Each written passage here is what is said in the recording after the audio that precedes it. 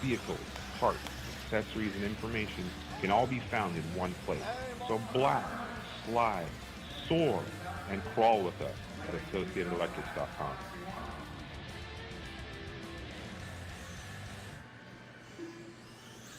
All right.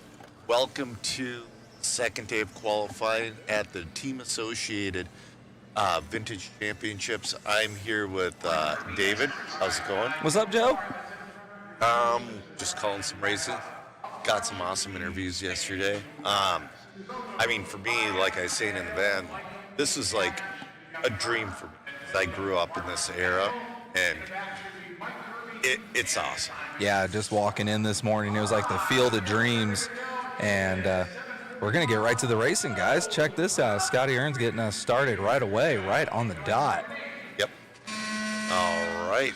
Right, yep. Last night, security was brutal. So we finished the stream. Racing was done at 6:58. Matt did the outro with me. Stream at like 7:10. Security was lined up staring at us. I was watching that live stream for the last couple hours coming in last night, and it's I can't wait to experience it for myself. Right at 7. Get out. It is. Today's going to be a shorter day, so today we're doing one more round of qualifying, and then we are doing the concourse and then the banquet. We will be live streaming both the concourse and the banquet. Beautiful. Love to see it. Yep, and then tomorrow is the mains. Allegedly, there's going to be AAA mains. We'll see. So, right now, I believe this on track now is your 1973 or 1976 to 1983 two-wheel drive buggy. Matt left us with no monitor. That's all right. So in this class, you're going to have like your grasshoppers, your hornets, stuff like that. I know. I think I'm watching Larry Tom's. Is that the Sand Scorcher? Yeah, Sand Scorcher. I saw Jason's post from that earlier. It looks pretty good out there. Oh, yeah. I know Larry's having a blast out there. Yeah, and the thing is, too, like, they really haven't been fixing anything. They've just been watering and maybe sweeping a little bit. How hard-packed the track is happened naturally. Yeah, I'm watching that. It's got a little bit of a groove developing, and it looks really fun out there. I wish I signed up. Yeah. Oh, me too.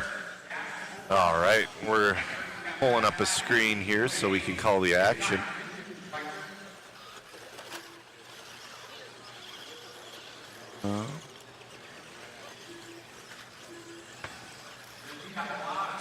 All right, we are on it and going.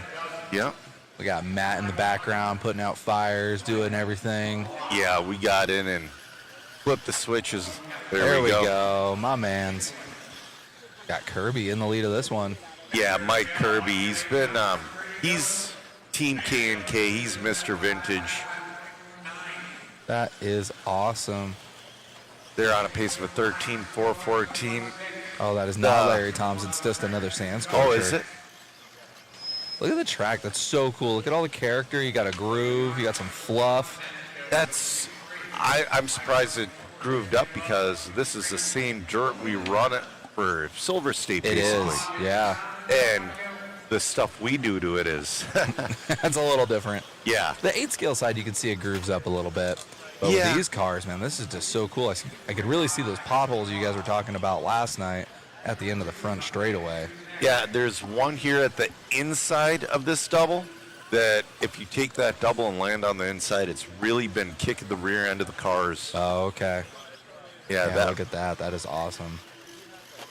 So Mike Kirby, he's your leader with a 13.409, trying to put that thing in the A main. This is his final qualifier for 1976 to 1983 two-wheel drive buggy, brought to you by High Tech. That is so cool. Isn't the newest car here 2000? Isn't that the newest you can have here? Yes. There is a little bit of liberties, like there's a lot of people running the rubrics cars. Yes. And re-releases are allowed as well. If it wasn't for the re-releases, this race would have never happened. Yeah, and then the monopoly on old cars on eBay would just go out of control. Oh yeah. So we were talking about last night with the like a brand new RC10 with the powder coated chassis. Yeah. With the MIP conversion. Before all of this was going for about $4,000. Oh my goodness.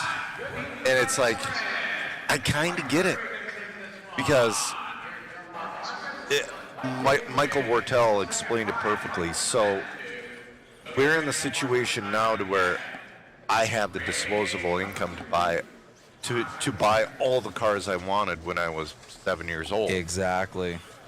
So it's a perfect storm with all this, and I hope it just keeps going and going and going.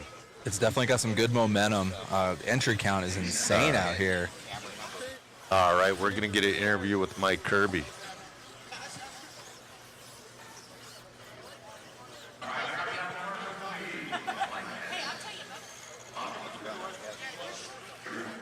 Coming from that P7 position there, car's looking good. You got the see-through body on here. Is that a sand scorcher? Turbo Scorcher. Turbo scorcher. Well, car looked good out there, man, and looks like the re-release looks too fresh to be old. Was a re-release. Jeff Millar built it for me Friday. That's the first run on it. Well, look good out there, man. Congratulations. All right, thank you. You got it, Mike. Mike from K&K right there. Back to you, David and Joe, in the booth. Oh man, that's like my style, showing up on a Saturday morning and just trying to figure it out. Yep. This one, Jason Ashton is parking it for this one. He's got overall TQ. He's like, I can't risk breaking this car. I was watching him in the stream last night, man. He's killing it in almost every class. Yeah. I want to say There's Larry Tom. Yep. There's the sand scorcher. He's TQ or close to it in there. Ooh, that's a loud horn.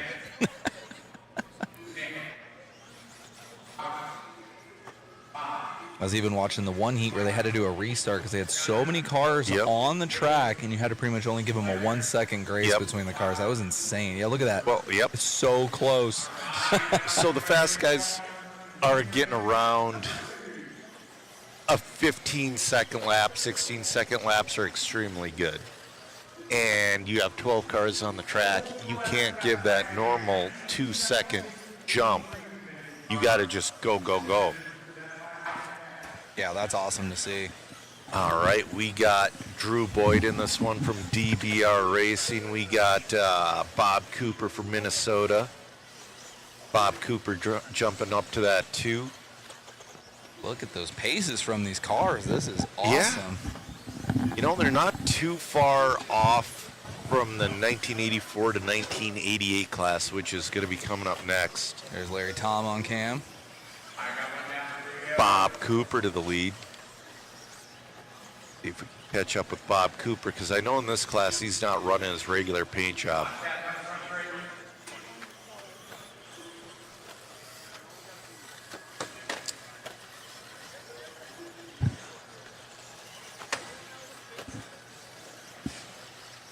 All right, we're following along with Bob Cooper.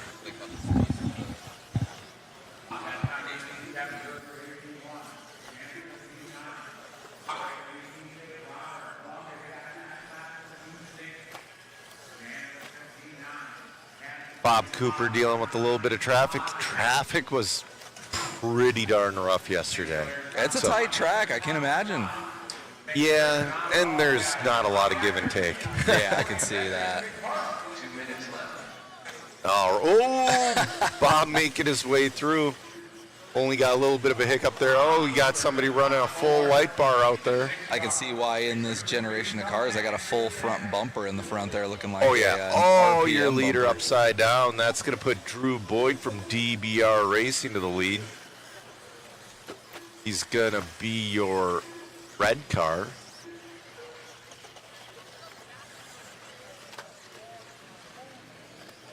Just came by the line there. Oh, that one going way off course. Yeah. I like how there's no pipe. I like the actual sod, the real grass. That Super has cool. That has saved so many front ends. I can imagine. Oh, there's a little bit of pipe there. I A apologize. little bit on the outside edge, but I mean, if you're in that, you know. Yeah. Drew Boyd, he's very instrumental in the vintage scene. What's cool about Drew is he didn't. Oh, Larry Tom. Oh, breaking down. Larry Tom, I just heard the gears crunching right by the booth. But Drew Boyd did not start racing until like 2016, and he immediately gravitated towards the vintage scene. It's pretty cool. Yeah, that is awesome. There's a lot of diehard, pretty much vintage-only guys from what I'm seeing here. Well, Bob Cooper, he races modern stuff, but he started racing along the same lines as I did in the late 80s. He might even be mid-80s. And he's been through it, and when vintage started getting popular, he was right on it. That's awesome. We got 15 seconds left to go in this one. Looks like Drew Boyd's going to reset TQ at a 14.415. Oh, Did they get Larry Tom going yeah, again? Larry Tom's right there. He's getting it. I see him on the stand. Oh, he's having some good luck with traffic.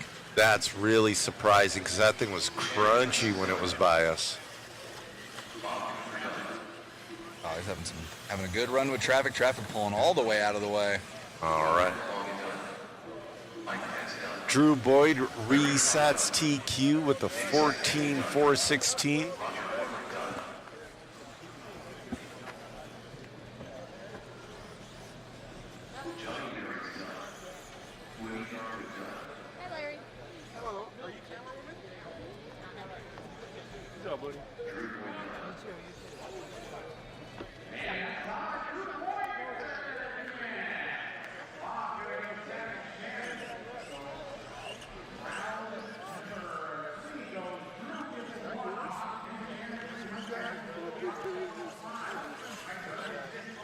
No, he's right there on the track. Sorry. Drew Boyd, come on down, Drew Boyd. Gonna catch up with Matt for Matt's an getting interview. the speaker and microphone working. Oh, man. Amazing run out there, my friend. You went all the way back to Cali, all the way back out here to Vegas, and you're kicking ass right now, setting TQ time. Must feel good. Awesome. Yeah, today was wild. My moving company was late on Tuesday, so I had to drive back and forth from Cali yesterday. So I ran this in Q1, and then I lost all my other runs yesterday. But got this thing ready, put a TQ run together. I'm super pumped. What car is this? What are you running this weekend? Yeah, so Jeff Millar entered this car. It's a Tomahawk, yes, Tomahawk, and he put a bunch of Factory Works parts on it. And then he's like, hey, could you run this car? And I was like, I'll do it. So we got it together, and I had Eric Young at Hoosier test it for me, and it's working flawlessly, so I'm pumped. Got it handled, man. I know you're back in Cali now, so we'll be seeing much more of you here on the West Coast. Congrats. Thanks for all your hard work. And I know you're probably instrumental behind the scenes. Thank you for sponsoring this event as well. Yeah, thanks so much. I'm just happy to be a part of it. I'm looking forward to my Cali move, and Mod Hobbies is my new hobby shop. I love it. Thank you, my friend. Much. You Yep. got it. All right, Drew Boyd there from DBR. Back to you, David and Joe in the booth. That was awesome to see. I heard about that, the 10-hour round trip guy. I was hearing about that at the end of the live stream. That's wild. I did not think he was going to come back last night. He came back for one qualifier, Insane. like at the end of the round. All right, it. this is your first out of 5 heats of your 1984 to 1988 two-wheel drive buggy, brought to you by J Concepts. Wow, this class is huge. We got Bob Stormer in this one. He's going to be starting at the point. He's got those pink front wheels. Kevin Van Aert built his car for him. Kevin Van Aert built his two-wheel buggy. Bob built his truck.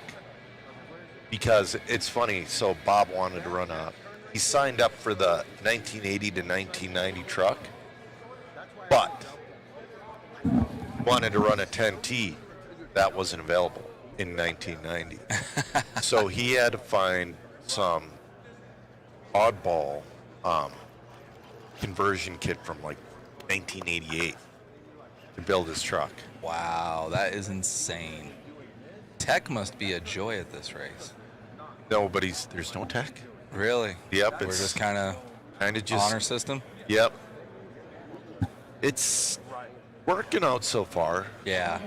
In my opinion, there's a couple of double X4s that are in the wrong class, but I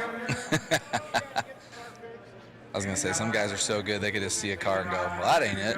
yeah. Well, so there's, or not double X4s, double X. I keep doing that all weekend. Yeah. So there was, I remember specifically that tone's rough. The double X coming out in 1994 because my dad won one at a race we were at, and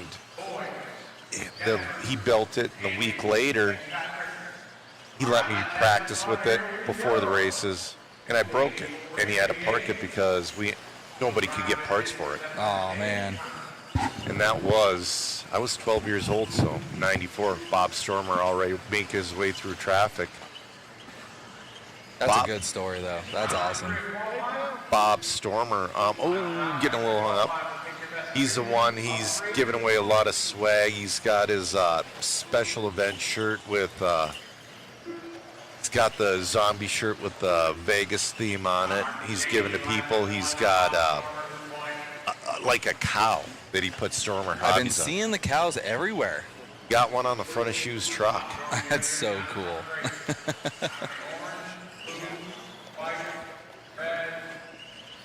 All right, now we're getting the chat all set up. That is awesome. Everybody out there in YouTube and Facebook land, thanks for joining us on this Saturday morning. Super awesome event out here in Vegas. All right. All right, now I think the only thing Matt has to... Oh, he got scoring up. Never mind. Hey, look at that. Matt's cooking this morning. All right, we got Bob Stormer followed by Corey Eller and Aaron Fockler. Oh, stuff in the front there. Yeah, that's been happening a lot. I can see all the divots from the double there.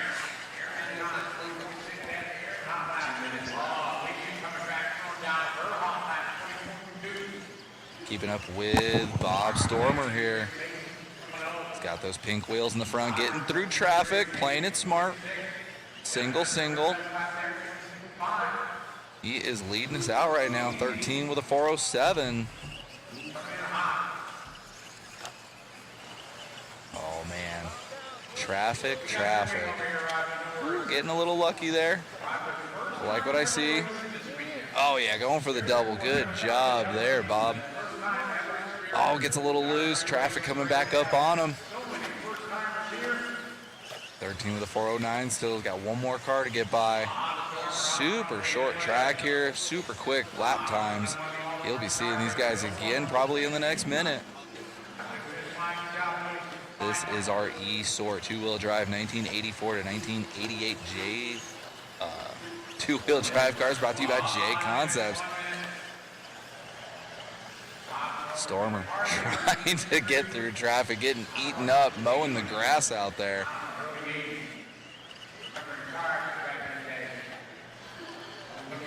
Oh, man. A little bit of luck there. See what that does to the pace with a 413 now. Still trying to reset the TQ. 30 seconds left here for Bob. Bob, open track, finally fresh of breath air. Coming by the line now. 17.7. That last lap was his best lap. Dropping down to a 4.11. See what he can do here. 20 seconds to go. Oh. All on his own there. Ooh, getting a little offline. Back in the flow. We'll get this one in one more.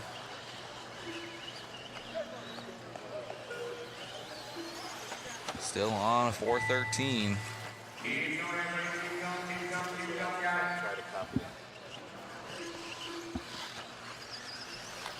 Waiting for Stormer to come by the line, see what that pace does. Already catching back up to traffic. Oh, 13 with a 412. Good run there for Bob. Still have 4 more heats in this class alone. That is insane.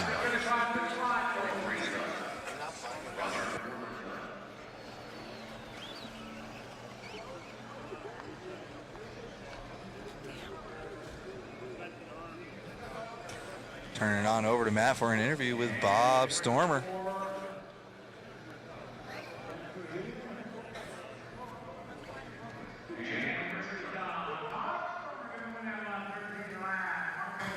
Mr. Bob Stormer grabbing that one, man. Car looked great out there. Must feel good. It was awesome. I'm enjoying this car. You would think that the old 6-gear car wouldn't be all that good. I'm telling you, it was awesome. We're having a lot of fun with it, and it's got that green, cool chassis on it. What do you think, man? Is it cool? It looked like you came a little bit more prepared this time than you did at Clash. Did you know how I finished it? I have no clue. Dead last. I broke every single time. I had this opinion, I was going to run round cells. Car was fragile. It was too old. And It's not like you own a hobby shop. you'd think I know a guy, you know what I mean? Okay, great job. Thanks, man. All right, Bob Stormer there from Stormer Hobbies. Thank you for your support of the event. Back to you, Joe and David in the booth. All right. Coming up on our D-Sort two-wheel drive, 1984 to 1988, brought to you by J Concepts. Everybody getting checked in here. Got Bob Cooper in this one.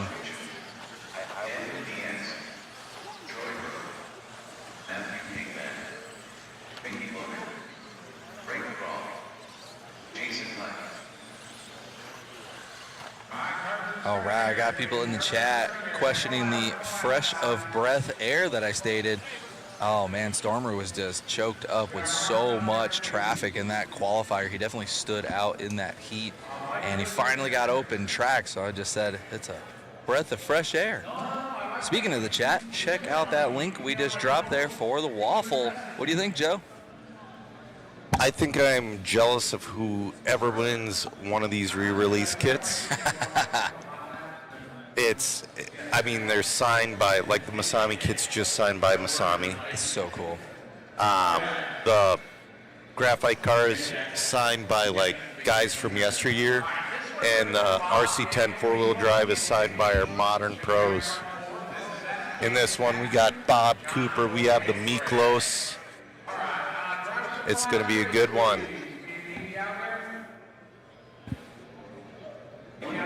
Daniel Diaz is putting down a couple good runs this weekend, too. That's good to see. Hopefully they turn that tone down a little bit. Oh, it's going to be brutal. On the way here, I was talking about bringing a compressor mic because these pick up a little bit of background. Yep. Absolutely. I'm here, Scotty on number 2. Got David Bird in the chat rooting on Bob.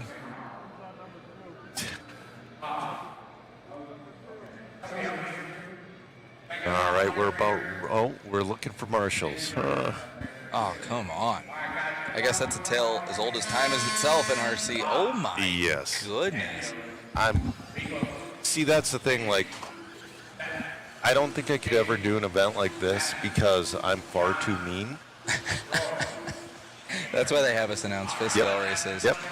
At one of my rule is that something I'm running, if you don't want a marshal, you can just leave. Yep, 100%. Scotty has far more patience than I have, and he's a bit nicer. I would say yes, especially I was just announcing fist scale last weekend and I just got my voice back. Oh yeah. Those guys is like wrangling cats. Stray cats. Yes. All right, Bob Cooper with a nice start. He's on a 14.409. Oh man, resetting it already. Yeah, we're going to see it reset a couple times. Diaz moves to the lead. Now Bob Cooper back to the lead. They're slicing and dicing out there. They're only 2/10 apart with Croft 7/10 off our battle for the lead. Oh, Miklos in it now. Oh, yeah. Miklos is using the sticks. Oh, that's crazy. Like Masami? Yeah. Oh, well, man. Nobody's like Masami this weekend. Everybody's been asking for like a photo shoot of his radio. Because it's KO Propo. Yep. But there's sticks grafted to the sides. That's insane. It's pretty cool.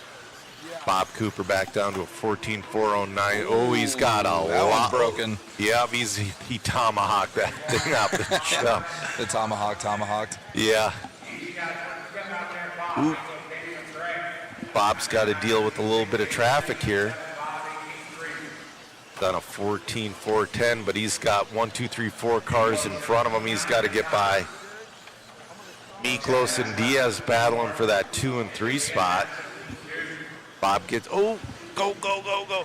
That's the nice thing about the grass, too, is you don't get that stuck on it. Exactly, and it's just so aesthetically pleasing. It is. You know, and that's all the wonderful sponsors of the event making this happen.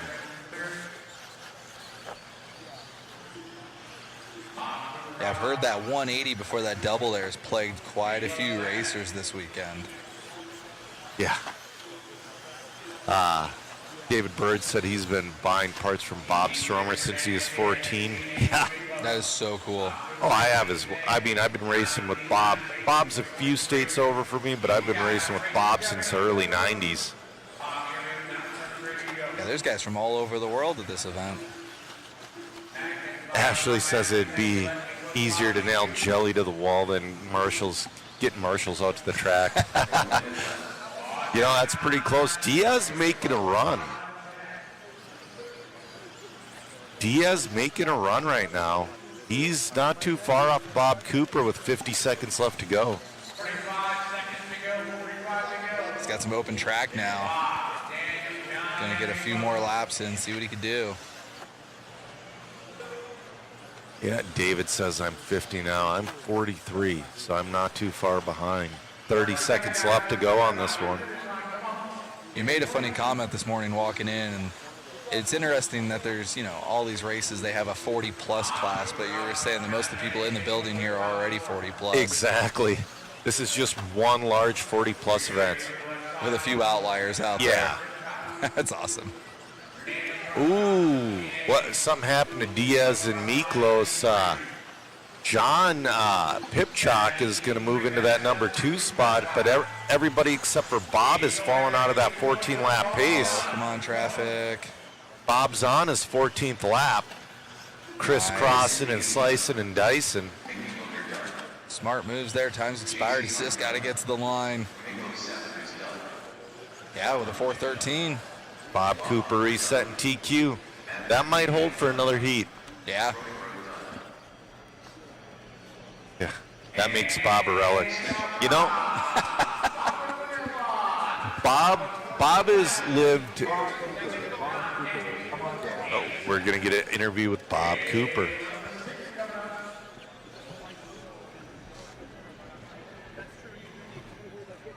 My idea. Great job out there, Bob, grabbing that one and resetting TQ. TQ, wow, I didn't even know.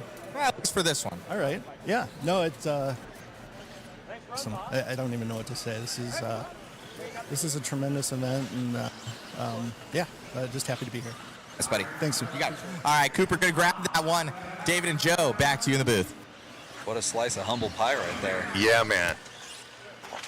In this one, we got the 12-scale phenom, John Weeda. We got Charlie Menard. This is going to be a great one. That's insane. Over, 50 entries in this class alone? Yeah. 5 heats of 10? Yep. Easy? That's crazy. So, my goodness. so the next class has 157 entries, but it started the weekend at 180.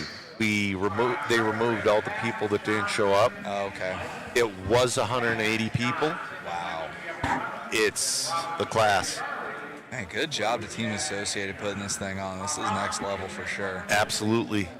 Yeah, RC10 Talk says vintage events are 60-plus territory.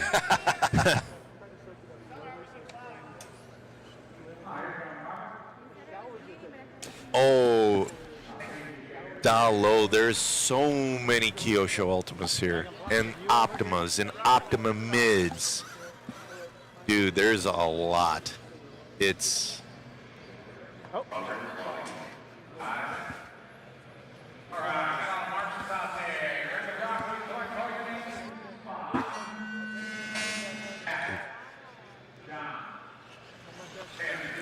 Yeah, I feel like if anybody's in the area watching live, they could just come by and hang out, talk to some people, check out the pits, check out the cars. That's an event in itself. If you're within 2 hours of here, you gotta come. Bring a credit card or 3. I'm 4 hours away. I didn't even blink. I was just here. Yep. I watched the live stream the whole way out. Yeah.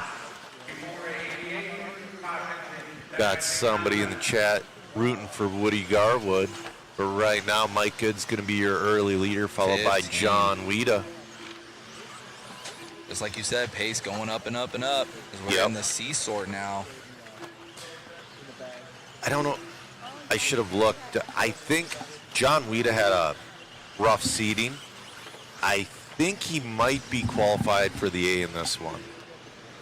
Which would make sense because he just laid down a 16.8. Yes. Which is wild. Put him to the lead on a pace of a 14.404.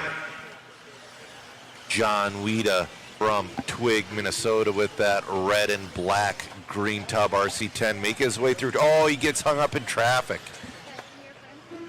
Oh, man. That's going to put Timothy Stella to the lead. Timothy's in that group. It is just, man, this looks like This 5 is- o'clock traffic out Yeah, this there. is where traffic gets rough. The racing tomorrow is going to be interesting. That is for sure. Ashley says if there was an F1 race this weekend, I bet a couple of the F1 drivers would have. You know, absolutely. Lewis Hamilton was like a junior Euros champion. So cool. Do you ever watch he was running, Weeda gets hung up. He was running like a old Kyosho Burns buggy way back in the day. That's so cool.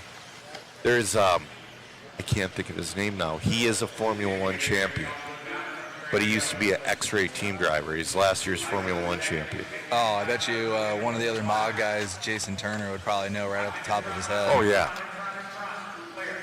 You know, Formula One is a ton of fun to watch, but I'm just not willing to wake up in the morning anymore to watch it.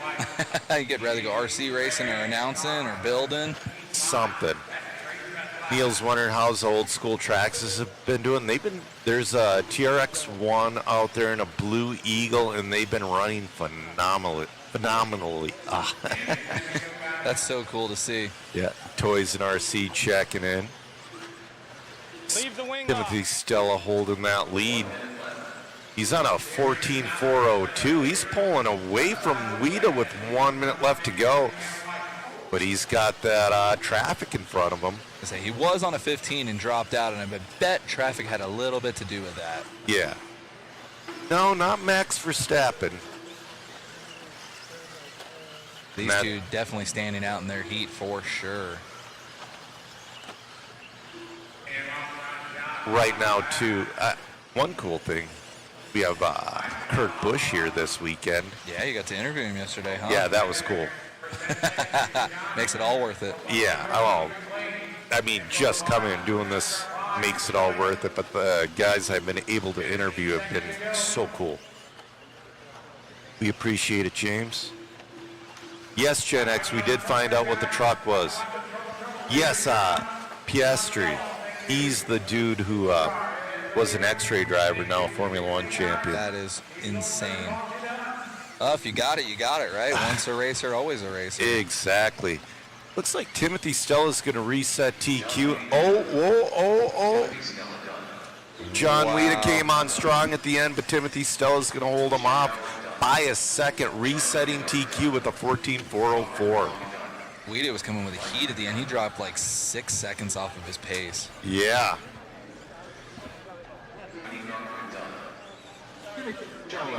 Yep, the chat saying Oscar. Yeah, Oscar was that X-ray driver.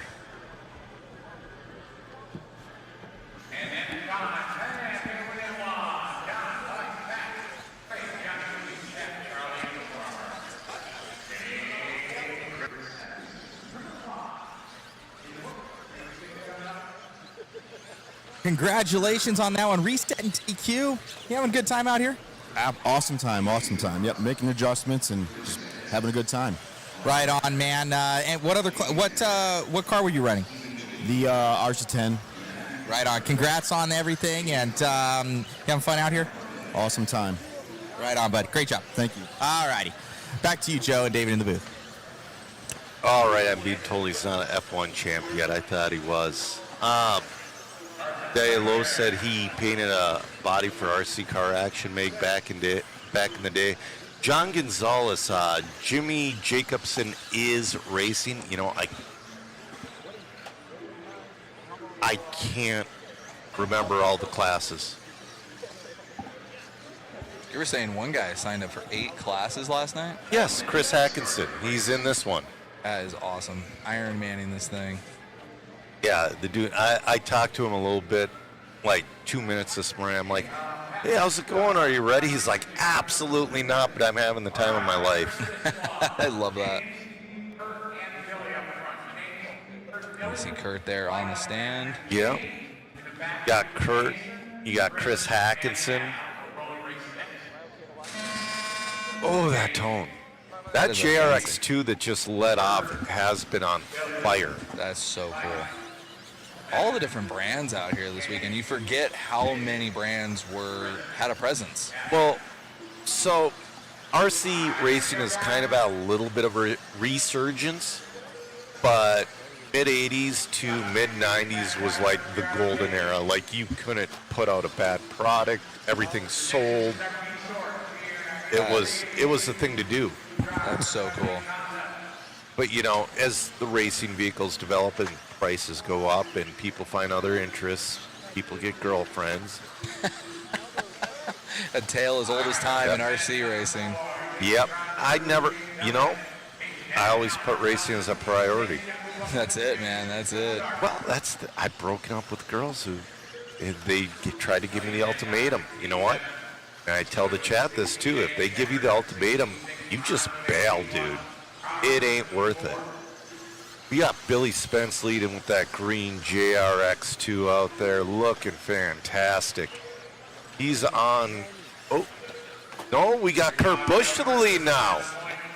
Kurt Busch to the lead on a 15.414, right there with that green and black monster car. Kurt Busch has been hooking the whole crew, everybody up in here with monsters. Absolutely. Keeping us alive. Oh, yeah. He's like, this morning I was talking to him, he's like, I'm sorry they're not as cold. It's like, dude, this is awesome. He's yeah, Andy. Andy. Up out there. Yeah. Yeah, Andy, 8 classes, that is deep pockets. Big Papa saying this is the best thing to happen to RC in a long time. Dude, everybody's loving this. You know, Joe, we're going to try to do something like that, but with our overlay, it's a little difficult to list the car and next to the name. A lot of guys are running different chassis and different classes too, huh? Yeah. Oh, that makes it really difficult. But then it's like, you know, the rubrics conversion. Matt's in our ear saying we have a hard time getting pictures. No, I know. I'm just joking. Yeah, at the Worlds, it was relatively easy because for 4 days we're covering one class. Yeah, exactly. And there's 3 chassis. Exactly. Really. Kurt Busch killing it, though. Starlight, unfortunately, Brian Kinwald passed away a few years ago. One thing, though, Travis Amescu made this pimped out gold-plated RC10 that he's waffling off. Yes, he did. Go to Travis Amescu's page, buy a waffle ticket for that as well. I bought one before I even came here. It's like, dude, all the proceeds go to the Crohn's Colitis Foundation, yep. In honor of Brian Kinwald. Kurt Busch on a 15.414, but he's got Steve Chamberlain on his back bumper on a 15.416, and Elliott there as well. That last lap was his best lap, a 16.3. Yeah, man. And like you said, you're a race car driver. You know what you're doing. Once a racer, always a racer. Yeah.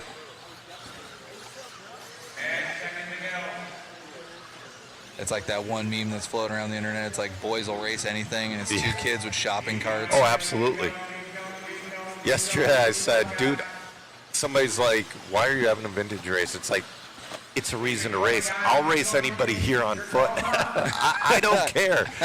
Racing is so cool. Oh, man, traffic giving Kurt a hard time, and Kurt doesn't have this wrapped up yet. Oh, nice. Chamberlain's going to take it on the last lap. Wow, 4/10. Oh, Kurt Busch Swiped got it. a little. Oh, that's Steven Chamberlain, though, taking that one by a couple. 16-1. Sheesh. 15-4, 15.4.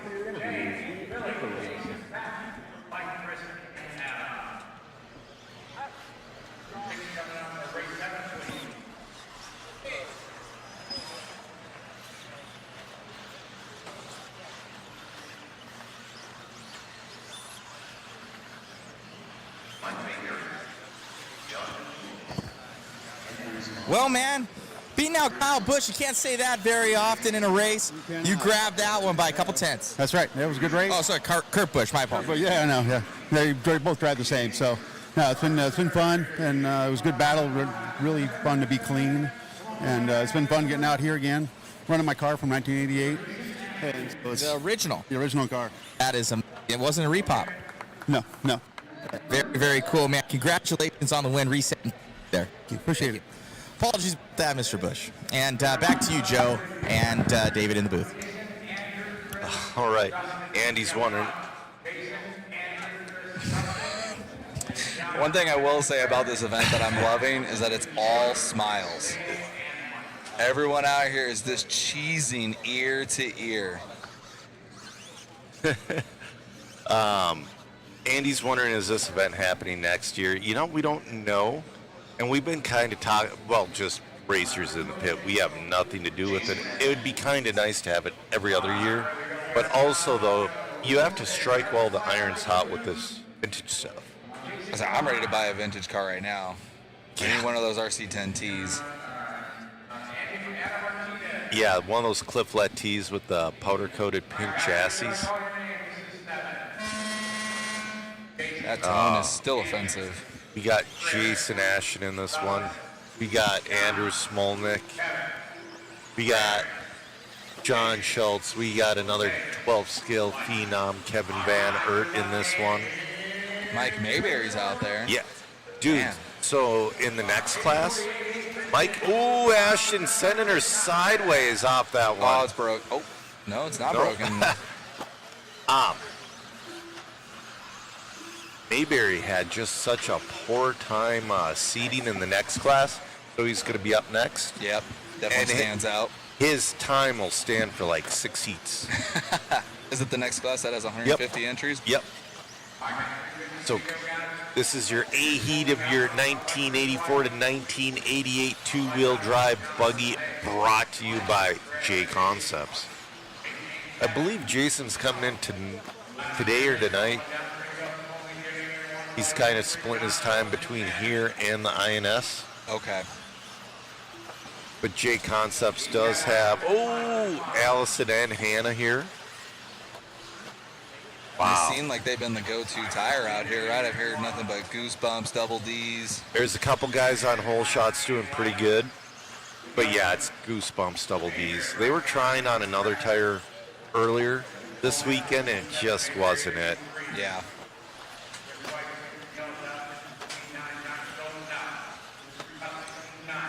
Schultz up into the 3. Yeah, Dalo makes a good point. He goes, every other year, some of us don't have that long in the vintage. You're not wrong there. Yeah, you know, Andy, there's a couple old Schumachers out there this weekend as well. Not as many as I'd like to see, because I remember that being, it was kind of like you had your associated guys, 20%.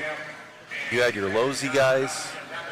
Well, I should say your AE guys were 40%, your Losey guys were 40%, your Schumacher guys were 15%, and then your Traxxas guys were another 5%. Okay.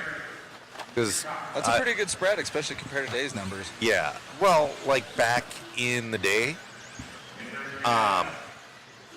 Traxxas used to be a legitimately competitive brand up until about 1996. Well, even then, Traxxas has got such a pivotal part in the community, getting people in with the bashers and Yep. everything. That's how I got started. If it wasn't for the T-Max, I would never be here. So, You know, I wish I had that story. Everybody has that story, but what happened was my dad bought a 12 scale Kyosho Datsun step-side nitro pickup. oh, that's cool. And that just hooked both of us. And I was too young, and I was like 4-ish when he got that, 4 or 5. And he got a Kyosho Double Dare. He went racing. The week after that, he got beat. He got beat that week, so he bought an RC10. And then he just started like buying spare parts from people. And then a few weeks later, he built me a car out of clapped out spare parts. Nice. That's the best way to do it. Yeah. Starlight, the vintage Losies in all the classes are looking pretty good. Obviously, it's the Associated Dominant one, but a couple heats ago, we had a really fast JRX2 in there. A lot of double X's in the 4-wheel. There's a lot of double X4s. There's a dude out there with this double XT box art truck. I love it. That's so cool. It's so clean. Andrew Smolenick is gonna take TQ. That's the only maybe real not, issue. maybe He's not. had all run. That's the only real issue. Still with a 404. Yep, he's gonna take your TQ because White was already done. He's at a yeah, White was 406. done.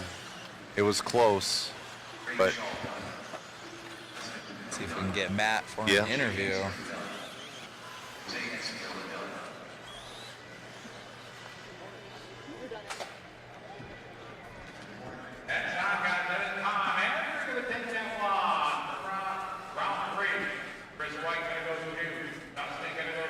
Oh, they're gonna water. yep, they're gonna water between each class. You know what? I'm gonna use the bathroom. I'll be with you guys. Because when they water, that's really the only time we got. I'll go after you then. Congratulations, Mr. Small. And that TQ must feel good. Thank you very much. Yeah, it's a blast out there. This outdoor, it reminds me a lot of the ranch pit stop. So having a blast, Look good out there, man. Congratulations. Behind had a lot to do with this event. A little bit, you know. I was in a few of the meetings, so I had a few of my 2 cents to put in, and it turned out really good. So It turned out amazing. yeah, thank you. Thanks, man. All right, thank you. Got it. Andrew Smolnick right there, grabbing that TQ. Back to you, Joe and Dave. All right, as they water the track, check that out. Mayfield on the hose. Keeping the track dialed out there. The next class we're going into has 15 heats. That's not a typo. 1989 to 1993 Team Associated. Brought to you by Team Associated. That is crazy. The first heat, we're starting out with 12 cars. Checking out the chat with you guys.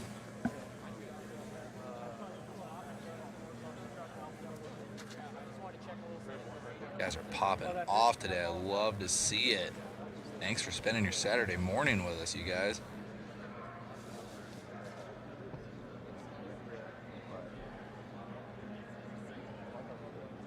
All right, I got Chris Fossum in the chat.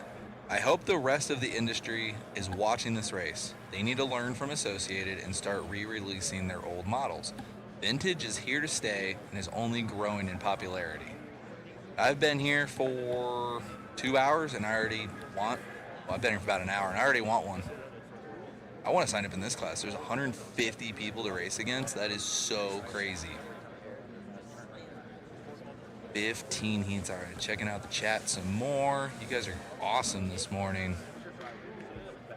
Ralph Furley, morning mod crew, and everybody.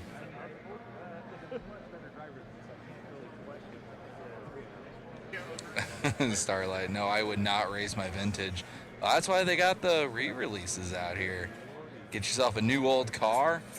Plenty of parts available. Beat on it. Have some fun. The racing here is awesome. Super laid back. All smiles.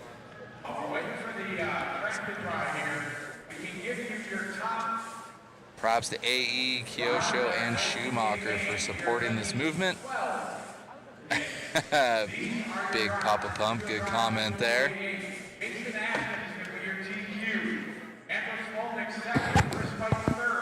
Chat is going awesome this morning.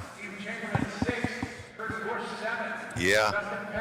Got David Bird in there. I'd rather watch this than today's NASCAR. That's cool.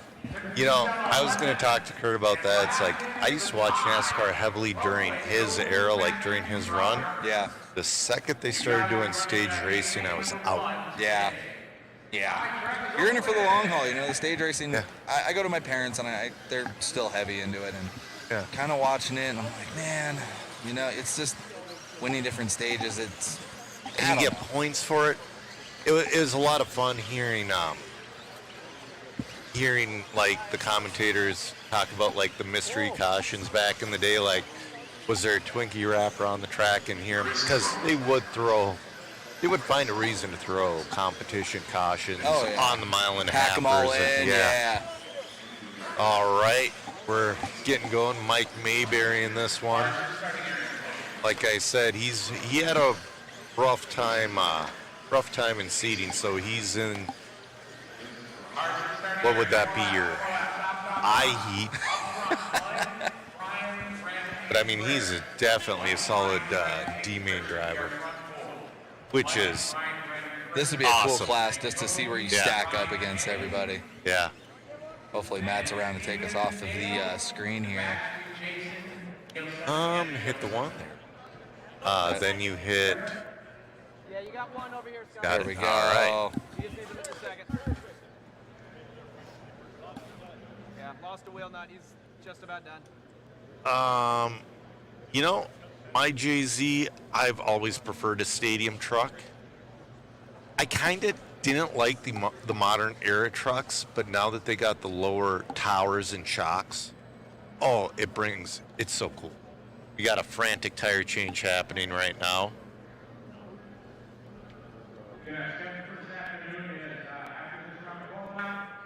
All right, strap in for our largest class. Hagen getting a shot.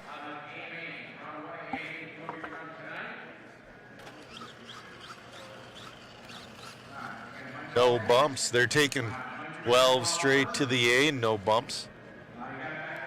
Starlight, a lot of these cars are made with new materials, but some people are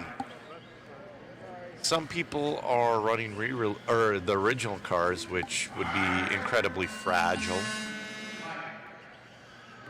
You know, in four-wheel, I want to say the biggest class is your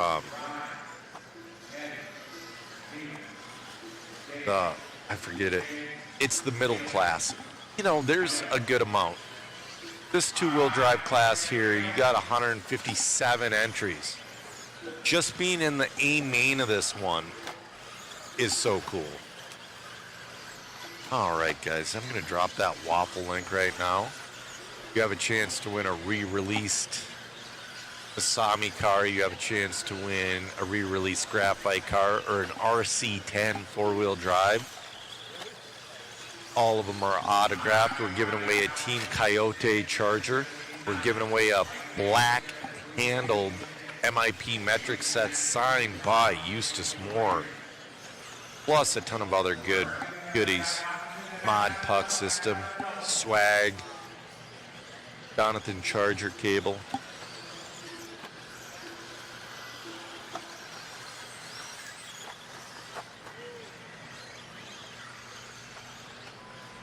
Starlight, well, the new cars are made with much more strong materials. For example, I've raced my current stadium truck probably 20 race days now, and I have not broken an A-arm.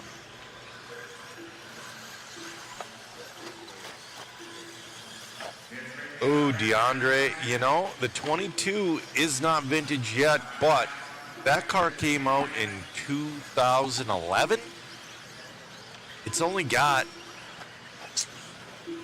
would it be 2031? Is it 20 years, or would it be 2036 to where it's 25 years to where it's considered vintage?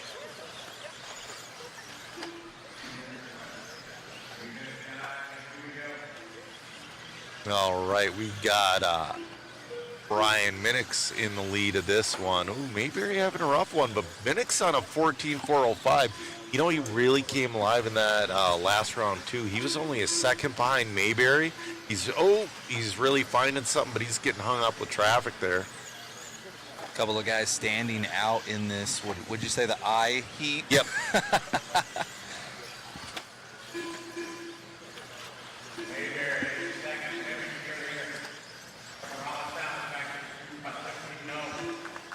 Yeah, he's down to a 14.410, trying to work through traffic. And again, he made it through. Now he's off and cooking.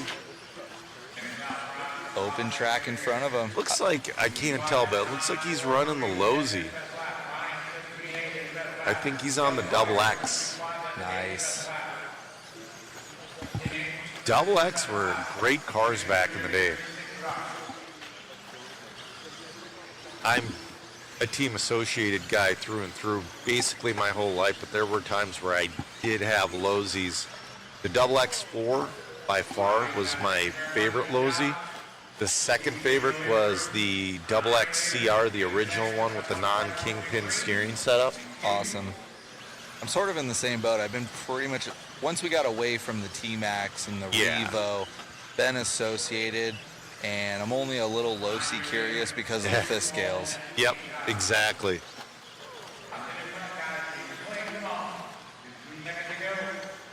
Yeah.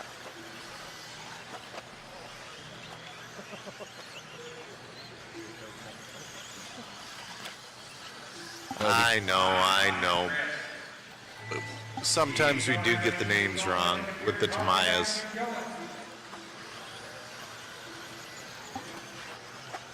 All right. Minix is going to get this one. Really solid run with a 14.405. Guys like Rivkin and all that will be in the 16s, but that 14.405 is going to probably hold for a few.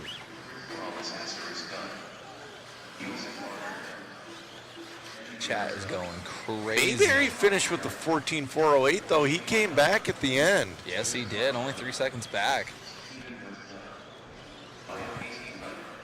You know, Jeffrey, the asterisks, the star after the names, they're supporters of RC Garage.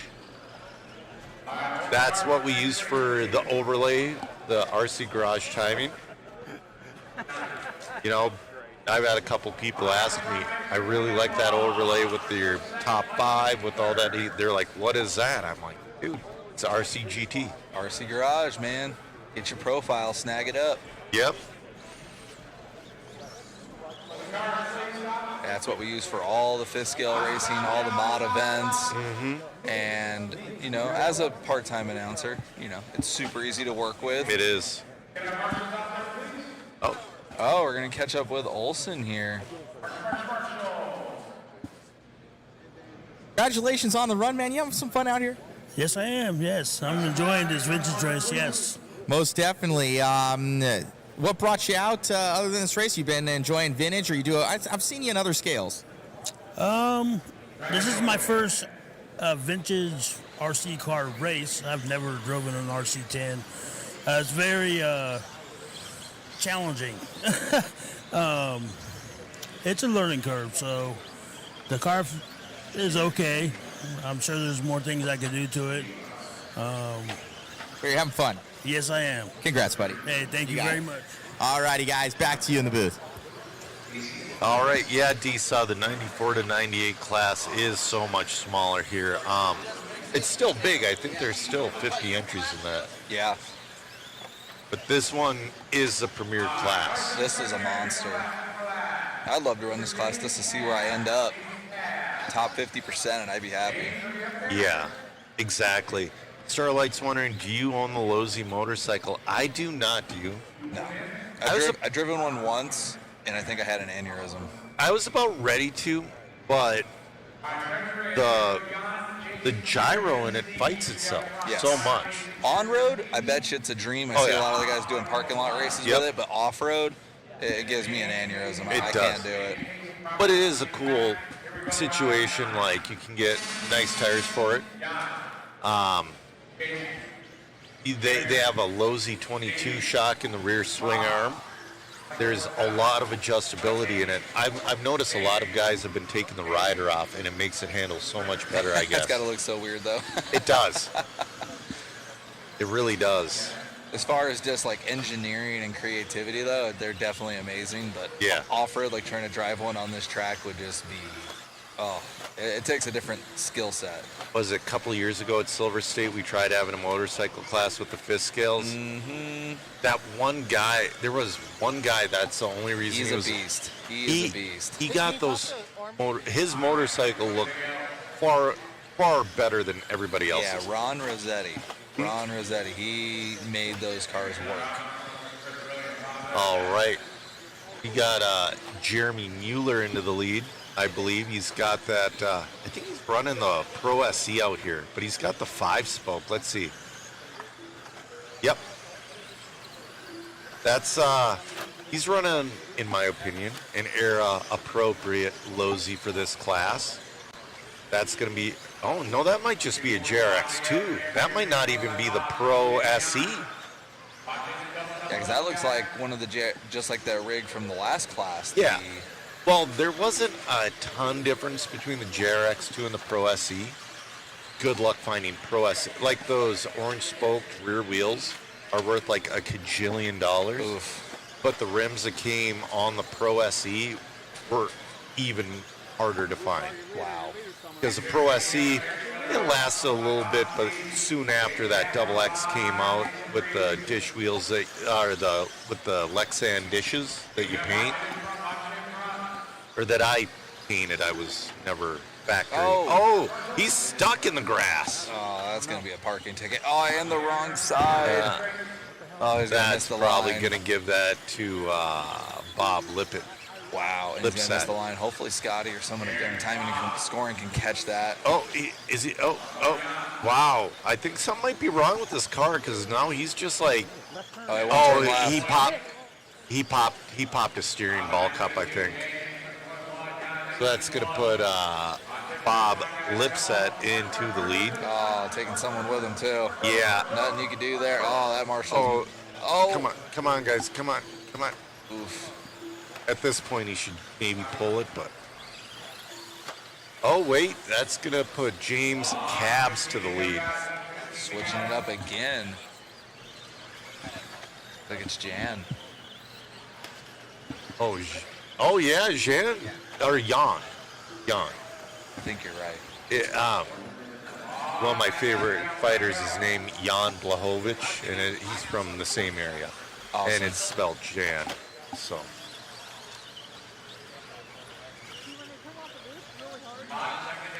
Dollar in the chat. The low C5-spoke plastics are worth money. Oh, dude, if you got ones new in package, that and the real aluminum RC10 Technocraft wheels, oh man, go for like $400 or $500. Retirement plan right there. Yep.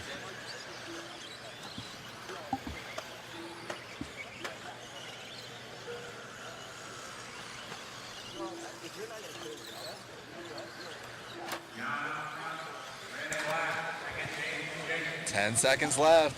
Jan in the lead on a 13er now. 416. Oh yeah, the Junior T wheels, the white the Junior T, it was an oddball wheel. The Junior 2 buggy had the white 5-spoke, but it's like the Junior T had a white rim, but it was almost like shaped like a Steely. Oh wow. It was pretty cool. All right, Jan's going to win that one with a 13.413. Minnick's time is going to hold for a while. Like I said, it's going to hold for a bit.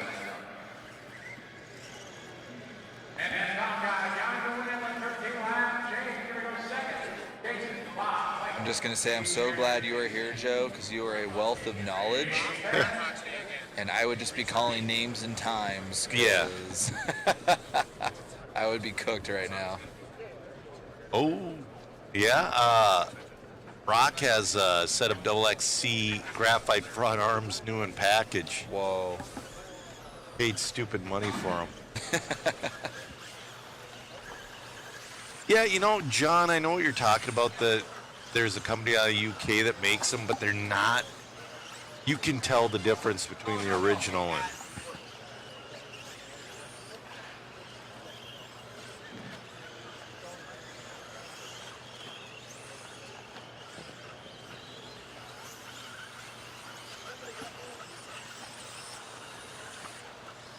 Getting these guys checked in here. Yeah, that's correct, Starlight. The ranch did paint their grass. Sound like fireworks. Yeah. We're still on the air, so.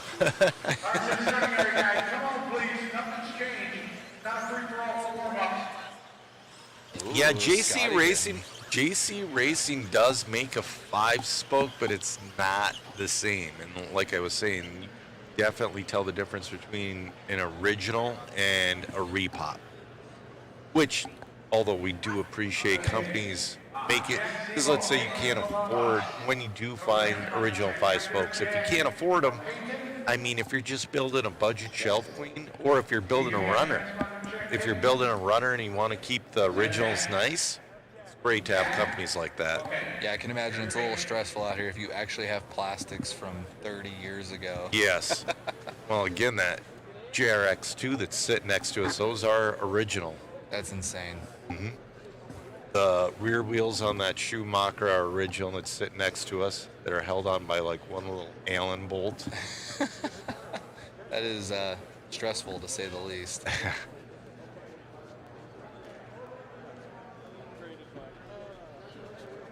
A little bit of a delay in the program. Yeah. Bob Stormer in this one. So in this one, Bob Stormer is going to be running the, we're talking about JC Racing. He's going to be running the JC10. That is a beautiful car. It's a beautiful interpretation of the RC10 team car. Yeah.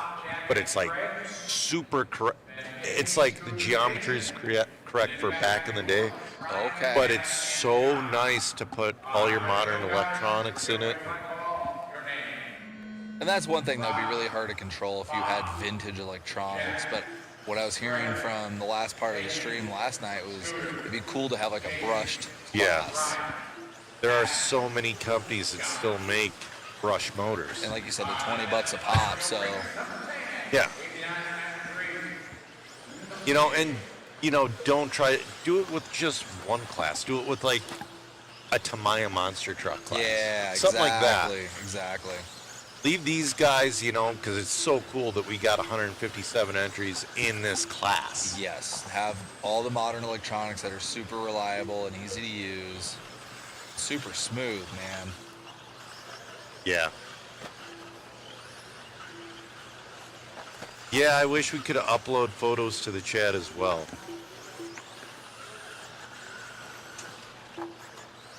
Oh, Andy's saying his boy Steve Kirk is in race 18 with his JC10 with his paintwork. Oh, got one upside down. There's Bob Stormer we're following along with now. He's got those pink wheels in the front, just like the other class. That's Bob. Oh, 14.407. He's on a pretty good pace right now. Good camera work by Megan there. Yeah. Shout out. Cameraman Chris getting checked out. Hopefully he's back with us later in the weekend, but overall health always comes first. Absolutely. Bob Stormer. You know, guy can ride. Yes, he can. So before Chris Hackinson, Bob Stormer used to go to races and he'd be the Iron Man. He'd find some kid to hire as a marshal and he would run every single class. That's awesome. Like if I'm running 2, I'm stressed.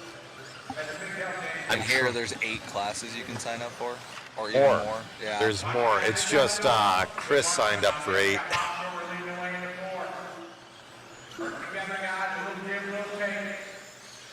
Derek B. Go to JC Racing. I don't know the website. It's not J Concepts, but it's JC Racing, and check out a JC10. It's phenomenal. Let me see here. Bob getting hung up. Yeah, looks like jcracingproducts.co. Yep. Neil in the chat. Oh, Bob upside down again. This might cost him the lead because he's not getting a marshal. Marshal him! A little bit of your race director came out there. It did. We had a little bit of a tidbit in the chat here. Let's go back up from Neil. He says the J Concepts F-150 body for the Rustler fits the LXT perfectly and is air correct as well. It has an air correct look. That's awesome. Yeah. Kenny says take a shot every time you say Bob Stormer in this one and you end up in the hospital. I think Chris has him beat. Aww.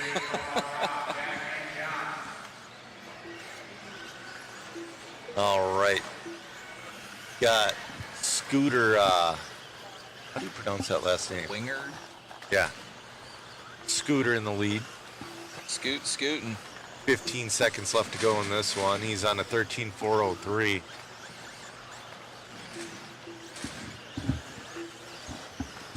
Matt's setting off the electronic fireworks right in front of us. Oh, Rob Hunter on last lap. He did that yesterday traffic. too. We'll see if he can finish her off. Rob Hunter's in and done. Rob's going to take this one. Man, Bob was having a good run too. That's such a bummer. He lost like a full lap in that situation.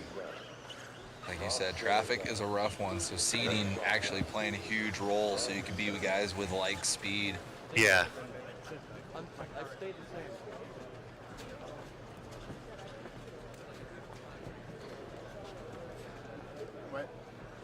TBG out of Canada repopped the LXT body and it's pretty good.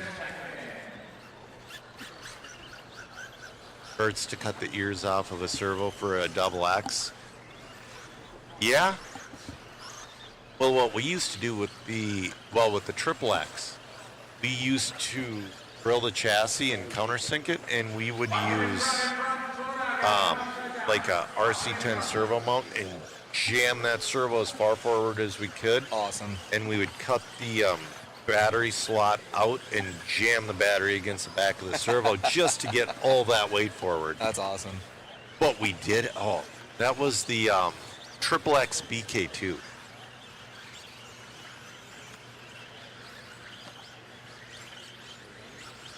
Jessica Florence checking in. Wow. This one we got Kevin Kitchen. What else do we got? I got a couple sticks up there. Oh, yeah. Guy with the GoPro, he's got some sticks in his hands. Yep. You know, I think he's the guys that's standing next to him to the all right. He's from Australia. Yeah, that's Kevin Kitchen that's leading us off. Nice. Yeah. Oh no, Johnson's from Australia. Kitchen. Yeah. I don't know, man. Hey, you're doing better than me. Yeah, Kevin's from the UK. That's right. Team Blue Groove has a ton of reproduction cells. You know what, though, guys? I bet nobody in the chat has what I have. Oh, yeah? What's that? I have an old school SNK Airs bodies that's as narrow as a chassis. It's like, you know how the truck body kind of hangs over? It's as narrow as a chassis, and it's super sleek, and it's still clear. Oh, wow. All right. Mark Deshane's going to... nope. It switched around. They are shuffling. Nate Kane's going to be your leader right now. Really cool, too, what they did with the 4-minute heats, because back in the day, all you could do was 4 minutes. But the mains are going to be longer? I hope.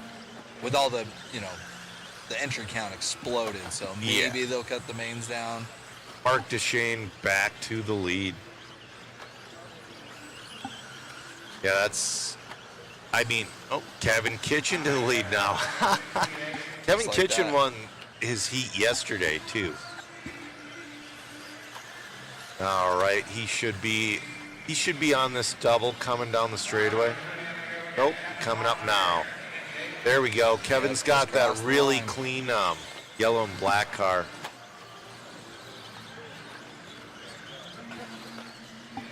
Getting it done out there. I hope that music's not going over. Okay. Copyright. Yeah.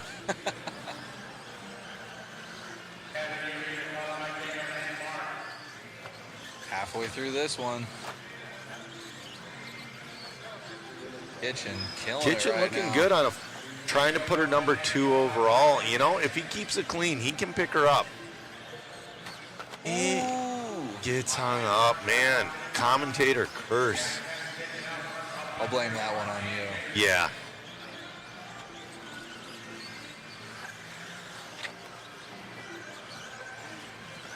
Nice. 130 left to go. Yep. A little bit of open track for now. He's on a 14.410. I'm going to drop that waffle link in the chat. We're giving away a lot of good prizes, and the money we gain from it helps us update our equipment, upgrade, replace the broken equipment. Yeah, we're down 2 cameras, I guess. I thought we were only down 1. We're down 2. Helps get us out here.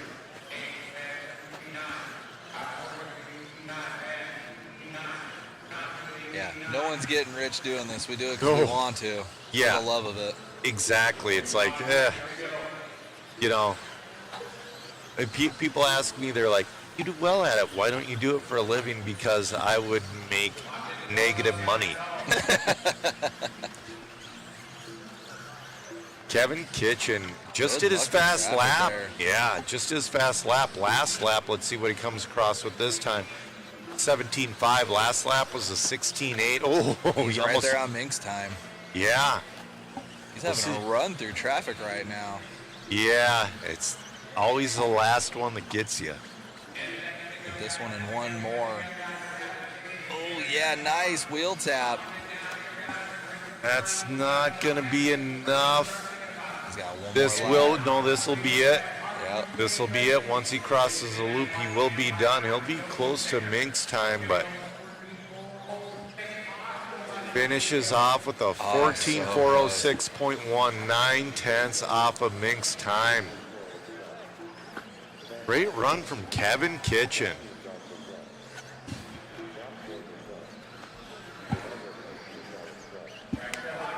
All right, we're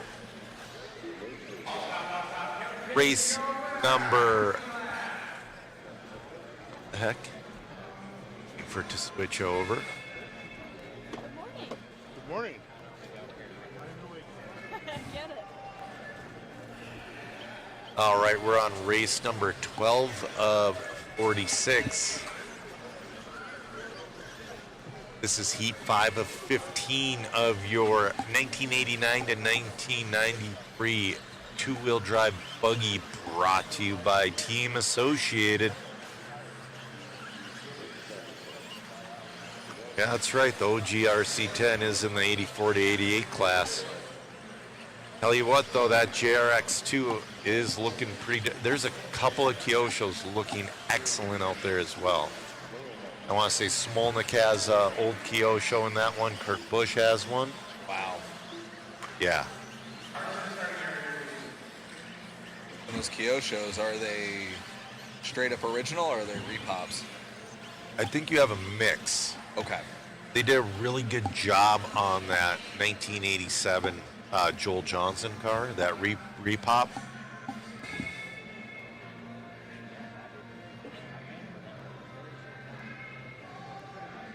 Because, man, imagine racing something where you just can't get parts anymore. If it wasn't for the 3D printer, I don't know if a lot of guys would be running. John Burton saying add a tip feature. He says if the lazy guy at the stadium can flip his screen around and ask for a tip and you get a beer at the self-service station, why can't us? Well, that's kind of like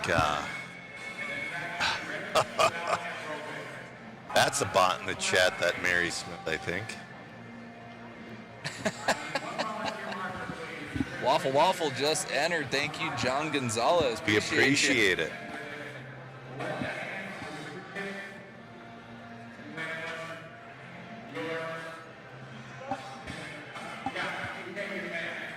We got old school Dirk in this one. He is instrumental in the whole old school scene.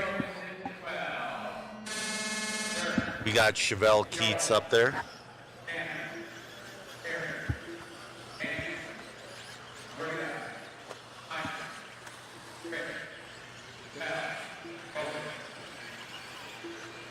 Just perfect. Such a tight track. You gotta really, that last car's just in front of the leader. Yeah, gotta go.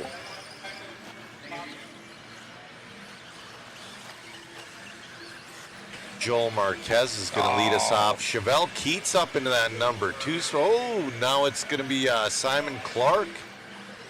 Keats to the 2. 18 with a 413. That is a mistake right there. Probably caught the line early. Yep, that's been happening a bit too. So I almost bet Keats is actually in the lead. Oh, dropping down after that 17.5. Let's see. Chevelle Keats has been traveling all over the country racing with her dad. Yeah. Pretty cool. I'm seeing on his Facebook, they were just at the Nitro Supercross out there, another one that we covered a couple weekends ago. Yep.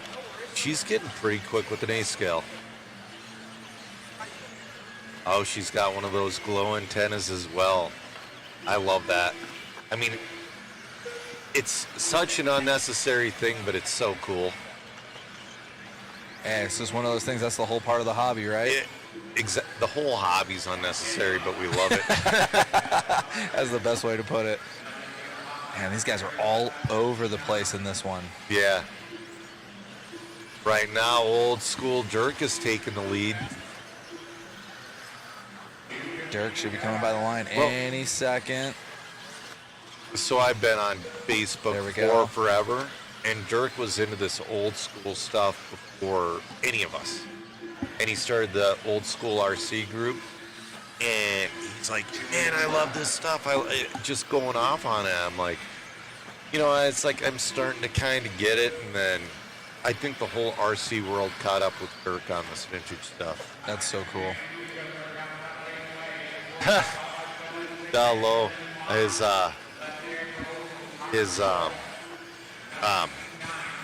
predictive text got him. He goes, what liposuction are we supposed to use in the XX for?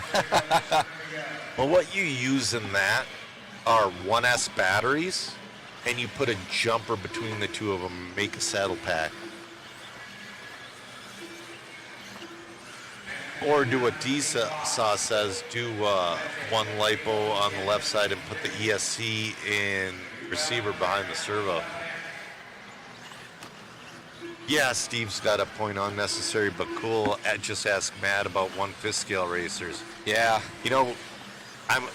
We're all kind of like extra. Yes. Oh, Sanderson way Richards. down. Sanderson's going to take the lead. 14.410. Mink's time still holding up. Wow, they are all over the place. Yeah. Top 4 all within the same second. Let's go. Yep. See if Chevelle can get one here. A little bit of issue with traffic. We see Keats just off cam there. Coming by the line. See what happens. Ooh.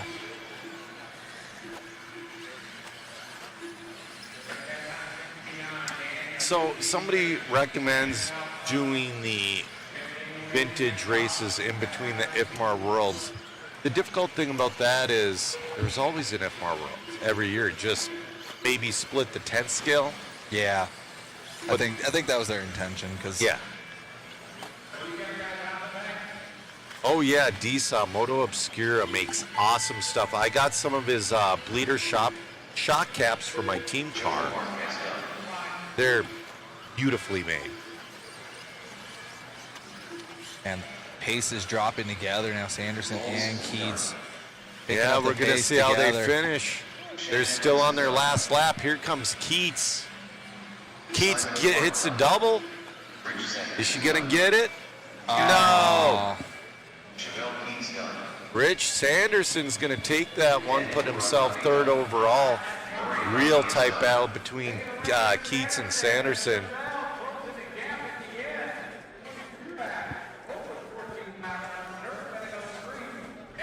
Good race there.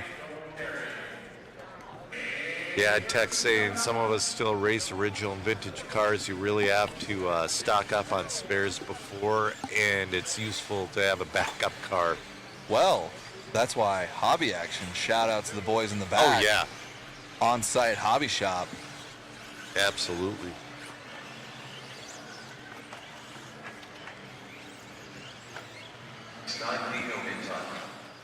Shadow, you know, so if we did something like a Reedy vintage race, you know, I would say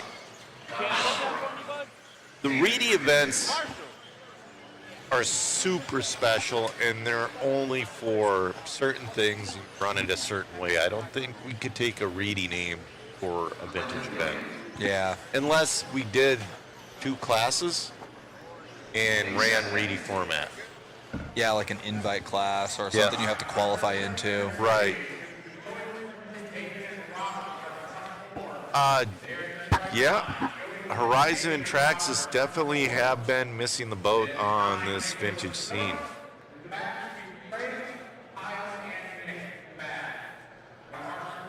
I'm with Justin. Yeah.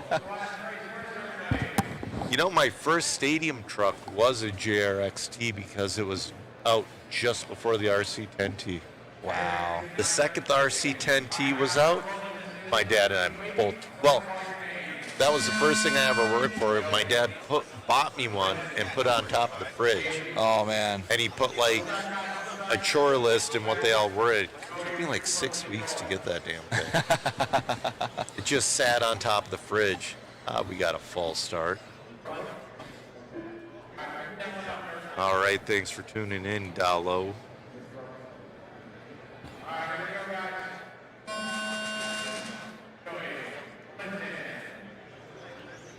Yeah, Justin, a lot of people want to run their pre-95 Traxxases, but like the guy before said, if you don't have a load of spares, there's nobody to help you. Exactly. You know, I kind of wonder if one of those guys like Moto Obscura or Dragon Punch or JC Racing, I wonder if they do make old Traxxas parts. Maybe. Yeah, there are some Astutes here. There's an Astute for sale at Hobby Action, the Hobby Action booth right now. It's like, that's pretty cool. The temptation is real. Well, I think I'm going to wait till I get home and support my local hobby shop. Hub Hobby has, I think they're as old as I am. Like, well, because my dad and I have been going there since the 80s. I have a buddy here, Charlie Menard. Him and I used to race behind that place on like baseball dirt. Wow. It was wild, and the same guy owns it. And, you know, they've gotten away from the racing, but so a lot of people are like local hobby shop. Back in the 80s and 90s, so club racing was Saturday. It was a true, whoever won with whatever on Saturday, like hobby shop managers were always racing, and whoever won with whatever, we would be at that hobby shop Sunday buying the parts they had on their car. That's awesome. That's the lifeblood of the whole hobby. It is. Well, we don't have, because everything's so good now. Yeah. Like, the RC10 is one of the first cars you can build and not have one team associated part on it. You could build like a A&L RC10 with a MIP transmission and a couple like RPM arms and not have one team associated part on that thing. That was always the cool part, especially as a kid. You like save up a little bit of money, work a Yeah. little side job. Oh, I can get the next hop-up part. Or, Yes. oh, dead car. Yeah, oh. we got a dead car. Oh, just kidding. Just kidding. Minute 40. So Peter Long's wondering what the specs on this class is. They have to fit within the 1989 to 1993 rule set. There's been a few liberties taken, like that JC10. If I were to run this class, I'd get a JC10. That's just the easy button. It does fit.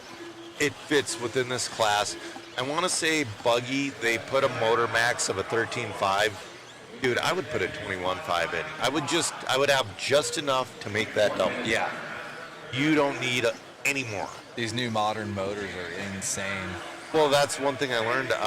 I have a 17.5 in my team car, and I soften the ESC like a lot. Yeah. Because it's not made for that kind of torque. Yeah, especially with 160C dump on these batteries and the speed controls. Yep.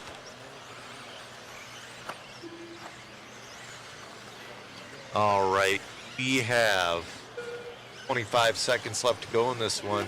Gillen on a TQ pace. Gillen and Prickett looking to put Minx down a couple spots.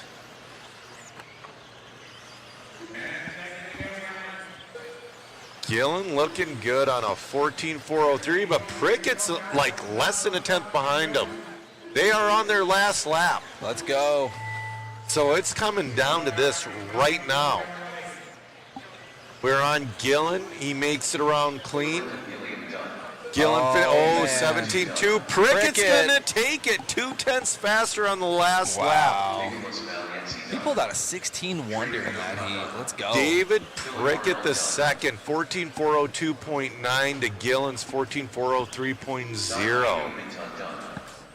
He is your TQ as of now. He's still got a few more to go. Robert Halsey is done. Exactly done.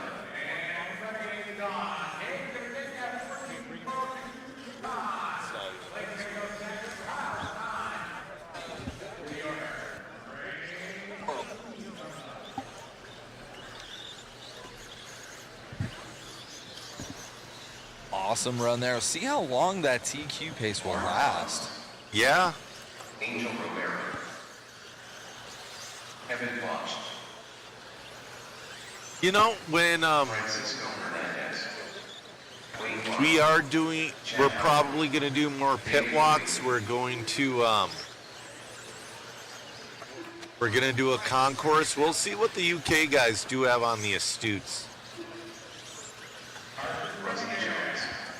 We're on race number 14. This is heat number 7 of 15. We're scooting along, man. These 4-minute heats go quick.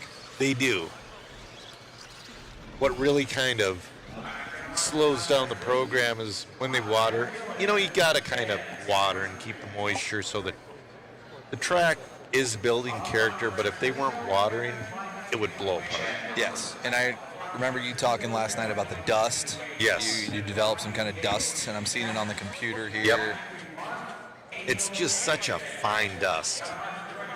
Yeah, It gets while you're into in everything. You're in the building, you can't even tell, but it just builds up slowly. Yep. Right. We're off and running. So we are just doing this third round of qualifying, and then we are good to go. Yep. Man. That's right, CPL. We appreciate it. Don't forget to like the stream, share it on your socials. It helps us out.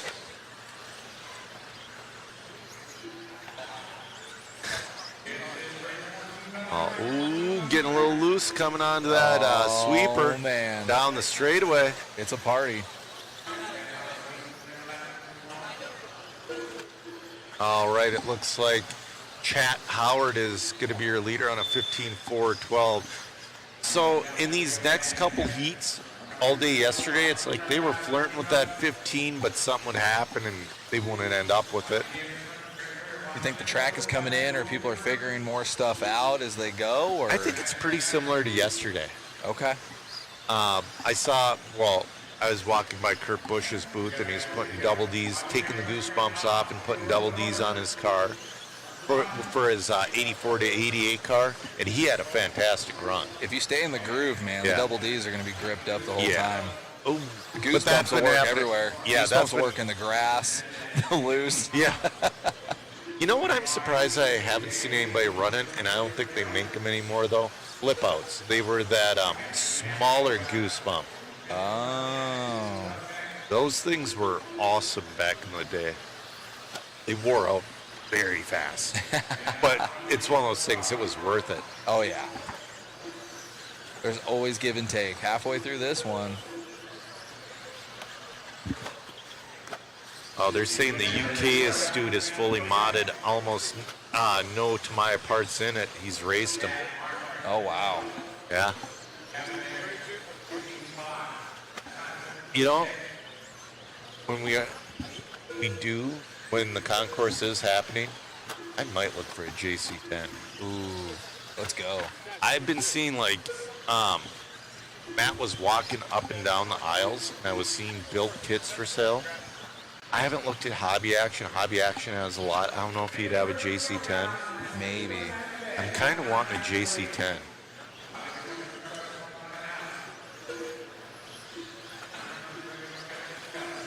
Yeah, oh, they're running the RC10 gearbox in this, dudes. That's what Jamie Booth did back in the 90s.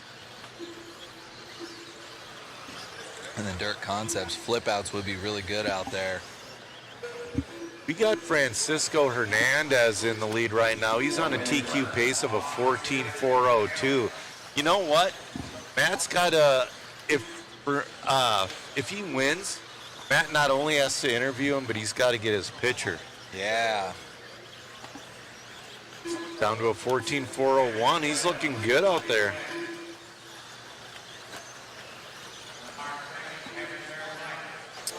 Denny, you know, I think they shaved the Grand Canyon hole, but it's still there.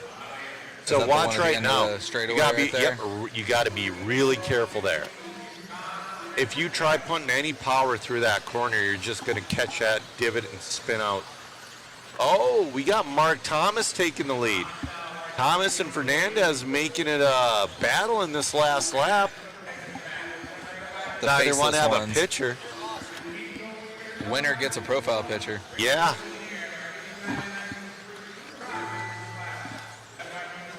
All right. All right, Francisco, 17-0. Let's see what Thomas. Oh, Thomas is in traffic. Oh, man. Kevin March done. Mike done. Rusty Jones done. All right, Thomas finishes just 3/4 tenths behind him. So Francisco Hernandez resetting TQ at a 14.401. David Green done. Angel Romero done. Chad Gilliland done.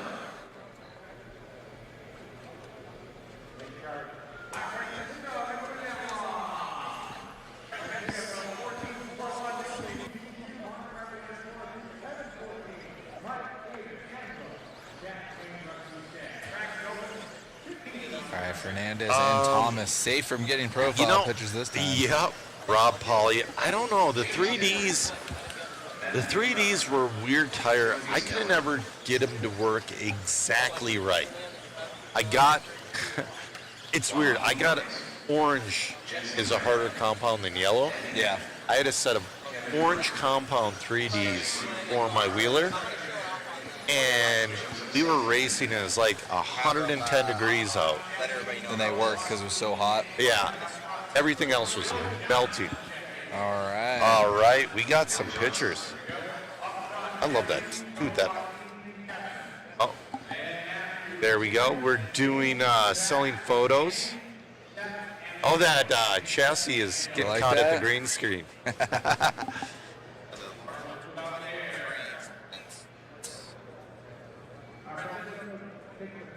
So the large ones with the frame are $20. The small ones with the sleeves are $5.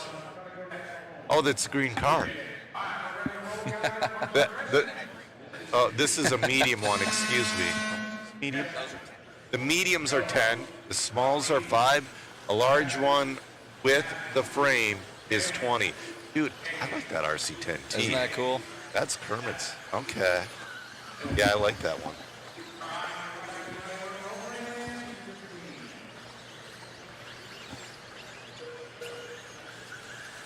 All right, just about. Are those things stock? Did we weigh them? Absolutely not.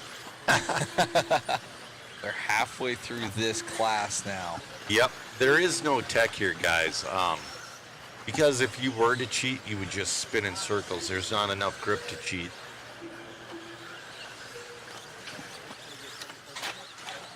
Pure honor system out here. Yeah, and, you know...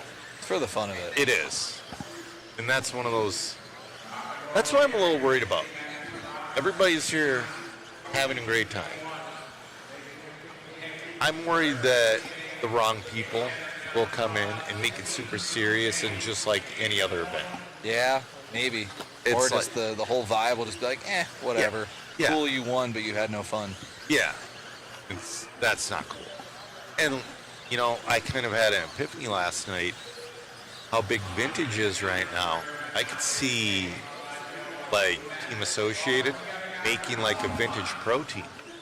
And Kyosho as well. You did say that last night, yeah. Because, I mean, like, what Jason Ashton is doing is awesome. Well, Mayfield and Rivkin are... Well, Rivkin's on the Associated payroll, but Mayfield gets paid as well. I mean, those guys are just flying out there, but your top guy, that's one thing I do not want to see with this is vintage pros. Oh, that's instant replay worthy. Yeah. That was cool. That was cool. Bouncing off the Marshall's leg. Oh, okay. Instant replay coming your way. Check it out. Come around. And just right off his ankle. That other car helped him out, straightened down, and off and running. No harm, no foul, really. No. All right, we got a minute 30 left to go. Joaquin, your leader. He is on a TQ pace of a 15. Oh, now he's down to a 14.4 flat. He's got open track right now, though. He's cooking. Yeah. But Crowder on a 14.401, not too far behind, only 8/10ths back. Granite 9/10ths behind Crowder. Joe St. Peter. Joe St. Peter's been wicked quick all weekend as well. 1 minute left.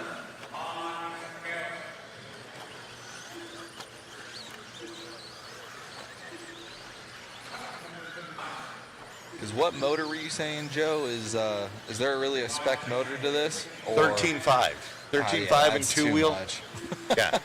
13.5 and two-wheel and 10.5 in truck and wheeler. 10.5 in truck? It's so Dude, much. I just got a brand new truck built with a 13.5 at Hobby Action, and it's so fast. It's so fast.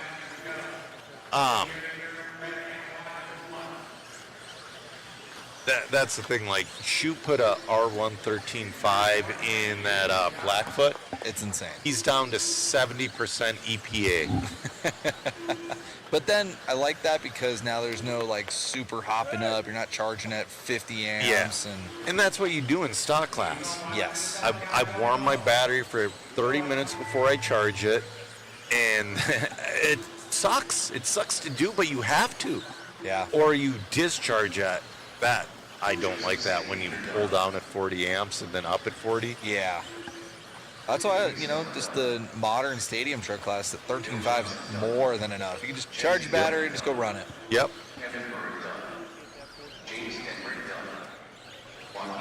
Jesse Granite's going to win that one, resetting TQ at a 15.414. Joaquin and Jesse, our first 15 lappers. Yeah, look at that. Top three on a 15. And they're only going to get faster. Yep. I don't know if anybody's running a Swiss cheese chassis. You know, I had one of those Swiss cheese chassis at one point as well, to where you would just drill all the holes in the aluminum. Seriously? Yeah, to lighten it. Wow. It wouldn't flex too much or anything? Oh, it like would. That? Oh, it would. Everybody, like, we didn't really start screwing with roll set. Well, your average guy really didn't start screwing with roll centers till like mid 90s, early 2000s. Wow. You know, it's one of those things like your rear ball stud height. Never thought about that. It's like change the tires, change the shock oil. Yeah. You know, and you don't think about flex. And that's the thing too, like we Swiss cheese a chassis, that's the wrong place to take weight out of. You want all that weight to the bottom. Yep. And you want to take it out of the top. I tried doing that with the fifth scale recently, and I fell flat on my face. I tried one of those Rafael Lexan bodies. Yeah. It was so much lighter than the bodies we run, but the mod body was like way faster lap and had so much more grip. And way more durable, too. Oh, yeah. And that one, I had a no-cage Lexan body. It sounded like a piece of like plastic Tupperware going down the straightaway. Yep. It made so much noise. Yeah, we got Jay Halsey, we got John Weeda, we got Charlie Menard, we got Curtis Hustings. So John Weeda from Twig, Minnesota, 12 scale guru, and Jay Halsey. Oh, Curtis Hustings splitting them. Jay Halsey and John Weeda have been battling like crazy all weekend. It's so cool to see. And again, I'm freaking jealous of John Weeda. Oh, one hung up on the beginning of the straightaway. I think that was Weeda. Oh, nope, man. Nope, that was not Weeda. Good. Weeda's running the red and black. Jay Halsey running his classic livery. Oh, nice. That actually worked out pretty nice for Jay. John on a TQ pace of a 15.410. Jay on a 14.403. Curtis on a 14.406. You know, speaking of Halsey, you know what my first 8 scale was? Jamming?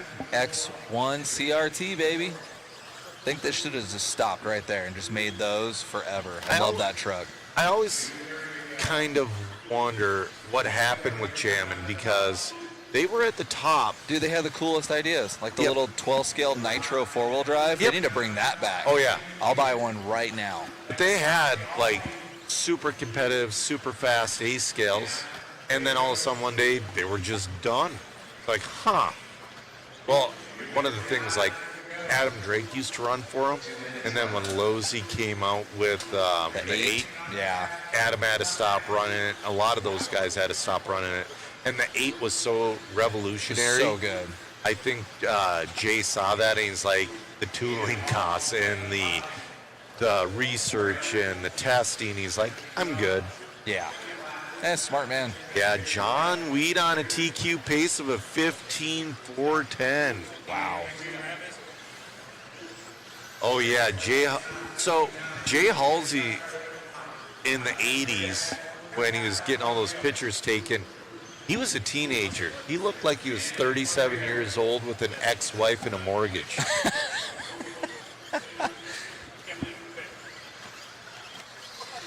Oh, losing that 15-lap run there for Halsey. Yeah, but John Weeda's still on that 15.410. Oh, Weeda drops down. Oh, no. No one going 15 in this one. Weeda down to a 14.4 flat. He's got 55 seconds left to go. We got Weeda, we got Halsey. Clinton moves up into the 3. Huston's down to the 5th. Jay's flying out there, though. He's not too... Oh, Weeda back into that 15-lap pace. Yeah, he's cooking. We'll see if he can get back into that TQ pace.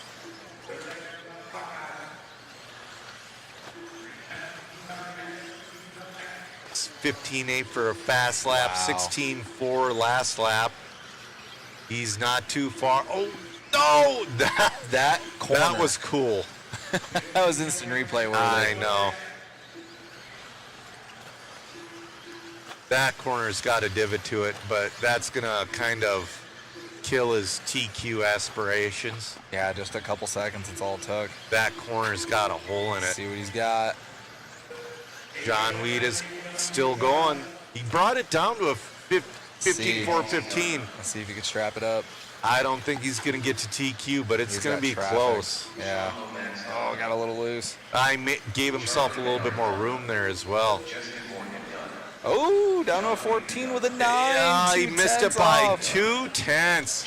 Instant Check out replay coming your way. Check this out. Boom.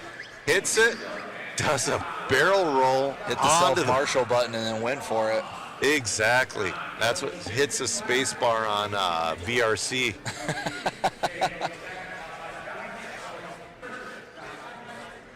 That's right, Jackson.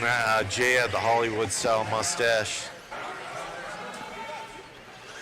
Somebody's wondering who made the 16th Nitro bug. Yeah, I don't remember.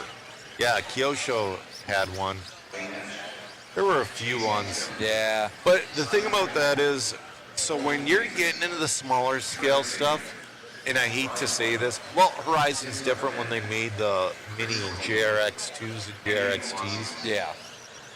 But a lot of the times, companies go to a Chinese manufacturer, they look at an 18 scale and they say that one, and they have no design.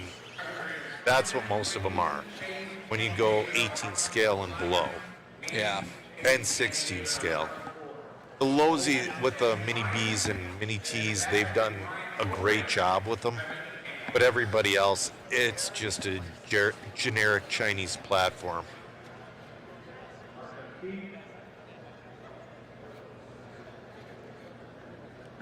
We'd have stuck the landing. Even the Russian judge gives it a 10 out of 10.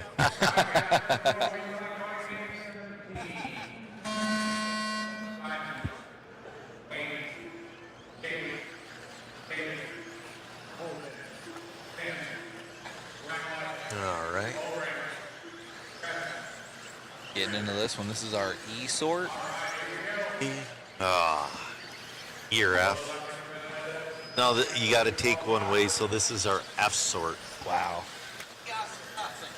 This is wild.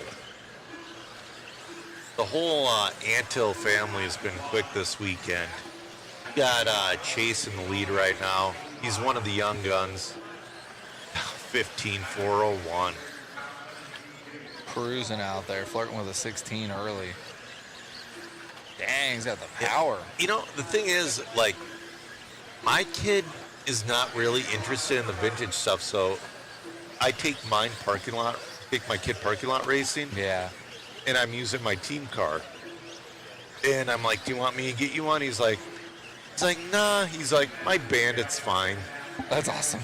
Because it's like, I got him a Bandit for, well, it was a spec oval class. They made a Bandit Sprint. Nice. But then we're kind of done with the oval, so I got him a body for it and whatnot. And he likes his Bandit for parking lot racing.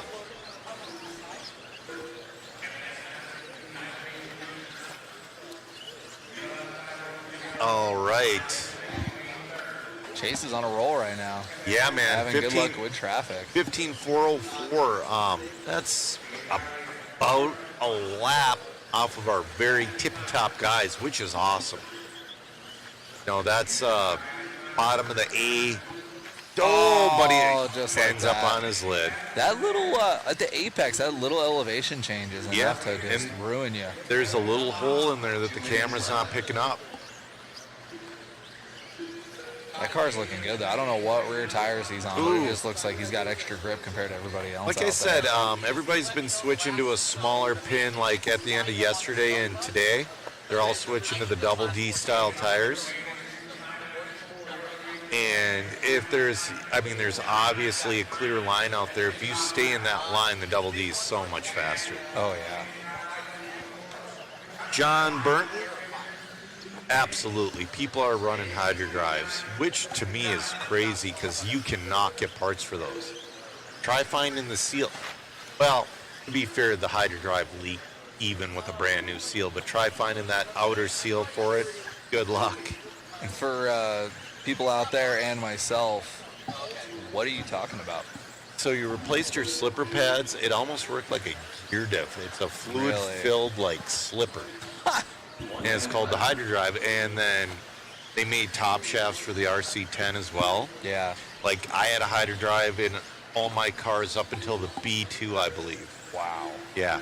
They just work that much better than the pad and the plate? It's not, we didn't have the same style slipper that we have now, the 2-disc type scenario and the vented. And yeah, it was just, it was like one pad in between two crappy discs, and they were way too sensitive. The Hydro Drive it was a bomb.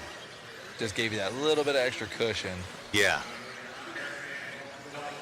The spectator stands are empty. I don't know why. You know what? If you're in the Vegas area, within 2 hours, come to the Orleans. You come to the arena, go through Gate B, deal with a little bit of security, but it's free to watch. This is, I'll be honest. It's tough for me to go to an event and just go watch. It's like, is Antil still on a TQ run, but having a rough last lap. Yeah, 18-3. But this event here, there's more to do than just watch an RC race. Chase Antil resetting TQ at a 15.411. Yeah, this whole event is just a vibe, man. Yeah. I didn't see who said that, but somebody's lucky and got a rebuild kit for their... Oh, it's Speedy Reed. Speedy Reed got a rebuild kit for his Hydro Drive. Starlight, I dyed my team car, and a lot of people are dyeing their stuff with Rit dye. Turn it on over to Matt for an interview.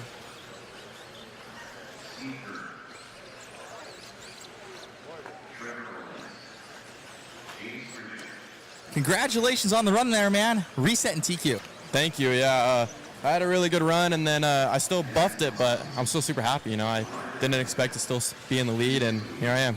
Grabbing that one. Congratulations. Who would you like to thank? Team Associate, of course, Nova Engines, James Spratley from help yesterday, my dad, and Promotion Tires, and everybody else. Thank you. Congrats, man. Thank you. All right. Grab that one. Back to you guys in the booth. Oh, and for those out there, be sure to go and check out those awesome photos on SmugBug. Thanks. I'm being told Moto Obscura makes seal for that Hydro Drive. Moto Obscura, what they make is always correct. Maybe they fix a leaking problem with the Hydro Drive.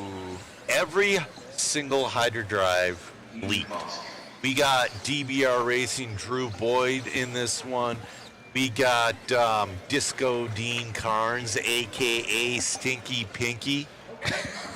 We got Chris Hackinson in this one, our Iron Man, our Marathon Man. Got Hobby Action Zone Kowalski out there all the way on the right. I love that shirt. I heart HA with the heart as the panda. Yeah. This is so cool.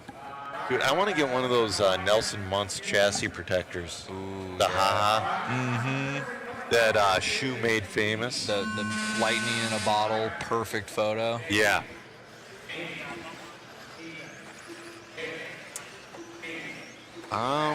Man, that's crazy. I don't know why Steve Kirk has the USA flag. It just, whatever popped up.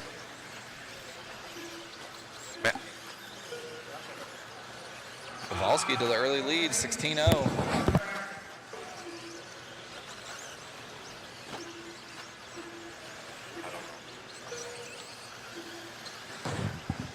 Chat, let us know, where is Steve Kirk from? All right, we got another Antil in the lead in this one. We got Ryder looking to crush his brother. Oh, now we got Evan Kowalski. Ethan's crushing it out there. Ryder's right there. Man, look at that. Ryder and Ethan. Ryder, one of your Racecraft sponsored drivers. Yeah, vintage scene at Hobby Action is pretty hot. Yep. Ethan's one of the main guys, always helping people keep stuff running. Yep. John Burton, Joel would have loved to be here, but, you know, he's dealing with a little bit of health stuff recently, so.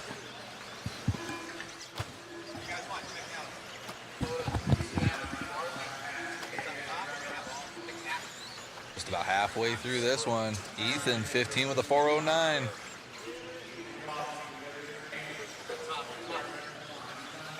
Thank you, guys. Thank you, chat. Ethan on cam with the white body and the Yeah. white wheels. Keeping it simple out there. Yeah. The white body is, yeah. Factory white, man. I When they, for the Kinwall Classic, I didn't have a truck until Thursday. Yep. I gave the truck to Jackie Thayer, and then shout out to Matthew Willoughby back at Hobby Action. He painted me up a body in like 2 seconds. Nice. It's the creamsicle, a little bit of orange in the front, fade to the white. Nice. I was like, just give me a white body because I'm at work. I'm not, you know, I'm not going to be there till Saturday morning. And he gave me a sick two-tone, and it's pretty factory. Got one sticker on there, mod. Yeah, nice. But you know what? You don't have to do white if you're going to shoot one color. Yeah? Tamiya makes a wonderful rainbow of paints. You could do anything.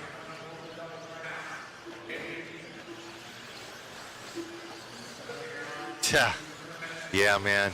As somebody's asking, has there been any problems with crystals overlapping? I'm on 6. Dude, 2.4 gigahertz is the third best thing to happen to RC behind brushless and lipo. Yeah, 100%. I remember radio impounds and Oh, everything yeah. like that. Absolutely. I mean, originally, that's the reason I bought a radio bag, so when it got into impound, it wouldn't get banged up. Exactly. Ethan. Ooh, good save there. He's on a TQ pace of a 15.411. Oh, no. Wads it. A little bit of a rough last lap. Disco Dean Carnes right in front of him. Oh, but he bobbles. Disco Dean in that number 2 spot. Ooh, showing him a wheel. Yep. AKA the Stinky Pinky. Ryder at the end. Here we go. Let's see what Ryder can do. Nobody's on a TQ pace, but man, Ryder is fast.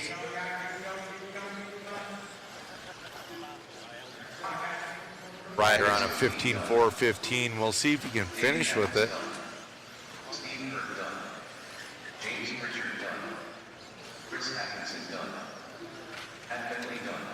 Nice, 15 with a 415. Not going to be anywhere near his brother's time. Nope. Still a great run, though. Puts it number 5 overall so far.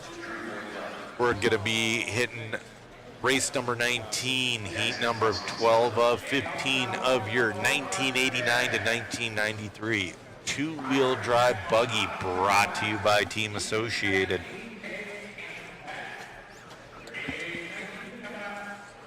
And we are still in the same class.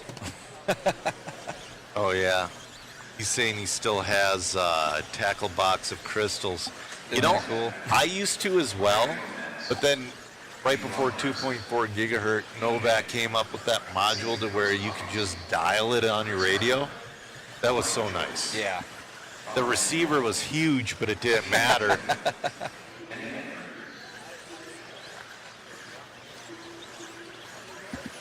Yeah, the receiver then, that's bigger than most speed controls now, right? Oh, absolutely. John saying waiting on the clip to go practice was the worst. What? No, John, what about the guys who brought the clips back to the pits? Oh, man. That was almost worse than a guy that didn't marshal. Almost. Almost.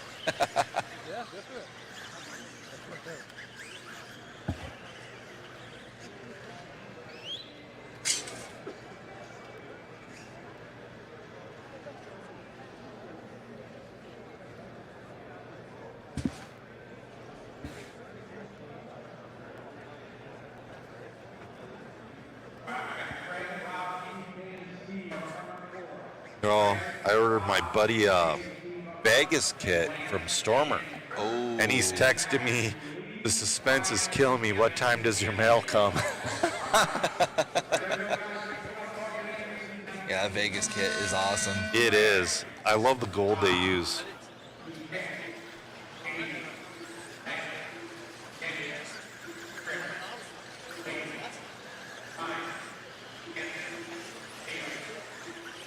Sheesh.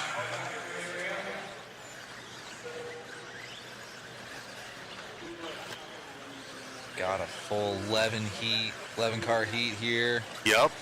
Got PK Kemp. We got another Antil. We got Rob Mangold. Got some names in this one. Lomax, Craig Lomax was on fire yesterday.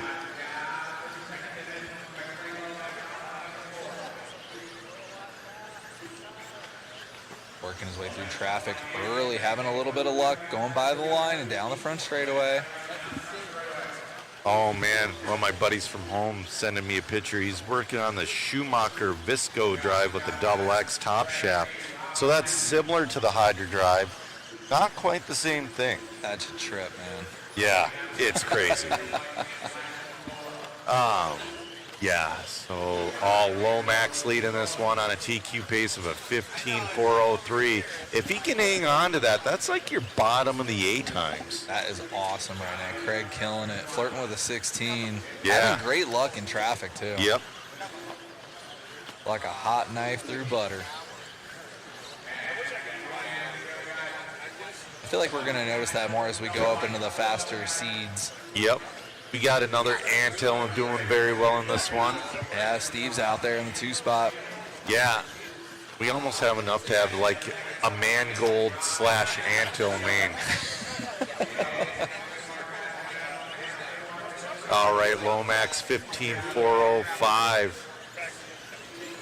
He's on a 15.406 now. He's on a TQ pace. Yeah, what is that? The Hatfields and the Coys or Yeah. something like that? Yeah. The Anhills and Mangolds. Speedy, nobody's giving away a Vegas kit because they're very exclusive. Like Stormer only got a ham.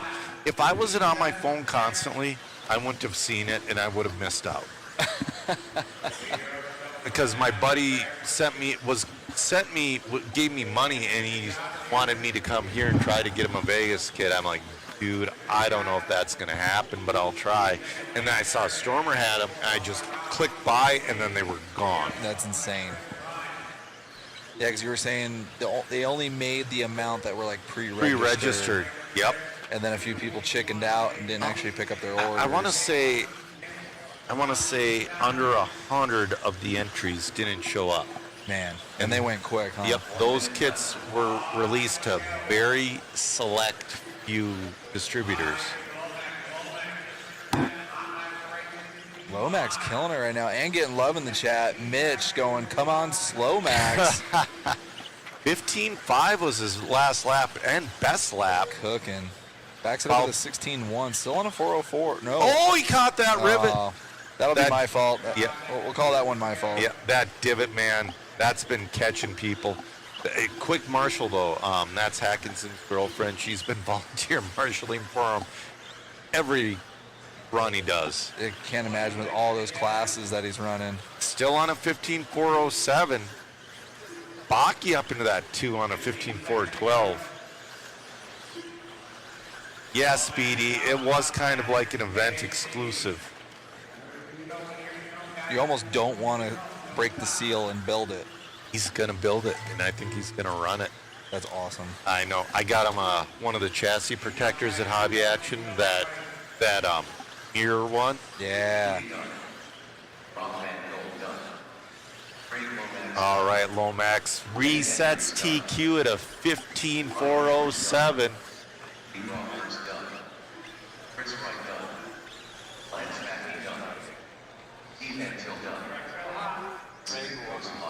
Gonna catch up with Olson and Lomax for an interview there.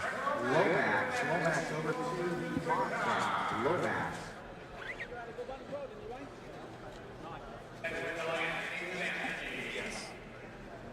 He's one of the Craig Lomax. Craig Lomax.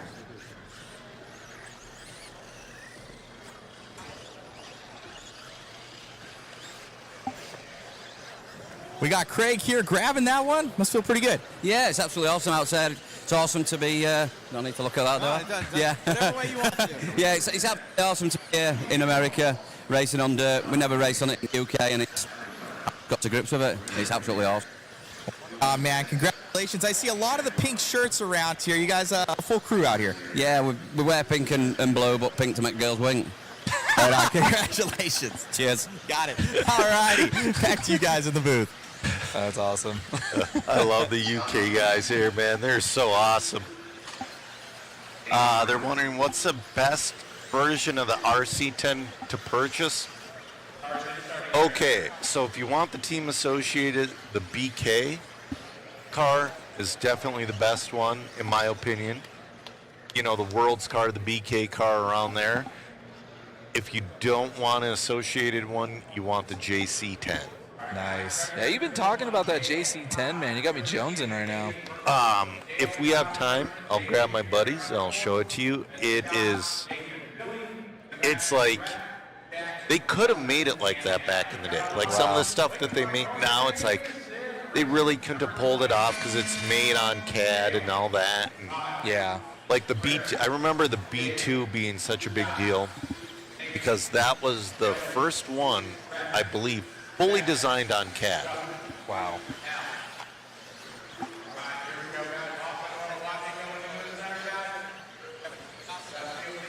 Getting in some of the faster heats here. Yeah. Chris Van Air to the point early. Chris has been fast, man, but he's been having trouble putting together a full 4 minutes today. FE likes that four-wheel drive RC10. I've yet to get one. You know, I'm jealous of whoever wins the one that we are waffling off. I'm going to drop that link because we're waffling off 3 re-releases. All right. All right, let's see here. Van Air drops to the 5 with a 17.7. That's all it takes. FB, none of them are as fast as the new stuff, but that's not the point. The point is, if you want to go to a race like this, your B7's not allowed. Yep. There is no modern classes here. We go to 2,000. That's the newest you can run. That's so and that's cool. with four-wheel drive. Yeah. 98 for 2 wheels. Yeah, Speedy, I wish I would have taken a CAD course as well. I've been trying for 2 years to learn free CAD, and it is such a clunky and crappy program. I don't get it. Yeah, there's another company making RC10 as well, but dude, that JC10 is phenomenal. Oh, DSA says his Dragon Punch his four-wheel drive has a Dragon Punch carbon chassis, and he's waiting for their new top deck. Nice. Dragon Punch makes awesome stuff as well. Scott Hughes, your leader, followed by Chris Van Air. Scott Hughes on a 15.4 flat, one of your old pros from back in the day. He's super fast. I believe he's running a Lozy. Minute 30 left to go in this Scott one. Hughes inches into that 16-lap pace. Like, he's got traffic to deal with here. He's in and out of it. Gets by traffic. Clean track in front of him. Let's see if he can get back into that 16-lapper. That's the thing, like, the two Ryans and Spencer are running quick 16s. Wow. Well, they can drive anything, though. The way Spencer's driving, you know, people are kind of just tiptoeing, you notice, around here. Spencer's just throwing that car. It's like, oh, my God.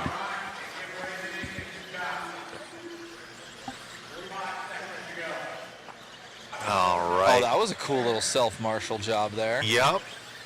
Van Air to the lead now. Now Hughes back to the lead. Back and forth.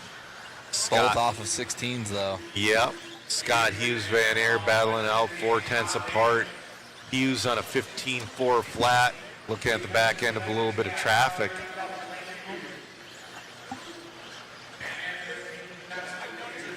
He's clicking it down. You know, it's going to come down. We'll see this time by. This is going to be his coming across for his 14th lap. He could potentially go for 2 more. He's slowing down a little bit. This might be it. This might be Scott Hughes' last lap unless he puts down a hero lap. Let's see. Chris Van Aaron and done with the 4 flat. Hughes done. Wow. Van Aaron takes a win in that last one. Last lap win. 3/100ths of a second for Chris Van Aaron. Top 3 in this one. Also the top 3 overall right now with 2 more to go. Come on down. Chris Van Aaron, come on, please. Somebody gave Matt a speaker and a microphone, and it's helping him out a ton.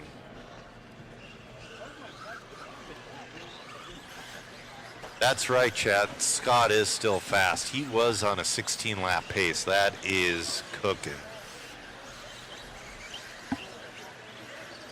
Waiting on Chris Van Air to meet up with Olsen. Here we go. We appreciate Chris going to grab that one and resetting that TQ. Oh, man, pressure. I mean, it's just crazy with all these people in the class. I mean, the times are ridiculous. That's our fastest time. Me and Scott, we're going back and forth. I mean, Scott Hughes, I'm racing with Squirrel. That's pretty awesome. That's what's so cool about this event. It's it just makes it awesome to be battling with these guys that have been doing it for so long, and just happy to put down a good time. I just praying I can make that main. I mean, to have my name in there with all those guys would just be that's my goal for the weekend. If I can make that happen, I'll be super stoked. Right on, man. Well, looks good. What car are you running this weekend? This is my Dragon Punch 91 car. It's got the long arm, so it's like a world's car. And she's rocking, man. Congrats, buddy. Appreciate it. Thank you. All right, Chris Van Air, gonna grab that one. Back to you guys in the booth. All right. Yes, somebody asked about the waffle link. I dropped that in the chat. In this one, this is your B heat. We got the Peanut Travis Amescua. He is waffling off the car he is racing in this one. So cool. We got Andrew Smolenick. We got Greg Hodep. We got Matt Ledger. We got Jimmy Jacobson. We got Al Horn. We got 12 scale ace Kevin Van Aert in this one.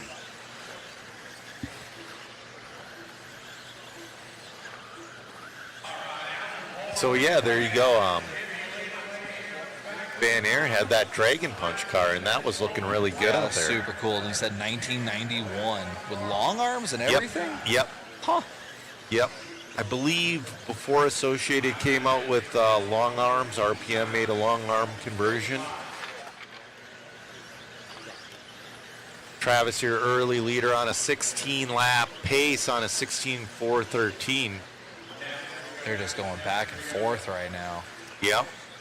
A little bit of a long lap for Travis. That's going to put Smolenick to the lead. Smolenick with his classic white, yellow, and black paint job out there. He's been rock steady the whole time, too. Oh, but he's on a 15.4 flat. He's trying to split Van Aaron Hughes right now. Wow. Car's looking hooked up. I'm sure there are some of the fan RC stuff out there. It's so hard to see everything. Yeah, RPM made a World's Car kit. FE Boats is saying a B1.5. Yeah. Oh, Horn to the lead. Wow. We got Horn now on a 15.402. He's working his way through traffic going down that front straightaway. Look now at that. Amescua back to the lead. Look the Peanut back to the lead. Perfect. Wow. Got him right on cam. Right now, Travis, Horn, and Smolenick right on top of each other.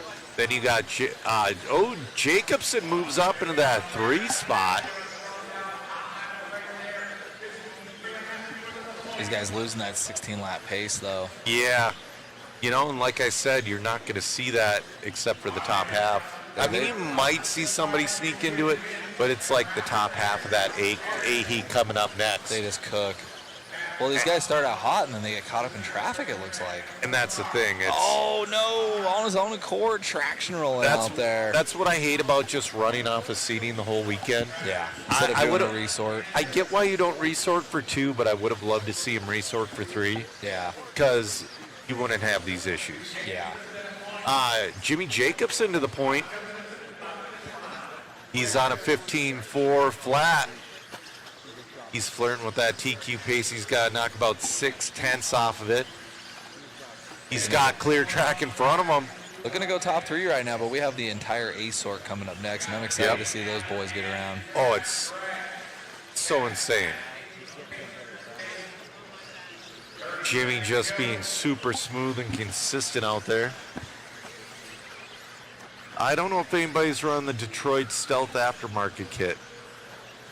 Yeah, the JC is a whopping $800, and if you're into vintage, it is worth it.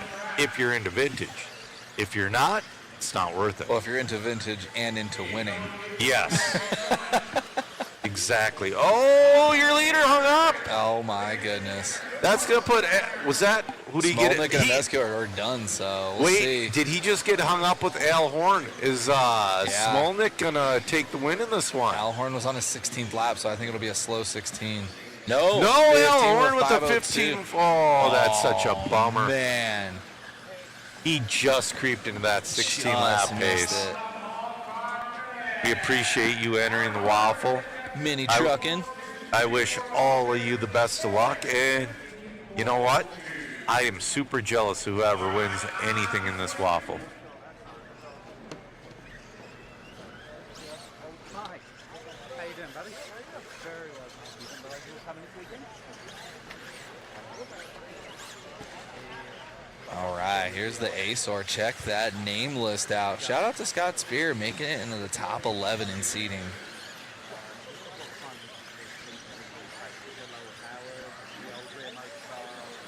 I can just tell from warm-up, these guys are hooked up.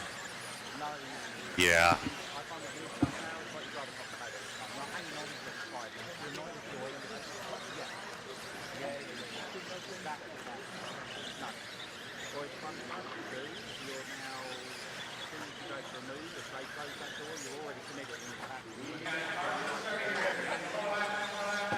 Yeah, Horn's car is looking great. You know, he was late to seating on Thursday.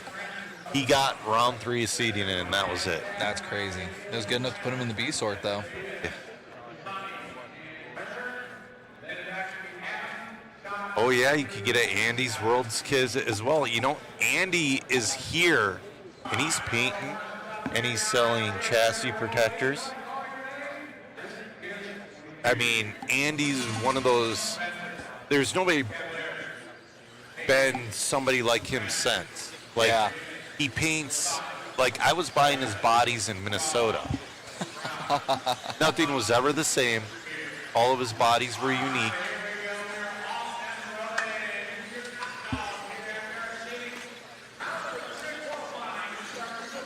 Let's go. All right, Cav, I interviewed him. He was beating Rivkin in the last one, and he had a small bobble. That's all it takes. Rivkin on a 17.412. Cav on a 16.4 flat. Rails on a 16.406. Oh, Mayfield up there now. Masami in that number 5 on a 16.409.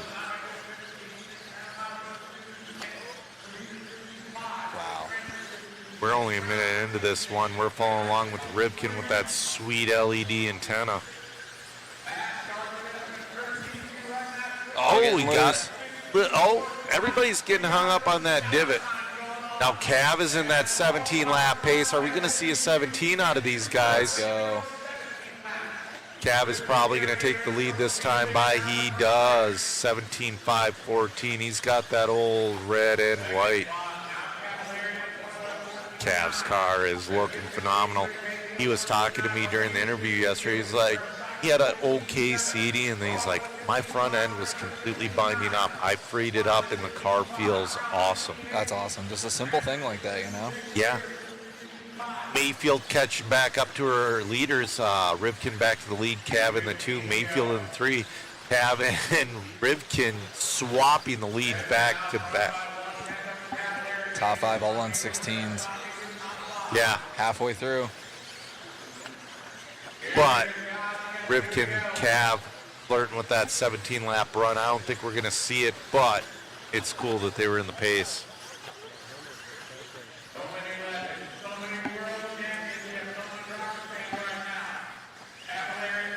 Yeah, I mean, we got Craig Drescher in this one. We got Matt Francis. We got Masami. We got Mark Pavitas. We got Scott Brown. So many legends in this one. Oh, Cavalieri getting around traffic. Rivkin to the He's point. on the tail of... Not sure. I think that's Brown he's on the tail of. Oh, he's getting around traffic. Cav has... behind Rivkin on track now. Yep. Rivkin by the line, Cavalieri by the line, top 2. Half second apart between Rivkin and Cav right now. Mayfield. Oh, Cav hangs it up. Marshall doesn't see him. That's going to put Mayfield to the 2. Cameraman Megan. Camera person. This is 2025. Oh, Rivkin tearing it up. Still 16.402. 45 seconds left to go in this one. Masami moves up to the 2. Oh, Rivkin barrel rolls. I'm surprised he didn't pop a ball cup right there. Where is Masami? He's coming by the line now. Oh, Masami drops to the, still in 2. Mayfield up into the 3 now. Rivkin getting down to that 14.5. All right, here's Masami falling around with him right now. He's got Pavitas putting the pressure on him.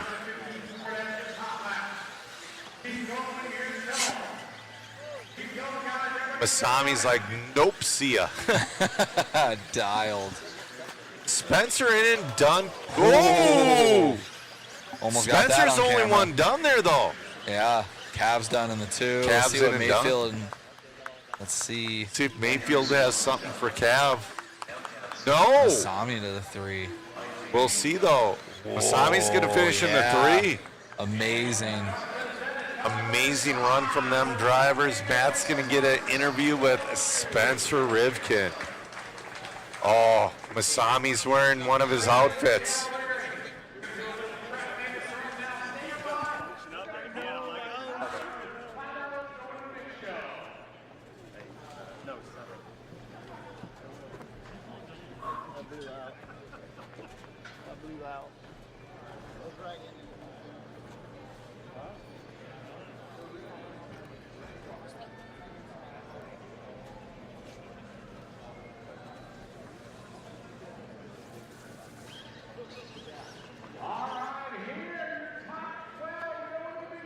Dude, check out Masami's outfit. Oh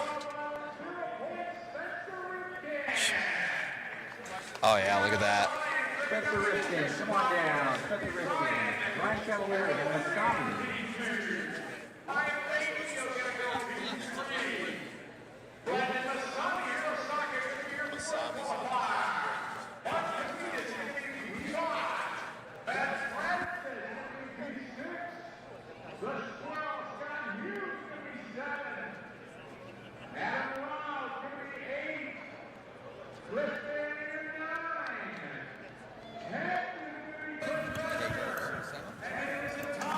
Awesome run out there. Tell us about that. Yeah, thank you. Final lap I had a mistake, but it was okay. I got a third place. So finally a fourth place for finals. Very good drive, very good battle out there. Are you having fun this weekend? Yes, really fun. Look up over there. Camera died. Right over here. Masami, over here. So glad to hear that you're having fun out there. The camera's up there. All the fans are loving you this weekend. Thank you very much for watching. All right, guys. Thank you.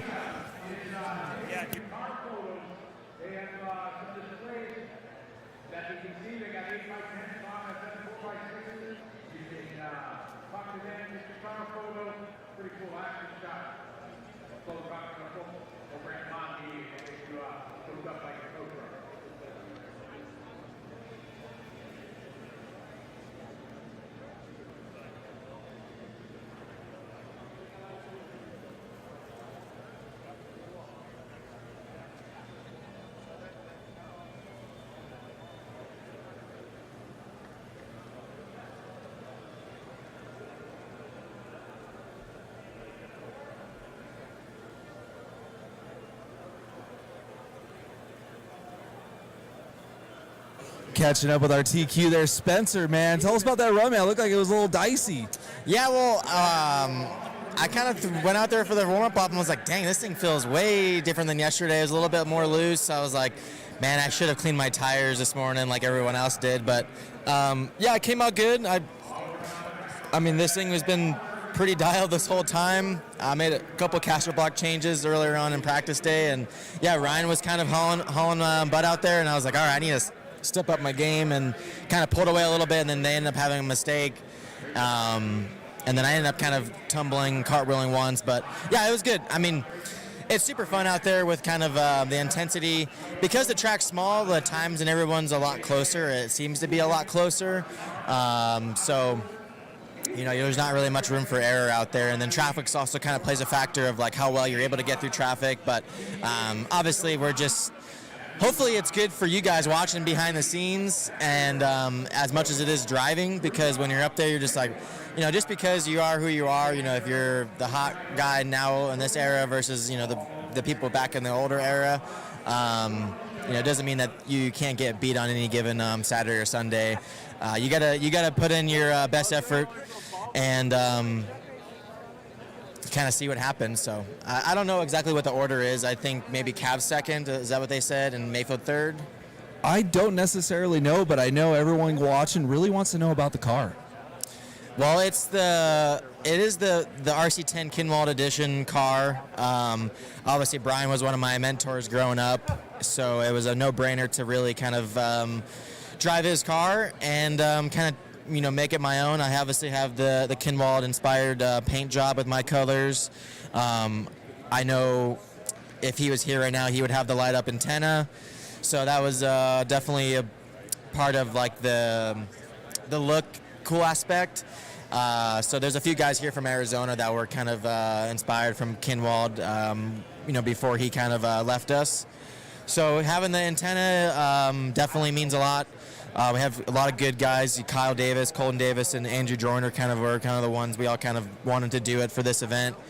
So, and then obviously we have, you know, other people like Hero rocking the light up antenna. So yeah, it's the RC10 Kinwald Edition. I got it outfitted out with the Hobby Wing Electronics 13.5 G4R motor, and then the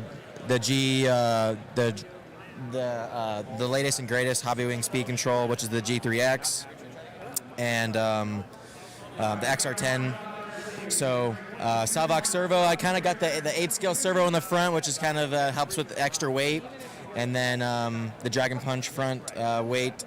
My buddy Ethan from Hobby Action built these cars because I was in Australia racing, so definitely a big shout out to him. And obviously J Concepts outfitting the bodies and wings. And yeah, J Concepts Double D tires, groovy fronts. It's been a blast. So awesome. Thank you, Spencer, and glad you're having fun out there. Yeah, thank you.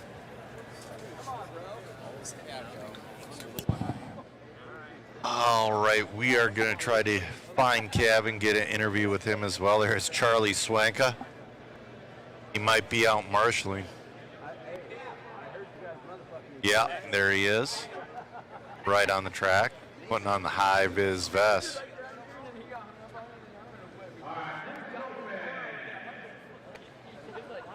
All right.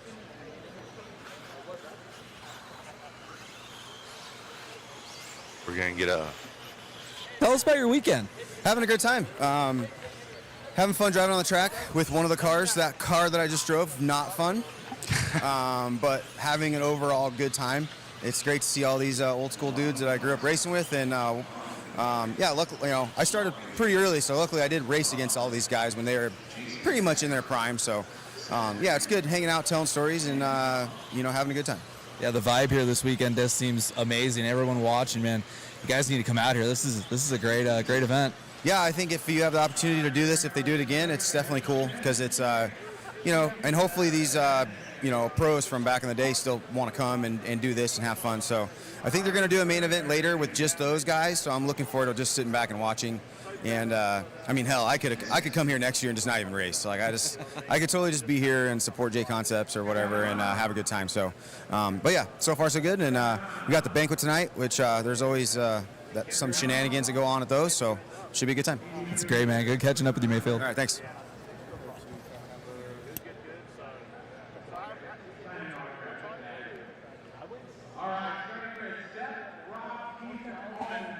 All right, our starting grid for our two-wheel drive 1989 to 1993 buggy, brought to you by Team Associate, is going to go like this. Starting in the 12th spot is going to be Scott Brown. In the 11th spot, it's going to be Travis Amescua. Craig Drescher starting in 10. Chris Van Air starting in 9th. Adam Rails starting in 8th. Scott Hughes starting in 7th. Matt Francis starting in 6th. Mark Pavita starting in 5. Masami Hirosaka starting in 4. Ryan Mayfield starting in the 3. Ryan Cavallari starting in the 2. And with the double zeros, Spencer Rivkin, your TQ.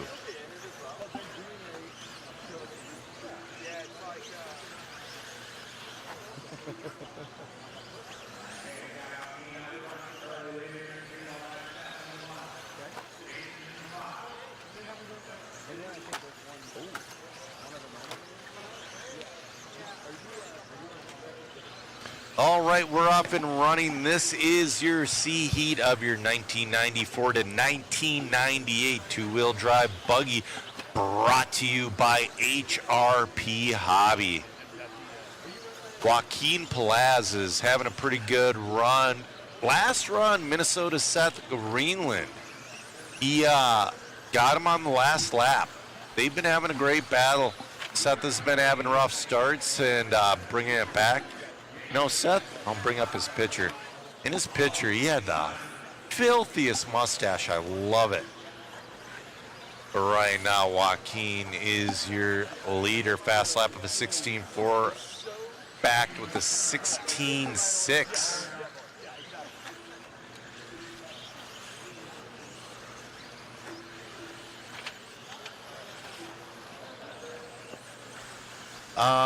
What sort of dirt is this? This is Las Vegas, like desert sand. I am shocked that it's staying together, and actually, we did not plan on it grooving like this. This did it naturally. I mean, you have 465 cars per round on the track. It's gonna groove, and it is low traction. Like, there's not a lot of grip. Like, the smallest pin tire I've seen out there is a double D. Nate, we really appreciate each and every one of you guys checking in.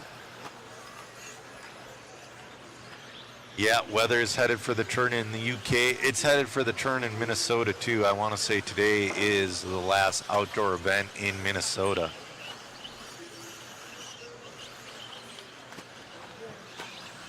All right. Joaquin still having a great run. Seth is starting to bring her in, though, with a minute left to go. Joaquin on a 14.409. Seth on a 14.411. Oh, Hunter moves up into that, too. Rob Hunter moving into the 2 spot.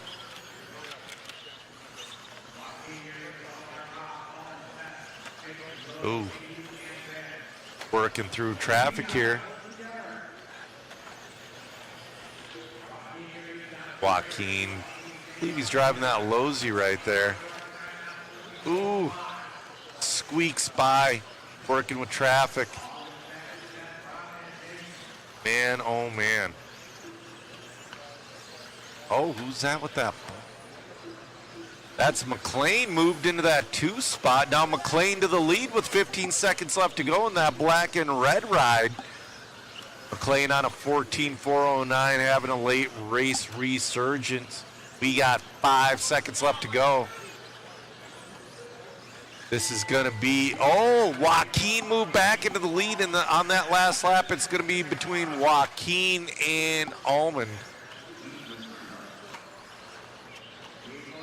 We'll see who has the hot last lap. Allman McLean, it's going to be Joaquin.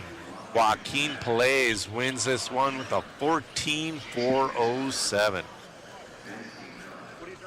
That's right, Broccoli. Masami's coming for Rivkin. And that's the thing. Masami's never lost a race. Masami has just ran out of time. He will eventually beat you.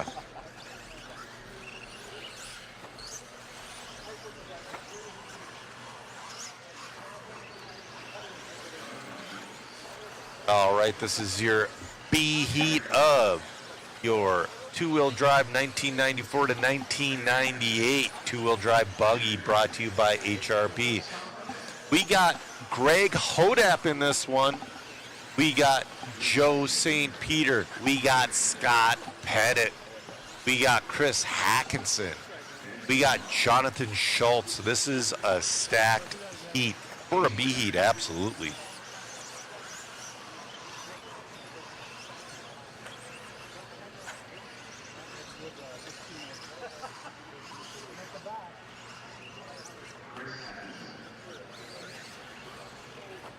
I have not interviewed Disco Dean yet. I interviewed him at Hoosier, and I started watching a little bit of Street Outlaws, and I want to interview him a little bit more.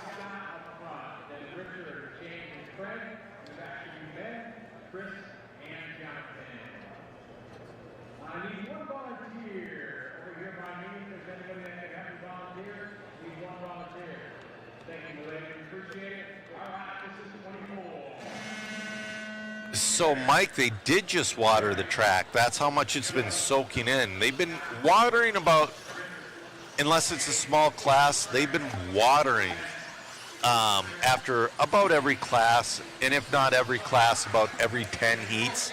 They just watered 2 heats ago.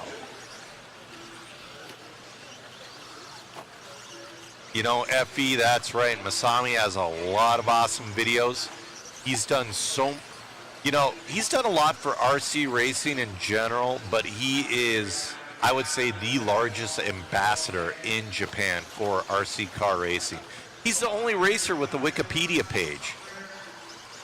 Greg Hodap's going to be your early leader on a 16.411, followed by Jonathan Schultz.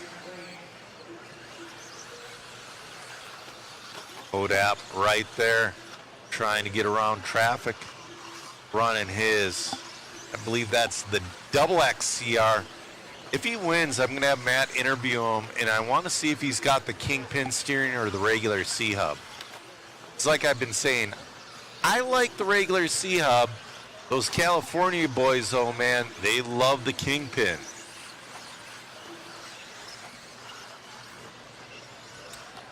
Van Pelt, current electronics and batteries are being used.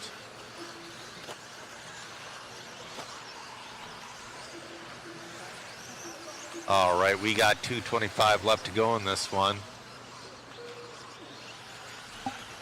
Hopefully, David's on the camera now, following along with Greg Hodap. So Matt's got to get the next interview here. We'll see if Greg Hodap can hold off Jonathan Schultz.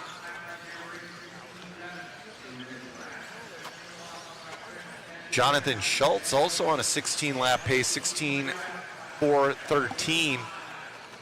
We got Jerry Walter in that 3 spot on 15.402. Greg Hodap trying to finish off strong. You know, that's a lot of guys. We've been having a couple of small issues finishing off the race strong. It's like, man, looks like he's got a lot of power in that car.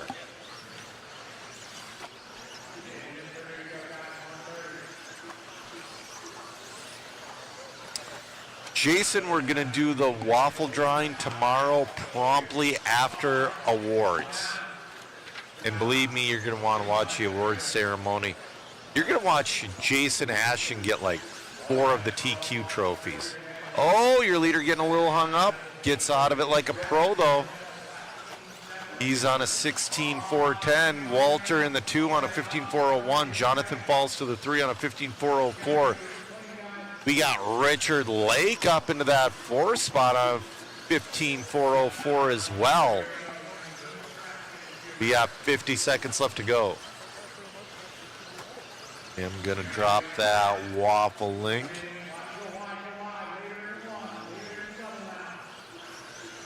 Oh, Hodap trying to deal with traffic. He wants to stay on that 16 lapper.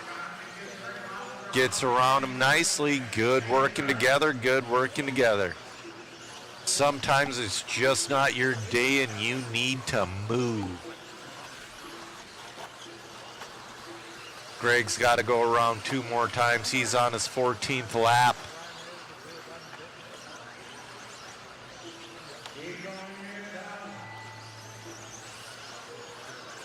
Greg Hodap makes it around for 16. He's going to reset TQ. But up next is going to be your A heat. We're going to have Spencer Rivkin in that one. I think Cav. Or is Cav? No, Cav's just running the 1.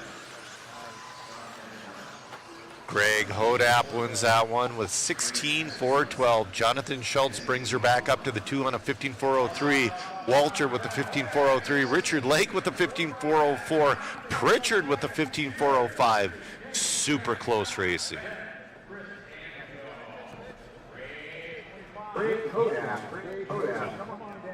You know, FE Boats, obviously we get paid to be here, but we break even at best.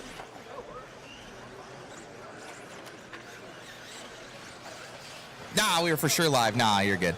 Congratulations, man. Grabbing that one, resetting it. Must feel good. Feels good. Feels good. Did a lot of crashing in the first run. Wanted to redeem myself. Right on, man. You having a good time out here? A blast. Blast. A lot of sentimental stuff. A lot of old faces. A lot of reminiscing. It's a great time. Right on. Is it Kingpin or C-Hub front end? C-Hub. C-Hub front end. Right on, man. Would have been awesome, though. Would have been. Didn't even think of that. Congratulations, man, on the win there. And I'll be mixing it up out there with you next year. I'll be doing next year. Congrats. Thank you. You got it. Greg Hodap there, legend for all these guys out here. Congratulations, my good friend. Back to you, Joe, in the booth. All right. See, like I said, those guys, they like the Kingpin. I don't know. I don't think I was good enough to drive a Kingpin setup. But like I was saying, yeah, we're paid to be here, but it's a break-even event at the best. That's why we run the waffle. You get a chance to win some fantastic prizes, and that helps us get to events. That helps us upgrade equipment, replace broken equipment. Vinny Z said he's gluing tires, itched his chin, and guess who glued their finger without noticing? Yeah, Hodap was ripping in this one, but in this one we got Mayfield, Rivkin, Spear, Francis, Hirosaka, Van Air, Horn, Rails, Ledger, and Peckman. This is a ridiculous heat. Brian Mayfield, he wholesaled his other car, and he's still not liking it, but he loves this car. He's out there with his B3.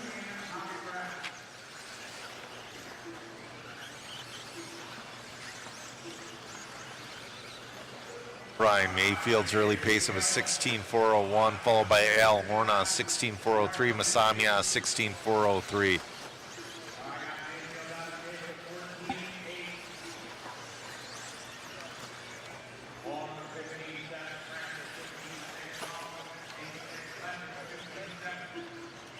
Yeah, FE, you know, that's the thing too.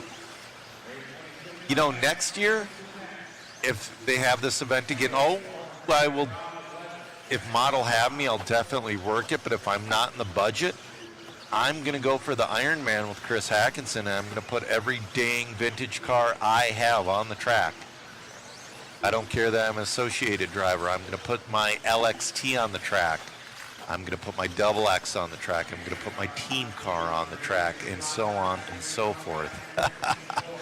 Mayfield, your leader, he's doing a fantastic job holding off Matt Francis in that 2 spot. Rails in the 3, Spear in the 4, Ripken all the way down to the 5, Matt Ledger in the 6, Hirosaka in the 7, Horn in the 8, Peckman and Van Air.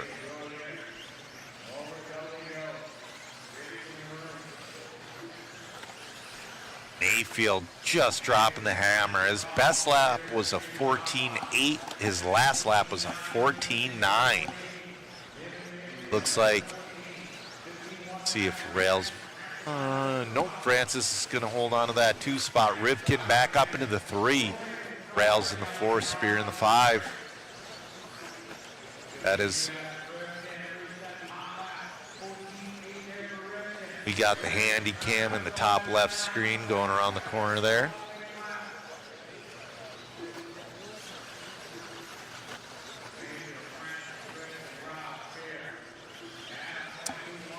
Van Pelt, where I would go, it would be Facebook, and I would go to the old school RC group, and those guys have every single answer for you.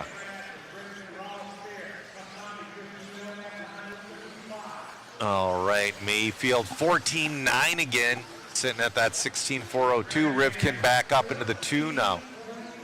Rivkin hot lapping at a 14.6. He is a bit too far behind Mayfield, unless Mayfield has a tough time getting around traffic. Look at Matt's face.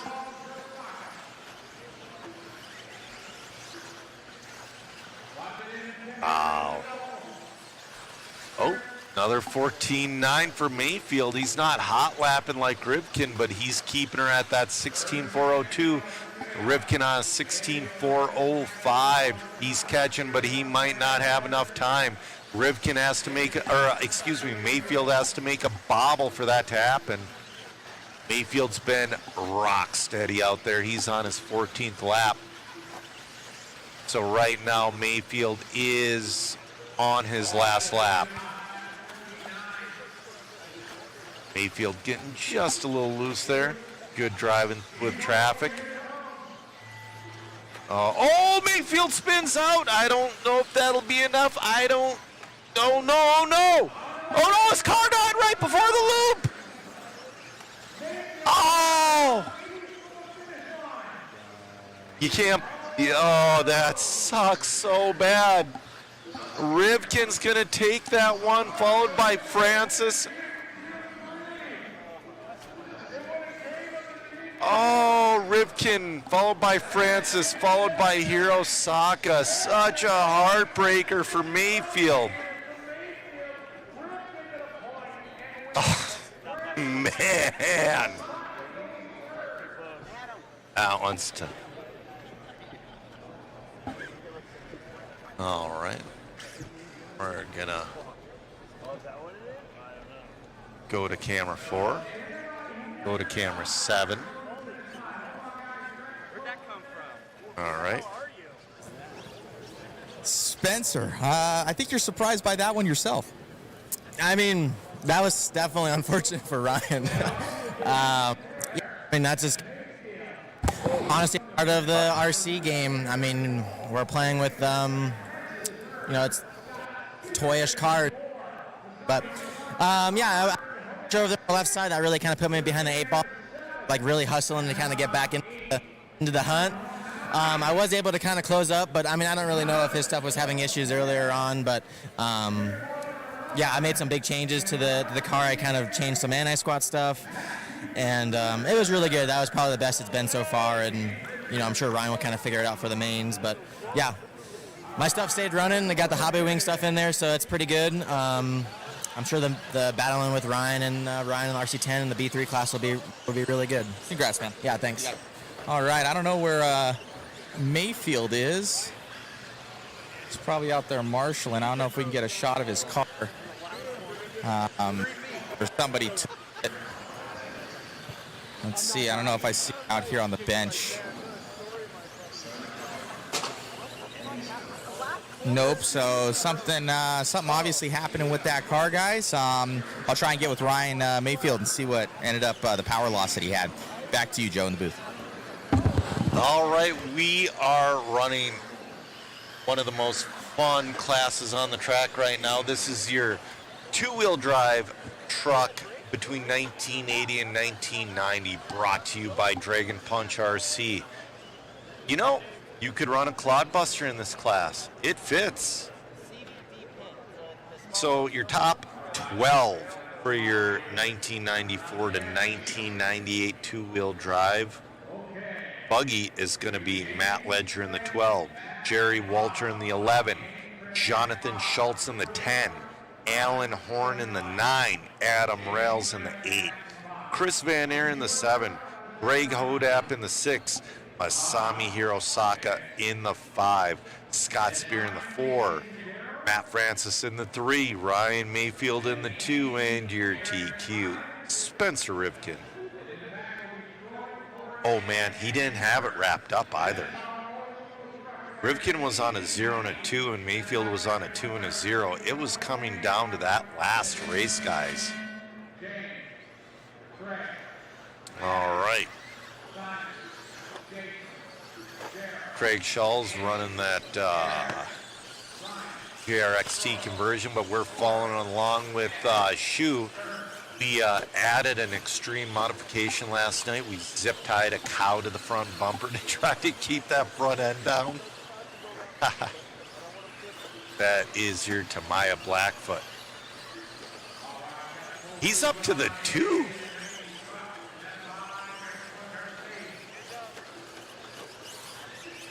Oh, there we go.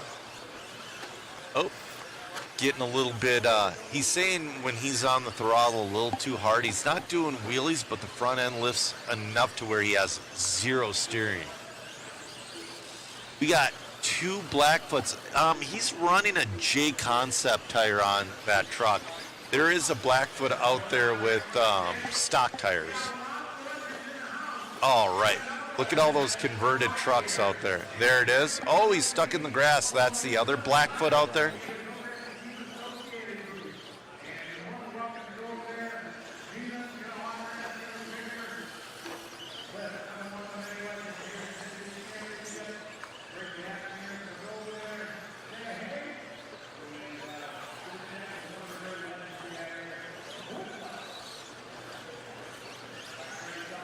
All right. You're saying it's like a commercial for Mad Max. I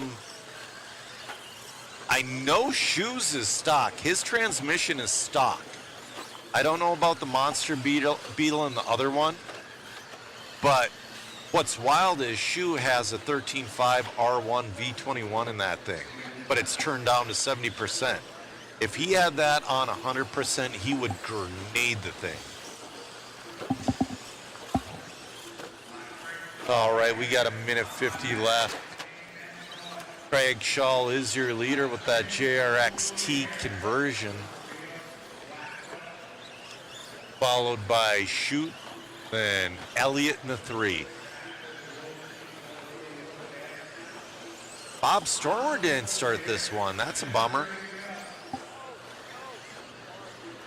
Yep, Thorpe did make conversions for him back in the day.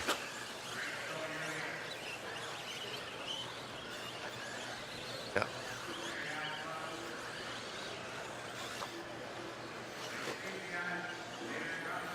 All right, your leader has that green JRXT out there, I believe. Oh no, this might be, oh, we got a new leader. Oh man, we got a new leader with 50 seconds left to go. He's on a 14.409. He's got a pretty good lead right now. That looks tough to get. That's a team associated conversion. So back in the day before the 10T, people made conversions. And that is what he is currently running. Got that old square wheel well body on it.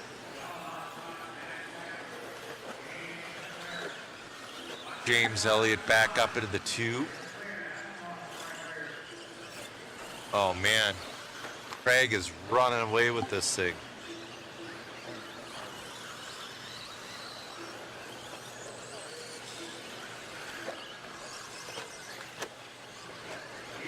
You know, if they would have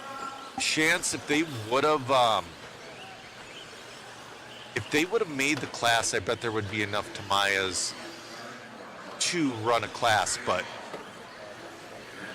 it's just like the 1980 to 1990, so, you know, you're going to run, if you want to win, you're going to run a Lozy conversion or an associated conversion, but if you're going to have the most fun, you're going to run a Blackfoot or a Lunchbox.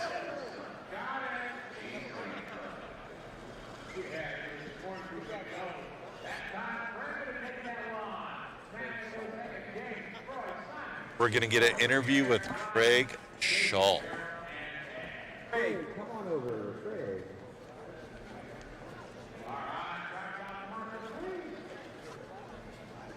I'm there. Hey, grabbing that one, man. That was a good run. Yeah, it was a great run. It was awesome because that's a truck I used to run back in the 80s, and it feels just like home. It's dialed so far. I haven't had to do too much. What conversion are you running? It's A&L, the factory works, and it's always worked great on the truck conversion, and I'm excited. This is fun. Right on, man. Congrats. All right, thanks. All righty, guys. Now back to you and Theo in the booth. Got the mic. All right. I'm here with Theo from Pacific Coast Hobbies. Yep, put that on there. All right, how's it going, Theo? Oh, man, we got a sweet car here. We'll switch over in a second. So what am I looking at right here? This looks like the 89 Stealth car. Yep, the 89 Masami Stealth car. Steve Chamberlain have the chassis powder-coated pink. Oh, I love that. Looks awesome, huh? Yes, is that the just the J Concepts blank that you cut around for the chassis protector? Actually, my buddy Gary Hamilton made it for me. Okay. Yeah. It does have the J Concepts tie rods, or at least some of them. Yep. Working on that. Yeah. Hold on one second.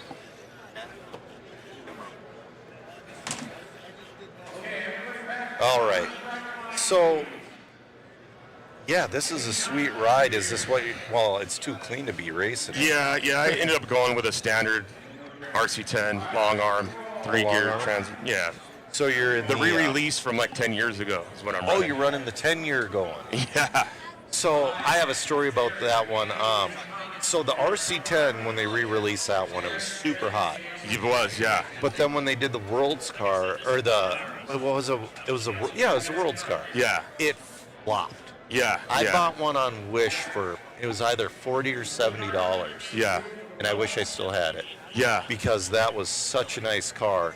And then because it was just the wrong time for re-releases, because we didn't, our generation didn't quite have that expendable income yet. Yeah. I mean, it sold a little bit in the beginning, and then it kind of died off. But that stuff, any collectible, there's just good times to buy, good times to sell, and yeah, I still have a couple of those kits. Yep. At Awesome. home. Hold on one second. I want to switch the camera. Got to find the proper camera. We're working on it. Sorry. There we are. Yeah, there we go. I got to turn the green screen on. Oh, nope. That one did not work. That's fine. We'll just sit in front of the green screen. Yeah. So right now, this is your 91 Stealth kit. Yeah. So what's this top deck here? That's the top deck that it comes with in the kit. Is it? Yeah. Okay. You got to check out Jammin. He's running one of these, and he made a bunch of carbon shock towers and front arm brace and a bunch of goodies. He made the battery holder. Okay. It's really nice. Yeah. So yeah, man, this is It's a nice. sweet This ride. is the brand new ProTech battery. Is that the stock battery? Yeah, it's like $60, I believe. Yeah. Yeah. I when I'm able to, I run a lot of their stuff. I'm a Yeah. team associated, so I'm mostly reedy. So are these CVDs? It doesn't look like you have the hex conversion, or do No, you? those are MIP CVDs, a little modified by my buddy Gary Hamilton. Okay. Yeah, they've been working great all weekend on my other cars. I moved all to the MIPs. Okay. Yeah, I'm That's running awesome. the High-Tech 7.7 servo and the Hobby Wing ESC and motor. The Hobby, Matty G hooked me up. Yeah, Everybody loves Matty G absolutely. because, he works his little magic on the motor. I think the motors are fine right out of the box. Yeah. But when Matty G touches your motor, it gives you a little bit more confidence. You know, the difference is hearing that couple of, you hear those fast stock guys really wind out, and that's the difference of what he does to the motor. Right. So you own Pacific Coast Hobbies. Right, yeah. As a hobby shop owner, what do you think of this event? This event is awesome. I was at the event in March in Indiana. Yep. Ended up being a tribute to our friend Brian Dunbar. Yep. Which was not an exciting time, but it worked out really well, and it was a good celebration of his life. Yes, absolutely. And meeting his parents and meeting his friends. Yeah. It was good. He lived out here lived in SoCal for a while, and I got to know him. He hung out with Travis and Joe Pillars and those guys, and it was fun racing with him. And we'll miss him for sure. But this race, back to this race, when we got here and we looked at this Vegas sand, anybody that's ever raced Silver State, and I did, I've ran it many times. I actually won it once. Okay. The dirt is like sand. It's like powder. Yep. And every time, it gets everywhere. Mm-hmm. And every time I ran Silver State, I promised I would never come back. And every year I go back. Yep. And this, though, the magic that these guys did, the work they did, it's just an awesome layout. Yeah, it's an awesome layout, and it's not blown apart like Silver State. Like it's not. Matt Olson and I run fifth scale on the same dirt, and we blow that track apart. Right, and it's got character, right? Yes. It's got bumps. It's got divots. It's a challenge, and it's a short lap, right? Yep. And because it's a short lap, you're always in traffic. Yep. If you're not in traffic, you're going faster and you're catching up to the back markers, right? So, I got a question about this car. Is this going to be a shelf queen? Absolutely not. Okay. No. So, are you going to put the shorter shock shafts, or are you going to put limiters in there to keep those CVDs in the outdrive? I am probably going to put the limiters. Yeah. For sure. Yeah. That's the one thing that I wish they would have done a little bit with these re-releases. With everything, you're either limiting or put the shorter shock shaft in to keep your dog bone or CP or universal in. But I think the bones that they're using in this kit were the longer ones. Okay. Yeah. So I think they fixed it for this kit. Okay. Like I said, I'm using CVDs. Well, CVDs were the jam. Yeah. Those guys over at MIP, they make the best tools and the best bones, Absolutely. See, you got the J Concepts top race on there. Yeah.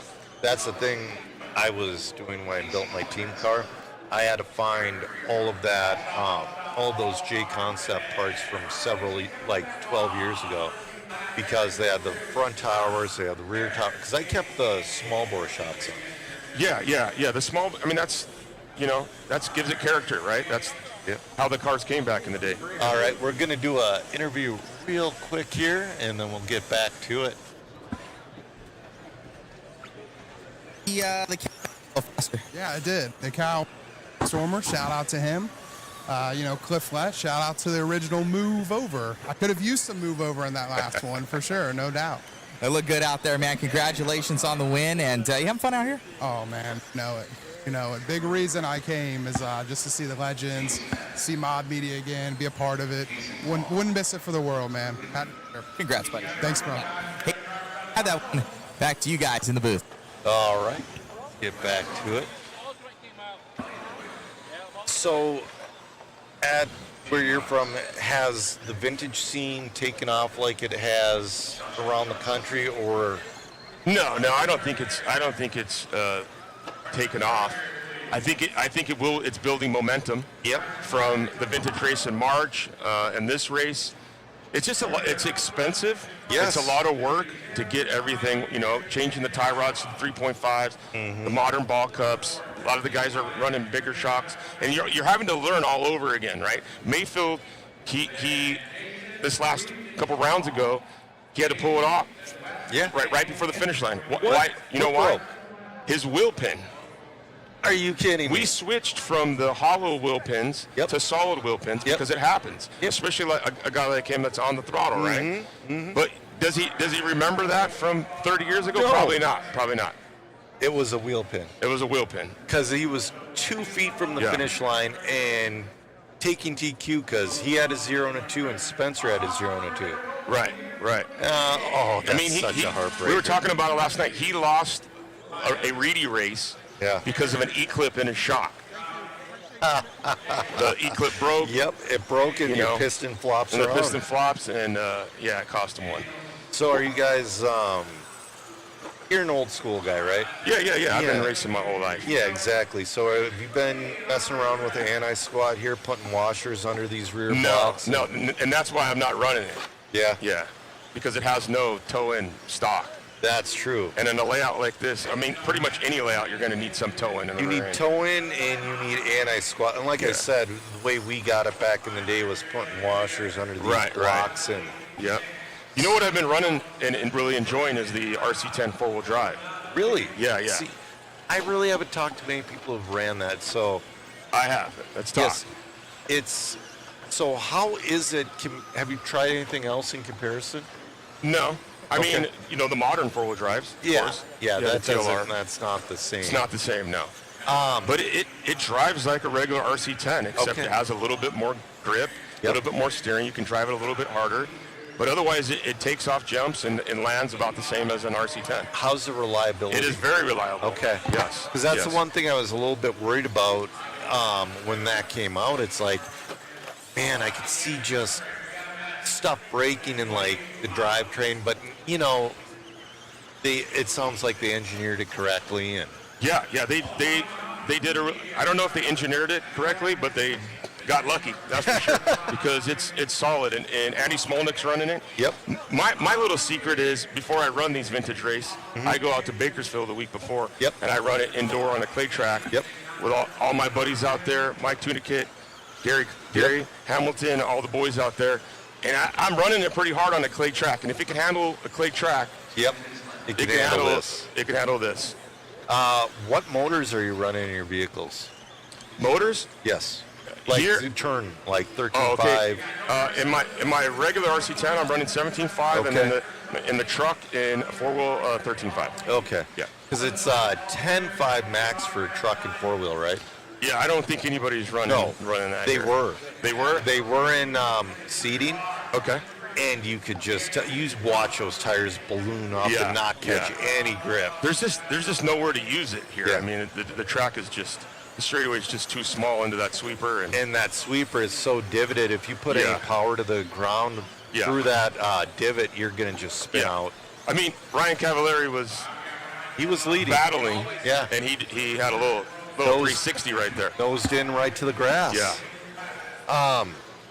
So the RC10 four-wheel drive, that car does look cool. It's awesome, I'm kind of also wondering, speaking of re-release, I wouldn't say they've been taking liberties. They've been doing their interpretations, like this is what I would have done. There's a RC10 gas buggy that just came out. Yeah, no one saw that coming. Nobody, and as somebody who's watching this, and I have my podcast, so I have opinions. Yeah. And I'm watching, and I see it come up, and I'm like, ugh. But then I'm like, wait a minute. But this was a class back in the day. Yeah. There were conversions for your RC10 to make it into a gas buggy. Yeah. And I'm like, I'm thinking about it more, and the more and more I think about it, the more I like that idea. But I'm a little bit worried about reliability and that motor hanging out the side, literally hanging out the side. I think it's not going to be raced. I think it's a nostalgic piece. Okay. I think for someone like me, I'd get excited to build it. Yep. Break in the engine. Yep. Rip it up my street one time. Video it. Put it on YouTube and Instagram, and then put it on the shelf. Okay. And that's an expensive kind of toy to play around with, but it is. But they're cool, And it's not for everybody. That's what's cool about what Associated's doing. People are a little bit disturbed on how many cars are coming out. Choose the ones you like. Yeah, you don't have to buy every one. No. And that's the thing. Some of these guys are such collectors. Yeah, exactly. Some of these guys are such collectors, they feel they need to buy every one. Like, that clear car they came out with. I love that one, And the green pan. Green pan, metallic. Yep, it really didn't do it for me, so I ain't buy it. Yeah. And I bought a team car. I'm probably going to buy we're going to do another interview, but I'm probably going to buy a 89 Stealth car. There are cars like this that do it for me, All right, we're going to go to an interview quick again. All right. Congratulations on that one, man. Must feel good. Yeah, it does. Yeah. Right on. How are you? It's just people like to go by. I try and segregate like, hey, we're giving an interview. Congrats out there. Anybody you'd like to thank? Yeah, I want to say happy anniversary to my mom and dad. 50th anniversary today. Say hello to Ivan Dixon from Reds, and thanks for the support they give me. Wife and kids at home. I don't race off-road much, so I'm just out here having a good time. So. Right on, man. Well, congratulations. You're enjoying this event, though? Oh, yeah, it's great. It's happening. Right on. Congrats. All right, thank you. All right, guys, back to you in the booth. All right. We are back. So you want to talk about like the Masami kits and the Vegas kits and Right. Yeah, Masami doesn't come out to the States very much. No. I was thinking that the last time that he was out here was for Cactus, the last Cactus in Arizona. And I remembered he was here for the Worlds that Tebow won at A-Main. Yep. He was there, so I saw him there, but that was a long time ago. Yeah. So we brought out, from Pacific Coast Hobbies, we brought out like 30 Masami kits. I know Hobby Action brought some too. Okay. And we got them signed by Really? Masami. That's so And cool. we're both going to be selling them in our stores. Okay. Yeah, I'm not bringing them all back because some of them sold here. I was going to say, will they be available here or online? Yeah, we're gonna do a couple bundles. Okay. With a bunch of stuff I've had signed here at the show. We have Vegas kits, a few Vegas kits that we're gonna bundle. Yep. That we're having everybody sign here. So that's really cool. So you were able to get some of the Vegas kits? Yes. Okay. Yes, because we sponsored the event. Okay. We were able to get some. So since you're a sponsor, I've been trying because there were a couple of them that are numbered. I want to say 1 through 10 are numbered. Since you were a sponsor of the event, were you able to get a numbered one? I'm not sure. Okay. Yeah. Yeah. I didn't. It's the first time hearing that one. Yeah, no, there's a lot of lore behind that car. Yeah, we sold 3. The first 3 we got, we sold them in our store at the street price. Yep. Made 3 customers really happy. Yep. And then, a couple for myself, and a couple we're going to do the bundle. And then Scotty, the announcer, Scotty Ernst, the world famous Scotty Ernst. Yep. He didn't get one. Really? The guys forgot to put one aside. They're busy planning this race. So I'm gonna gift him one of mine. Awesome. Yeah. And he autographed it. That's gonna be weird. He's gonna have a car on his shelf that he autographed. Yeah, but that is pretty cool though. Yeah. It's just awesome. I mean, Cliff Lett is signing autographs over there, and there's So he's 15 here now? people in line. Yes. Okay. 15 people in line to get autographs from him. That's cool. And I was hoping he was going to race this one. I have some news. Okay. To announce. I think it's pretty good, solid news that another famous RC car racer / owner / engineer is going to be here. You want to take a guess? I can't even begin to guess. I heard through the grapevine, Jason Coral, that Gil Losi Jr. Really is going to be here. Because that's the most. Everybody in the chat's been saying the only people that are missing are Cliff Lett and Gil Jr. Yep. Yeah. Well, there's a lot more, but yeah, definitely those two. but But yeah, I heard he's going to be here. that will be cool. Yeah. I mean, it is a drive from California, but definitely worth it. Yeah, we're seeing a lot of people. Raul from Titan Tech. Have you ever come across him? No. I mean, I haven't seen him for 25 years. He used to help us out, the Cavaliers and stuff, when we were running 8 scale. I was hoping to see Louis Cavalieri, Ryan's dad here, but he's riding bikes. Busy guy. So it's going to be awesome. Who else is going to come? The Drakes came through. Yep. I think they were. I got an interview with Adam. Yeah, and there's have you ever heard of Robert Hoffman, the famous boat racer? He's going to be here. Okay. That's cool. I was never into boats, so that name doesn't ring a bell, but that's awesome. I got to race with Kurt Busch. Yeah. I got to interview Kurt Busch yesterday, and I'm like, all right, don't be a nerd. Don't be a nerd. It's pretty hard. And he's here. He's serious. Oh, yeah. You know what I mean? No, he's here to race. Yeah, he's here to win. He's like, it's a lot of fun, but he's like, I'm trying my best. Yeah. He's wanting to win, and he's throwing elbows out there. It's awesome. Okay, last thing I'm going to leave you with what I thought was kind of an exciting. There are people that are professional racers back from the 90s. Yes. I'm thinking Jimmy Jacobson. Yep.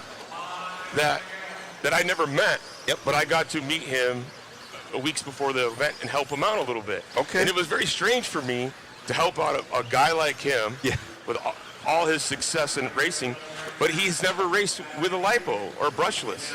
Yeah.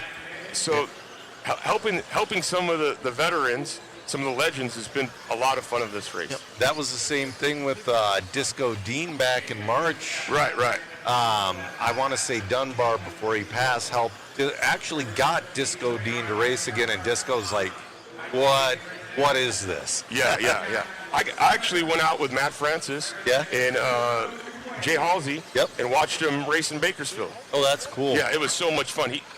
He's got a lot of fans. Yeah.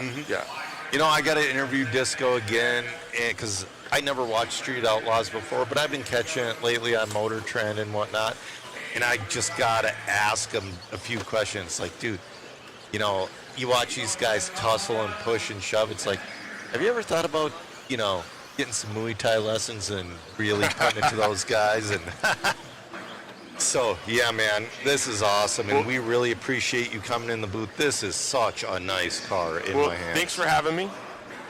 I'm lucky to be here. You know, my wife and all the guys guys and girls back in the shop. Yep. They allow me to come out here and play with That's these fun RC cars, and I appreciate that.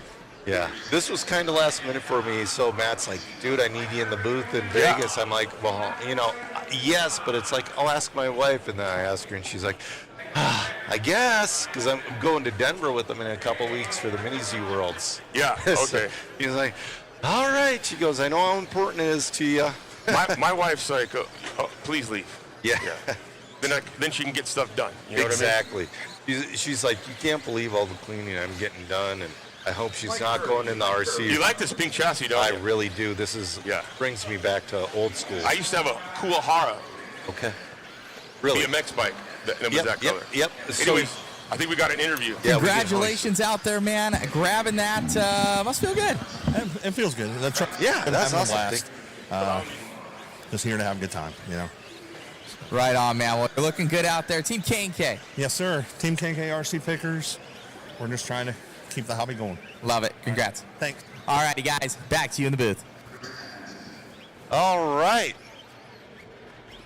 That was an awesome interview with the owner of Pacific Coast Hobbies.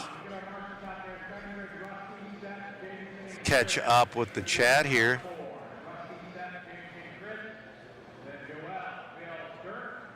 All right, RC Kick says he has a good story about the green chassis RC10 that came out. Why did it have a green chassis? Apparently, Thunder Tiger owner likes golf, and the green comes from the Golf Masters jacket. If that's true, it's kind of cool. Yeah, man, it's been a flashback here.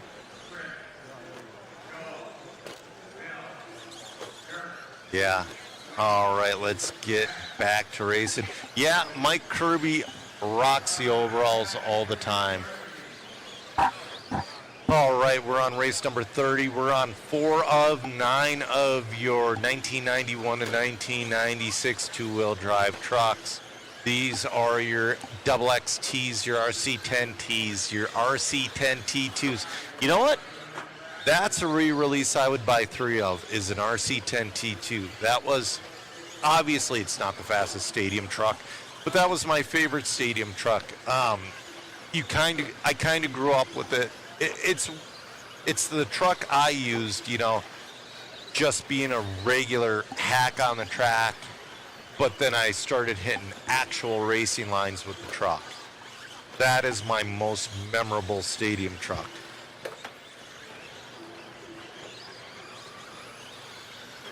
RC Kicks is saying this is more fun to watch versus moderns.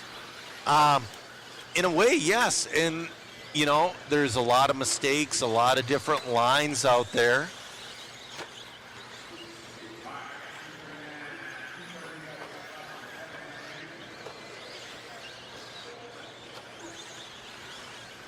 All right.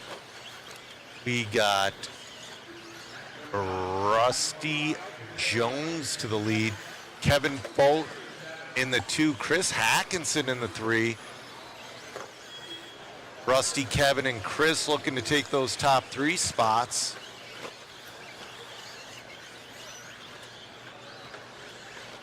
We got 2:05 left to go in this one.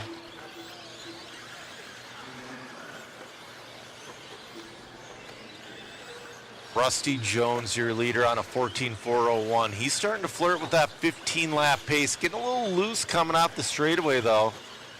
Kevin Fote 1.3 back. He's gonna lose a little bit of time. Jones working through traffic as well. Oh, he brought her down to a 14.4 flat. Oh, a little bit of a bobble, but catches it. Jones looking at the backside of all of the traffic with a minute 25 left to go. Oh, brings her down to a 14.402, a little bit slower that lap with a minute 20 left to go. And that's the thing, it's like, I think these vehicles go through a change in this 4-minute race. Maybe they're using the old slipper. Maybe they don't have the correct fluid in their hydro drive. But everybody seems to be getting looser, and they slow down in the last minute.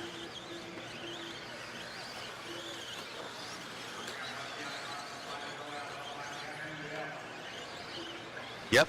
Spectra saying Gill Jr. is on his way. That's what I heard. And Cliff Lett is doing signatures. If I had time, I would go buy one of those Cliff Lett trucks and have them. You know, I would have them sign the box, but then the box would stay empty because I would have to build and run the truck. All right, we got Joel Marquez to the lead on a 14.403. He just crossed the loop. One of these guys here. He might be the all red. We got 10 seconds left to go. Marquez looking to reset TQ. He's that all red truck out there.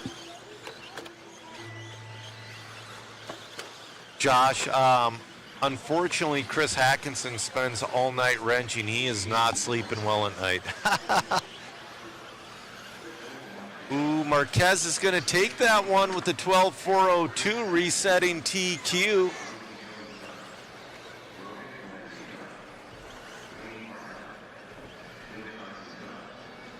Yep. Oh, Justin has the Kyosho Outrage Stadium truck. Dude, that was a good one. My buddy Tony has one of those. Yeah, RC Kicks, the track is holding up very well.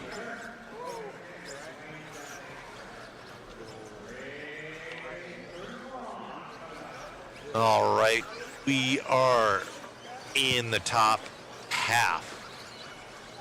Oh yeah, Kevin Fote was in that last one. He is your owner of PDX. He owns one of the raddest carpet tracks out there.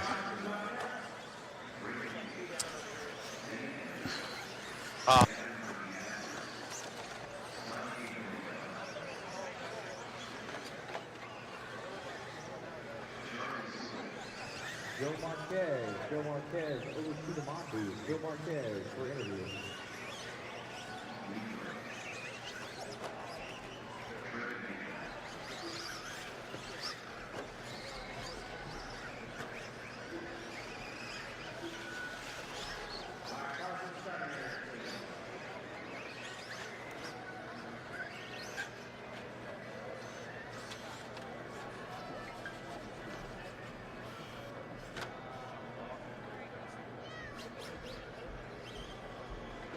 All right. Ooh, in this one, we got Hobby Wings Charlie Swanka. This is going to be a fun one. Charlie's finally getting her dialed in. Transfer over to 3 for me real quick. Let me know when. Too shy. Almost. Good.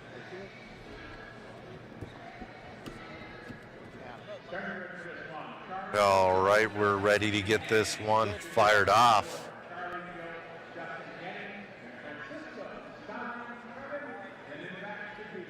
I love when people paint their, oh, that's not a painted dish. That's something else entirely on that Lozy truck.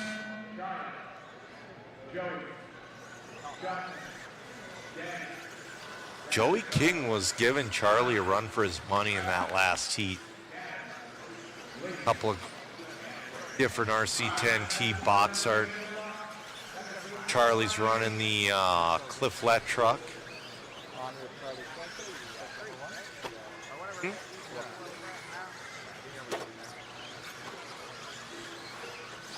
Oh, Baker's going to take that lead. We'll see this time by, though. Charlie's looking rock steady out there. Skinny front tires. Charlie back to the lead. Oh, now it's going to be Denny Andrews. Nobody's on Marquez's TQ quite yet. They're close, but they're not there.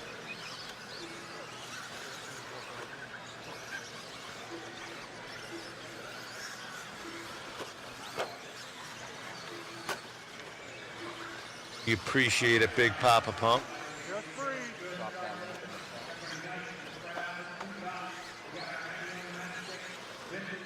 All right, guys, I'm going to drop that link in the chat.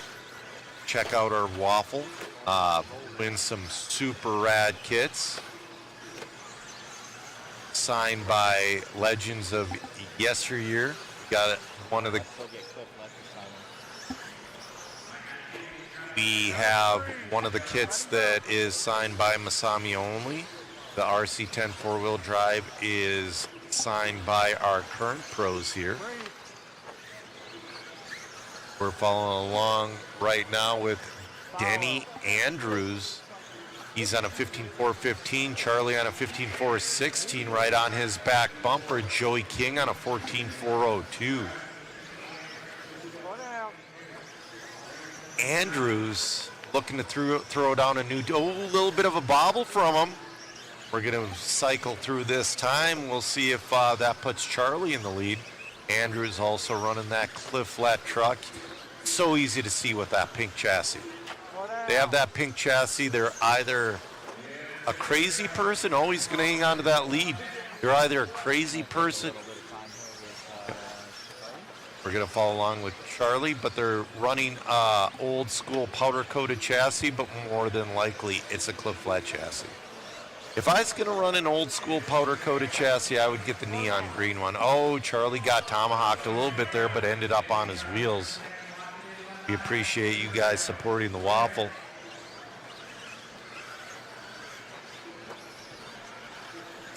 Yeah, Mini Z, you know, the T3 and the B3, they're still a few years away from releasing that because they have to release these kits when people were kids. All right, Charlie back to the lead. But they got to release these kits when he didn't flip.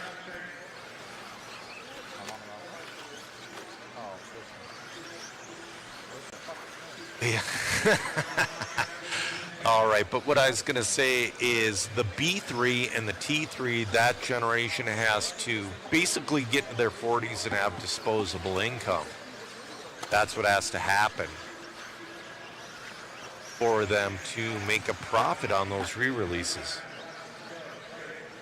Charlie out there, he's on a TQ pace of a 14.401. He's a, nice front flip. We'll see if Charlie can hang on to that TQ run. That bobble might have costed. Charlie's going to win that one, resetting TQ with a 14.401. Danny Andrews finishes in that 2. Hernandez finishes in the 3. We're going to throw it.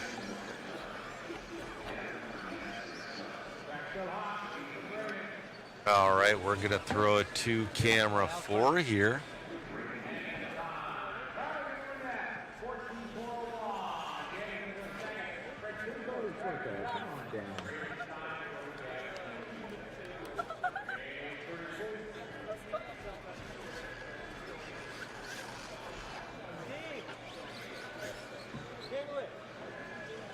Oh, Matt's doing his best Pulp Fiction John Travolta impression. Oh, there he is.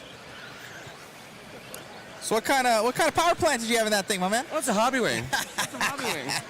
Look good out there, man. I like the front somersault flip. Yeah, doing stunts. You got to do a couple stunts here and there. It's extra points. Scotty will give you an extra second. I hope so. I need it. But look good out there. You having fun? Definitely. This is a blast. Right on, man. Well, thank you for coming out and all the Hobby Wing support. Thank you, guys. All right, Charlie Schwenka there, Hobby Wing main representative. Back to you, Joe, in the booth.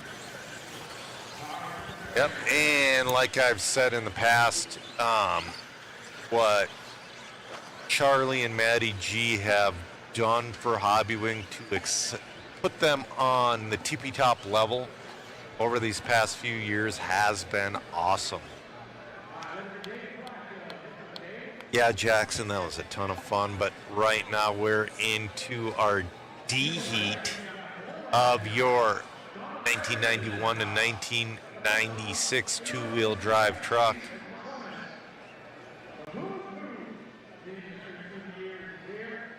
We got Dave Wenstead. We got Rob Mangold. Uh-oh, someone's driving. No, man.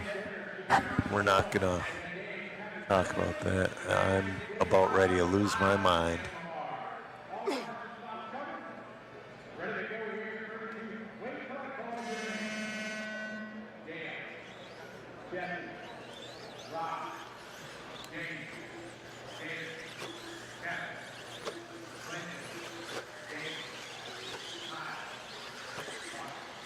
All right, we're off and running in this one.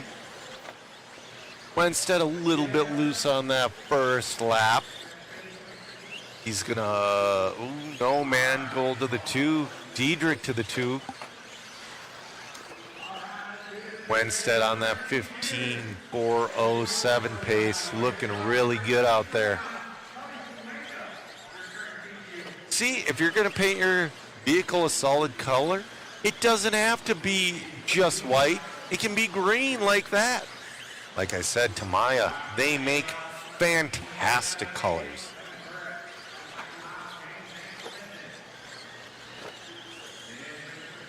Yeah, Hobbywing should re-release vintage Novak stuff. Ah, man. I'm not going to read that last part. Nah, man. Wenstead on a 15.401, Granite on a 14.401, Diedrich on a 14.401, Mangold on a 14.401. Top 4 right now are beating Charlie's time. We'll see how this one plays out, though. We got 2:30 left to go. Oh, your leader getting a little hung up. He had a 4-second lead. That just got gobbled up.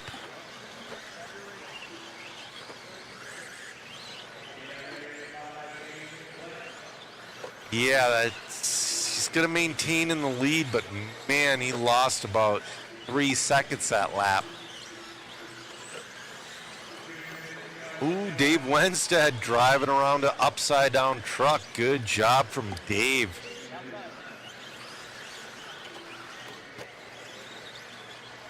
We got Clinton Gilliland in the 2. Oh, he just dropped down. That's going to put Diedrich to the 2, Burnell to the 3. Wenstead his lap times are starting to come back down now that he's got clear track in front of him. He's back into the 16s.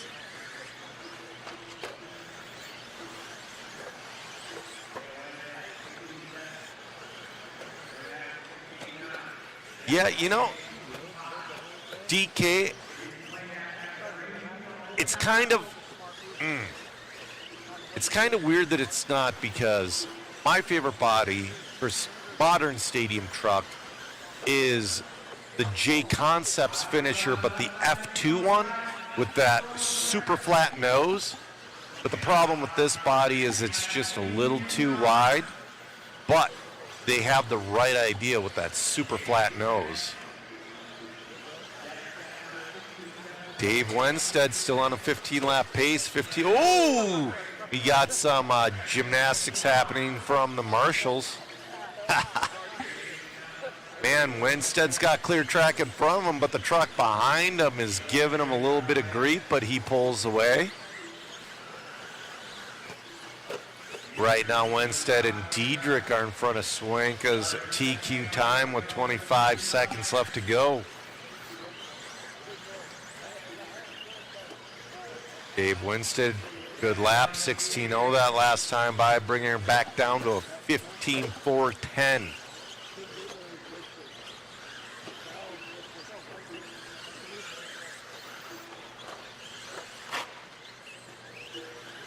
All right. This is your leader's last lap. Once he crosses the loop, he will reset TQ. He's on his 15th lap.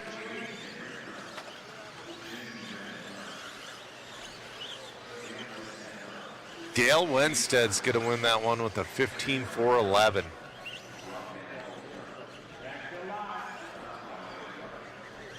Yeah, Flint, I used to love the crowd pleaser body back in the day. I had one on my T2.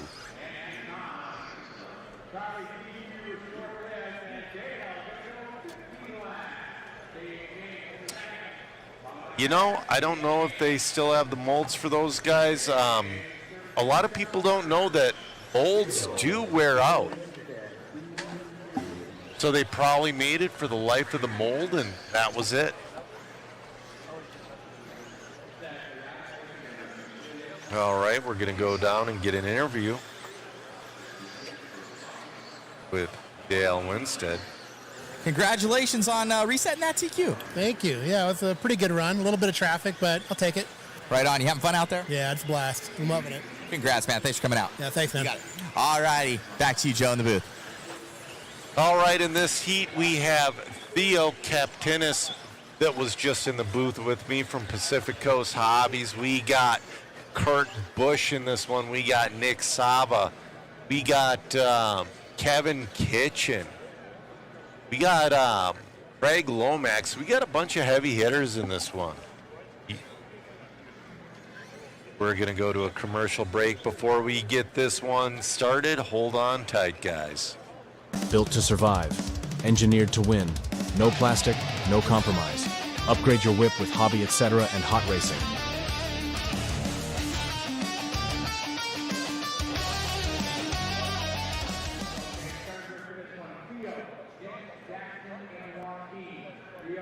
All right, we are back to racing action.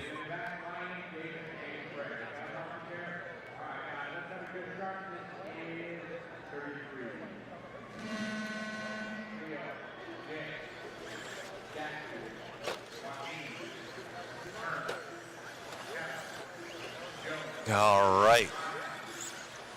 Theo Kaptinis, he just showed me this sweet 89 stealth car, and he says he's going to run it. It's too pretty. He's not going to run it this weekend, but it's going to be a runner. I'll tell you what, Nick Sava in the 2, I know Kurt Busch, he's really trying to get up there. Craig Lomax taking an early lead.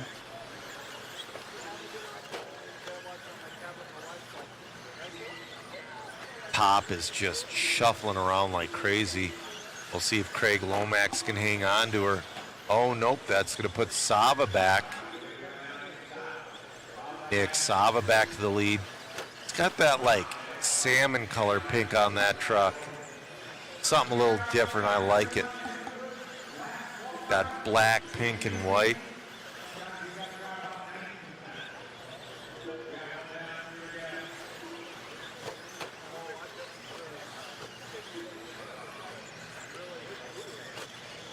John Burton says Theo needs to have a, quote, I'm at a race this weekend, unquote, sale at his hobby shop.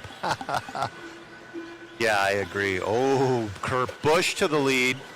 Oh, but he gets spun out. Yeah, that's about the best, smartest thing you can do there. Just wait. Oh, wait, that wasn't Kurt. Kurt's in that black and green at that end of that line. He did just lose lead to Ryan. Oh, wait, no, he's back. Sorry. Man, the top is shuffling. Kurt Busch, your leader. He's on a TQ pace of a 15.410. We're halfway through this one.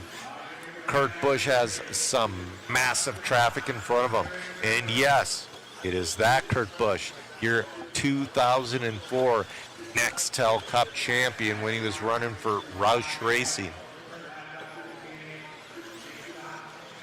He's been keeping us filled up with monsters all weekend. He's got free monsters at his booth. That is one of the most helpful things ever. Nick Sava right on his back bumper, that number 2 spot, though. Nick Sava's going to move back to the lead. Nick Sava's got some clear, well, he's coming up on traffic real quick. He did have clear track, but when the traffic bobbles a little bit, that he catches them very quickly. We got a minute left to this one. Nick Sava on a 15.411.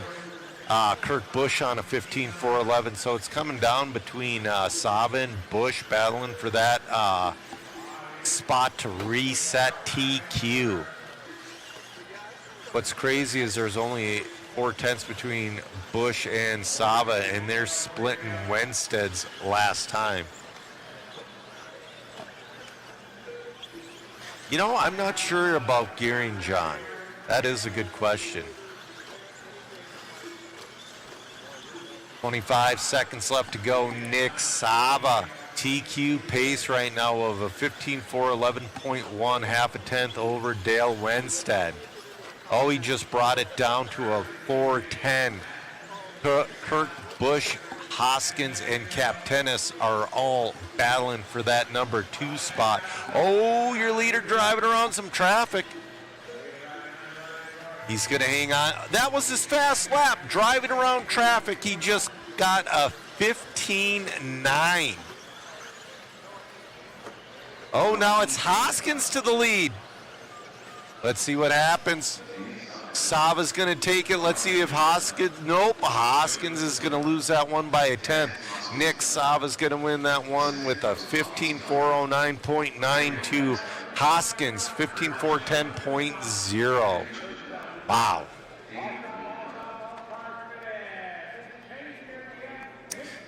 John Burton, I have not gotten to rip some laps yet because this is the most aggressive event security I've ever seen at an RC race. We literally, when we were wrapping up the race last night and talking about, you know, how the day went, we had security guards, plural, staring at us. We're going to go to Nick Sava with an interview. That was a tight race.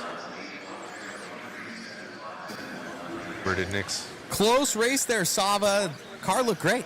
Oh, made some changes, softened it up a little bit, softer inserts everywhere.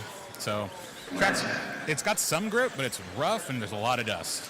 You're a true hobbyist racer. I see you in 8 scale. I see you in vintage. I see you in 10 scale. I see you back in the UK. A little bit everywhere. Oh, I go all over the place. I love to race anything with RC. Give me a radio. Let's go run it. Congrats, buddy. Thank you. You got it. Sava grabbing that one. International Traveler. Back to you, Joe. All right.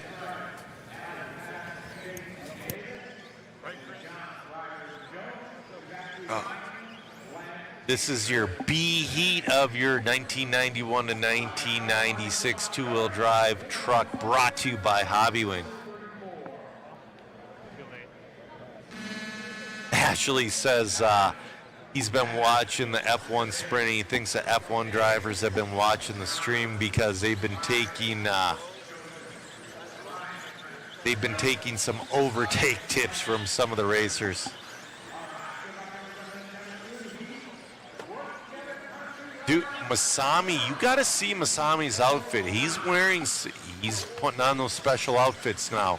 I really want to see what he wears main day. I believe his dad makes his outfits.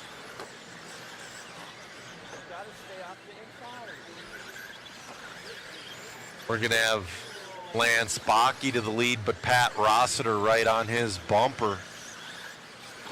Chris Van Aeren, the 3. Joe St. Peter, now Van Aeren to the lead.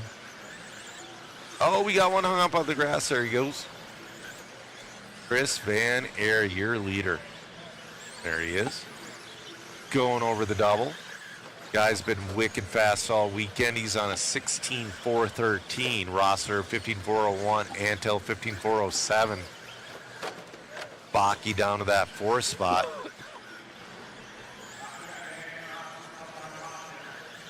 Rossiter flirting with that 16-lap run. Rossiter is having his own truck event next week, either in Florida or a little bit of a bicycle there from Van Aeren, but he recovers nicely. driving smart. It seems like he's backed off about 5%, which is smart on this. He's still super fast, but he looks a little more consistent than he has the rest of the weekend.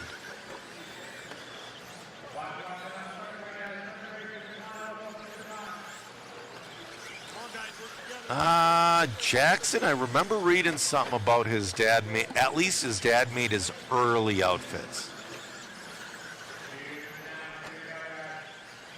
Oh, Van Aert getting hung up with traffic. Let's see here. That's going to put Rossiter to the lead. Rossiter on a 15.403. There we go with this green and white.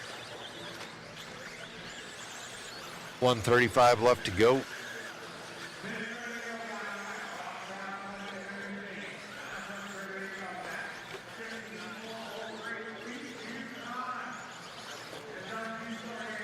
He is on a TQ pace. This is your B heat of your 1991 to 1996 two-wheel drive truck.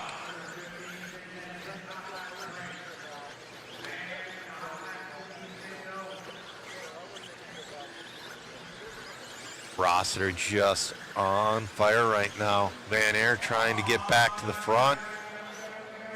Got a little bit of a slow one there from Rossiter. Let's see what Van Aert has.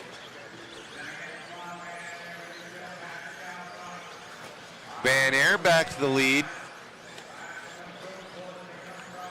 Van Aert on a 15.405 right here. Getting tangled up in traffic a little bit again. Oh, it seems like every time right there. Now it's Rossiter back to the lead. Antill in the 2, Van Aert in the 3. 15 seconds left to go. Nope.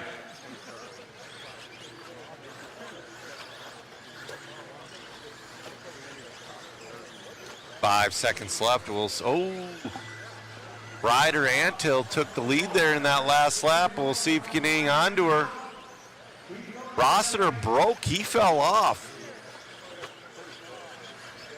We're coming down to the last one. 2/10 between Ryder Antill and Chris Van Aert to reset that TQ. Oh, Chris Van Aert and Chris Van Aert is going to take that one and reset TQ with a 15.406. We're going to go to a quick commercial break.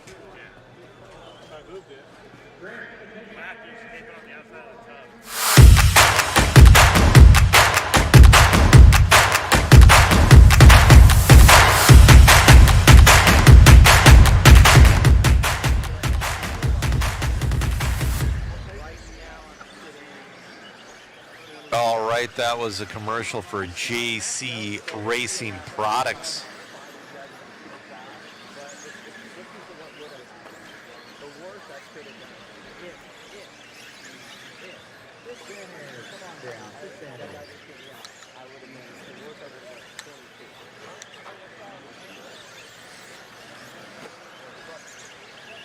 Man, cars must be working good. Yeah, truck's been a little bit of an uphill battle. Missed setup a little bit, but working with Mr. Adam Rails, kind of getting me back on track, and we're feeling a little better. So, hoping to make the show. I had a DFL yesterday, so don't want to do that. So, hoping to make show on this one. So, hopefully that was enough. Congrats, buddy. Thank you. Appreciate it. Back to you, Joe, in the booth. All right, this is your A heat of your 1991 to 1996 two-wheel drive truck. I'm going to drop that link because everybody should be watching at this point. Click that link, enter the waffle. It helps us out. You have the chance to win cool prizes. We got Rails in that number 1 spot. We got Scott Brown in the 2, Richard the King Saxton in the 3. We got Jonathan Schultz, Jerry Walter. We got Jack.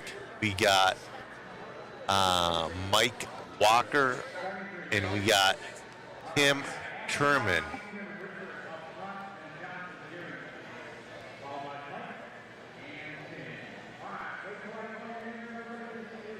What blew out your speakers? Sorry, guys. Was the commercial a little hot?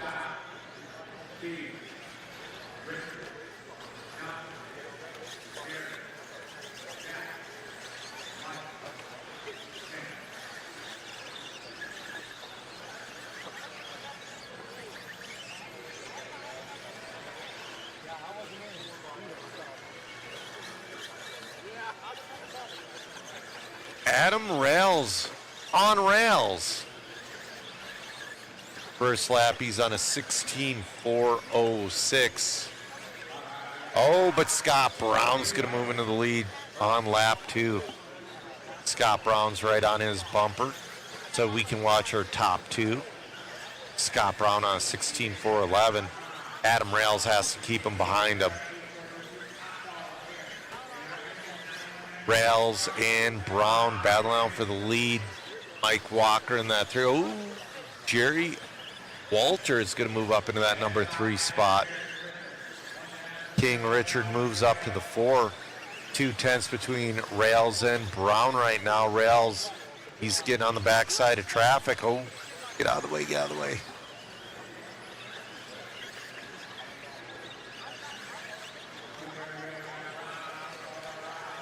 .235 left to go. If there's a water break after this race, I'm going to take my own little water break.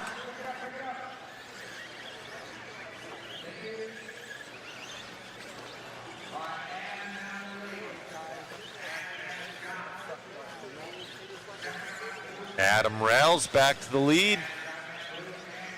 Adam Rails looking to reset that TQ at a 16.411. Ever since Adam's been running nothing but loose outdoor, he's been running a lot of vintage. I know he's been dialing his T7 in for outdoor racing. Looking fantastic here, down to a 16.410. Scott Brown on a 16.412. Jerry Walter on a 15.405. Top 3. Ooh, the King moves up into that 4 spot. Minute 30 left to go. So, Valkyrie, yes, we did find out what happened to Mayfield's car. It was an axle pin. Oh, Adam Rails hung up on the grass. That's definitely going to put Scott Brown back to the lead. That's such a bummer. Rails has been on fire with that truck. We'll see if he can get it back. Oh, a little bit of a bobble from Scott Brown. Rails gets around him. Rails with a 15.7 that last time by. 1.2 between Rails and Brown. Brown, your leader. It was an axle pin. It just left the chat 2 feet before the finish line.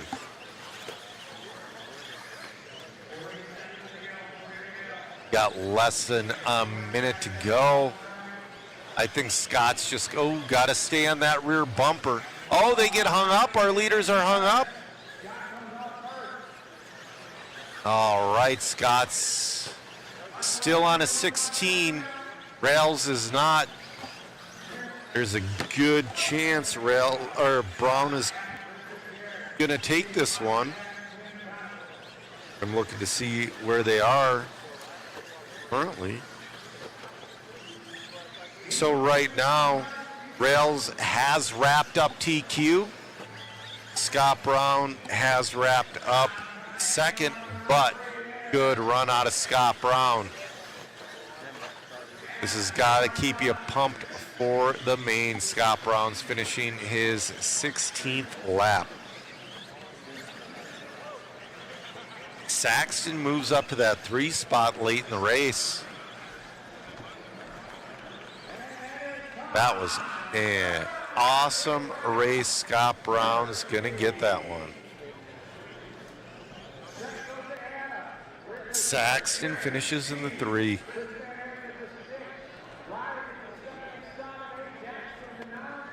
All right. Scott Brown. Scott Brown, come on down.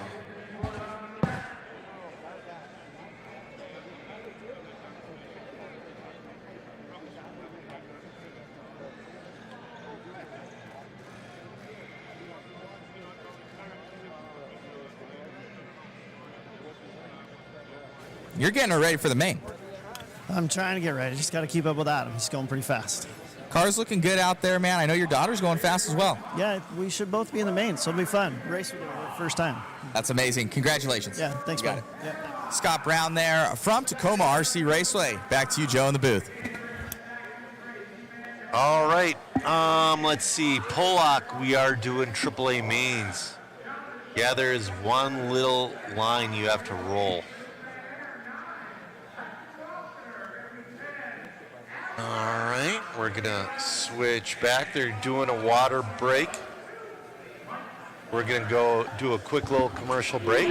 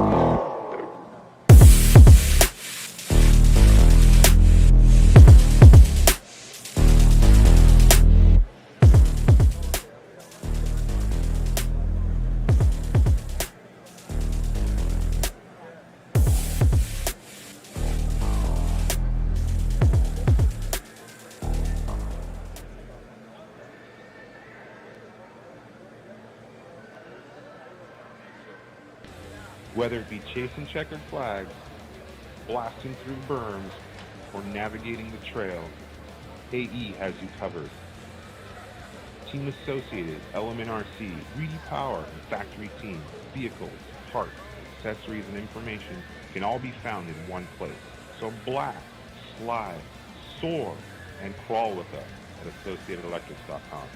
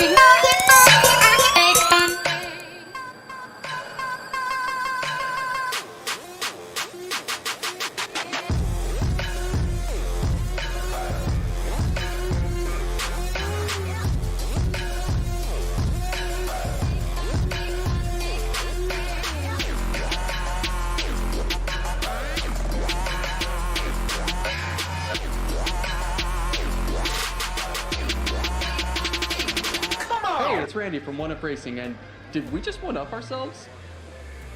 I'm proud to introduce the latest innovation from 1UP Racing, my new lockdown adjustable bullet plugs. The world's first tool-free adjustable bullet plugs designed for convenience, excellent power delivery, and badass looks. Drop them in, give the thumb screws a twist, and you're set. That connection's on lockdown.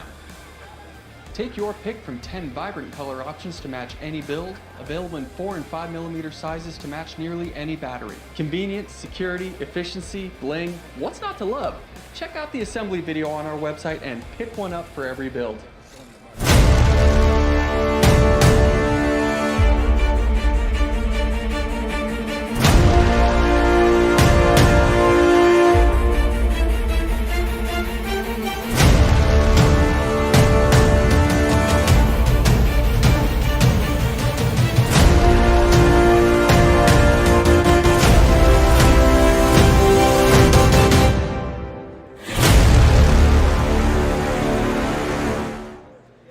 All right, we're back. We're about ready to start racing again.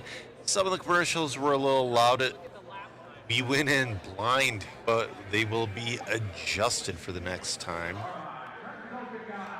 All right, this one is your 1983 to 1985 four-wheel drive buggy, brought to you by Old School RC. Check out the group Old School RC on Facebook. We got Jason Ashton in this one. I believe he might have TQ locked up. I'm not quite sure. I couldn't imagine him running his car if he does have TQ locked up.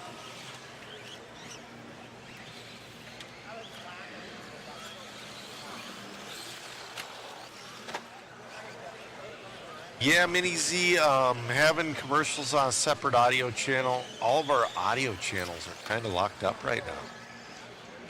Yeah, it looks like Jason's going to sit this one out.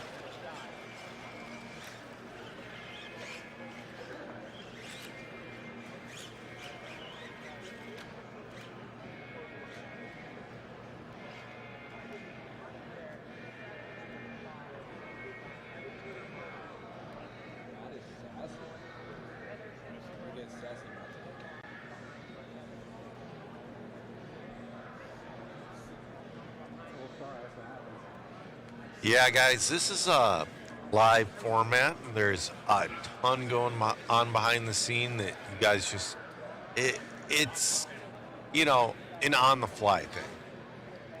That's one of the reasons you guys haven't been seeing or hearing Matt too often, because he's over here working on everything. We're also down a man right now. We got David up on the camera. Cameraman Chris, hopefully we have him back later this weekend, but health is number one.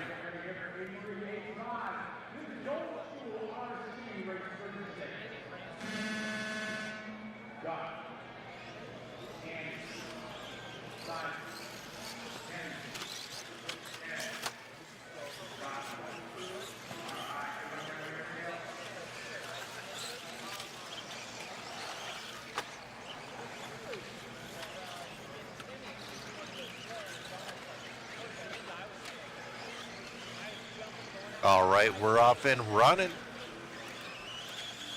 Yeah, Jason Ashton sitting this one out. Yeah, man, Scott Brown is a legend.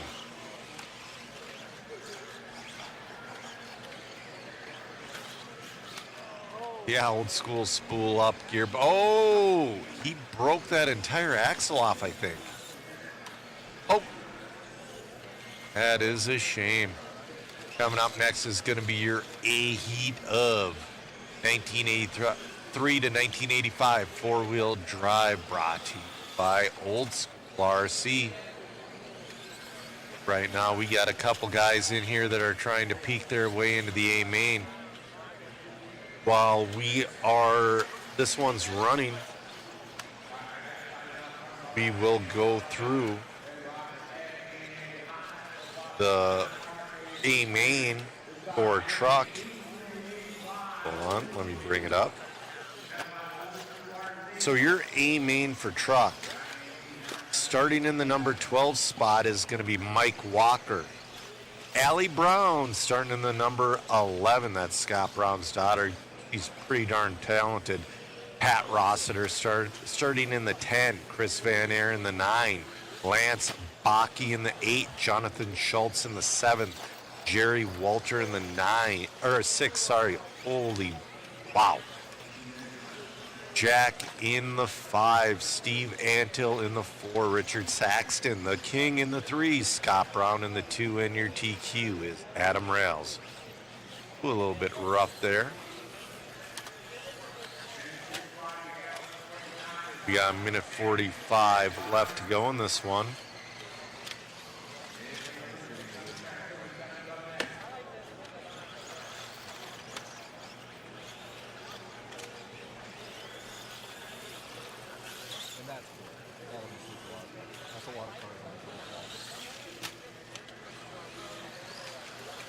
Yep, we're running AAA main format. There are no bump ups.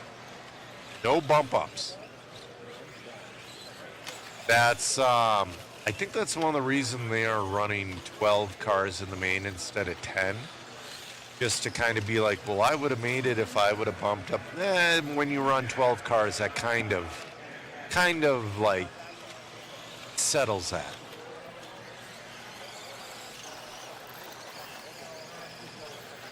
You got 45 seconds left to go. Simon Clark, your leader on a 12-4 flat. We'll see if he can bring it into a 13. He's a little bit of traffic, but taking that double smart by doing the single. Still on a 12-4 flat. It's got a couple more laps to try. That car looks pretty easy to drive. It's really neutral.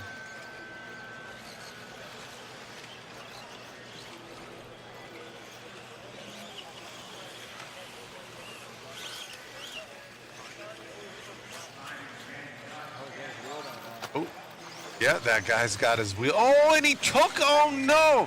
He gets back on the track and he wrecks Simon Clark's 13-lap run. He just got into a 13-lapper. He's going to finish with the 12, unfortunately, with the 12.402. Man, oh man. All right, you're a heat of 1983 to 1985. Four-wheel drive buggy brought to you by Old School RC. Coming up. That's right, 12 cars on this track. It is dicey. We've had a few heats with 12 cars. It's very dicey.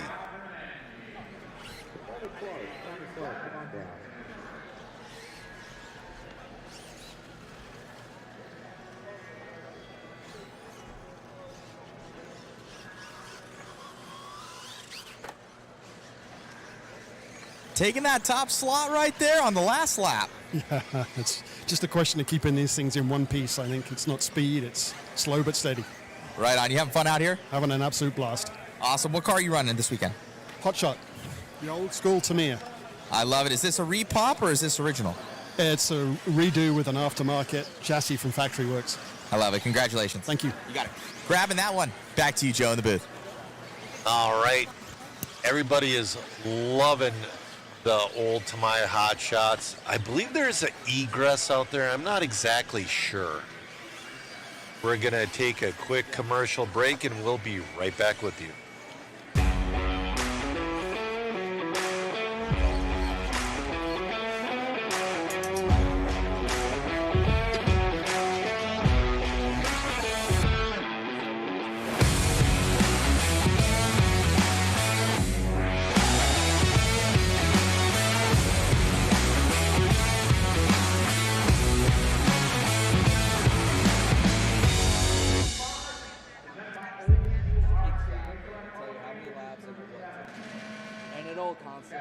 All right, we're back just in time. Kevin Burrett leading out the field. Hey, Chris Atkinson's in this one too. It's so awesome. You know, I look at his Facebook. I think he loves RC racing more than the majority of us. The dude's out somewhere every weekend just having a phenomenal time.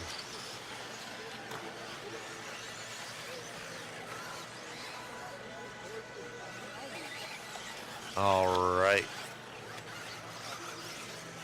We got Kevin Burrett on a 15.402. We got Craig Raja in the 2. We got Chris Hackinson moving up to the 3. Burrett, though, on that TQ pace of a 15.406. He's been pretty close to TQ runs. He's got that car looking fantastic out there.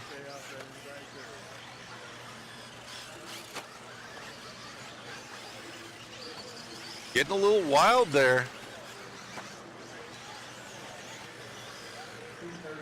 That front end on Burrett's car looks a little light, but he's making it work for him. He's down to a 15.407. Hackinson up to that 2 spot on a 14.402.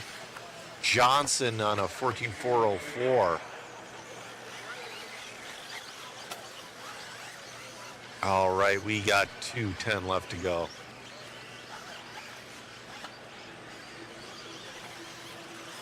Coming up next is going to be, I believe it's 1986 to 1993 four-wheel up next. Kevin Burrett, he is on cruise control. He's going to be coming up to some traffic here pretty quick, though. He's got a minute 55 left. Holding really solid at that 15.407 pace. Chris Hackinson in the 2 on a 14.405. Johnson on 14.408. Oh, tried going over him. A little bit of a bobble, but it's only going to cost him about a half second. Our leader got an assist from a lapper. Got to love it. All right, Johnson's got to take a deep breath and throw his elbows out. All right. Still hanging on to that 15-lap pace. He's on a 15.412. Oh, he spins out at the end of the straightaway again. The end of the straightaway's been biting people. You cannot hit that aggressively.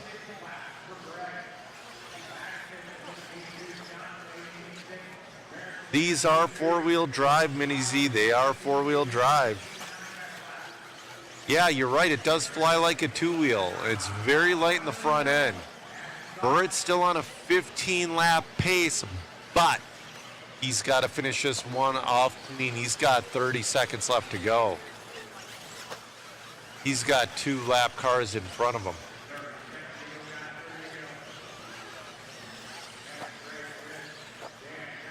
All right. Go, go, go, go, go, go. Gets over the grass, does a wheelie.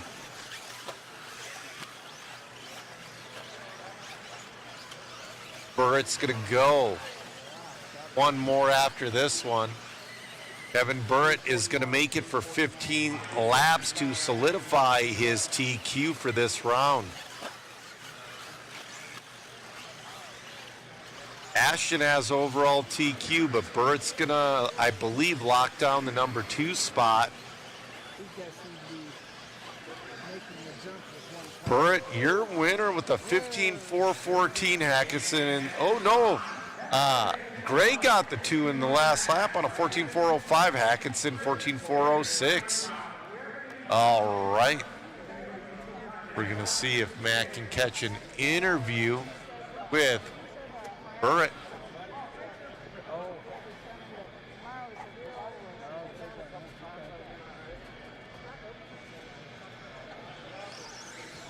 Burrett interview. Burrett.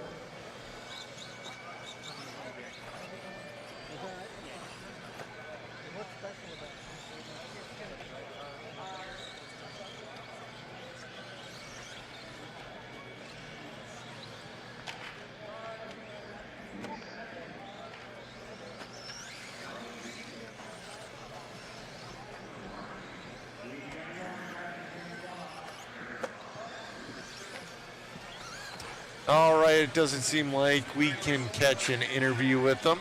But it was an awesome run from Kevin Burrett. All right, this is this is your 1986 to 1988 four-wheel. Excuse me, I thought this had a wider range.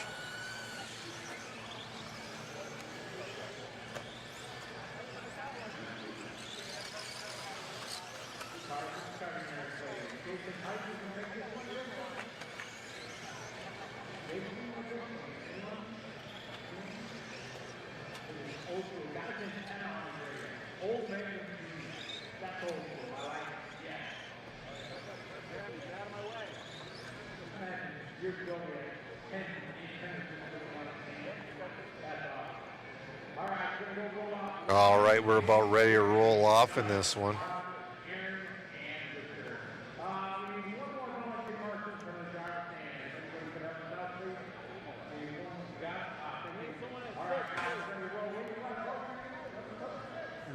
All right.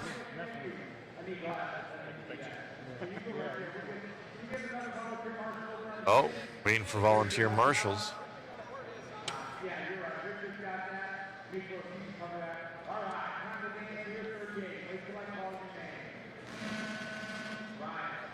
Ryan Hasty rolling us off. And Nick Sackandy's going to start in that 2 spot.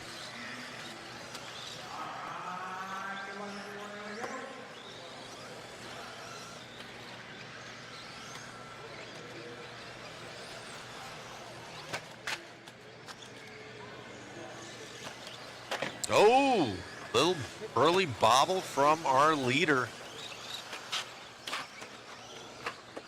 That might put Richard Cantu to the lead. Hasty having a rough second lap.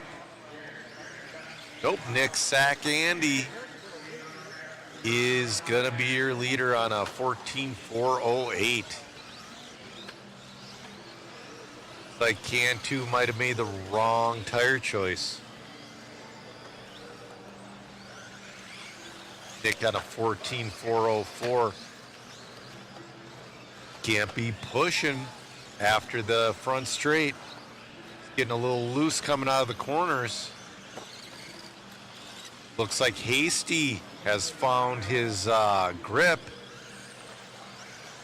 See if Hasty can make up some ground on Sackandy. Hasty did get by him. He's got a pull from him now.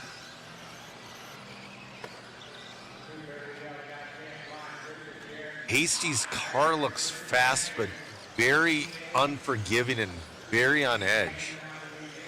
Hasty is 7/100ths behind Sackandy, and after going a little bit wide, I think Hasty is going to take the lead in this one.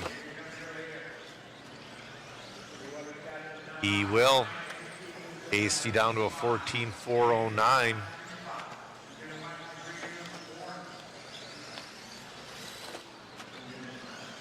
All right, we're halfway through this one.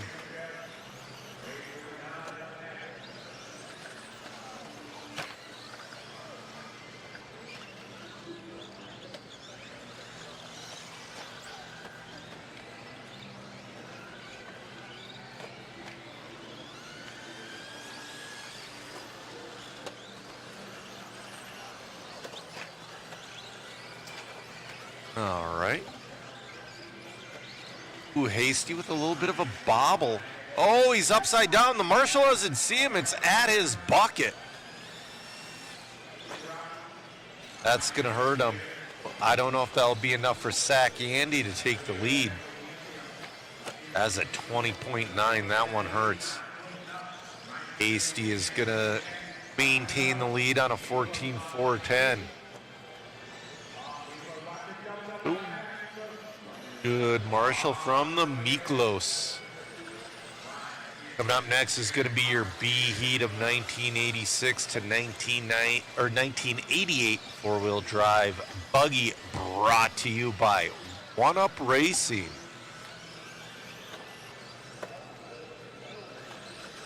Drop that link to the waffle in the chat.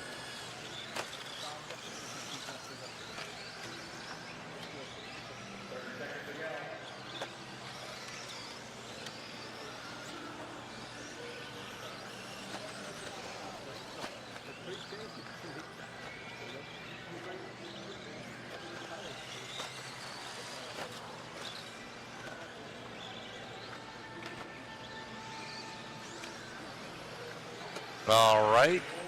Ryan Hasty. He did a hot lap that last time by. We'll see if he can finish strong. He's still not quite in the green with Sac Annie. Ooh, jumps over him. Ryan Hasty's going to win that one, setting TQ with a 14.405.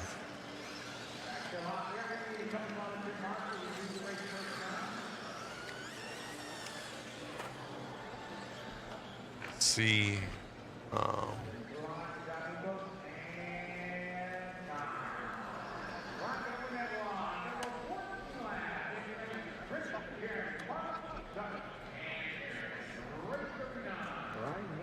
Ryan Hasty on down for interview.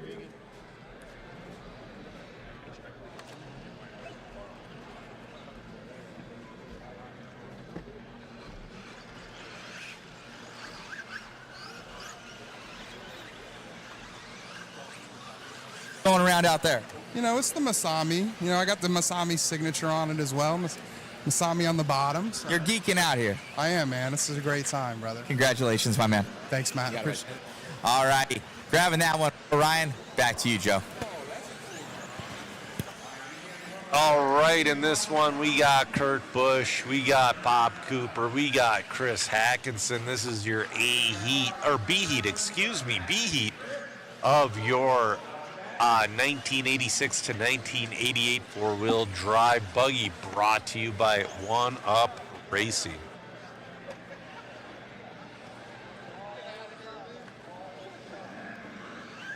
You know, Spin, this class, like right there, Kurt Busch just took the double, and look what happened.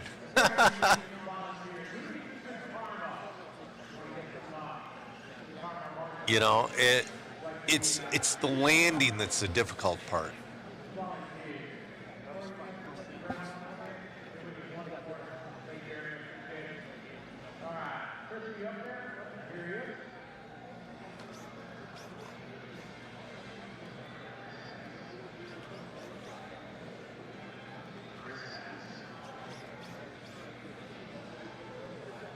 All right, Kurt Busch is going to be leading us off in this one. Speaking of Kurt Busch, I just went to his cooler and got a Pipeline Punch. This thing's a full sugar one. It's going to put me in a coma later, but we'll worry about that later.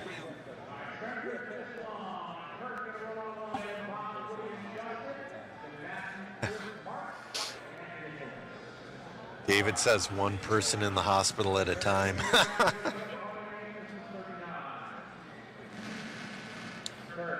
You know, CeeLo's asking if mains are today. I'm not exactly sure, but I heard we might run the first round of A mains today. We might. Kurt Busch. Oh, Bob Cooper hits that double super nice. Bob Cooper is going to be your early leader on a 15.401. Minnesota's own Bob Cooper.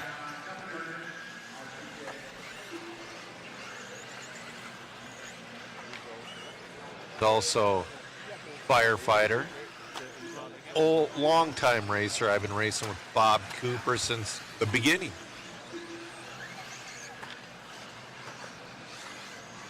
See, now, John Burton's giving me dangerous ideas. He's saying Pipeline Punch and rum. Mix them together. Dude, I hate that I like that idea, but I'm not going to try it because, yeah, I need to wake up for tomorrow. Bob Cooper, your leader, on a 16.414. He's looking good out there. We'll see it. Bob's also another one of those guys who's started out very fast, but it's like throughout the run, something happens to where he starts losing grip, starts losing consistency, and can't quite get that consistent running. Bob Cooper on a 16.413. We got Woody in the 2 on 15.411. Justin Morgan moves up to the 2.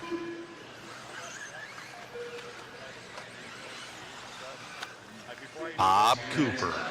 2 minutes to go. Ooh, halfway through, he's looking at the backside of traffic.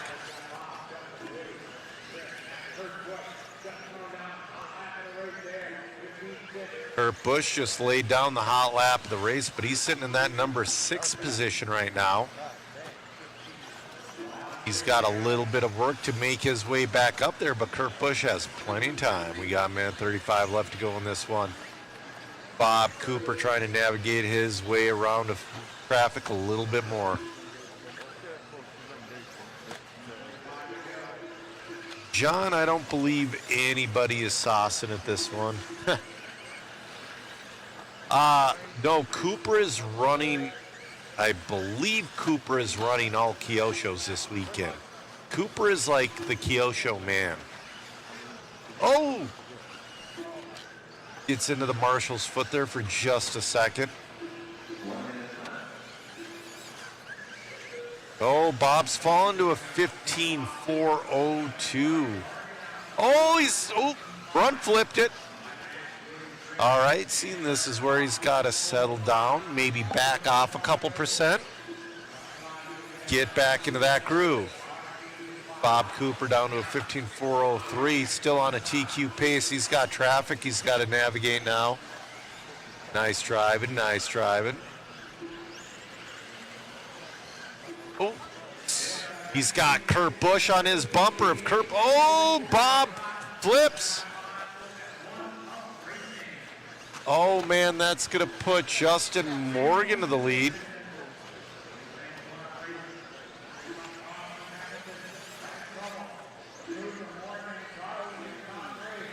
Five seconds left.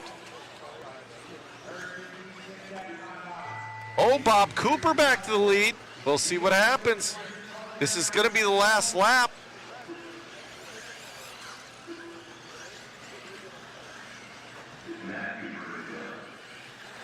All right, Bob Cooper's going to take that one on the last lap with a 15.407. Justin Morgan, 15.408. Woody with a 15.416. Great run, great run.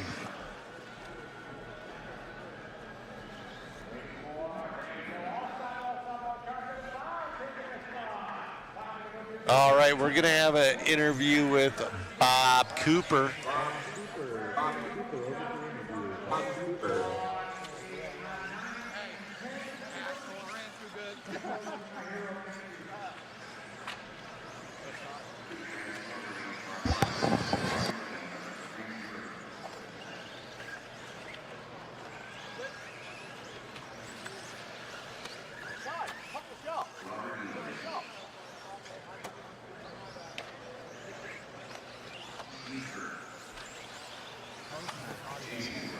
Congrats, grabbing that one. Thank you. Appreciate it. Yeah, we'll see how it sorts out with the next few qualifiers, but it felt pretty good. It was probably my best run of the day, or since we've been here. So. Oh, man, what ran this weekend? Kyosho Optimum. Congratulations. Thank you, sir. Appreciate it. Joe in the booth. All right, yep, Kyosho Optima Mid. That was a popular car. So right now in the back seat of the mod van, we got a regular Kyosho Optima with the rear motor that we're going to do a photo shoot with.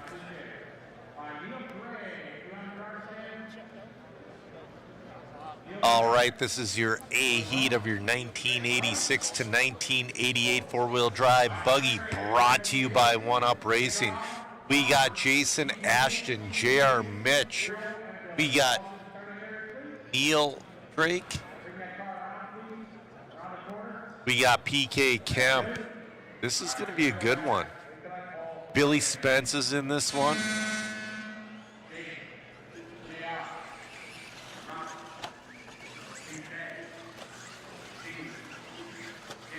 Yeah, Jackson, it was a bit dicey.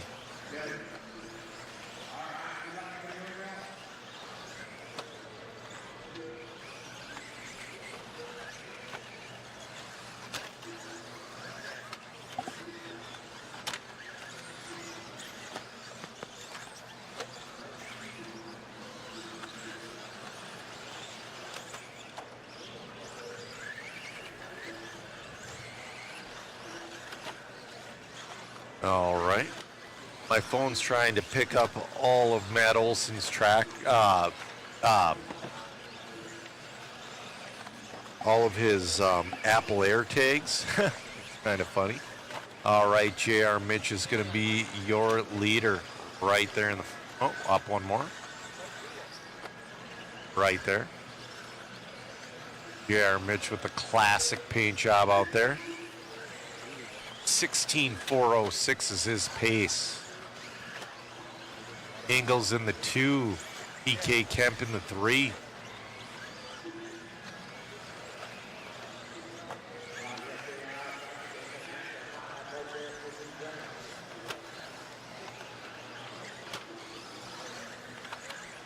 Robert Ingles pretty solid in that 2 spot, but he's got Jason Ashton and PK Kemp on his back bumper.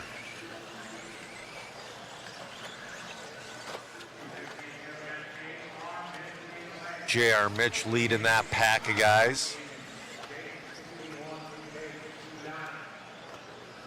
Compressed air was not supplied. There's a lot of people with those blowers you get off of Temu.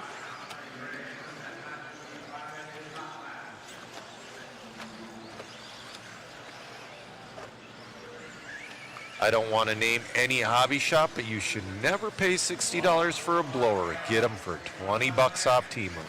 They're the same thing.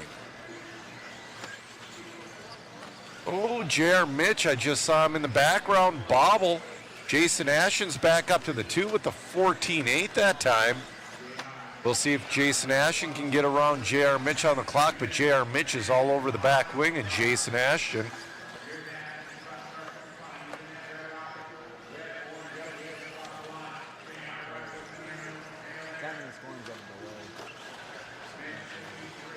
Jason Ashton doing everything he can to pull away from JR Mitch to take that lead back. Oh, Mitch gets a little loose, trying to give her the beans a little too soon. We got a minute left. Ashton's making a race out of this thing. Oh, we got one upside down there.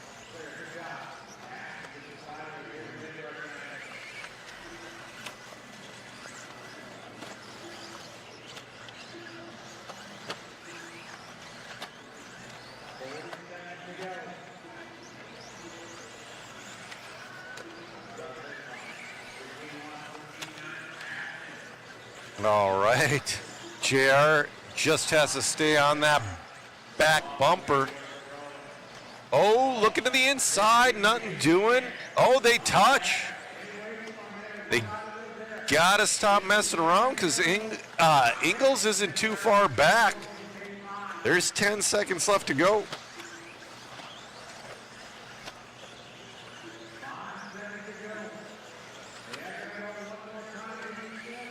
All right, that's going to be the clock. Oh, Ashton taps out. That's going to give JR Mitch a TQ. Mitch has to finish this lap out. Going over the double across the finish line. JR Mitch taking this round's TQ. Maybe overall.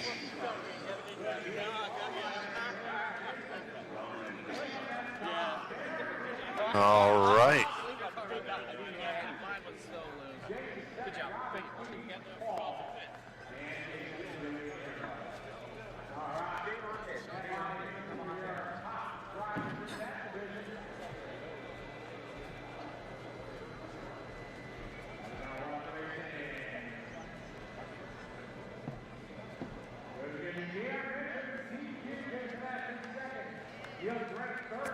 Congratulations on the run there, man.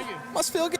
Yeah, not too bad. We did some little changes there and tried some things, and it worked out pretty good.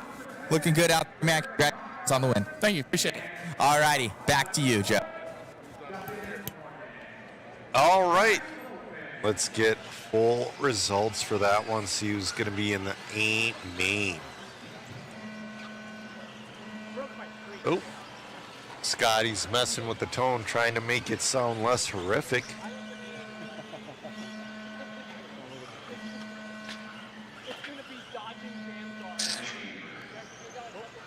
Round 3 hasn't scored yet on live time, but It looks like J.R. Mitch should be overall TQ.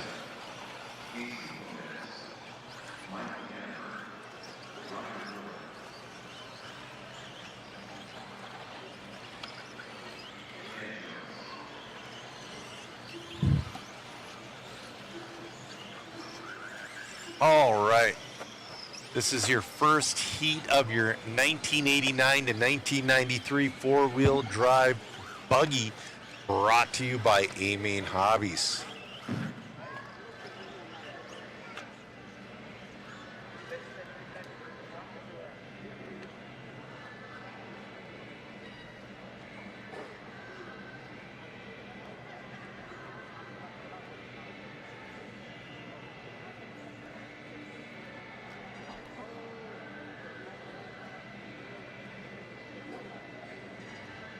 All right, we got Jan in this one. We got Thomas Galat, Adam Shaver.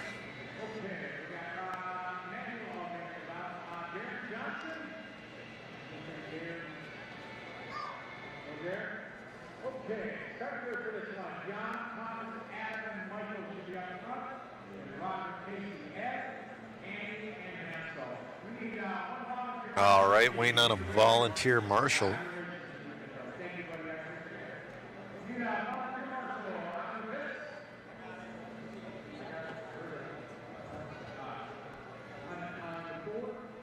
I'm trying to refresh the points, but they have not.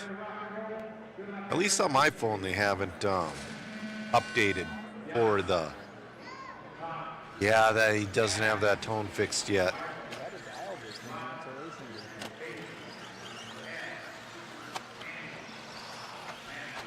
All right, so it looks like Jason Ash. Wait, no, I'm looking at the wrong class. Sorry, guys. J.R. Mitch is going to be your TQ. So in your A main for 1984 to 1988, starting in 12, is going to be Justin Morgan. Hiro Nakaya is going to be starting 11. Minnesota's Bob Cooper starting 10. Billy Spence 9. Jason Grimes 8. PK Kemp starting in the 7. Steve Kirk in the 6. Robert Ingalls in the 5. NASCAR Cup champ Kurt Busch in the 4. Neil Drake in the 3. Jason Ashton in the 2. And your TQ, J.R. Mitch. Really solid lineup there. All right, in this one, we got Jan from Norway leading this one off. Thomas Galat in the 2, Adam Schaefer in the 3. Jan is on a 14.406 currently. Ooh, gets a little loose. Bearings back and driving again. Yeah, Jackson, cartwheeling does seem to accelerate the cars while crashing. Jan making his way through traffic.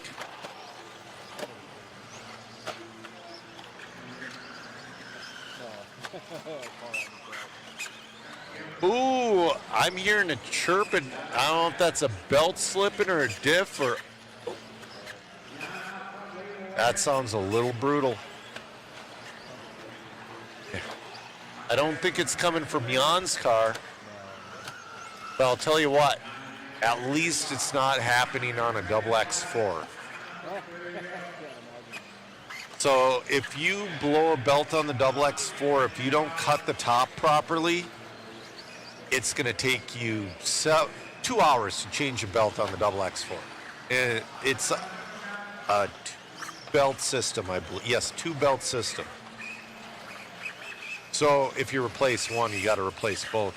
Ooh, that's getting louder. I think that's that RC10 one.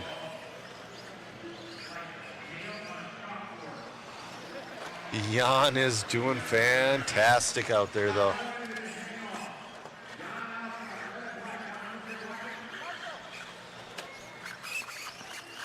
Might as well finish it. It's not going to get better. You're going to have to replace a part anyway, so you got to try to finish. Jan's trying to stay in that 14-lap pace. He's got a mess of cars in front of him.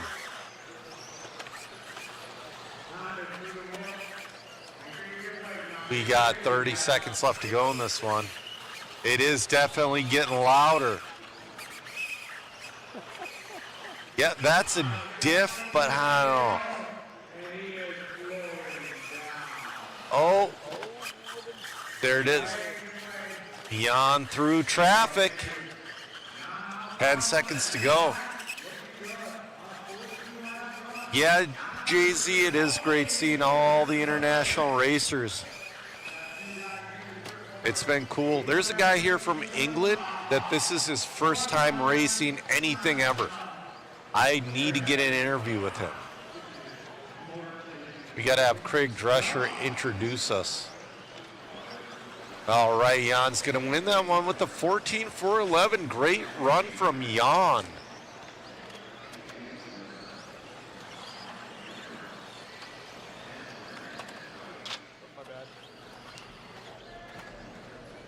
Who was squealing? Somebody was. Someone was. It was working. It was making it go.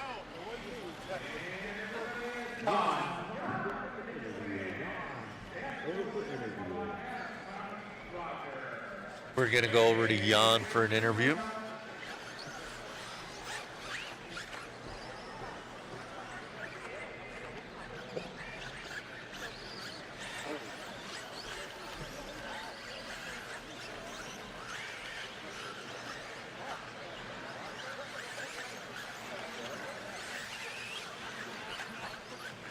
On here from Norway, grabbing that one must feel good. Yeah, it's pretty good. You having fun out here? Yes, very fun. Very, very cool. How many fellow countrymen are here with you? We are 4 people from Norway. Yeah. Congratulations on that one, and thank you for coming on out. Yeah, thank you. Any sort of anything in your native language to your family? We are having a nice time. It's very nice being here. Congrats. Yes. You got it. All righty, back to you, Joe.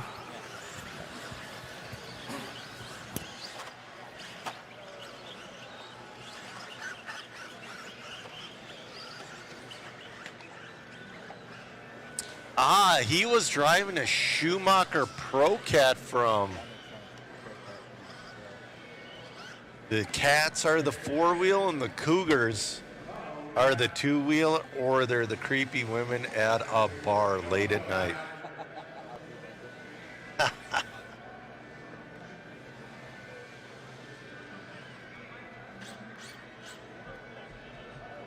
All right, David Prickett's going to be leading us off in this one. We got Brian Oring. We got the Miklos in this one. We got A-Main's Kendall Bennett. A-Main Hobbies is sponsoring this class. This is your 1989 to 1993 four-wheel drive buggy. We got DBR's Drew Boyd in this one as well.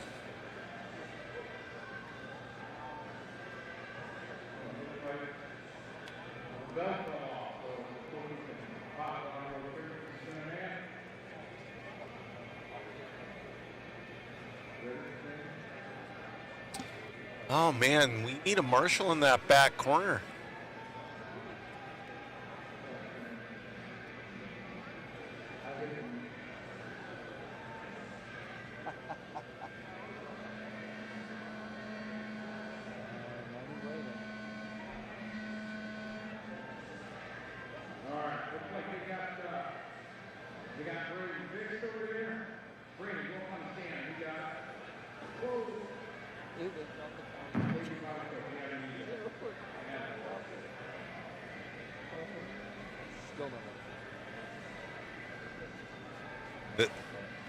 That's right, Tony. You do got to watch out for those Cougars on the racetrack and elsewhere.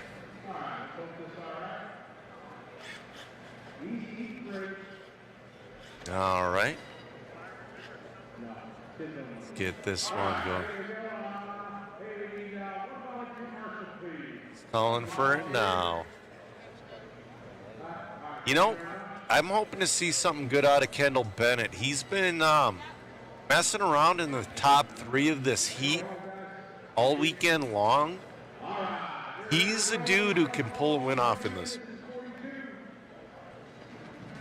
Oh, I don't know what Kendall's running for a chassis.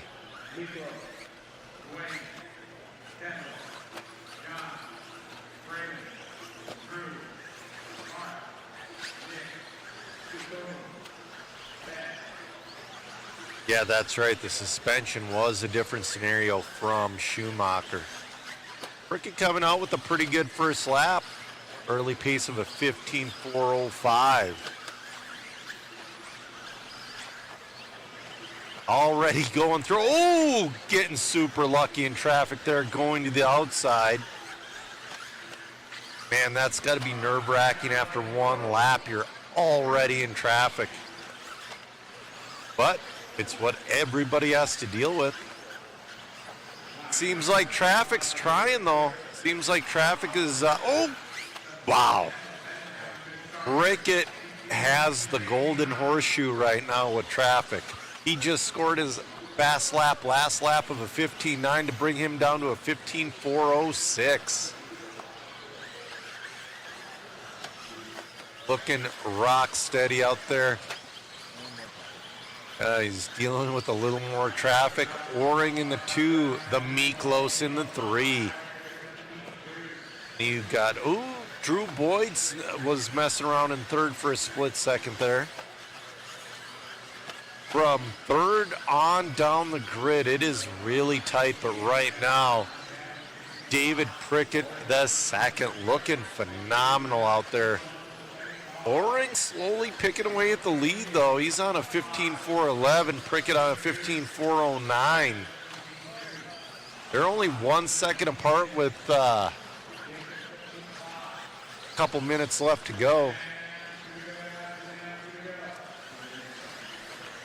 That is an RC10 up front, but it's not an RC10 four-wheel drive. That's one of the conversion cars. That's why. I don't know if that's a conversion car or the... You know that? Matt's going to have to ask him. It looks great, though. Oh, O-ring to the lead. DBR Drew Boyd to the 2. The Miklos to the 3. Prickett all the way...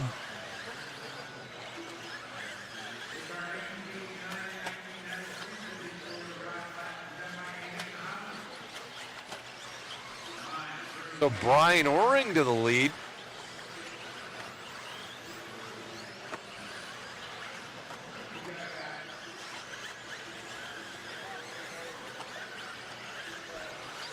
All right. Brian Oring out there looking great. I love that purple faded into pink to white paint job with the yellow wheels. He's right on the tail of the Miklos. 45 seconds left to go.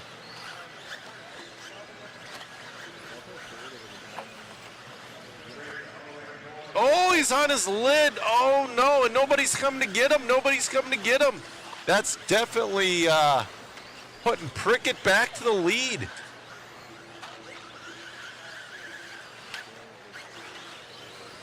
Right, coming across the loop. DBR Drew Boyd in that number 2 spot.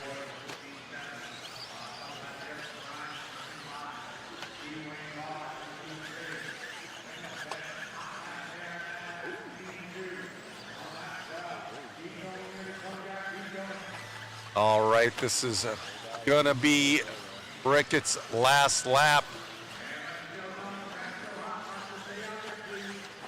Drew Boyd's gonna make it for 15, it looks like.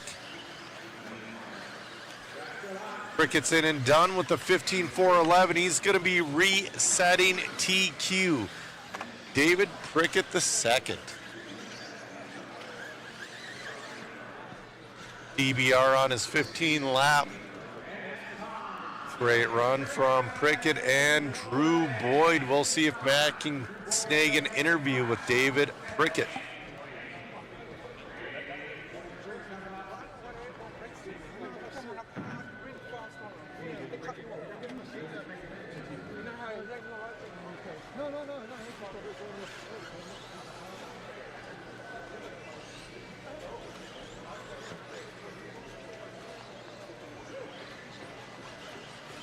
On that one, man. Must feel good. Yeah, it's good, man. I'd like to, my wife to let me do all this fun stuff. Wise man told me that last time we did this interview, Mr. Steve. So, thanks, guys. It was a blast. Had a ton of fun. Hopefully, we're going to make it into the A and get one of these nice trophies here. Congrats, man. What car are you running? The Team Associated B, the 44, the release. It's pretty good. Congrats. Thanks. You got it. All righty, Joe. Back to you. All right, he's running that RC10 four-wheel drive that was just released.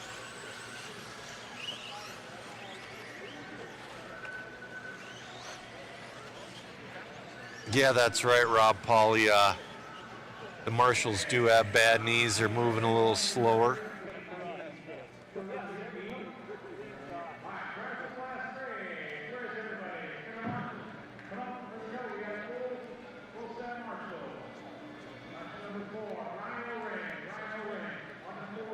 Oh, Chris, the computer guy, he's talking about where a guy made a self-marshalling arm on the third channel. You know, if I can make one heavy enough for a fifth scale, all right. Jack and Jesse and Chris Hackinson are going to be starting out 1, 2, 3.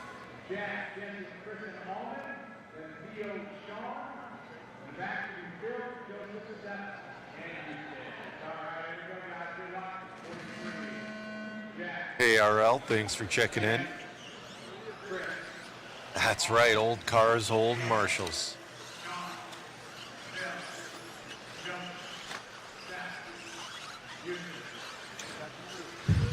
Looks like Jack is out there with that RC10 four-wheel drive as well.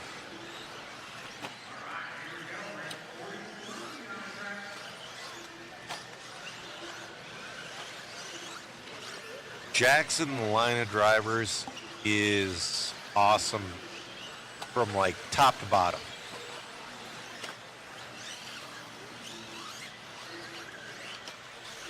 All right, guys, I'm gonna post that waffle link again.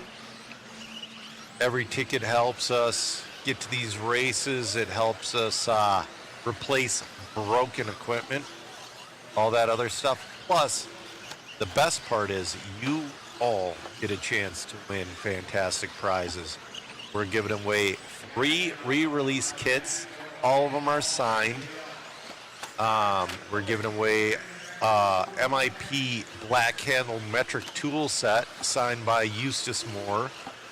We're giving away an MIP puck system of your choice, or a mod puck system of your choice. And when I say a mod puck system of your choice, that means 2 or 4-wheel drive.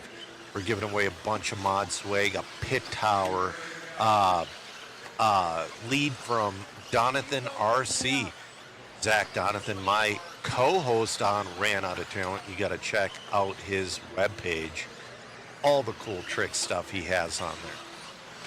That's where I got my toolkit charger. Joe St. Peter's going to be your... Oh, no. Excuse me. Jack is still your leader. Jack is still your leader. Followed by Jesse Granite in that, too.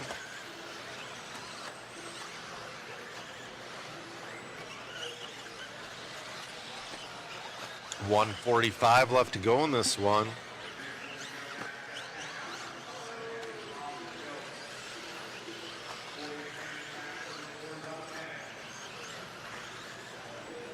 Yeah, that's right. Hackinson is the Iron Man. He is in this one. He's sitting in that number 6 spot right now. Right now, though, this is your B heat of your 1989 and 1993 four-wheel drive buggy, brought to you by A-Main Hobbies. Eustace Moore is in this right now. He's about ready to be put a lap down. Yeah. I think Jack might be trying to put her into the A main here. We're taking 12 straight. Well, only 12 make the A. We're running triple A mains. There will not be bumps.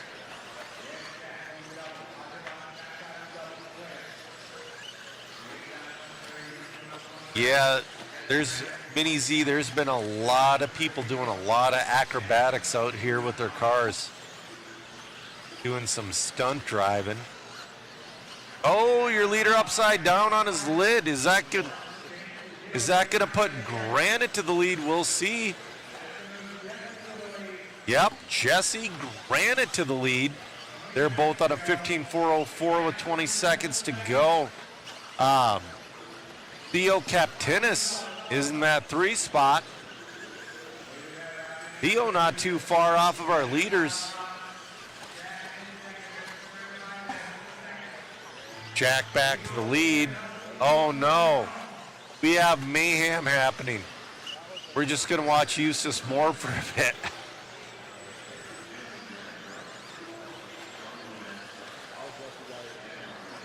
Jesse Granite is gonna get that one at the end with a 15.404 resetting TQ.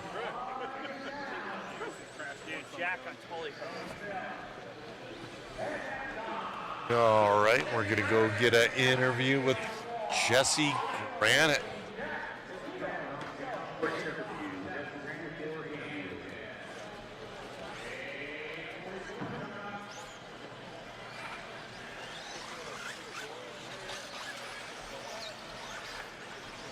Got Jesse here. Congratulations, man. You've been a huge proponent of the vintage classes as of late and doing good things. Thanks a lot, Matt. Really appreciate it. And we're all having a great time here in Las Vegas. Right on. Well, car looked good out there. Congratulations on the run. Thank you very much. You got it, buddy. All right, Jesse Granite, going to grab that one. Back to you, Joe, in the booth.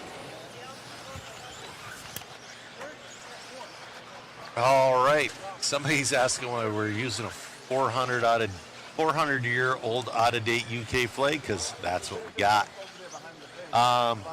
Track is creating a groove, but it is coming apart in other places. D-Nice, what car do I recommend for a beginner? Well, what I recommend to everybody, because everybody's local track is different, go to your local track. Don't get a four-wheel buggy. Four-wheel buggy is a big no-no for any beginner. I'm talking 10 scale. Sometimes if you're doing A scale, you know, E-Truggy would be great. But if you're doing 10 scale, a Slash, or if you want to jump right in, find a used B6.4, and that'll get you going. I mean, the B64 is so rad.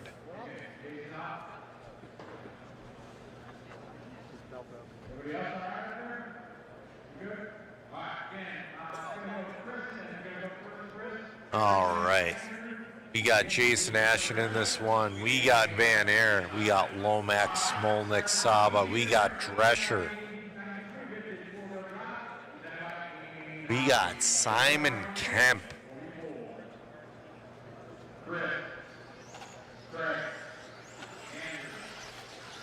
Oh, Jason Ashen's sitting this one out because he's got the overall TQ. I think they killed the tone because it was so horrific. Yeah, Flint, you know, E-Truggy for a beginner, you just don't need full power. That's the thing. If you're a beginner running A scale, I would definitely recommend an E-Truggy over an E-Buggy. They're way more stable. You have less tire options, or if you're not exactly right on tires, it won't hurt you as much as an A scale E-Buggy. You don't have to run at full power.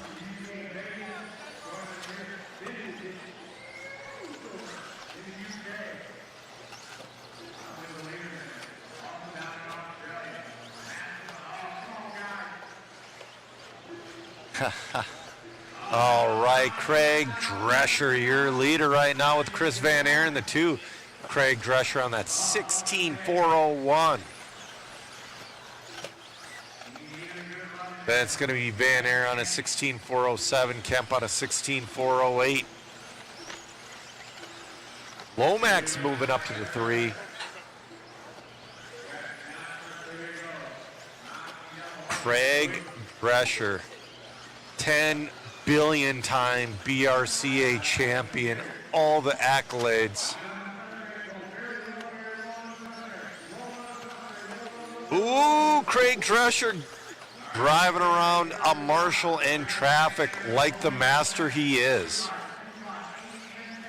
Craig's playing around trying to get his pace down to a 17 lapper. That's 16.401 right now with 2 minutes left to go. Craig Drescher working his way through traffic, going to the inside of an upside down car. Last lap of a 15.2, fast lap of a 14.8. Comes across with a 15.3 that time. Smolnik in the 2. Smolnik on a 16.411. Drescher is pulling away in this one. No, there's no penalties in this. That's the one thing that's a little bit of a bummer. This one's a bit of a free-for-all. Craig Drescher just matched his fast lap of a 14.8 that last time by with 1:20 left to go.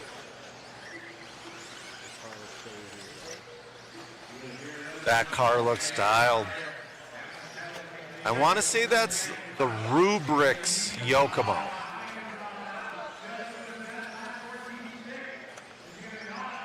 Oh, we got a 14.6 out of someone there. All right, we just got under a minute to go. 14.6 out of Van Air, but he's sitting in that number 3 spot. Van Air moves up to the 2. Ooh, Drescher getting a little loose, but hangs on to her. And again, it's this last minute. Cars are getting loose. It's so hard to explain.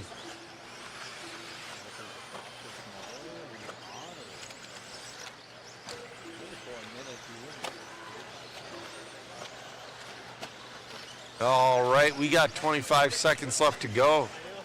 David on the cameras driving around another upside down car. David's wondering if the shocks are fading, and that's entirely possible. Or whatever slipper system, diff system could be getting hot as well.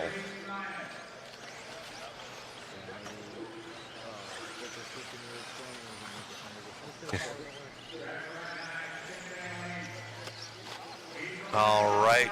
Oh, Drescher with a little bit of a bobble there. He's on his final lap.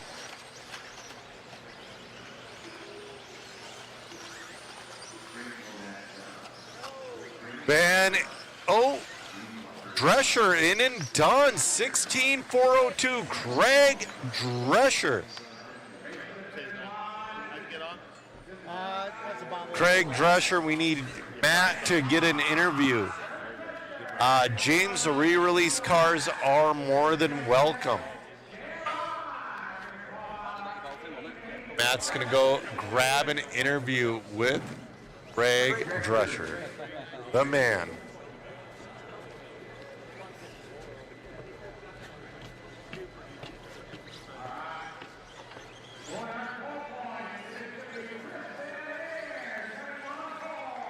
Congratulations on grabbing that one, man. Must feel good. It does.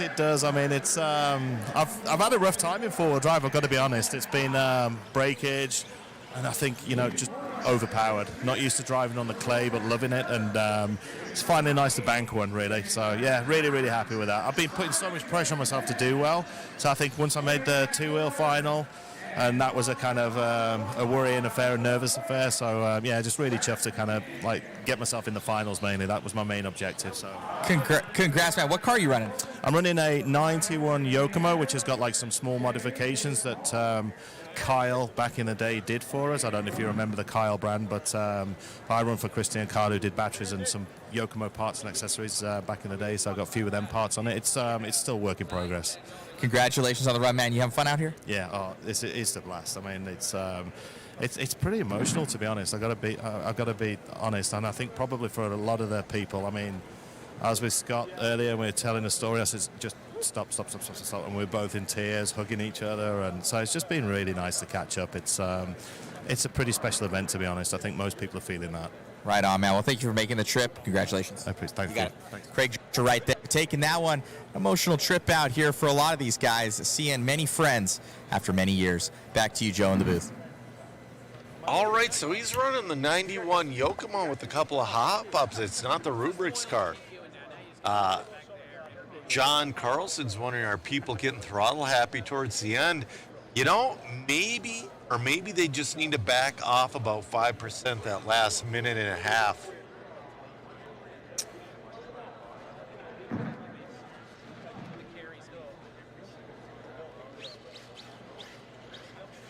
All right, got people cheering for Scotty and Allie Brown. Both Scotty and Allie Brown made the A main for the 1991 to 1996 stadium truck. Right now is going to be race number 45 of 46. This is going to be your 1994 to 2000. So this is where your double X4s come in, your faster Yokomos.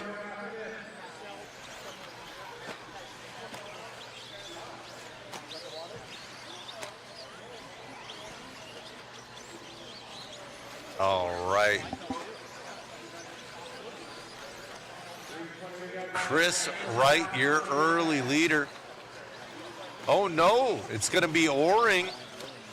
Yeah, right here. Brian on a 15.404. A lot of guys out here are running that double X4. I've been seeing a lot of belts turned into dust. Ooh, getting a little loose. You know, it almost seems like when you land that, you just want to let off the throttle until you start getting around that corner. Oh, right back to the lead. Yeah, it's that divot at the end of the straightaway is getting gnarly. Yeah, cameraman David saying it's half groove, half moon dust. I'm going to drop that link in the chat, guys. We really appreciate you tuning in. Thank you, James. We appreciate it. Yeah, James McGee, at this point, Vintage Class is kind of a no-brainer. There's enough re-releases out there from Kyosho and Schumacher and Team Associated. Ooh, a lot of bobbling happening here. We're going to see... I don't know. O-ring on a long one. There we go. It's going to be Wright. Chris Wright in the lead, 15.408. Then we got Ben, and then we got Chris Hackinson.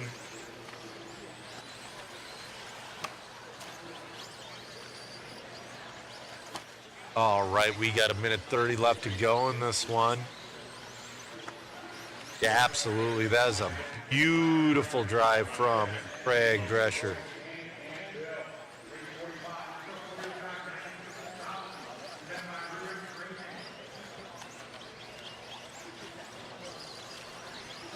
Ben's starting to catch up a little bit, though. Wright's got to hold on for another minute 5. Brian's making up serious ground right now.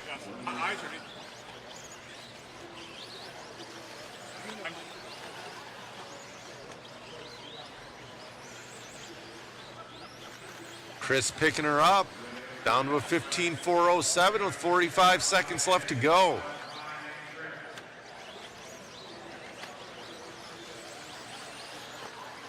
.1 separates 1 and 2.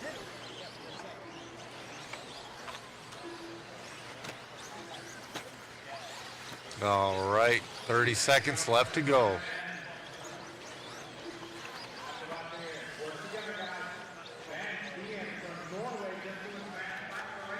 All right, 15 seconds left to go. Chris Wright looking good. Oh, getting a little loose there. Looking good with, I believe that is a double X4. It looks like the front shock tower. Oh, Ben moves into the lead.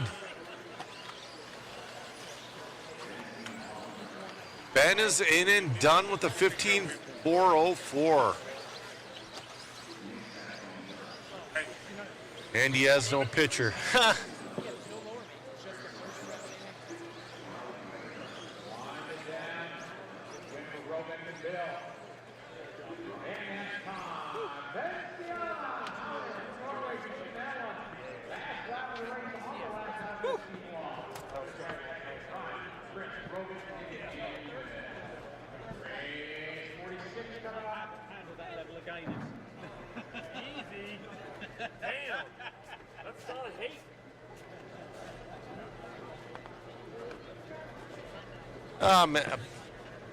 Matt might be a bit busy here. We'll go back to camera one. We're the final race of the round.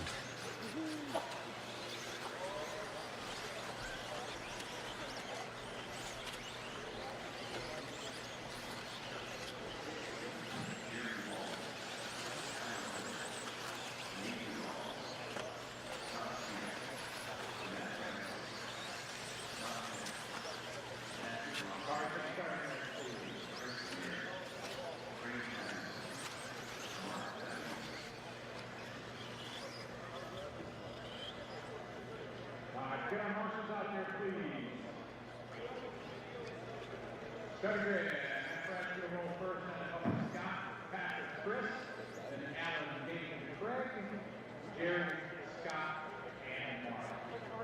All right, we're going to need a couple volunteers. All right, this is your last race of the round.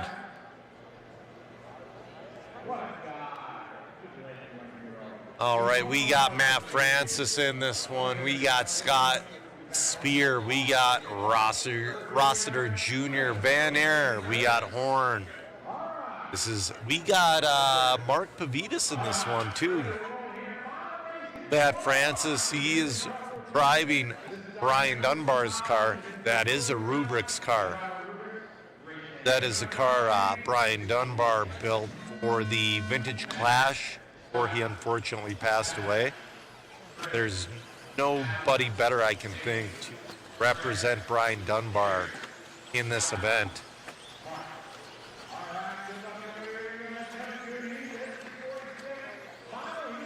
All right. Oh, comes out swinging. Matt Francis swing. Oh, but he barrel rolls it. There goes Spear by him.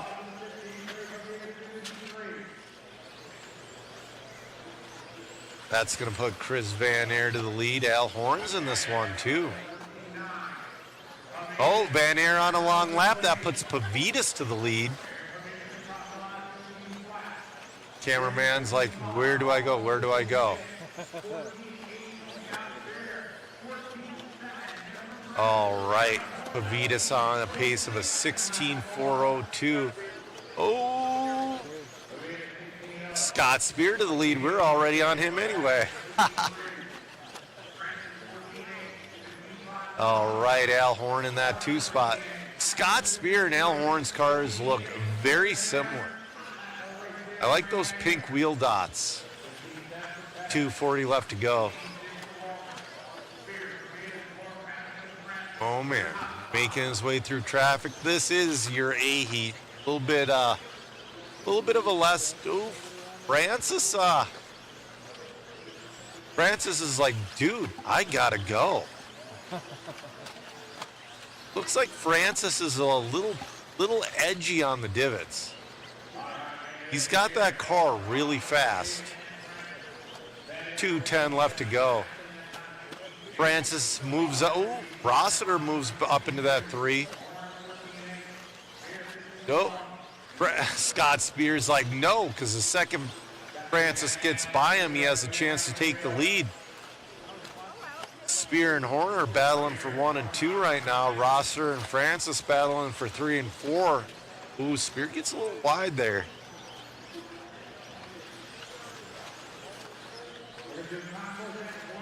Matt Francis moves to that 3. Ooh, we got a concourse at 1:30 coming up in 25 minutes.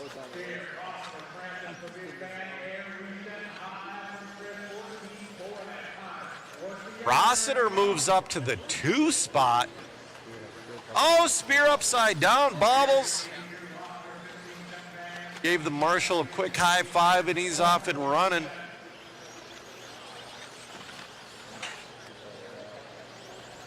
Let's see here. That's going to put Rossiter right on his back. But no, now Pavitas up into that number 2 spot.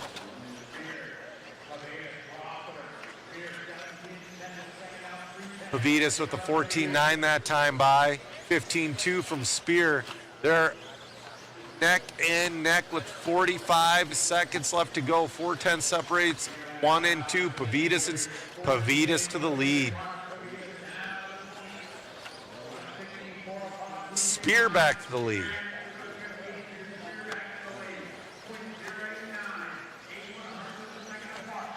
$25 seconds left to go.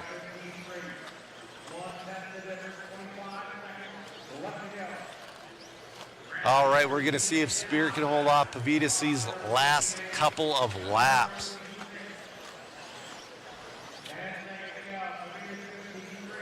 Oh, Scott barrel rolls. I don't know. That puts Pavitas back in the lead. It's going to come down to this final 2 laps from Spear. There's Pavitas. Pavitas in and done with a 4:05.1. We'll see what Spear can go.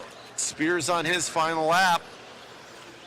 Oh, excuse me. Spear's in and done. Pavitas still has to finish. I was looking at that wrong. Spear's going to take it.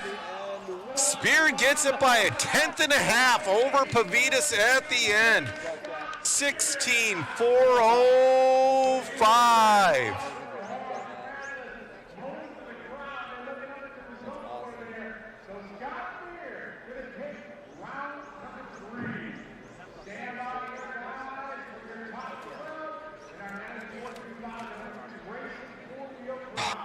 All right, I'm going to get an interview with Scott Spear then, because, yeah, that was phenomenal. Please bear with me.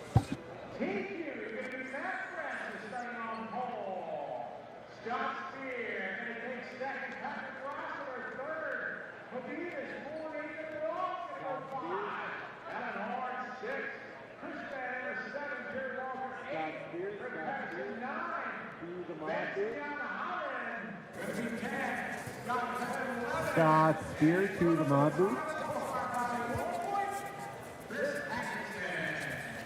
Check, check. Do you got me?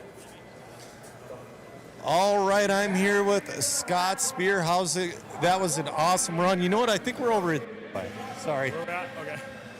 Yep, right here. That was a phenomenal run. Pavitas was really putting the pressure on at the end, but you kept your cool and you came home with the TQ for that round. How does it feel? You know, it's good. We're working on the car. I've helped Mark some. He's helped me some. We got Matt out there. We got a lot of fast guys running these old cars, and it's a good time. It's cool to hang out with a bunch of the guys I looked up to. To be able to trade paint with Matt and Mark and a bunch of the guys. It's a lot of fun. This is a great race. Awesome. Now, are you running an original Yokomo or is that a repop? This is the Rubrix RX4 Evo. This is a car I've been working pretty solidly with Ruben over at Rubrix on. We've been working on it now for a year and a half, made a lot of changes. The car's come a long way in a year. And Mark's on the car, Matt's on the car. We've got Al Horn's on the same car. We've got like 5 or 6 guys that are, all capable of winning the race. We've just got to chase down Matt Francis because he's got that overall TQ. Absolutely. The car looks phenomenal. That was an awesome drive, and we cannot wait for the AAA mains. Good luck at the mains. Cool. Thank you, man. Appreciate you guys. All right. That was Scott Spear.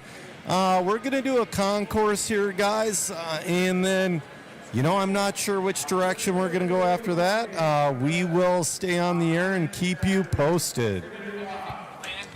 Good job, Joe, jumping in with Spear there. What an awesome heat from him there. Good battles out there watering the track now. We're going to jump into a concourse and keep this show on the road. Maybe half an hour to kill here. Is it a half hour right now? 1:30 to concourse. 21 minutes. Got about 20 minutes till we get into the concourse for this event.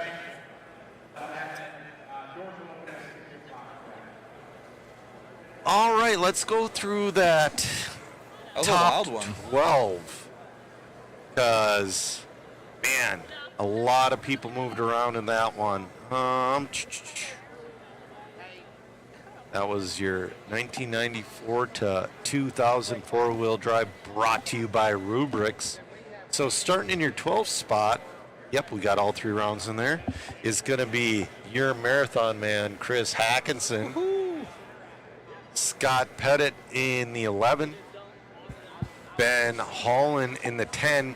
Craig Patterson in the 9. Jerry Walter in the 8. Chris Van Air in the 7. Alan Horn in the 6. Nathan Rawls in the 5. Mark Pavitas in the 4. Pat Rossiter Jr. in the 3. Scott Spear in that 2. And your overall TQ, Matt Francis.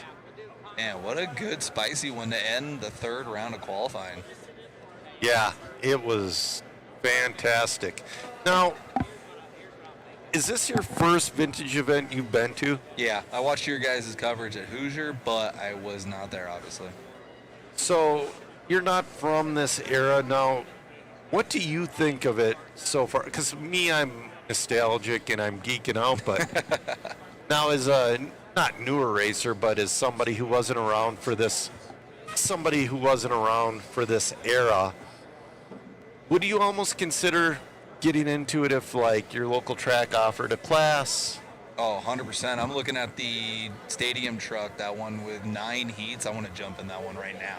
Oh, absolutely. I want to get a Cliff Flat kit, and there's a couple little hop-ups you have to do, but that is, man, I'm kind of thinking, will we have time to go to that Hobby Action booth? And if they were doing bump ups, I'd be like, let's go. See how far they're I not. can bump up. Unfortunately, they're not.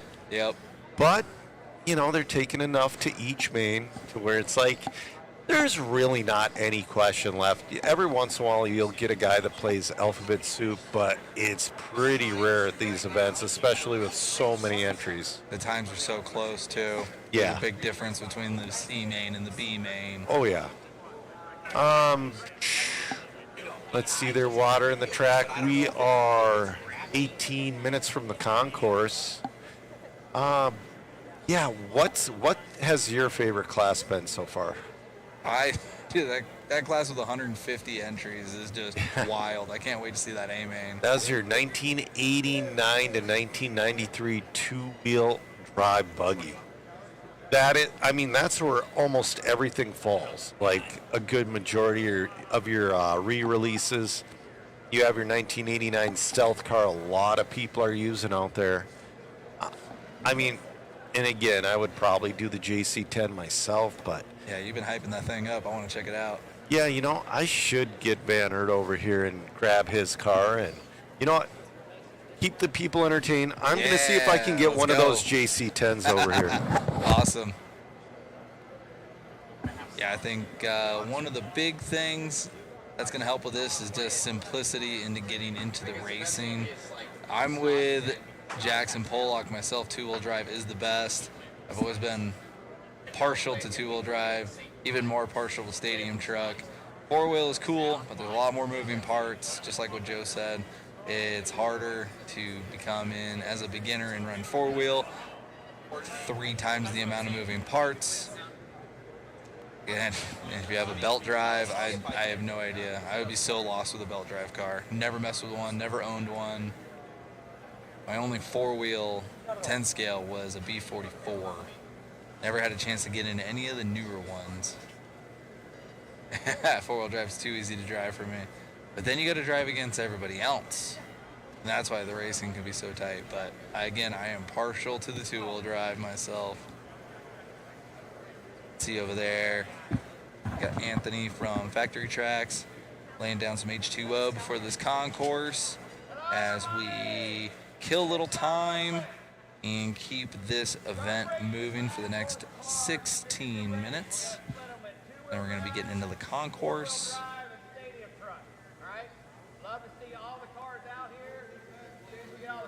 Making a little announcement on the stand, just trying to eavesdrop a little bit. What a fun event, man. This is crazy. Wonder if where Joe's at. I know he's trying to get one of those JC10s. we'll see how that goes. Definitely want to check one out. I haven't seen any really of the cars up close at all. The closest one I've gotten to is Shoes Blackfoot that he's got some goosebumps on from J Concepts with the cow in the front is dialed. All right, let's see. Everyone's getting their cars ready for concourse. Watching everyone come in and around there. Start to see them funnel in right about there. See everybody coming in. Oh, here we go. Shiny. Hold on, we gotta get double mic'd up. There we go. All right, I have Kevin Mannert's JC10 with me. Now, check out that chassis. You have the big bore shocks mounted on there properly. Are those 12 or 13 mil? These are 12. Okay. Anybody really run 13s at this event? I think so. That's crazy. You know, I think I prefer 13s, but there are guys that still prefer 12. I know with oval, they're going back to the small bore shocks in Really? oval. Yes. What's the point of that, you think? Weight or? Reaction. They're quicker. Okay. So he did change a couple parts. He changed the rear toe blocks to get a little more rear toe. That is your JC10. That thing is sweet. I mean, this is more dialed than my B4 Worlds. So Craig Drescher right now, I've heard he's driving JC10 with, they're coming out with an aluminum tub chassis. Oh, okay. All right. Yeah, but this car, it's got that JDR, that Jim Dieter racing battery in there. That's crazy. Look at that spacer in the back.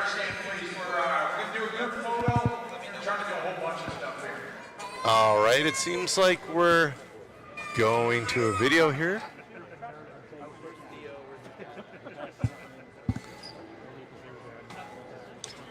All right, while they're going to video, I'm going to get Kevin his car back so he's... Yeah, or we can keep it here. We don't have to tell I would anybody. like to keep it, but... All right.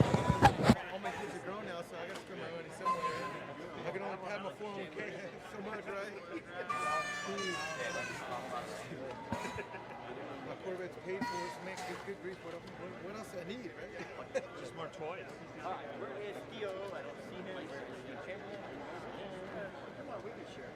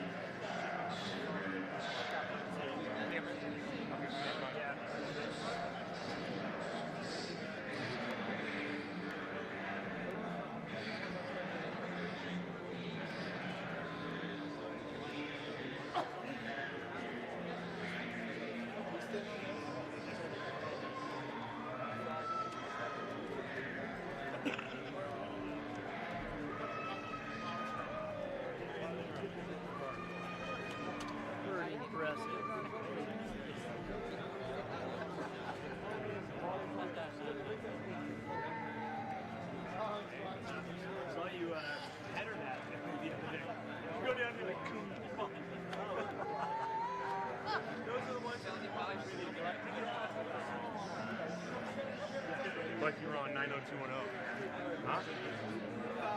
All right, we were doing the concourse. We had 3 classes: stadium truck, 2-wheel buggy, 4-wheel buggy. Guys, this race is at the Orleans. Go to the arena, go into door B. All right.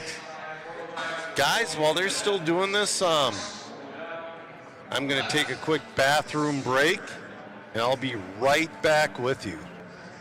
It is the most classic RC community.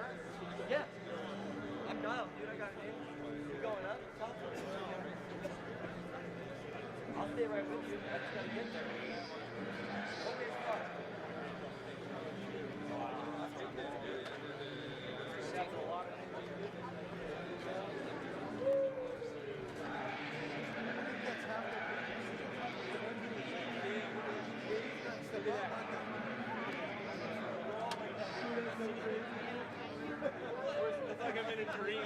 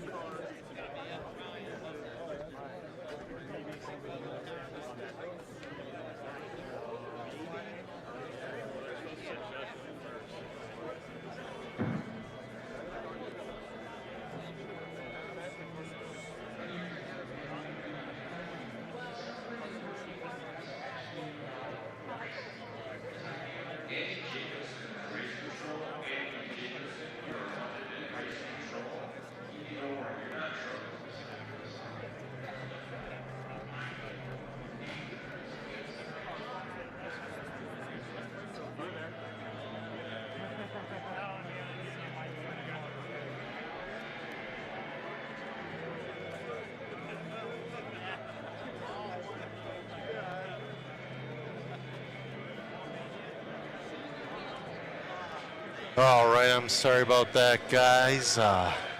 We got a Reedy tribute video. I kind of wish we had up on the screen right now. We're giving shots of the concourse.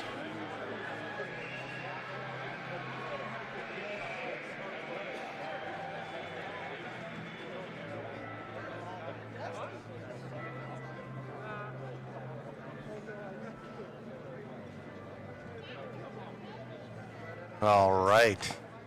Those are some fan. Ooh, I noticed Hackinson's paint job immediately.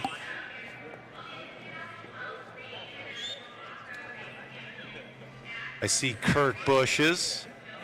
Clean that thing up. Got a Blackfoot. Got two Blackfoots. Come on, the Blackfoot's got to win.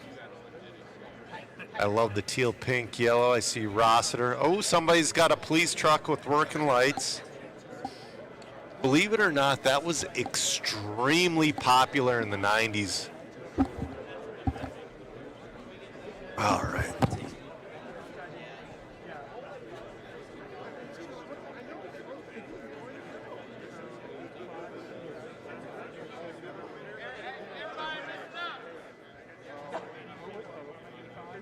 Man, such a large group of people. Oh man, they're trying to get everybody in front of the driver's stand. Oh, that might be a little tricky with all those vehicles in the concourse.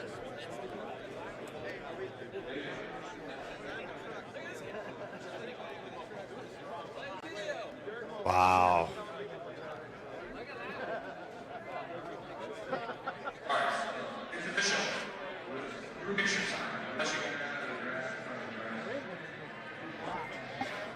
Oh, they're trying to get a large group photo.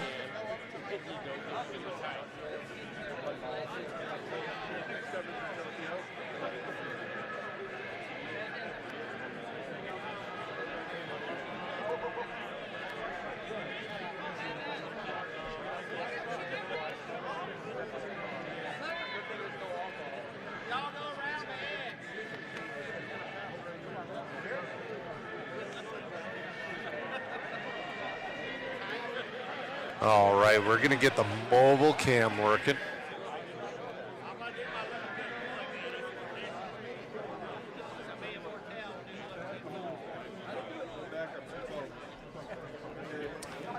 We're waiting for it to get power. There we go. We got the mobile cam going.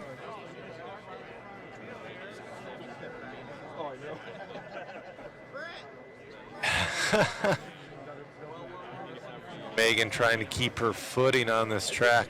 Oh my, that is such a sweet shot.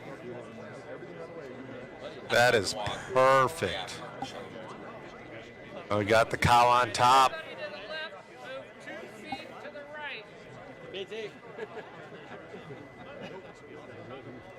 Got the monster beetle. Check out that JRXT.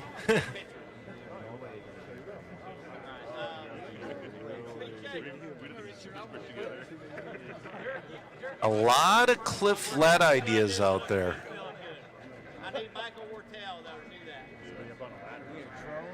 Oh, we got a few dealers here now.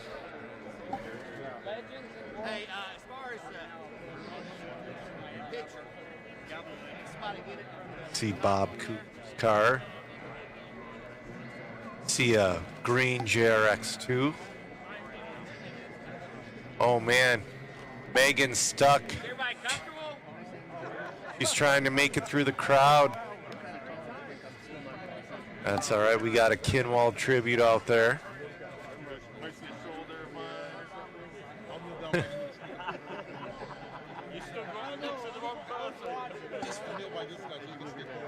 Oh, we got more cars. Oh, wow. You got Peanut's car that he's waffling off.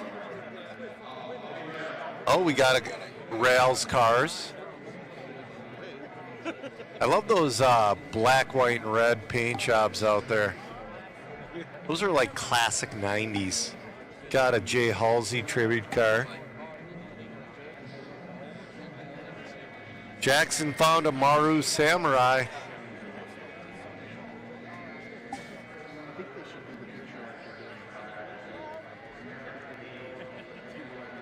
Oh, and did somebody put a car out there without wheels? Come on. You got to have wheels on your car in a concourse.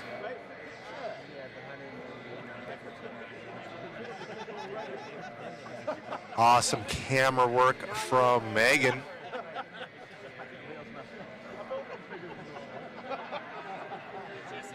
Oh, we got the Traxxas. That's your TRX-1 and your Blue Eagle. That.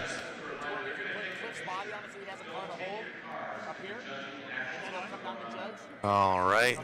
I'm working on the judging.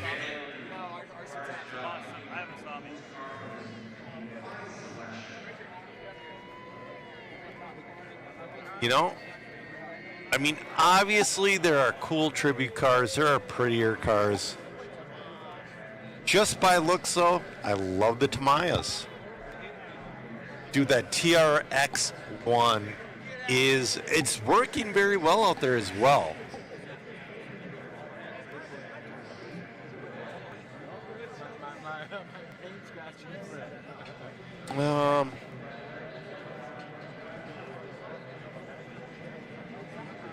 Oh, Megan, get a shot of that Bigfoot one right there, please.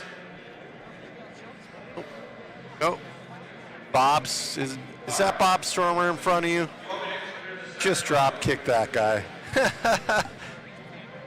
I love that Bigfoot truck. All right.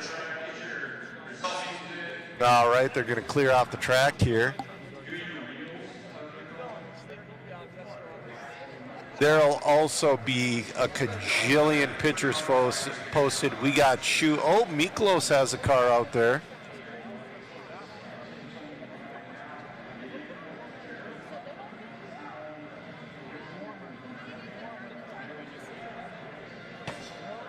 All right.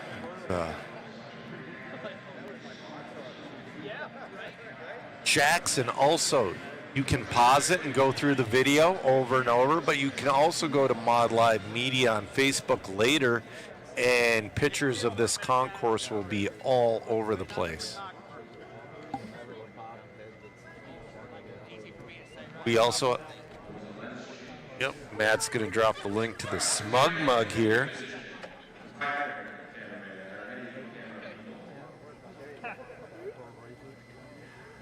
Trying to get a picture of everybody. There's old school Dirk. Always got to get in his position, Megan. Get Dirk getting in his position. There we go.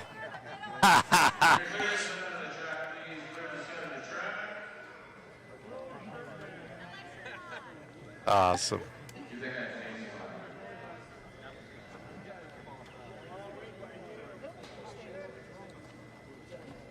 All right.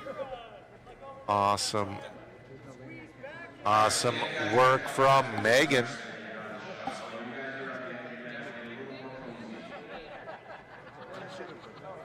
Matt just dropped that link to the Smug Mug. You want to order your prints.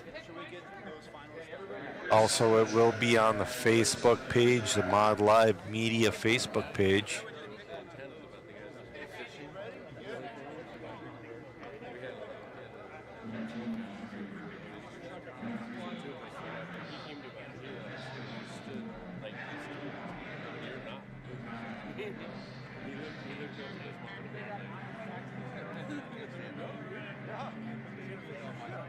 Man.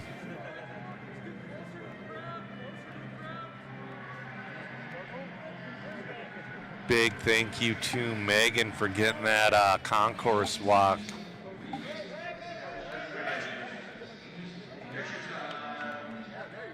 Got all the legends on the driver's stand.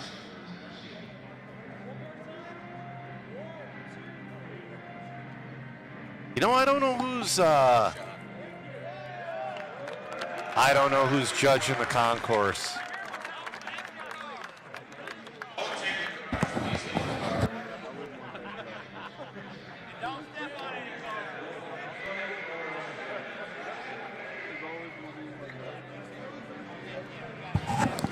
That is a shot right there.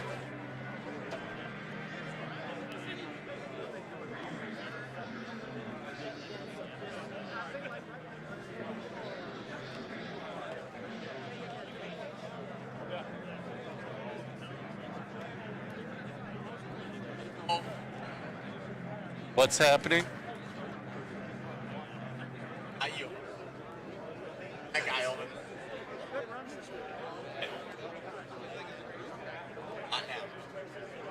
All right.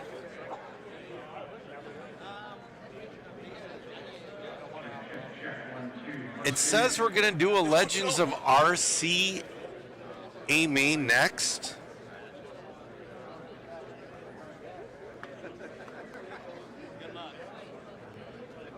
All right, guys. See what we're doing next.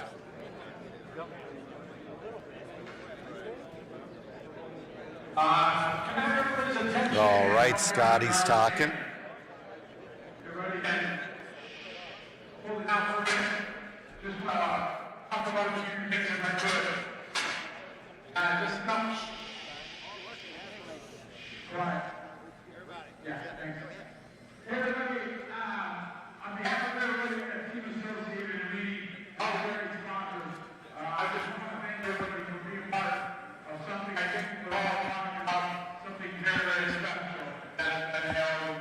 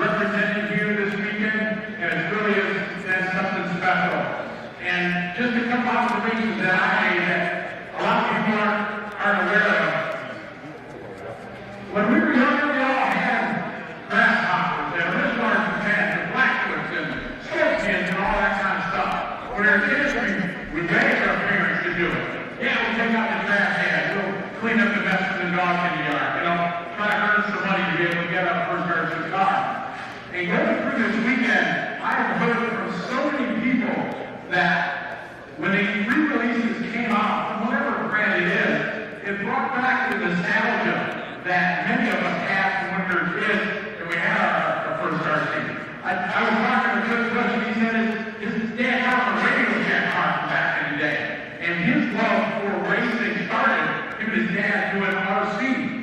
And as I talked to more and more people this weekend, there is, I counted about 10, but there's maybe a dozen people, believe this or not, that have never raced an organized RC race before, ever.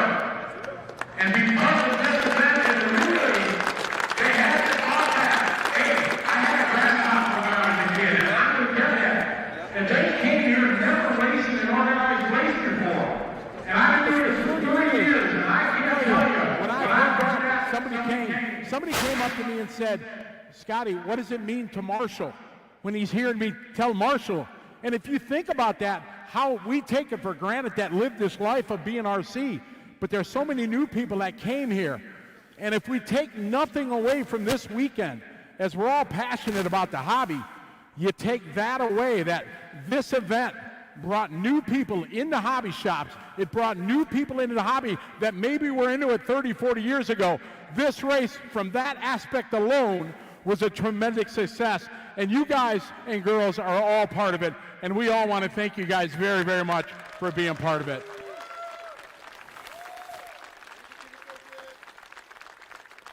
So we have a wonderful banquet that we have set up a little later. That's going to be upstairs here. After I'm done this afternoon, you guys be able to go and get ready, and then the doors will open back at 6. But as we go after the concourse, we still got some excitement here.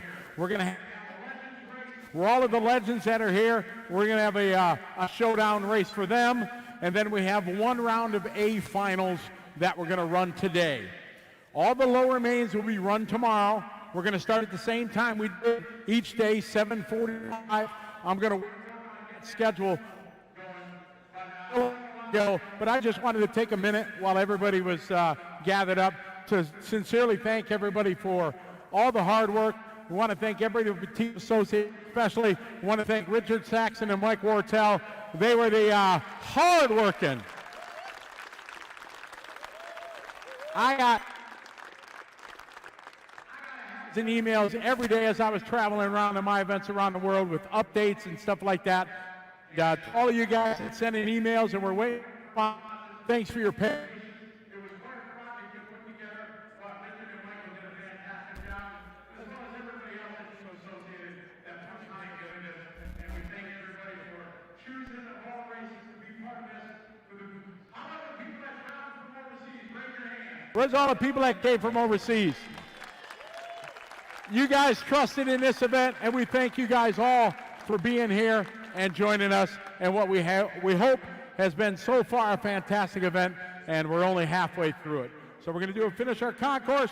We're going to have some mains, a wonderful banquet tonight. So on behalf of all of us on the organizing side, thank you all very much for coming. And we got a day and a half yet to go. Thank you, everybody.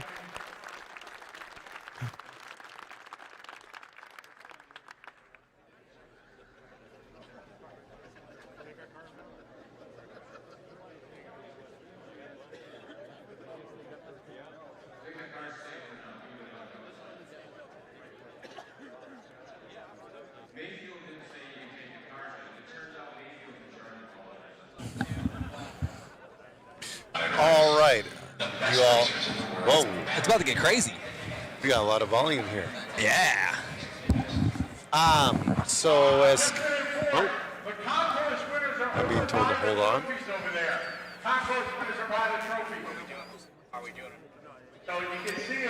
All right, so now we get to the racing. Yep. We're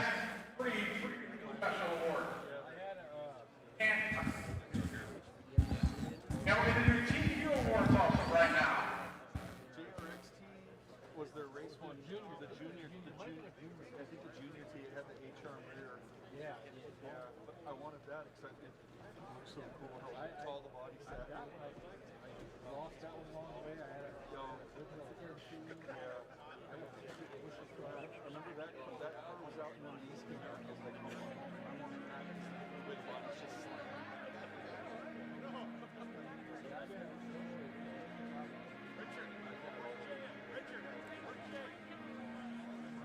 All right. All right. Sorry about that, guys. There's a lot happening. Yeah. All right, I'm gonna drop that link to that waffle. Let's go. So tonight we still have racing left to go. We still have a Legends race. Yep, as you can see right there. Yep. One of 50 Legends of RC A main event. And then we're gonna do our first round of A mains. Yeah. And then we're gonna hit the banquet. Ready. Man, it's gonna. Ooh, I kind of like the idea of running the first round of A mains. They run it, and then they have time to kind of stew in what happened overnight. And it gives us something to talk about. Absolutely. All right, we got Checkered Pass checking in. Chris burnt his thumb with a soldering iron. We all have. Yeah, so I'm really excited. In this Legends of RC race, we have Jay Halsey, we got Mark Pavitas, we got Masami Hirosaka, Matt Francis, Curtis Hustings, Matt Ledger, Scott Brown, and Greg Hodap. Wow. I wonder how they decided who was going to be in this event. I don't know. I'm going to look at looking for the main events. It doesn't seem like they have it posted. Seen 1, 2, 3. I don't see the mains. Let's see here. Let me refresh it. Yeah, there we go. Tech support. Yep. On the case. No. Huh. You can try turning it off and turn it back on again. Yep. No. Well, it'll pop up. So have a lot of exciting action. I think. Are they done? No, they're not done judging the concourse. Well, they might be. Sorry. They said the winners are by the trophies over there. Okay. Just outside the mod media booth. There's no winners there yet. The trophies are standing there empty. We may need to get the mobile cam to check that out. We might. See if Matt can hear us. Get that fired up. Oh. Matt is doing everything. Everything. Oh, guy just walked by with the white powder coated chassis. Nice. You know, when you were a kid, that was such a ridiculous luxury item that everybody wanted, was one of those powder coated chassis. Because it's going to get gnarled up immediately. Oh, yeah. We didn't have chassis protectors. No. Like, J Concepts is the first one I can think of in like 2006 when they came out with that blank sheet that you cut your chassis around on. Yep. So, yeah, you just got it, and it got so banged up, and that's why so many of those, like, mint and new RC10s were worth so much. Oh, yeah. Because it was rare. Yep. To not be ran, not be scratched up. Jason says Masami should do 3 laps with his feet. That would be interesting. You know, his radio is like so freaky enough. He might be able to still do it.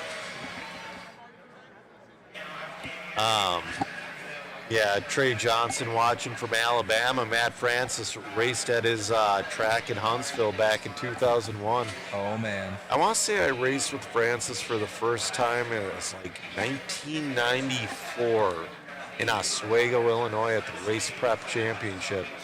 I was 3. Yep, I was 12. I should have bought a house when I was 3. Yeah, you should have. What were you even thinking? Wasting all that time. Yeah, yeah, there's a lot of cool neon chassis here. A lot of people had them powder coated themselves. There's a lot of original ones as well. The Cliff Lap ones are being ran because, you know, there's no real scarce. They're not scarce. Yeah. So. Oh, Chris grabbing his Blackfoot. Oh. The concourse. There's Shoe with the Blackfoot on Goosebumps. No, they're not Goosebumps. No? Hold on. Hey, Shoe, can you give me your truck? The peak of technology. Yeah. This is the best truck there is. He's got the rims. Look at the wheels screw with the green screen. They're the paddle. What does that say? Paddle fin. Paddle pin. He's got the J Concepts paddle pins on this thing, and they are hooking up pretty good. There were guys trying them on two-wheel buggy, but it seemed like it started out as a goosebump deal and went to the double D. God, this truck is just... Got that monster 13.5 in it. I can't believe that. Let's see if we can get that on camera. Look, you see that? You see that R1? You see that R1? That is what shoe. That was way too much power. Yep. And then we got the cow. You gotta have the cow. We got the Stormer cow in the front. Science. She's just running whatever standard brick pack. I think. Is that a NiCad? No, but it is. Ooh, dude, that battery's held in by like a push pin. That's not even a body clip. Oh man. He's gonna break the truck. I'm breaking his stuff here. So his battery is a Premium Series Z. Z with 3 E's. That's power. We'll put this back in. Yeah, I'm pumped that people are running this stuff. I'm getting assaulted over here. Yeah. Matt doesn't want us in his ears. He said he got a hardware kit for it to replace some of the Phillips head, but still a lot on there. There is still a lot. But yeah, I mean, these are soft. He's like almost traction rolling around.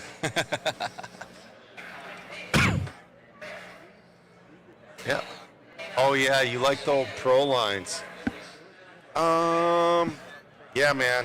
This is such a basic truck. It's exciting to see him run up there. Is that a sway bar? I think so. That's like a sway bar setup in the front. Interesting. Race car. Yep. And you got this transmission. I'm surprised he hasn't grenaded yet. That's so funky. Yeah, that's the way it was until like Team Associated. MIP came out with the first good transmission. Yeah.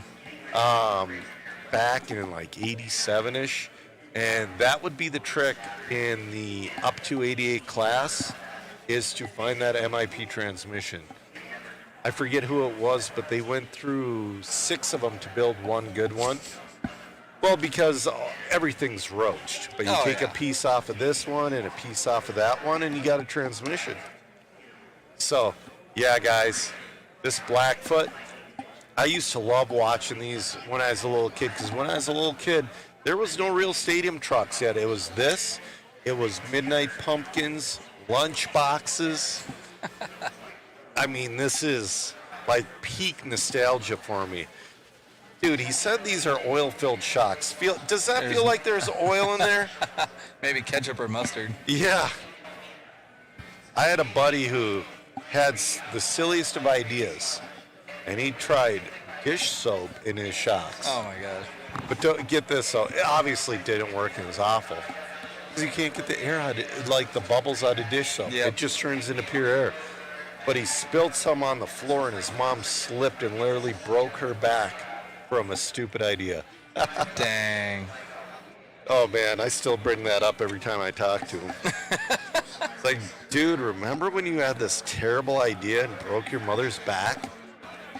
Yeah, Thorpe made transmission parts for these, but he doesn't have any. Oh, yeah, there's a Monster Beetle out there as well. Yeah. Anyways. Looks like they're watering. Were they just watering the track? I might have been seeing stuff. Oh, Anthony Westergaard was watering the infield a little bit. Oh, Anthony's watering the infield. Here. Right here. We're going to get going with racing again here fairly soon. We're going to get done with a round of mains, and we're going to go to a banquet. Yeah. You know, somebody's just going to have to, I think that's going to be a situation to where we just sit in the back and record. Yeah? And eat food. Yeah, we need food. Absolutely. Yeah. I'm gonna put this back over in Shoe's pit real quick. Yeah, there you go. Right. Getting staged up and ready here.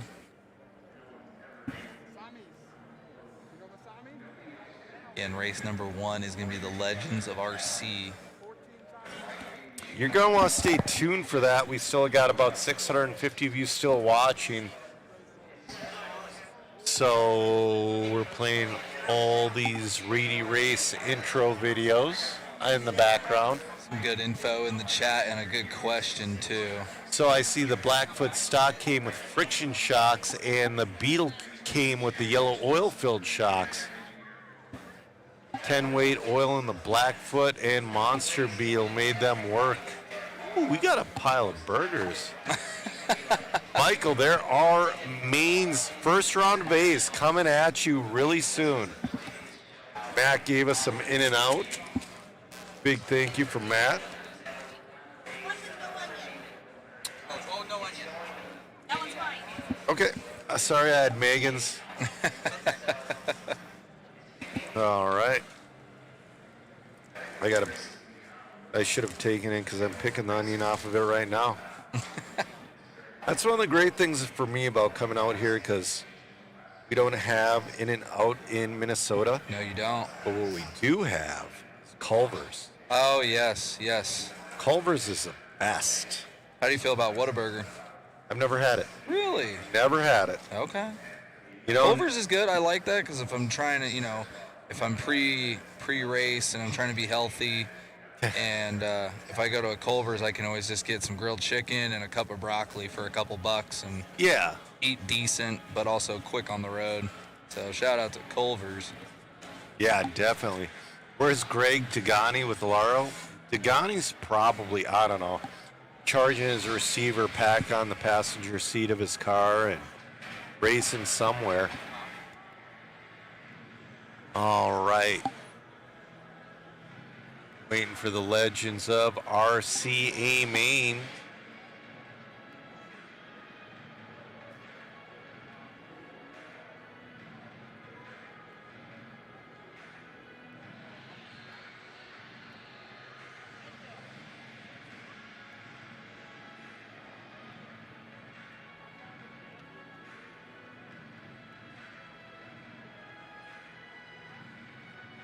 We're playing Reedy Race videos. So cool. People always want that race to come back, and it's a tough one because it's a special event and you need the proper. There we go. You need the proper track to do it.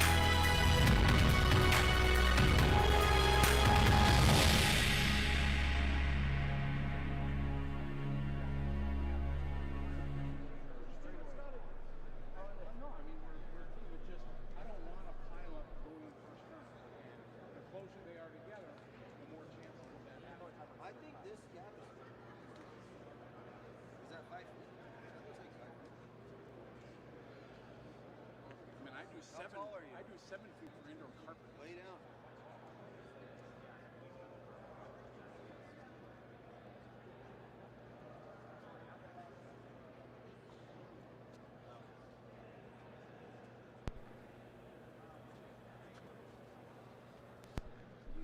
RC racing is really beyond calling it a family hobby or family sport, because it's something that we can not only watch our kids do, RC racing is really beyond calling it.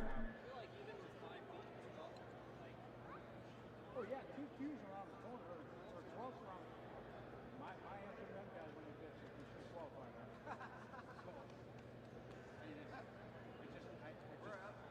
With by the way, this corner is going to be by tomorrow. RC racing is really beyond calling it a family hobby or family sport, because it's something that we can not only watch our kids do, but we can do it with them.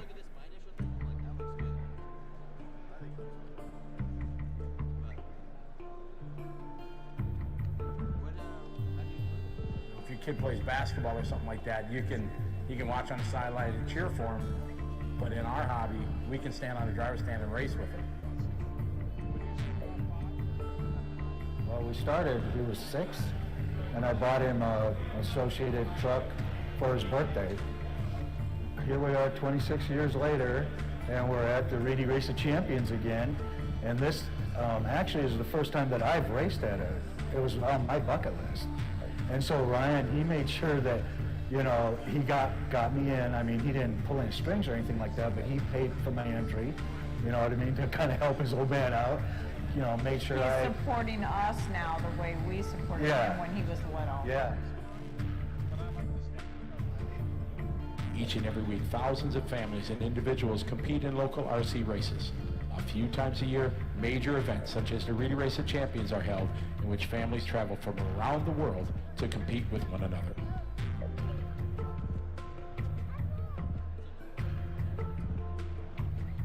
You know, our bonds with our kids are pretty deep. You know, we spend a lot of time together. We get to go a lot of places together. We get to see parts of the country that racing has taken us to that we would not otherwise even venture to. We are creating memories that most families don't get. A lot of teenagers don't even want to hang out with their parents. We're on the road just about every weekend, so being here is important to me. I don't think I've missed a race yet. And watching them grow is incredible. When you go to the world scale and the world look of racing, and an event at this scale here, like at the Reedy Race, it's still a family event. We have so many families that are here, whether it be the kids and the parents racing, or just a proud pop watching their kid do so well. My name's Curtis Hustine.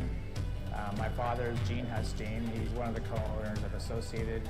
My dad got me into racing, you know, very young. I think I was probably 10 years old when my first race, and he's been an amazing father to be able to do the things that I've done, gone to the places I've been able to go to, see the things I've been able to see, and be in this incredible RC community family.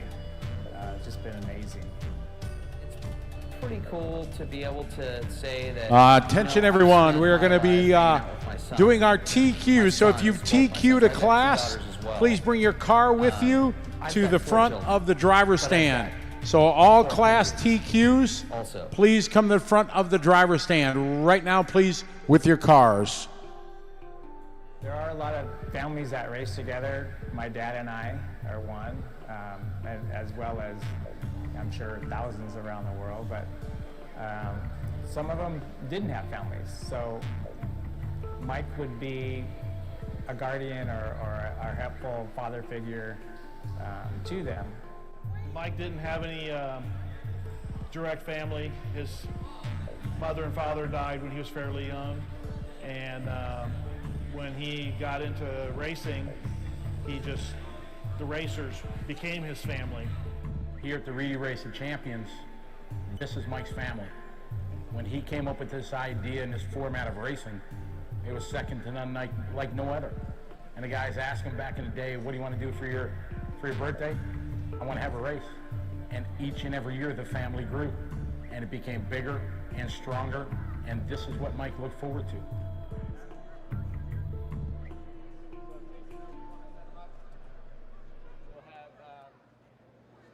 I have the four of you come closer to the edge of the grass, please? That's good. 80 to 90. One step to your left, please. All right, we're doing TQ awards right now. There's Adam Rails on rails with this truck. Getting one of those cool TQ awards.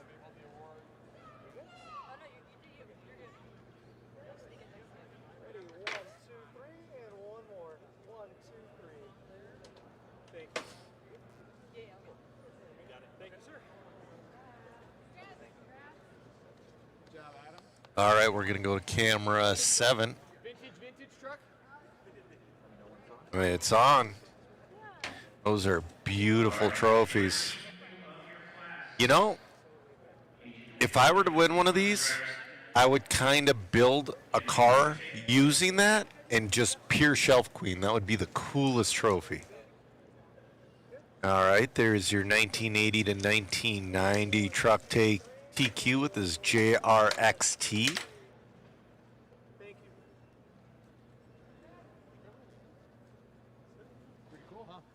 We're going to drop that. What class did you TQ? That's right. Rails is on the top of almost everything he's running. The dude is on fire. He works so hard. 89 to 93?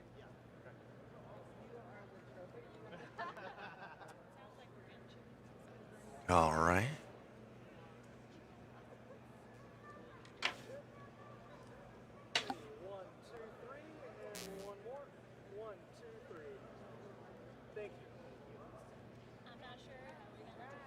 Oh. Check. Ooh. Checkered saying he has a RC10 manual signed by Mike Grady, Roger Curtis, Gene Hustings, and Curtis Hustings. That is something you keep for forever.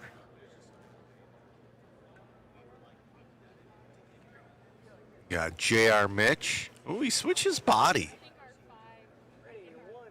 That's his current paint. He was running an old school paint scheme. He's getting serious for the main guys. Mains, plural.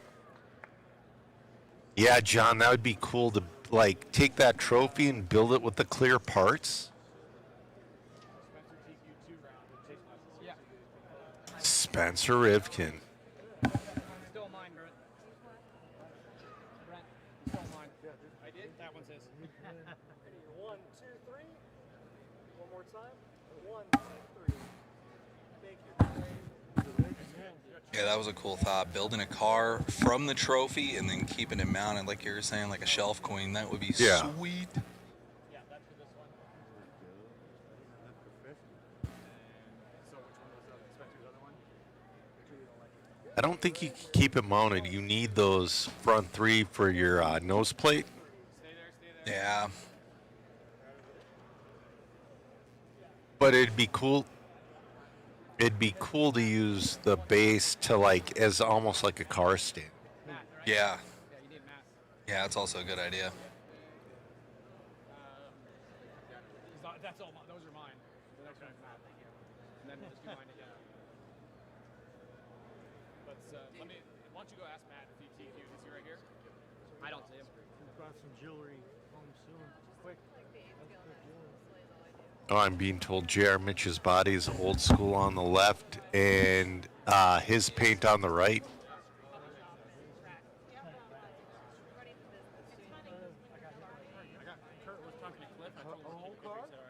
A little car? Well, no, that's me. No, you're just trying to get some next order. Why did Bruce so bad? Why is it Bruce so bad? What about Chase? All right. David's got to come grab the camera for Matt. Yeah, I'm just waiting on Dingus. That's so sick. Kurt! Kurt! Kurt! Hey! Kurt! Oh, they're calling. Call for... we don't need that. Put that thing back. We don't want it. We just need you. Just you. Still just need you. You're not getting your truck just need you. I didn't even make the aim in. Put it down. No one will know who he is. You're supposed to bring the other truck that made the aim. Yeah, I want everybody behind me. Kurt Busch over there standing with Jason Ashton's team. Everybody behind as well. Everybody behind. Yeah, so the girls in the same presentation you made. Jason Schaefer saying all these guys got TQ blues to deal with. RC Victory Lane said I'd totally ask out one of those trophy girls. I'd believe it if I saw it. We got the full Jason Ashton team. Spencer made the model chase him.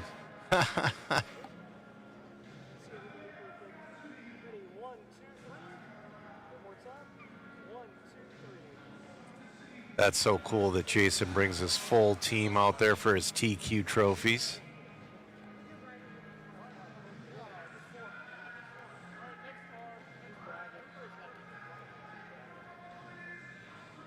Oh, Jason, I know exactly what you mean, the TQ Blues. I've blown it so many times from the front row. I would prefer to start in second or third almost.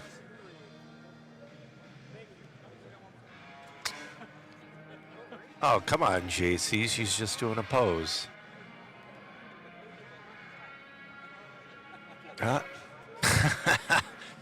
Jason just collecting those TQ trophies.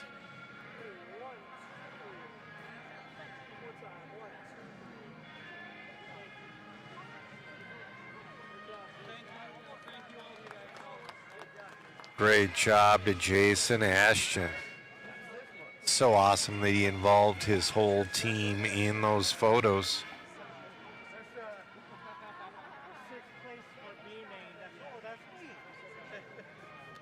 Oh man, David's out there without a headset. I feel bad for that guy.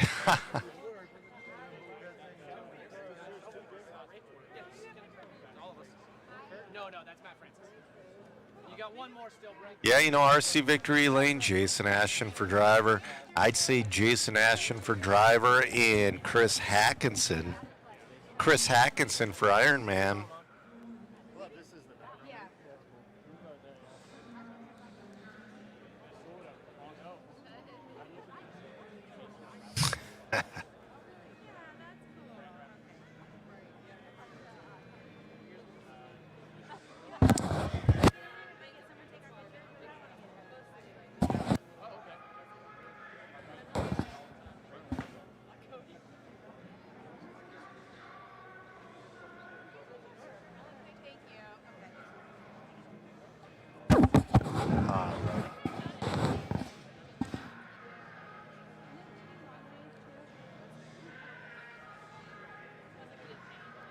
Kurt Busch having the trophy gal take a picture.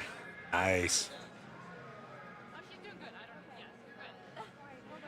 Where are the original trophy girls? Ooh, I don't think. Oof.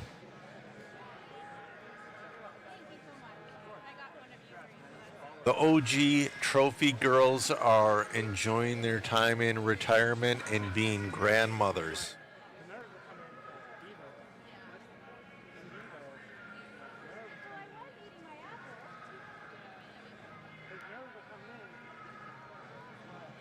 All right.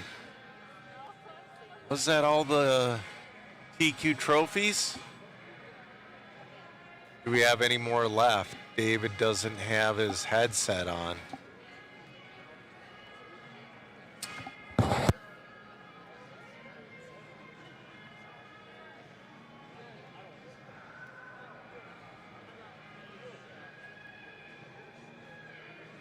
All right, David on his way back to the booth.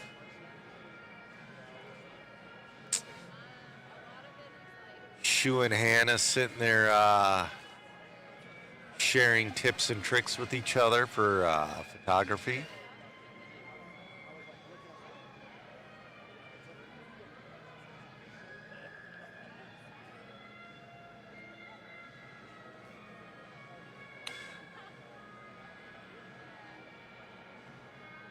Do that, like I said, that trophy girl from that original RC10 ad, like I said, enjoying her time in retirement.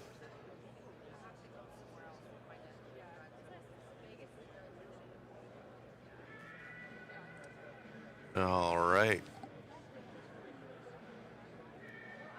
We're going to pause right now. David's coming back to the booth.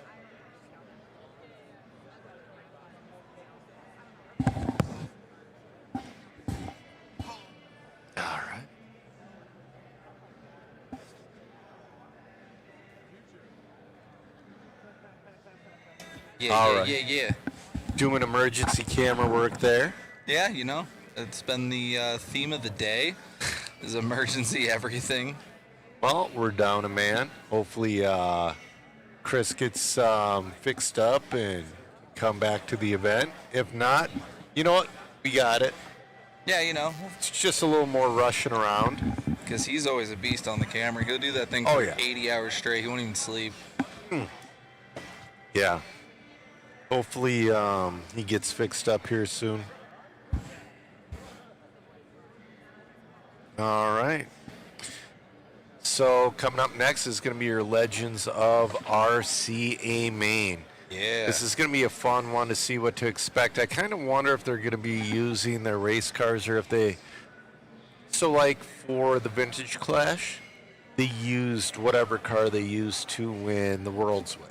Oh, wow. So Halsey was using the 1984 car. And then you had Joel Johnson using the 87 car, I believe. And then I think people were using all the way up to a B2. It's like the 80... That's kind of cool, but kind of messed up. Yeah, it's like, why not chop off one of Jay's legs? You know what I mean? Why don't we just all give him tracks of slashes and see who can get around the track? You know, the that's best? not a bad idea. Just a horrible spec car and just go for it. Yeah. You know, that's one thing I like that the Hoosier RC Hobbyplex They got does. that crazy slash enduro. Before all their big events, that's how they run the track in. Heck yeah. So you're not running the track in with your cars trying to chase it. The slashes run it in. Get all that crappy rubber laid down. Yep. And yeah, they go from there. Work smarter, not harder. Yeah. And you get a whole nother event out of the event. Right. Oh, looks like Scotty's shuffling through the heats. Yeah, I see that. Q3 race 2. I wonder what he's doing there. I don't know. Let's see here. So anyways, in the chat, what was your favorite part of the weekend so far? I want to know. I mean, my favorite part of the weekend has been your 1989 to 1993 two-wheel drive buggy brought to you by A-Main Hobbies. I mean, it's such a tight field from top to bottom.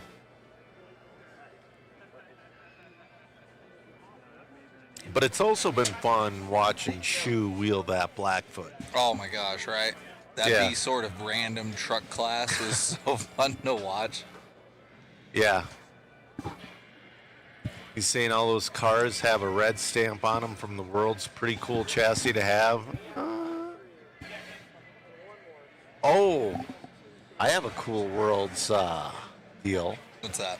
So I bought that Ryan Mayfield T6.4. You were telling me about that this morning. It has, so everybody from the 2023 Worlds got a ball stud mount with their name etched in it. That truck, Mayfield put that ball stud mount on that truck. Oh, wow. So I have that Mayfield ball stud mount. That's cool. Yeah, so eventually I'm going to give that truck to my son, and I'm going to pick that right off that truck and just put a, I mean, it's just a regular ball stud mount, but it has Mayfield's name etched on it. Yeah, it is cool. Yeah. That's right. The 89 to 93 class RC Victory Lane says it's been an event onto itself. Yeah, that class is insane. I mean, like you said earlier, if you were to run this event, that kind of seems like what you would run just to see where you'd land. Yeah, I just want to see where I stack. It's just like if you sign up for the Worlds, there's 150 entries at the Worlds. Yeah. You just want to see where you stack up. Right. Absolutely. Yeah, you're right, Twisted Frog. The 94 to 98 class is packed with talent. Two-wheel buggy, but just like you said, the old Blackfoots and the Beetle have been the best part. Yeah, it's been a lot of fun. You know, if they do this event again or something like it, I would like to see them have a specific Tamiya two-wheel class and a specific Tamiya four-wheel class. That would be cool, because those cars are in their own little league. Yeah, get an Avante and an Egress in the four-wheel, and then you got your lunch boxes and Blackfoots, and maybe even get a Clodbuster out there. Yeah. I'm surprised nobody has a Clodbuster out there. That would be a lot of fun. Still have 600 people. We're trying to talk to you guys, keep you entertained before we get into our Legends race and our first round of A-mains. It is now 2:17 our time, so we should be getting going pretty quick here. Yeah, you know, Jackson, you're right. Tamayas in itself are its own genre of RC. I would agree with that. And yesterday we were talking about a spec brush motor. That would be a perfect class. Maybe the two-wheel drive. Both of them, J motors are just too slow. Yeah. But you got to have something with For a. your 70 to like 83 two-wheel. Even that's a little too slow. Really? Yeah. So. What car would you want to put it in? I think it's just too slow. Yeah, that's I fair. really do. I think that Reedy Radon 2 I was looking at for $20, that 19 turn, that would be just about perfect. Yeah, that's what you were talking about last night. Yeah. Guys, we're working on the A-mains. I should have posted in a minute. Yeah, Ed says you got to look up the Bonats wheelie class. Class order. That would be cool. Two-wheel drive, 1989 to 93. That will be our final main today. Oh, 3 o'clock. we're going to get going at 3 o'clock. So we got to keep you guys entertained for another 40 minutes. I think they're going to get started with that. I don't know, I didn't hear Scotty. No, he said they're going to end with the 89 to 93, I believe. I think that's exactly what he said. Twisted is saying the best part is seeing Masami race people I know and look up to as current top racers. Masami's made this huge. Oh, yeah, 100%. That one post alone is like 1,200 likes. Yeah, but I mean, he's, the man, the myth, the legend. It's not like he's sitting there in last place. He's slicing and dicing in the A-main. Pretty much right off the couch, too, right? He's been messing around with those ready-to-run cars but yeah, pretty much He's not racing every weekend, not every month. Yeah, right. He's been more of an ambassador, getting people into it, trying to, like that ready-to-run car he has. That's a very affordable way to get people into racing. And that's how you grow the sport. It is.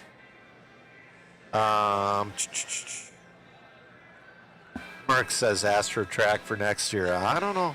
Oof, that's hard. You know what, though?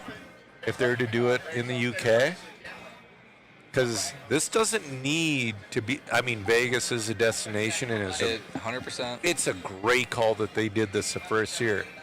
Second year in the UK, it's a little rainy this time of year. They'd have to move it, but put it to Robin Hood, that legendary AstroTurf track. I could see that being one of the only things that rivals this. Okay. Maybe more, but I don't know if Moore's Pits could handle this many people in the. Yeah, that's true. But Moore is one of the oldest tracks in the country. Yeah, this is the footprint of basically an arena cross course, and we are taking up the entire thing between the track and the pits and the vendors. Yep, and Twisted Frog saying Masami's outfit is never let down. That's correct. I can't wait for tomorrow.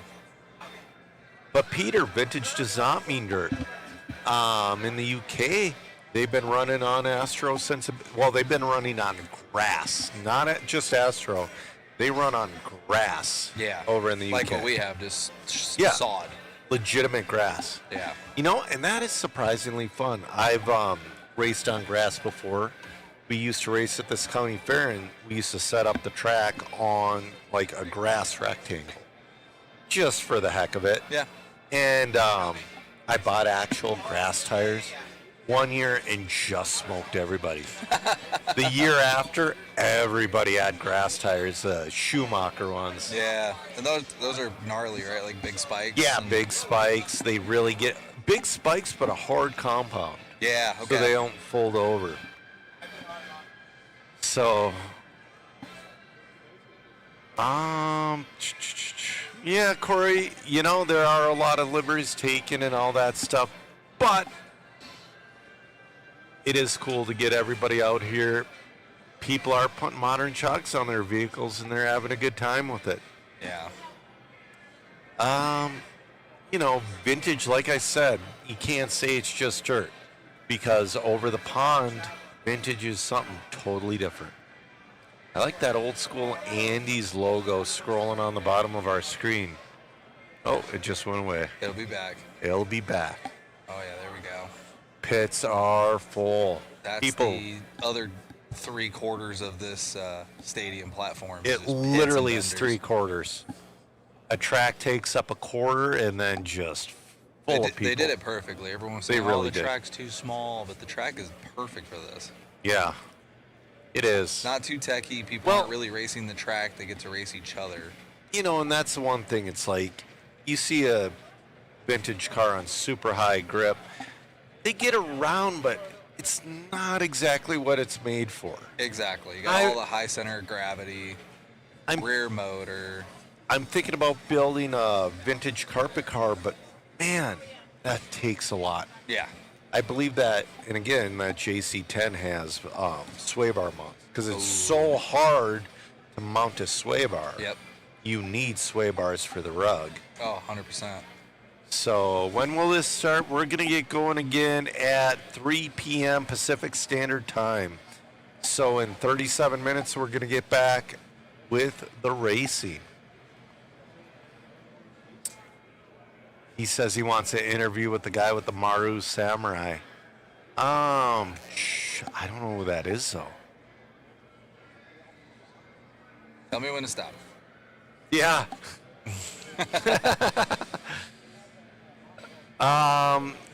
So they do it by years, Checkered. Can we go out? Somebody can do a pit walk. We do have a handy cam. I say our photo booth is busy right now. Yeah, their photo booth is super busy. I feel like we're always 1 to 2 people short. Yep, but that's all right. You know, Mike, the Kirbys have been sitting at the photo booth and just ordering a ton of photos. Yeah, we got those tablets there.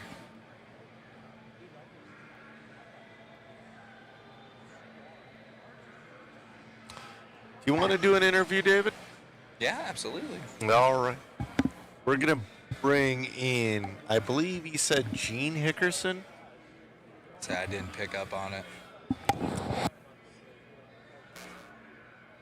Oh, Chris Hackinson. Oh, there we go. We're bringing in Chris Hackinson. Absolutely.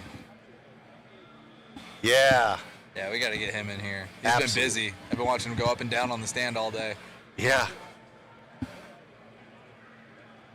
Yep. Go. You gotta also ask Chris about his real drifting as well. Okay, on yeah. top of RC. Man. But also, like, he lives an hour south of Chicago, and he's somewhere every weekend around the Midwest racing A-scale, trying to race his vintage stuff, all that. Awesome. Hey, love the love. That's right. Get your waffle tickets. Hey, Tacoma Chris, what's good? Yeah, RC Victory Lane bringing in the Iron Man of the weekend. Yes, absolutely. Yeah, Twisted Frog. We do got to get that in the booth. We did a photo shoot with it earlier this weekend. Peanuts replica of the Kinwald car. So cool.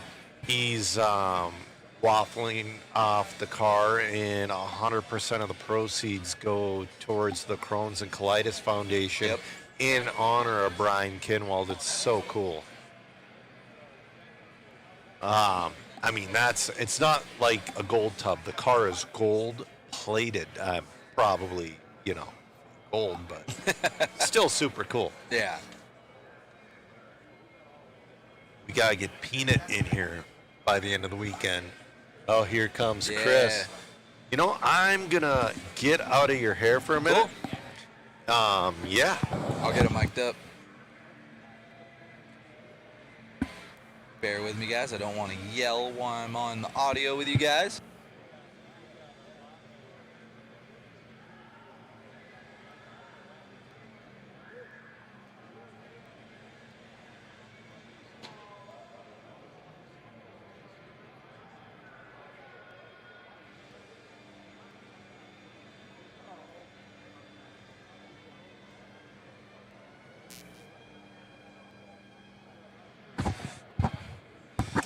What's going on, brother? Hey, what's up? You having fun out there? Oh, yeah. I seen love you it. just on the stand, off the stand, on the stand, off the stand.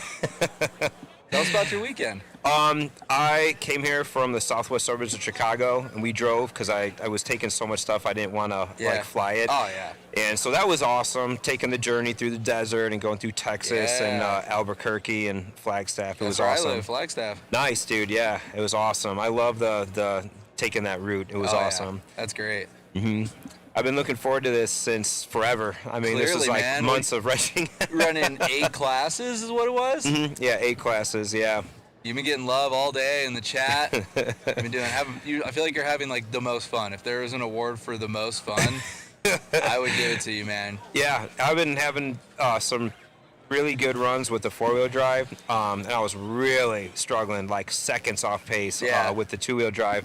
But I got some help from some people, and I think I got that sorted out, so that's cool. Awesome. And I had a couple breaks. My last 870C, the Yokomo, I had a rear belt go out on me, and I was bummed out. So I may or may not have made the A-main in that. So I hope that I squeezed in there. I know Scotty's working on it, so we're going to find out for you. I think my hot shot is in the A-main, which is fantastic, because that thing is the funnest one out of all of them to drive.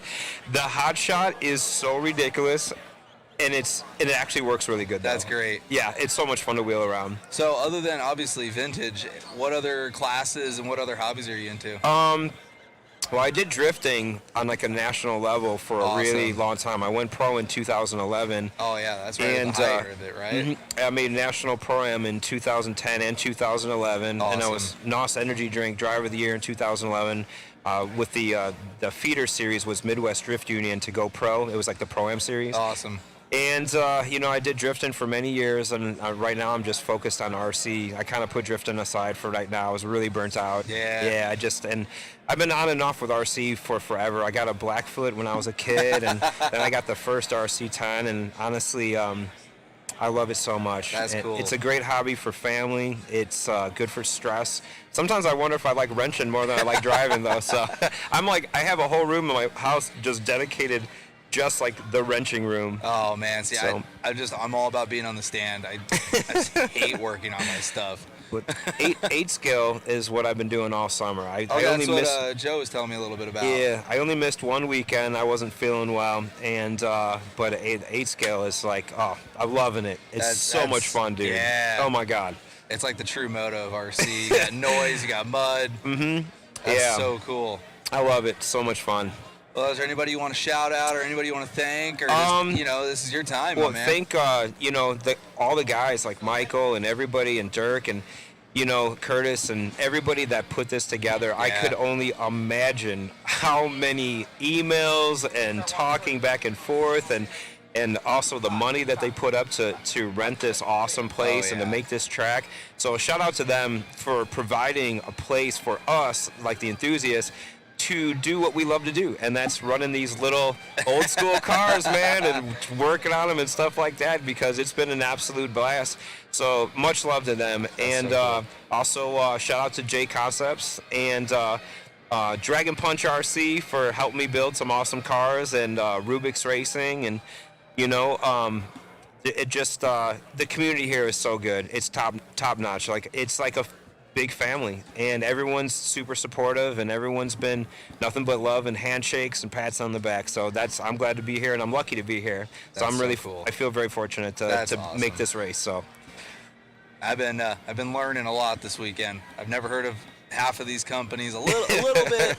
Hobby Action's my closest 10 scale track, and I love those guys, and working the Kinwald race and everything. I know a few of the names, but this first time hearing about Dragon Punch, but I've been hearing it non-stop, and the rigs look sick, and everything's handling really Daniel well out there. is such a sweet dude, and he's just one of them guys like, dude, hey man, I totally need this. He's like, man, I'm gonna overnight it for you. Like, he's just like, he is one of the guys that's into it. He really, that's it, man. He loves it. He's not like, some big giant, thing. He does it because he loves it. You know what I mean? I feel like that's everyone here. Yeah. everyone here. Oh yeah, oh yeah. I can't believe the turnout, man. This is crazy, right? Oh my God, it's so crazy. I thought when I first heard the entry count, when we first kind of got this locked in, I'm like, oh, it's pretty good. And then last night they were telling me how many people ended up getting entered in. It's like, oh my gosh. There's 150 in one class. When I first started, I was talking to Michael about it, and I was like, yeah, man, I'm signing up. And this was like months and months and months ago. And next thing I was like, man, I really want to run my hot shot. And then I started looking at some of the other cars, like, man, I should really run that one. And next thing I know, I called them, like, I messaged them like super late at night, and I was like, oh man, dude, I just signed up for like 8 classes, bro. He's like, dude. That's so cool. I kind of bit off more than I could chew, but I don't know. It's been fun. When I'm not on cam, when I'm cam, I just see you thrashing back there. Oh yeah. Just absolute madman. I know. Finally get a chance to chill. Yeah. Oh my God, I've been running off of coffee and like little power bars. So yeah, it's been fun. That's great. That's absolutely great. And thank you guys also. I want to give you guys a shout out for also not only the great pictures you guys take. This guy. Absolutely fantastic. And also just like all the love and live streaming this for the other people, because there's a ton of people that I know that couldn't make it, either logistically or like, with work or whatever it might be. And I got so many messages on Facebook. It was like, dude, what? I wanted to be there, bro. So I was like, oh man, I feel so bad, but yeah, it was a lot of planning for sure. Yeah, and we try to bring that vibe, because just last night coming in, I left Flagstaff, hauling over here. I got the live stream on my truck. I'm just driving, listening to Joe calling the racing. That's when I first learned of you and heard your name. I'm like, this guy's running 8 classes. What is going on? It was just so cool. And then you have this to watch forever. It'll be on YouTube. And all that. You can go back, watch, check the battles out. That's my favorite part. Absolutely. And it's cool seeing it again, because sometimes at the end of the race, you're like, I don't remember anything. I black out. When I'm in the zone and my car's good, I black out. I have no idea what's going on. Totally. That's relatable for sure. And like, it's like some of these cars, man, like, they're, it's like, especially like things like my hot shot, I just like seeing it run. You're just like, cheesing the whole time. Exactly. Like, I know it's not like, like a B7 or anything that. It's just that's like not what it's about. 1985 piece of plastic that's like flinging around all over the place. It's so much fun. I love it.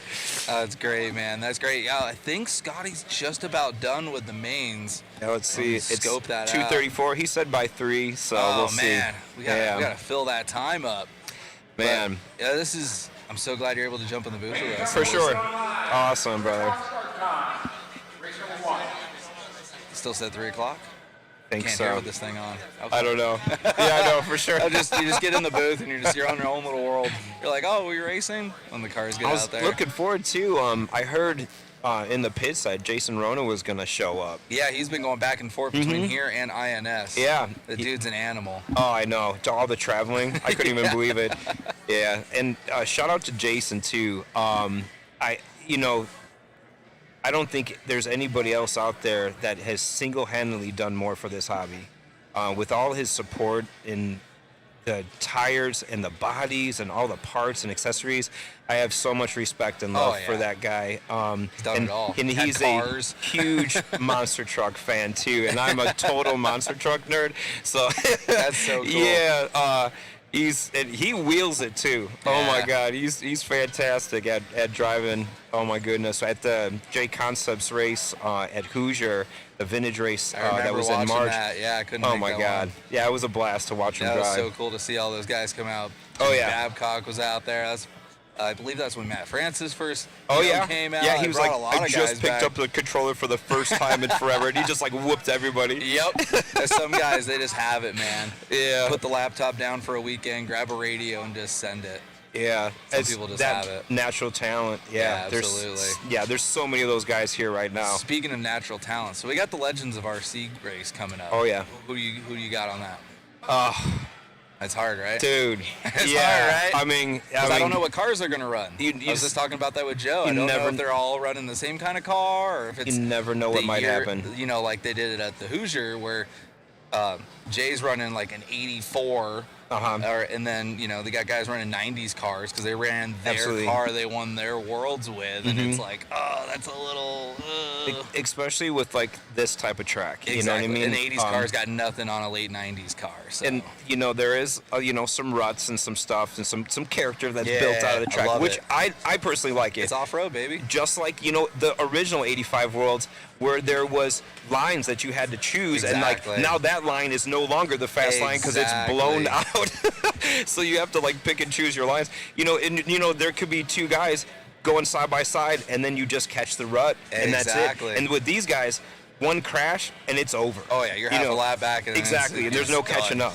They're too good. They don't make any mistakes. I mean, and it's crazy seeing Mazami out here and his father pulling the sticks out and just getting it, bro. Just as a child, seeing RC car actions and seeing him in there, and now see him in person. Isn't that cool? I was just nerding out. I didn't even know if I should like talk to. I was like walking up. I was like, hey man, how are you? Oh, that's awesome. Isn't that cool? You got everybody here, man. You got all the heroes. You got people from different sports. Obviously drifting, NASCAR, 80s winners, 90s winners, the new guys from this generation. It's just, there's so much love in one building. It's so cool. Yeah, and then seeing, like Ryan and, like Cavallari and like Mayfield. Ryan Show and Rivkin. Rivkin. Oh my God. Yeah, it's so crazy, man. Yeah, I mean those guys are just so good at what they do, and it's great seeing them in person, like drive like that, and not just like like on YouTube and stuff. It's been awesome, and this Spencer is just such a good, personable. Yes. Like he loves talking with people, and he's like super informative, super helpful, and you have to have a lot of respect for everything that he's done as a racer, as a person, just like those wow. YouTube updates and everything like that, telling people how to work on cars and how to Dude's set it accomplished up so much, and it's just so much respect for him, and like watching him wheel, man, yesterday I was like, watching around the side of the track. I couldn't even believe it. Oh my God. Like some of the stuff he was doing with his car, I was like, damn. I was like, what? So that's another good question I wanted to ask, because when I first saw the layout, when Associated first posted it, I thought it was cool because it is the legit 1985 World's layout. Yeah. And as I'm now talking to our Ironman with 8 classes, you have the most time on this track. Tell me your thoughts about it. Well, that was certainly helpful. Yeah, I'm not a morning person, so like all my early like heats are like so bad, and then like by the time I hit into the 4-wheel drive, I'm like fully awake. Yeah, I'm like literally like, I'm not a morning person. Yeah. I've been going to bed like 2, 3 like every day pretty much. Cars to keep running, man. Dude, wrenching has been killing me. Like even but it. You know what? I'm glad that I did it, and it's I think though next time 3 classes or hire a mechanic. I got a couple guys you can call. 3 classes, I think, is perfect. That's a good number for this. I'm usually just a one and done kind of guy. 1 2-wheel, 1 4-wheel. I'm always doing this and driving, so it's like 1, and I don't get to do any setup changes, and if I break, I'm out. Yeah, I toasted a belt in the 870, toasted a belt and a gear in the XX4, and I heard that's some fun to work on. Oh, dude. I love that chassis, and there's a bunch of people out there that really, really are like die-hard XX4 fans. And like Moto Oscura that makes like so many good parts for it, and there's like a few guys that really, really love that platform, and it works so good when it's running. But until God forbid you break something, you are spending the rest of the day wrenching and literally like his belt breaks off, you have to take apart the whole thing. That's what Joe was saying. It's like a 2-hour job if you're doing it right. It's like, what? Yeah, it was no way. Madness. I was like, no way did I just lose rear drive. I'm like, I already know what I'm up for. I was like, no. So, man. Yeah, there's that's awesome. And the day is not over yet. No, man, we're just getting started now. I know. You're probably like, this is your peak performance hour. These things, I recommend these things are keeping me going. That's awesome. So tasty. I say we got our first rounds of A's, and then we got a pretty awesome banquet. And then we have some yeah. racing to chew on all night and talk about. Oh, yeah. And then I think tomorrow we're starting with the lowers and then going to our finals. I don't know exactly how tomorrow's shaking out. Yeah, I'm not sure either. I'm kind of winging it right now. They had a really clean schedule posted until they had like 500 plus entries, and then it kind of went by the wayside. Yeah, you know what though? Shout out to Scotty as well, because honestly, he's run this like clockwork. Yeah, Like there has and it's been hard. no messing around at all. Like started the next heat, started next heat. I mean, he I've has seen been like 1 or 2 false starts, but with such a small track.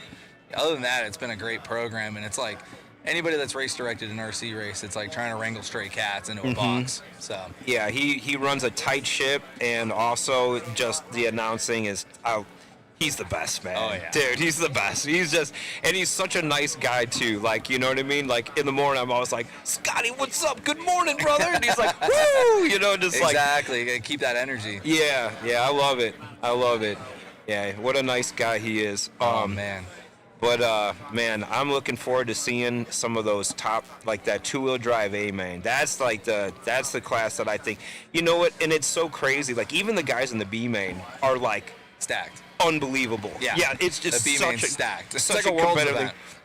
The A-main is just like absolute fire legends, and even the B-main is like pros. Yes.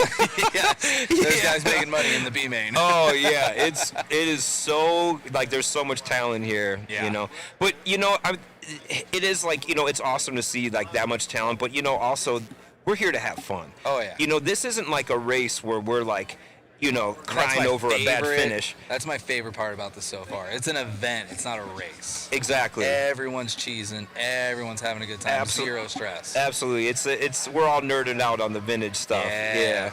I'm a big vintage nerd, so Yeah, it's a good vibe in this building. I love it. and there's a lot of people that I wanted to see too for that came here from overseas, like Lee Broadhurst. I've been talking to him for months, a long time. Yeah. Just, you know, like I can't wait till this is happening, you know, and he makes some great parts out in the UK, and it's finally great to meet him in person, and man, he's a great guy. And what Awesome a cool guy. spot too. Everyone gets to meet in Vegas from Oh, all yeah. over the world. Vegas? This is crazy. This is so nuts, I know. Yeah, I want to do some finagling around in the town if I have time, but dude, we have been just so... It's all about the race program. Oh, it's about yeah. the 8 cars you got to keep going. I haven't had a second to even go pee. It's been crazy. Just living off power bars, not even going out to Literally. eat. I know I've been standing up on the driver's stand doing the pee-pee dance. So, but yeah. Oh, that's great, man. I'm so stoked for you. And this whole event has been so much fun. Oh, yeah. I hope they do it again next year. That would be amazing. Right. But you know, like I could only imagine they would have to start literally negotiating and preparing it right now to make it happen next year. Yes. It's just I couldn't imagine how much effort and talking and emails and back and forth had to go make this happen. You know, if they do it next year, I will definitely be here for sure. I'm gonna race next year for sure. I don't even have a car, but I'm gonna figure it out. Yeah, there's you know, there's the VNATs that happens, and then we did the Hoosier one this past year. But And I that think was really cool to watch. Yeah, that was a lot of fun. I don't think they're doing the Hoosier one annually. I think he said maybe every like 3 years or Okay. every other year or something like Add a that. little prestige to it, gap it out a little bit. Yeah, I just think it's a lot. It's hard to prepare. Yeah, you know what I mean? 100%. Make everything ready and stuff. But if they do it, I would love if they had it every year. I would like, dude, Put I it just on the like calendar. Let's my go. little vacation time away from work. So. That's it, man. 100%. 100%. Absolutely. Yeah, man, it's crazy because this is the size of an arena that you would put like an arena cross course in. Oh, yeah. And it's packed. Yeah. Between pits, vendors, and the track. I was It hearing is- a while ago they had a BMX race in here. Oh, and like the believe it. whole like the I pit believe area it. was like a Gosh. BMX track. I know, dude. What the hell? That's crazy. That would have been awesome to drive RC cars on the Yeah. BMX track. That would been be a lot of sweet. broken vintage cars. I seen some 8-scale racing recently where they had like the off the gate starts. Did you see that, yeah, dude? I had a few buddies racing it. That was at the Drake Raceway. Oh, yeah. They had the 3 separate gates, and it was cool because the wheels were elevated, and that way you couldn't stall out. And then you put it down, you just burr, drop, and you just go. But it was cool, but the straightaway, I feel like we needed more of like a moto style wide to in. Okay. But the guys that got it right, that would hit that chicane straightaway right, it was a clean hole shot. And he had like a 2-car gap right away. I seen Drake walking around with his wife, Rhonda. Yeah, and I seen them walk. I didn't get a chance to say hi yet, man. I've been just running around like going crazy. But yeah, wow, that's another. That's a cool Oh event. my God, yeah. Dude, you know that his 8 scale. Wow, wow, it's amazing, Isn't it? Oh yeah. Awesome. And then shout out again, like Factory Tracks, dude, doing this full time now. Oh yeah. He's doing all these layouts everywhere. Check his posts like weekly. Big shout out to because dude, I saw in the morning they were just starting the track, and I was like, no way. and a couple hours later, it was a full-blown world style track. I couldn't even believe they accomplished that in such a short duration of time. Oh yeah, same thing in Silver State, just knocks it out. God, that is crazy. It's a gift, man. It's a gift. That's great. When I started getting worried when they started posting pictures of it in the morning, and Bob, they took a picture of it, and I was like, they're just starting it now? I'm like, holy crap. Yeah. Oh, my it's God. super awesome. Yeah, it's fantastic. Just look at these pits, man. What do we got? Another 13 minutes to kill. Yeah, he's going to call. It's 2:47 right now. I think he's going to say he's going to start announcing some of the A-mains close to 3. Oh, yeah, here we go. Close to 3 p.m. Man, well, I hope you're in. I hope you made every A. Oh, no. Not even close. You said no. No. Yeah, I definitely made the A with my hot shot, so I am so pumped to drive that thing around like a maniac. Favorite car of the weekend. But I would have made the A-main with the Yokomo 870C, but I broke the rear belt, and I had kind of a batchy second qualifier, but my first one was on fire. But I hope I squeezed in. If I squeezed in, then if I didn't, then that's okay. Yeah. But I've been loving it though. This seeing everybody come together, and the community from literally worldwide as a whole together, all together as one. It's just like there's been nothing but love here. Yes. You know what I mean? That's you can feel it the second you walk in. Mm-hmm. It's not like one of those races where it's like, I don't know, just kind of. I don't have anything nice to say, so I'm not going to say anything. But this event is just so money. Or like competitive manufacturers pitting in different areas. Exactly. We're here. It's just like whatever, man. Yeah. We're just having fun. It's an event. It's not a race, which is cool. Yeah. And there's so much history, and there's so many good vibes out here. I seen actually a bunch of people were actually watching, like fans. People were filling up some of the stands and stuff like that. I couldn't believe it. It was wild. I was standing up on the driver's stand, looking to the left, and I was like, there's actually people watching me. Yeah, I was like, oh man. I can only imagine. We're gonna have the gates wrapped around. We'll hopefully have some seats filled for some of these A-mains. Mm-hmm. Oh yeah, it's gonna go crazy hard. Yeah. The energy's gonna be great. The two-wheel drive A-main is just gonna be redonkulous. Even the two-wheel drive B-main is gonna be redonkulous. I know. It's the one thing I almost wish they did bump ups. I love a good underdog. I love a good underdog story. Yeah. But 12-car mains is gonna make up for it.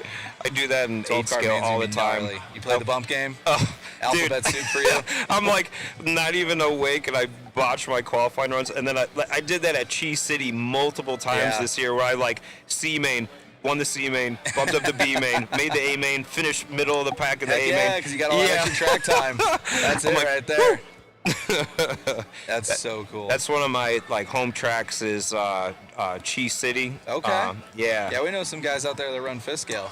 Yeah, they do run Fiskale over there, and that is crazy to marshal. It is the most evil thing ever. They're loud as hell. They're tearing up the track, and God forbid you get hit by that thing. You are probably going to die.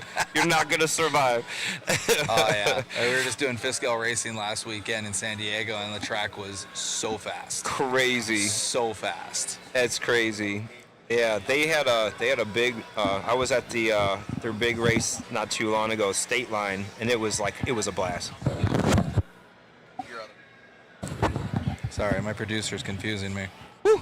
I didn't know you had 2 mics right there. That was kind of wild how you did that. Yeah. Do I got 2 mics? This is for the crew, and this is for everybody else. So you're talking to everybody else. That's which wild. is good. You don't have all these guys chatting in your ear, filling your thoughts with nonsense. That place is awesome, though, at Cheese City. Yeah, that'd be it's cool a to go there one big day. Track. They have a fantastic indoor track, too. Do they? Oh, yeah, fantastic indoor track. I didn't even know that. And Jared Wiggins, that's kind of like his home deal. So he's there all the time, and it is awesome to watch him run. He is a Wiggins beast. can wheel for sure. Oh, my God. And he's another guy that is just so nice at the track. Yes. You know what I mean? And like a lot of the guys, I run Associated, but he runs Techno. Yes. And there's so many guys that run Techno over there, and he just helps them all. Yes. Just all of them. He with setups and with wrenching and everything that weighs like that. dividends out there. Just spreading the love and all that.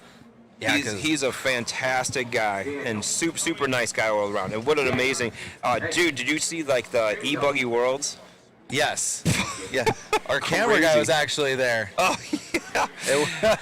Dude, I think I watched A1 and A2 like 50 times so far. I swear. I think I watched it like 50, just wrenching in the wrenching room, just watching it over and over and over again. It's crazy. We were struggling on that layout for sure as Americans. Yeah. That was different. It was a crazy layout. That beautiful to watch, man. Yes. Oh my God. Yes. So crazy. But yeah, that was a fantastic event. And then also we just had the Australian Worlds. That was I know Scotty was out there. Oh yeah, and that was awesome. And it's like, man, everyone is everywhere. Mm-hmm. There's always something going on. Yeah. Like you said, you missed like a weekend, but it's like every weekend there's something to traveling. do. Yeah, That's it's awesome, it, man. That is it. Very, very cool. What do they got going on right here? Got We're at 8 minutes to go. 252. Two deuce. Man, you should run 3 classes next year just so you can help and jump in the booth and call some of these races, man. Yeah. The vibes are high. Yeah, I would love to run less classes next time and then just be more focused and actually wrench and actually tune the cars probably. Maybe have a little fun. Yeah. I know sometimes you have to sacrifice. Like, I'm doing kind of good in this class, so I'm not going to work on this one. So that's kind of how it's been. I just haven't had the time. Yeah. Where I'm like, I should change the shock oil, but I'm not going to. So send it. Exactly. Oh, man, I can't even imagine. Can't even imagine. Yeah, it's been a lot of fun, though. Oh, that's so cool. Oh, yeah. It's not Matt on the Ledger, stream, too, is a but- local guy Yeah. in my area, and he's another guy. I absolutely love him. He's he actually pitted for me doing 8-scale nitro, and he was my pit man. And then I returned the favor at a different track. That's and it, man. Yeah, and I pitted him. That's it. Yeah, 8 scales. You gotta have the pit man. Exactly. That's another cool factor too. It's Yeah. like you could lose, you can win or lose a race in the pits. It's awesome watching him drive too, just at like a normal, like local, weekend race and stuff. Yeah. It's like that's Matt Ledger right there. That's crazy. That's crazy, Yeah, we get a little spoiled in Arizona because we'll just go to either Adobe or we'll go to the Nitro compound for some of their bigger races. Mhm. And of course, Spencer and Mayfield will show up because it's down the street. Oh yeah, And just watch that's them nuts. throw down. Oh, That's dude, nuts. it's so much fun. Yeah. There's another guy that runs with Jared Wiggins all the time over at Cheese City, Dalton Balboa. I think I know the name. Oh my God, that's another guy. Yeah. He's not like as well known, Yeah. but he is absolutely so fast. It is crazy Yeah. watching them drive together. Sometimes they'll battle it out like Oh, yeah. crazy, and I'm just like, dude, that's like one of the top drivers of the world, bro. And the you're just throwing world. down. Oh yeah, Throwing Dalton. down. Shout out to you, brother. We love you, brother. That's so cool. Oh yeah. That is so cool. Oh yeah. But what's the tea time right now? Got about 5 minutes. 2:55. But anyways, I got to draw you back. So, Awesome. Legends RC. Who are you going for? We're in Vegas. This is gambling town. Who are you going for? I can't call it, man. Okay. I can't. I know I can't, so that's why I just wanted to see. I can't. They're all so good. We'll just have to sit back and enjoy. There's so many factors to take in consideration. Yes. You could be the fastest guy out there and just You could have a mechanical failure. You could have an E-clip pop out. Exactly. I mean, anything could happen. Or like, you know, like you get like a fly in your face for a second. You're like, exactly. Or catch one of these ruts you're talking about. Totally. Or a piece of grass. It's crazy. And like I said before, those guys, you know, even a bobble could cost That's you the it. race, because you know they'll do, you know, 16 plus laps without making a single Perfect. mistake. Just perfect. And one dude that bobbles, that's it for him. It's just like his whole race is thrown away. And that's crazy to me. That's another level. Oh yeah, that's that's another level. That's legend level. That's why Yeah. we got the legends of Mhm. RC. Yeah, it's impressive to watch when you're just guys are just like hyper focused. Yeah. And you know, and not just like wheeling fast, but like sticking to that line Yes. consistently over and over and over And their again. racecraft and how they share the space out there. Mhm. They don't just that's- drive into each other. You know, that's another thing when you look at that level of the driver, when they drive together, The how first they lap. drive. The first lap. Crazy. It just shows how much talent.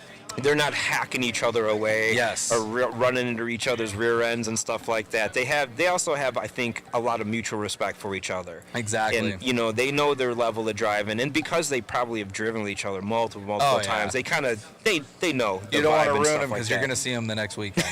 That's true. And for years to come. What the F, man? What's going on, bro? What the F? But thanks for having me Absolutely, on, brother. man. Dude, Yeah, awesome. great meeting you. And thank you for broadcasting and you know, doing this on YouTube for us, because we love Absolutely. watching it. Yeah, we get to watch it back. Absolutely. Yeah, man. Get those rigs ready. Awesome, guys. Thank you. All right. Cool. Joe is back in town. No problem. Thank you, guys. Not going to have the seat try and kill me this time. That was sketchy. That's all right. What's going on, Joe? I just did a What do you got? What do you walkthrough. got? I was looking for a JC10 for sale, and nobody has anything. And you know what? When I get home, I probably won't want one. But I was talking about Masami. Yep. And the Ready to Run company.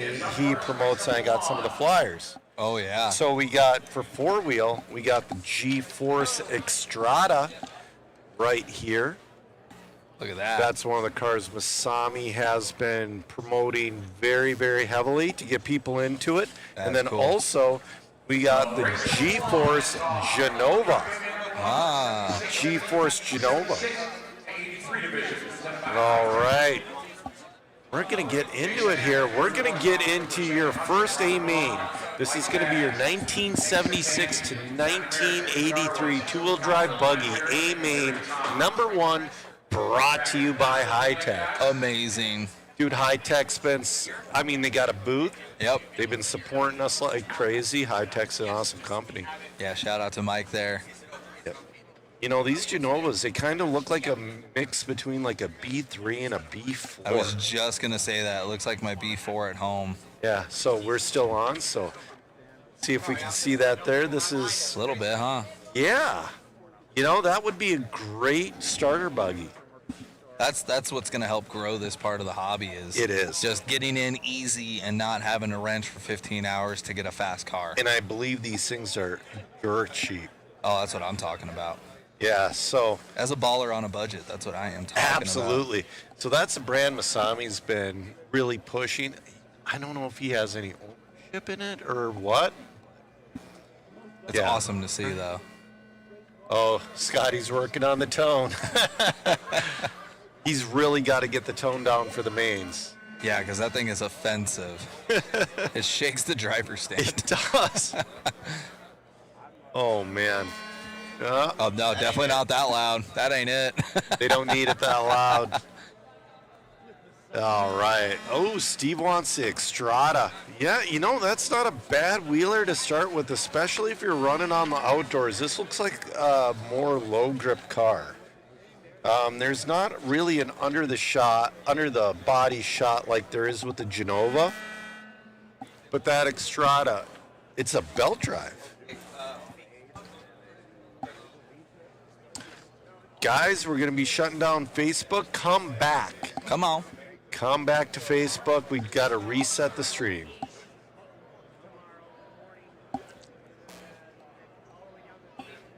You know, these zero sugar monsters taste just like regular monsters. Yeah. I mean, usually zero sugar, there's like a different. Yeah, it's like a nasty aftertaste. Yeah, these are actually really good. If you want the most disgusting thing you've ever tried in your life? Try a Sprite Zero. Ooh.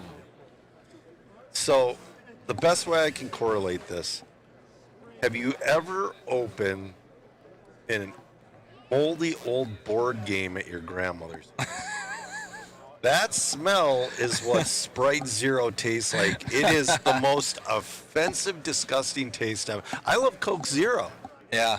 That Sprite Zero needs That should to have go. never made it to market. Never made it to market. Oh, man. I see the driver's stand's got some people. I wonder who's going to be jumping on cam. Is it me? Megan is slaying in the booth, so I You might have to jump on cam here. Yes. I would assume so, because have you heard anything from Chris? I know you texted him earlier. Chris will be all right. He's in the right hands. But there's no ETA. No, they admitted him to a room. Dang. Yeah, so. Yeah, man. Yeah. We're just going to have to adapt. That's how we do. Yeah. We're always a guy or two short. That's all right, a person or two short, as they say. Chris's health comes first. Yes. Yeah, he came in this morning. He's like, I might have to. All right. Not saying he wants us to do something. I don't know what he wants. I don't know, but I'm probably going to get on the camera. Yeah. All right. Oh, no. Yeah.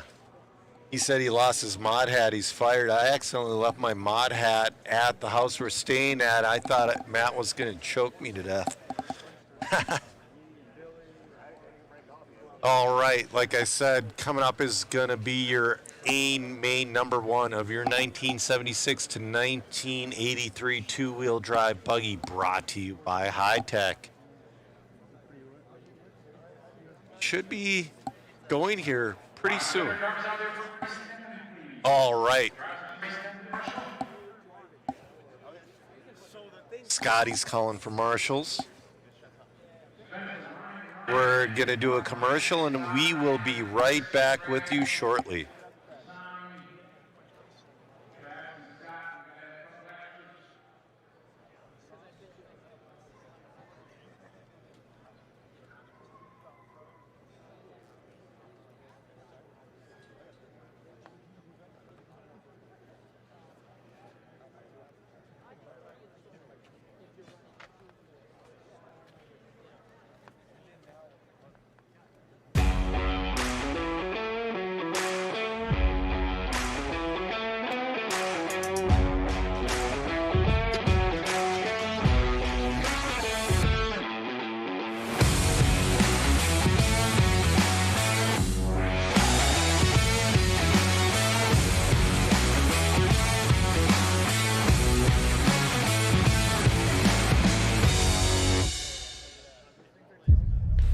Whether it be chasing checkered flags, blasting through berms, or navigating the trail, AE has you covered.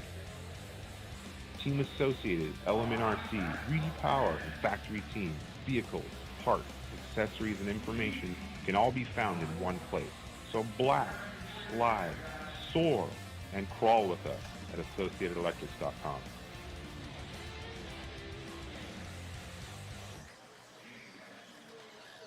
All right, we're back in, guys. We are bringing you our first round of A-mains. Coming up right now is going to be your first A-main of 1976 to 1983 two-wheel drive buggy, brought to you by High Tech. We have Jason Ashton leading the crew, DBR Drew Boyd in the 2, Minnesota's own Bob Cooper in 3. We got Shannon Hudson. And we got Robert, I can't pronounce that last name, Mike Katz. We got Nick Sack Andy. We got, testing the tone there. We got a whole bunch of talented drivers in this one.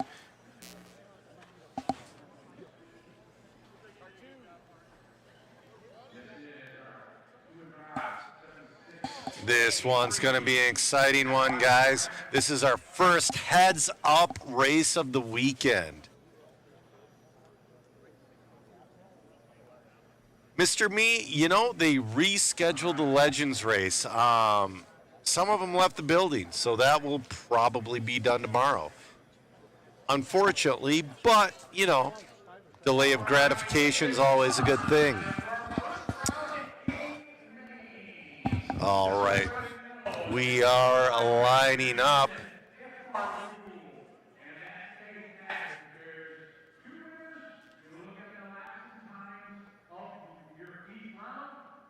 Best run will be determined a winner. That is the tiebreak. We're starting it off here with two-wheel drive, 76 to 83 vintage, presented by High Tech. Jason Ashton starting on pole. This is a 5-minute A-main number one. Our drivers are ready. Corner marshals are ready. Good luck, drivers. We're going racing on the sound of the tone. All right, your first And here we A-main go, is up A-main and running. number one. Jason As they're Ashton, bringing a little bit loose on the start there, but pretty clean. Looks like Bob Cooper might have tapped out already. Oh! Smart driving from Ashton. Ooh, gets on his edge a little bit. They got to take away Larry Tom's lap, and they do.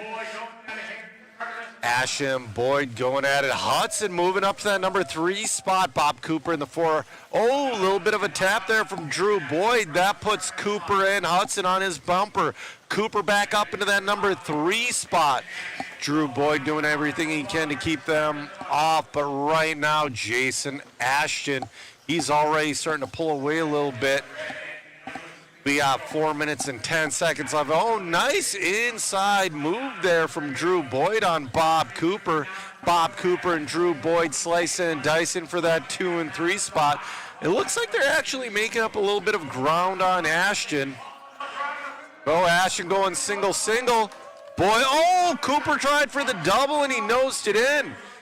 You know, if Drew Boyd can make that double, he's really going to close in on the back of Ashton. Ashton looking at the back of traffic right now. Oh, Ashton going for that single. He's just keeping it clean. Oh, nice driving. Oh, Ashton's trying to get by some traffic here.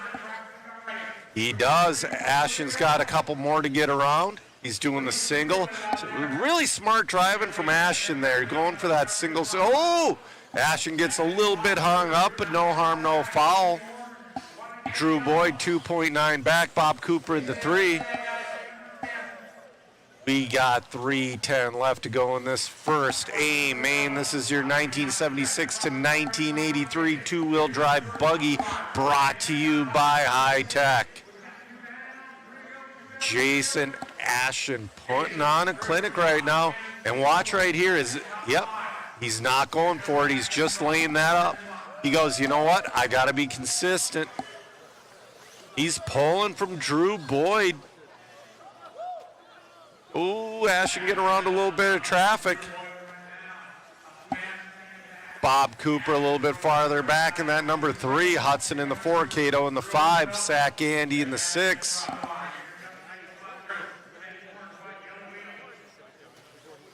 .1 separates our leaders with 2:15 left to go.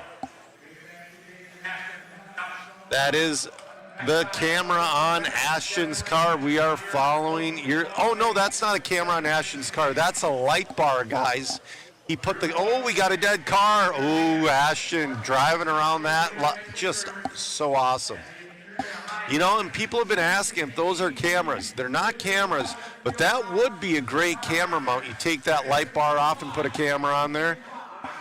Drew Boyd loses another 10th that lap on Ashton. Jason Ashton with 1:35 left to go. 17-0, just nice and consistent out of Jason Ashton. He's not going for that double, and he's pulled a 5.1 second lead over DBR Drew Boyd. Bob Cooper's 5 seconds off of Drew. We're starting to separate a little bit. 17-1 that time from Ashton. 1:10 left to go in this one. Absolutely. Ashton's we got a car without a front wheel out there. Just trying to get some points, I guess. Oh, man. That's got to be grinding up the chassis. Jason's opened up a 7.1 second lead. He's got some more traffic in front of him. He's lapping, I think that's 4th place. He is doing awesome. Because he will be lapping after this guy. He'll be lapping 3rd place Bob Cooper. 30 seconds left to go on the Master. Oh, Bob Cooper upside down. Oh! Yeah. Sack Andy's looking to get around. Ooh, Ashton getting a little loose. Ashton's got Bob Cooper 3rd place, a lap down. We got 10 seconds left to go. Ashton's going to go for one more.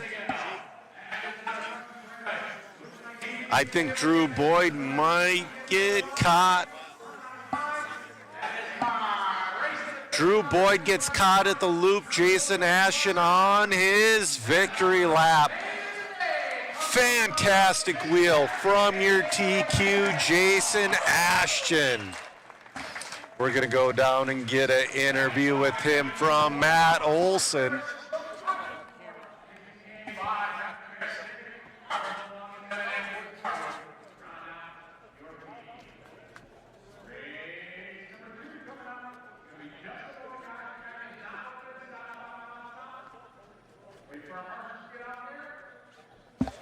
All right, we're going to get an interview with Jason Ashton after he... Oh, wait. He is back-to-back. Ashton's back-to-back. Oh, this is your 1984 to 1988 two-wheel drive buggy brought to you by J Concepts. We got Jason Ashton on point, Andrew Smolnick on 2, Chris White on the 3, Twig, Minnesota's John Weeda, James Elliott, Steve Chamberlain, Kirk Busch, Dustin Peckman, Kevin Van Aert, John Schultz, Timothy Stella, and Matthew Crowder. That is so cool.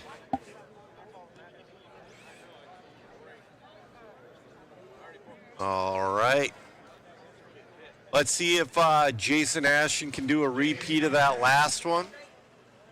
I mean, that's got to be it's probably a similar feeling going from the two-wheel drives.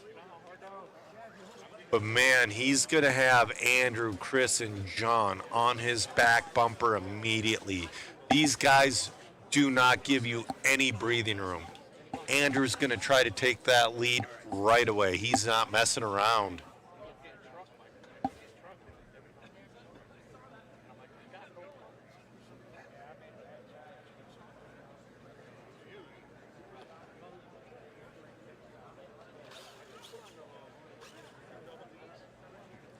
All right.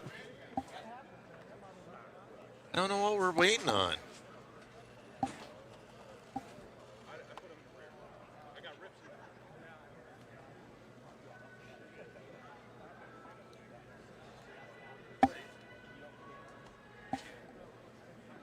Oh, man. Just...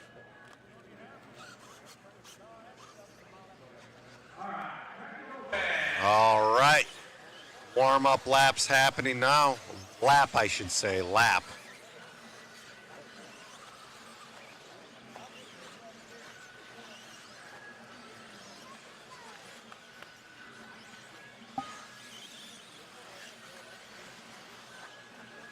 All right, guys.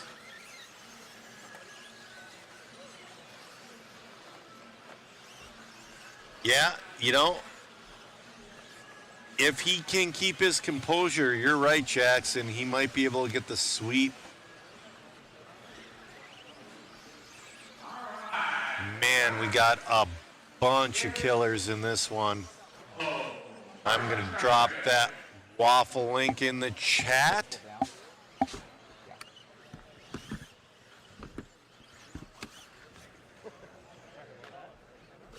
Camera number 1.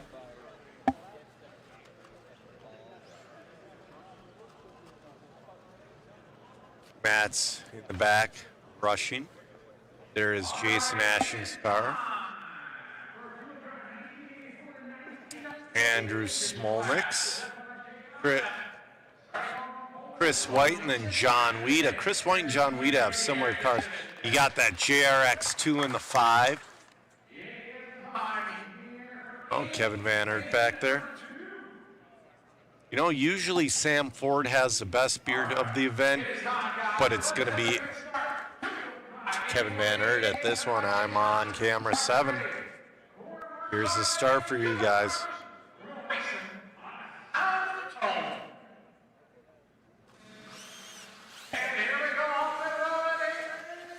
All right. Oh, Andrew knocking on that back wing immediately. Oh, he gets a little hung up.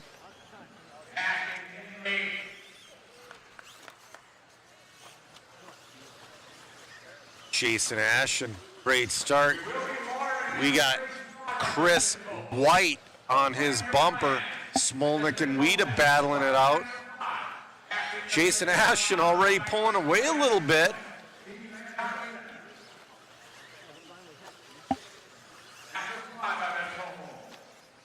All right, I'm being told we're gonna water after 5. This is only 2 of 10 races we're doing tonight. We're doing the first round of Ashton upside down.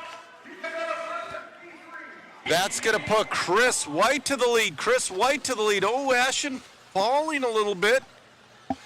But you know what? He gets to start from the point on the next one. Oh, that's Weeda upside down. Ashton's going to hang on to that number 3 spot. Smolnick in the 2.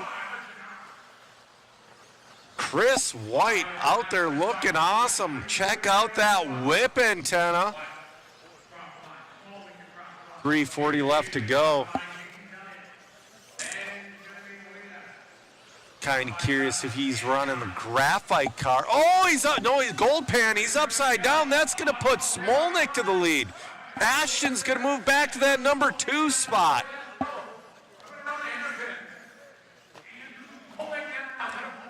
Andrew Smolnick. Ashton's back in that number 2, knocking on the rear wing of Smolnick. He's making up serious ground. They're looking at the backside of some traffic. Great driving from traffic. We do appreciate it. Oh, they touch. Single. All right, cross the line down the straightaway in. Nice line from Ashton. Looking to the inside. Ashton takes the lead back. Beautiful pass from Jason Ashton.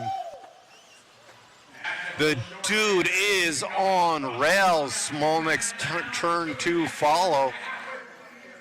All right, we're about the halfway point in this one. Oh, here goes. Oh, no, Smolnick on his lid. That's going to give, oh, no, Smolnick upside down. Gets a quick Marshall, but that's going to put Smolnick back into that, too. He's got White and Elliott behind him as well. All right, Jason, he chased him down once. We'll see if he can do it again. We got 2 minutes left to go in this one. Smolnick is in traffic. We appreciate you guys supporting the Waffle. Smolnick getting through traffic. He's making up that ground again on Smolnick. I mean, Ashton just has such a nice line, but it's kind of biting him a little bit with this class, but we got 1:35 left to go. Oh, Smolnick going a little wide there.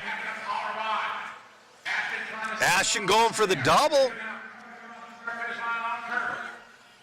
All right, we got a minute. Oh, Ashton getting a little. All right, Smolnick holding on to the lead, but he's got. Oh, they touch again going into that corner. Smart driving from Ashton doing the single.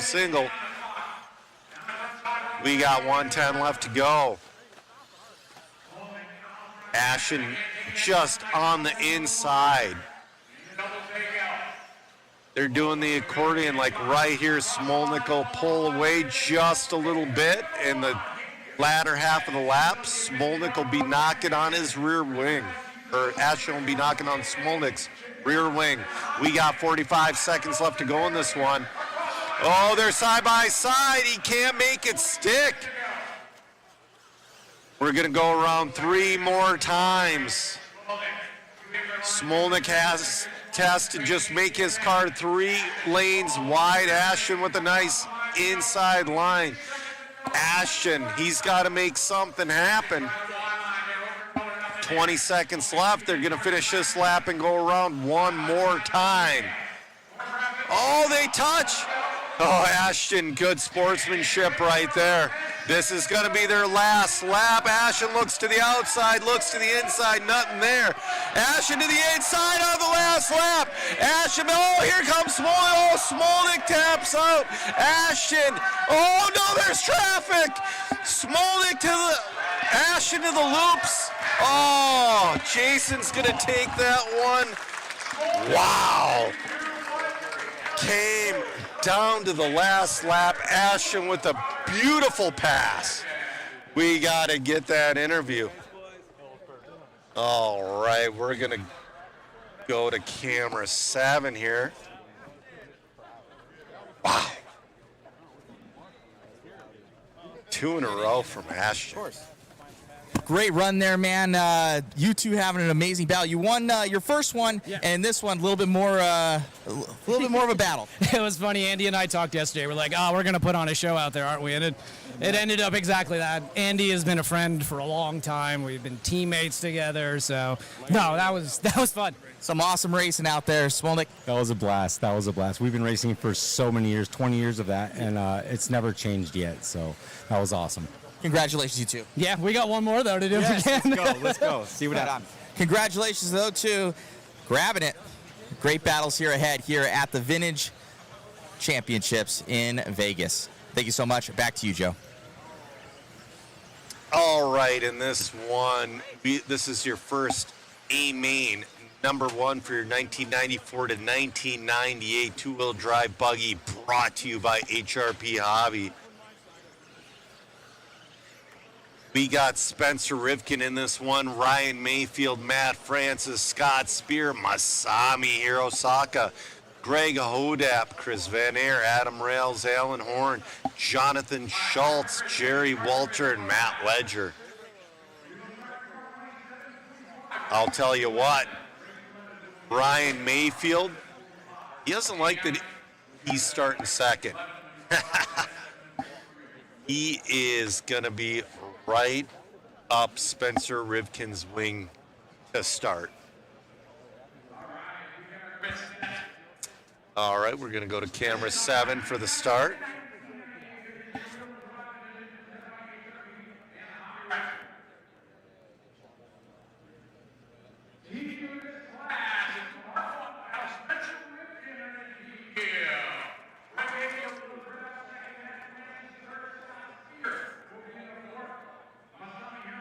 Masami giving him a little wheel wiggle.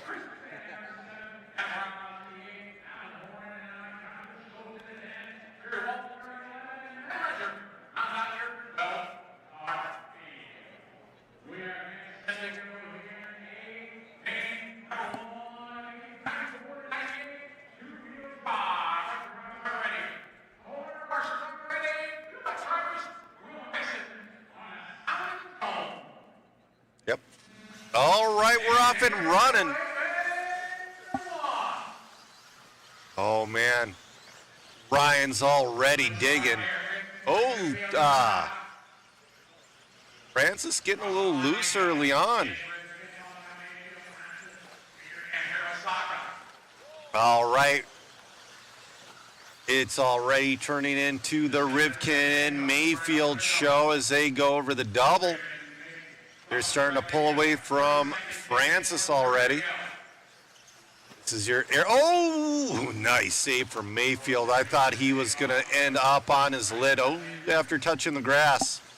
A couple of bobbles from both Spencer and Mayfield this lap. Oh, Spencer getting loose. Oh, Mayfield looking to the inside, nothing doing. Mayfield's got a really nice line through that center section as they go over the double, outside to inside. Mayfield's looking just for anything. We got 3:50 left to go in this one.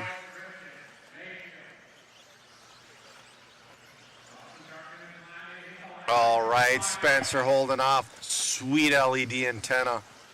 Mayfield in that. Oh, Spencer with the bobble. That's going to put Mayfield to the lead. Mayfield's got speed. We'll see if Mayfield can make. Oh, Mayfield. Oh, nice outside pass by Spencer. Spencer is not having it. All right, Spencer back to the point. Mayfield in the 2. But guess what? They're messing around. Francis is catching them. Mayfield just looking for anything. Francis still within striking distance. Hirosaka up to that number 4 spot.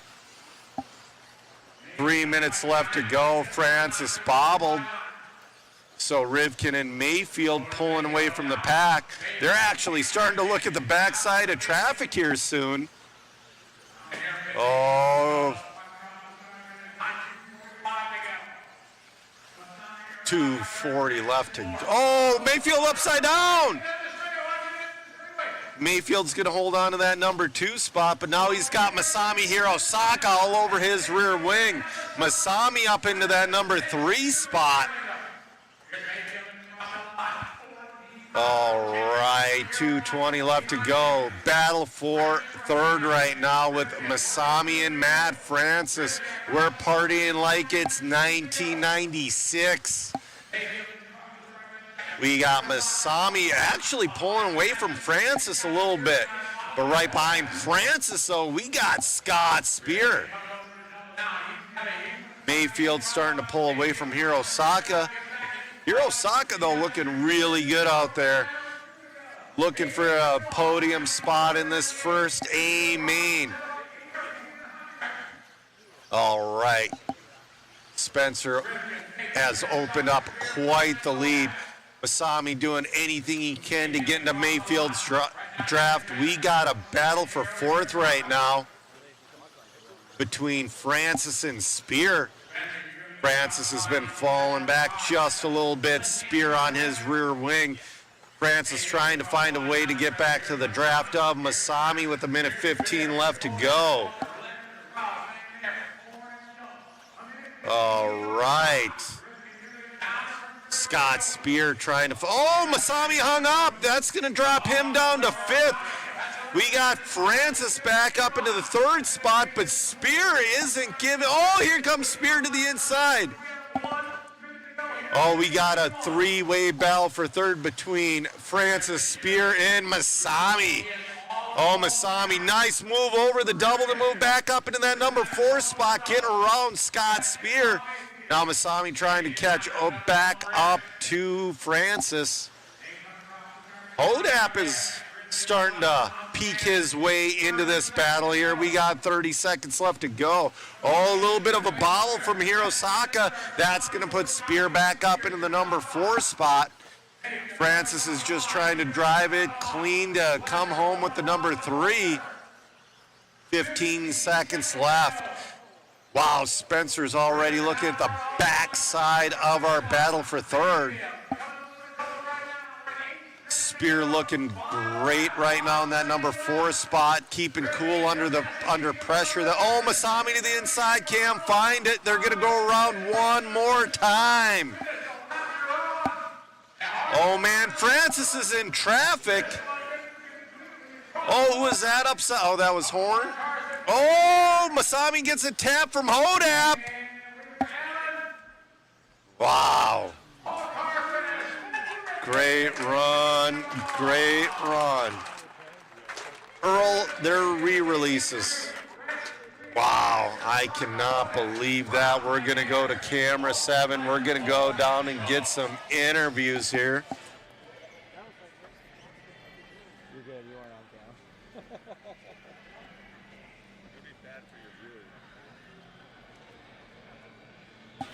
camera. Rivkin, though, man, wow.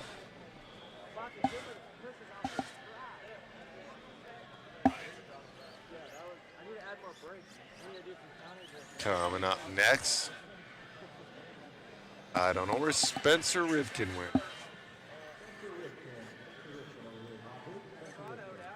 Coming up next, so you got your 1980 to 1990 two-wheel drive truck brought to you by Dragon Punch RC. This is going to be a 14 truck. Congratulations on the run there, man. It was a little interesting at the beginning. Mayfield ended up flipping over in this tough corner right here. This corner is pretty freaking tough because you kind of get the ash or the grass actually being there for the curb. Yeah, the start of that race was pretty good. Obviously, it's good racecraft from Ryan and myself just to kind of like get things going so you don't get tangled up to kind of go way back into the crowd. And then obviously, as we kind of pulled away, I kind of made a small little bobble, got a little loose. He kind of went by, and then kind of when the doors open, I kind of shot for it as well and kind of got back by him again. And then, he ended up having that mistake here, and I just kind of put my head down, put my laps in, and then I kind of caught up to the rest of the guys in the back and was working my way through because you don't really know what was going to happen with kind of going through traffic. So, it was a good run. I was also kind of thinking because it's AA main, there is a possible tiebreaker with the overall laps and the overall laps and times. So, keeping just sharp and focused on that end. So it was fun. Congrats. Thank you. All righty, guys. So more coming your way. They're moving through this program pretty fast and furious. We want to catch up with more interviews here. It's just hard to do it with our limited time. Back to you, Joe, in the booth. All right, we're going back to camera number 1. This is your 1980 to 1990 two-wheel drive truck brought to you by Dragon Punch RC. Our photographer Shu is in this one. He's rocking the cow in the front bumper. All right, we're gonna go to camera 7 here.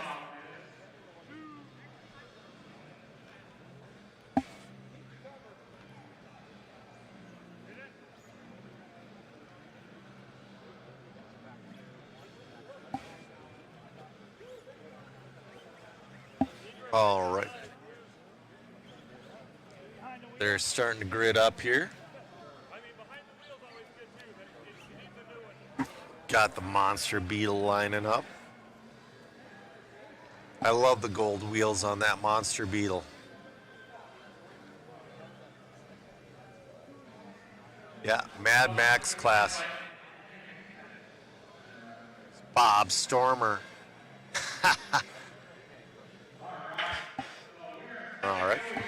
All right, there's your JRXT. Got a fresh set of double Ds on that one.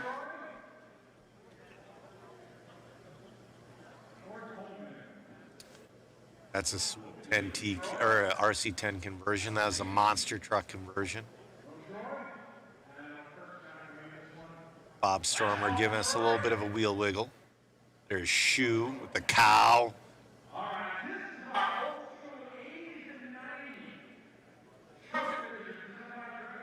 Oh, we have an empty slot on the grid. There's the second Blackfoot. There's your Monster Beetle. Wow. Yeah, Gil Losey Jr. is here.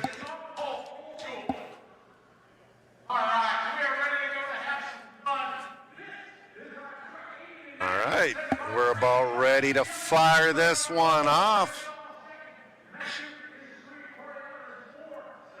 Bob Stormer's driving an old conversion for the RC10 that was previous to the RC10T. Oh, Jimmy, the Blackfoots are a handful out there, but you know what? They're having the most fun. All right, all right. Race number 4 ready to fire off here. Oh, that tone's rough. Oh, a little bit of a wheelie there from Elliott. Elliott's been crushing it with that JRXT. That thing is smoking. That was my first stadium truck.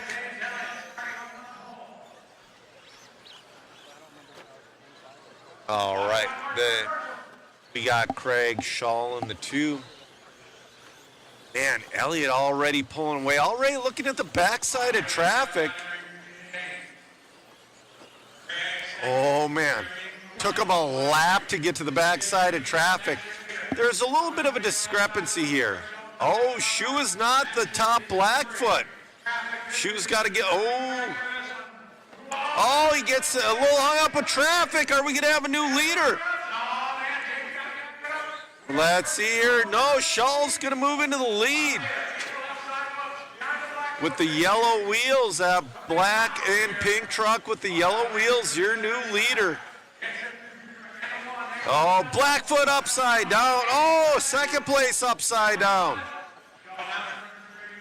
Shaw showing some patience and some racecraft out there getting around traffic. You know, Elliott, just the best profile pitcher out there. Craig Shaw in that number one. Putting Bob Stormer a lap down. Oh, somebody took a header at the end of the straightaway there. All right, Elliott, he's in that 2 spot. Let's see here.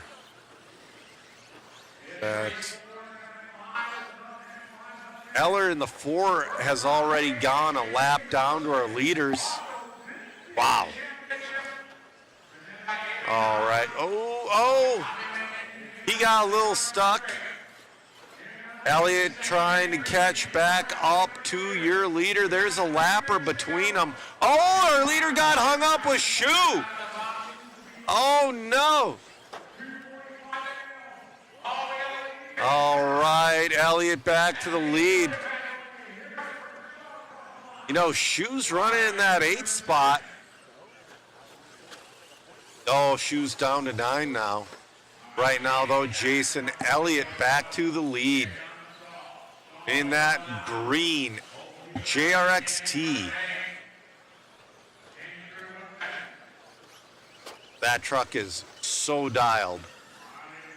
Oh, making his way through traffic, getting through a little bit better this time. James Elliott, your leader with 2:05 left to go.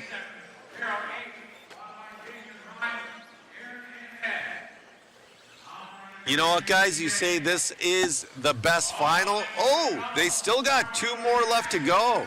He backed it into that corner, but with these old vehicles, you got to be careful.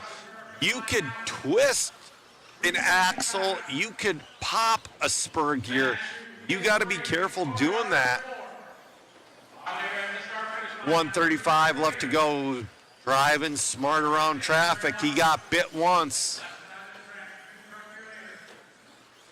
All right, we got 1:30 left to go. James Elliott, your leader, getting around the Monster Beetle. All right, Shaw in the 2, shooting the 3.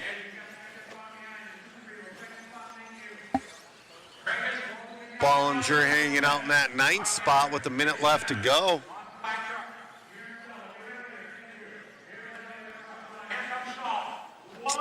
Big Papa, yeah, we hope Losey Jr. does see the enthusiasm towards this and convinces Horizon, but yeah.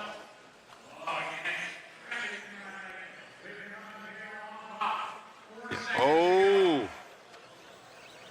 Getting around Bob Stormer. Bob in that 6th spot. Oh, Elliott getting around a pile of trucks. Oh, man, he's got to deal with the Blackfoots. Bollinger moves up to the 7. Oh, Elliott just going for it to the inside.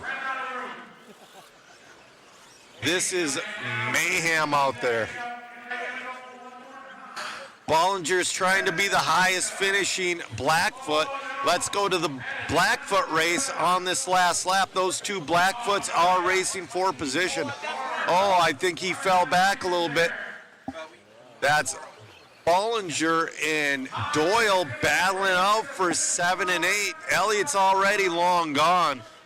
Oh,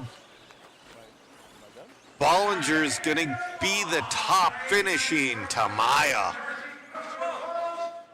Phenomenal race from James Elliott. And we're going to go to camera number 4 here.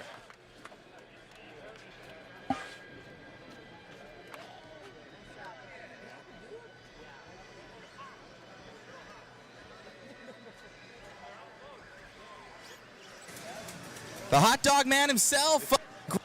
Man, a little bit of a good battle at the beginning there, and then ended up second place, first place. Got caught up with some traffic.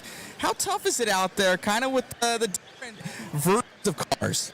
It's tough. The difference is so much, and the track is kind of loose here. Well, it's a lot loose, so it's a bit of a handful, and plus you got the lappers to deal with. But it's still a blast. It's so much fun. I'm loving it. Well, you got it. Well, I'll be ready. Congrats. Thank you. Yeah. Elliott grabbing that one. Another main up ahead here. Thank you guys for tuning in to the Team Associated Vintage Championships out here in Las Vegas, Nevada at the Orleans. Back to you, Joe. All right, coming up next is going to be your 1991 to 1996 two-wheel drive truck, A-Main number 1. We're going to have Adam Rails leading us off, followed by Scott Brown, the king.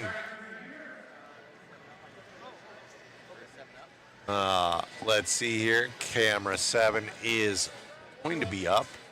There it is. Yep. Adam Rails wearing my favorite J Concept shirt.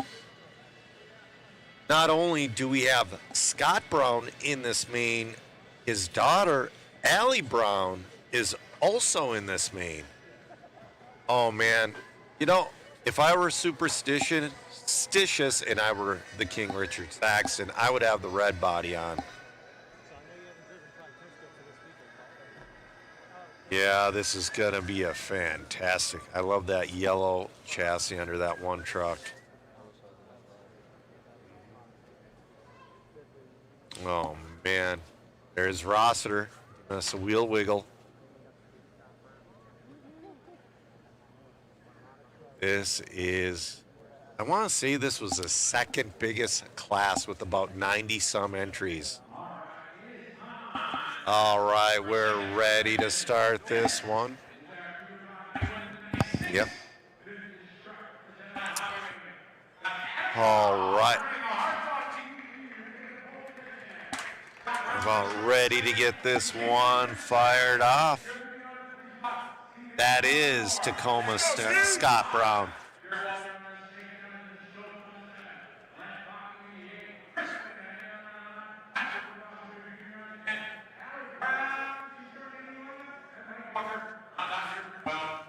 All right, we're ready to fire it off here.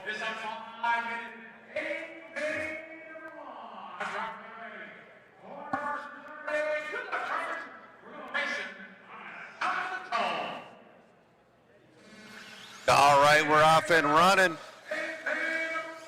So far, a beautiful start from Adam.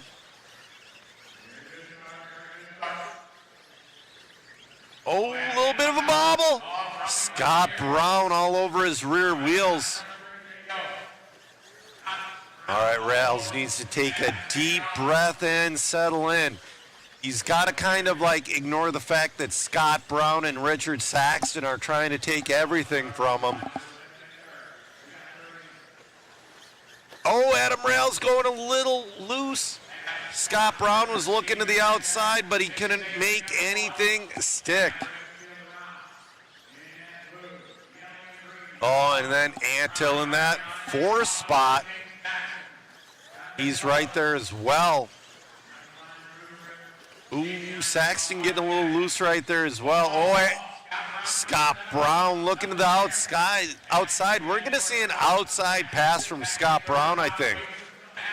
But you know what? Here comes Richard Saxton looking to split the both of them. All right. Rails holding off the Wolf Pack. He's got massive pressure behind him. Top 3 are starting to separate from the field a little bit. We got Adam Rails, your leader, Scott Brown in the 2, and the king, Richard Saxton, in the 3.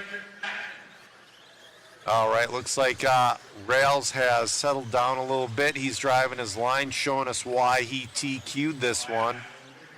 Oh, they're coming up to traffic. Oh, he touches a bumper a little bit. They're coming up on a little bit of traffic. 305. Oh, goes wide. Oh, they touch. Here comes Saxton.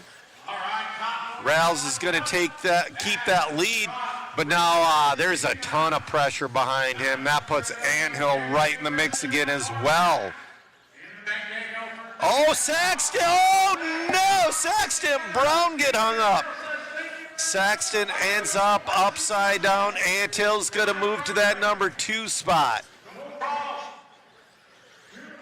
Wow, we're halfway through this one. I don't know if they can recover.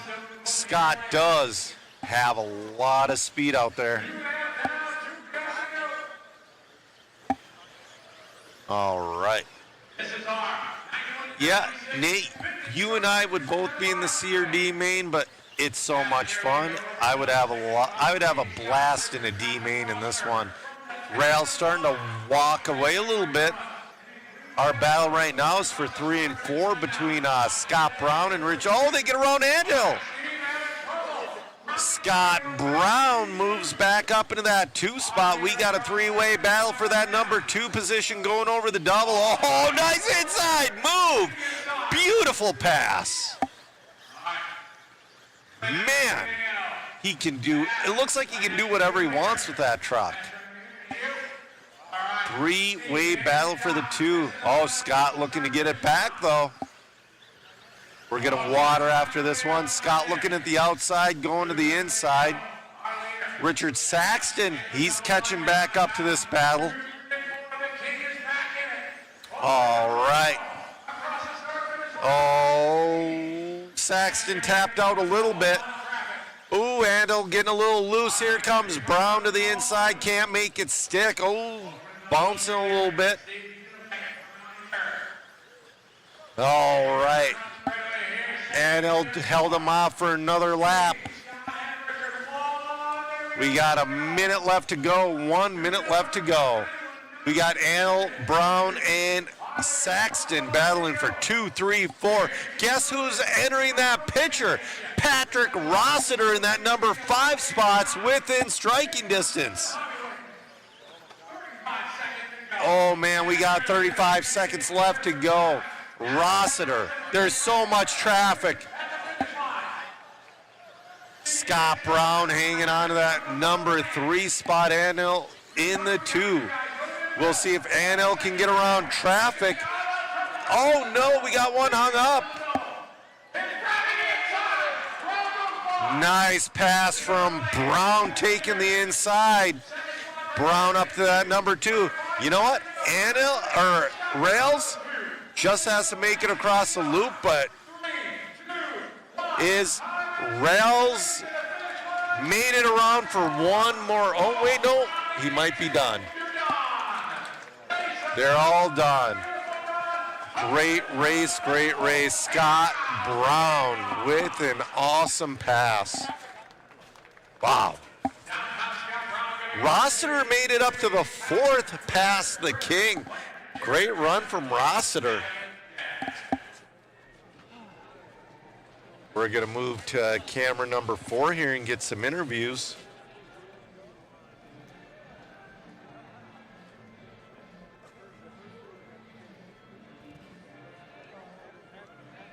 Adam, your heart pumping a little bit? My heart is thumping right now.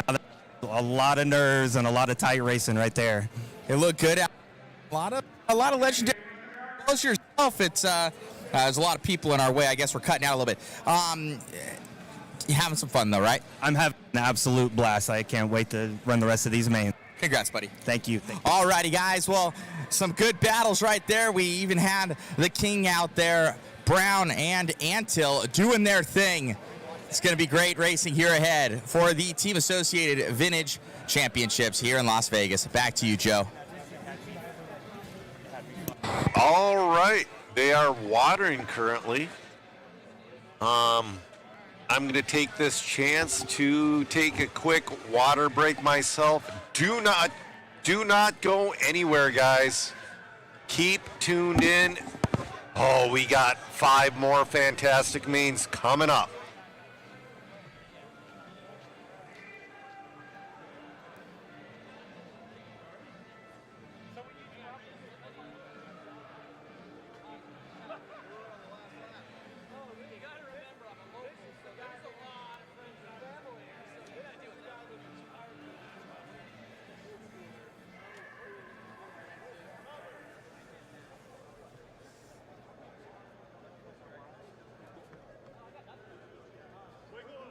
Is that it? You're good.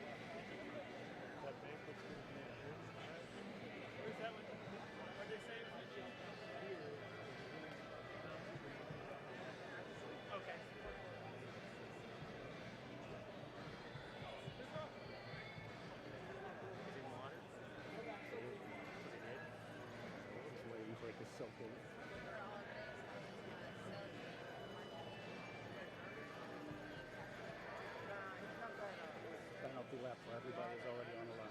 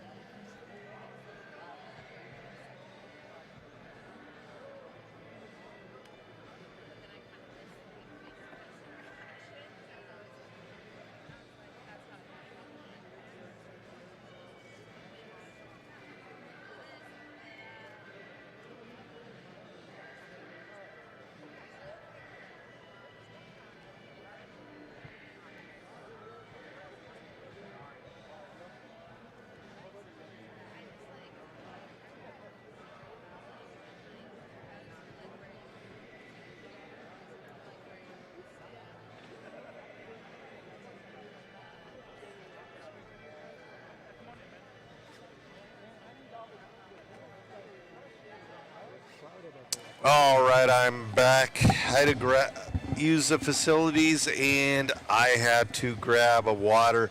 I've had way too many fridge cigarettes today. It's time for some good old-fashioned water.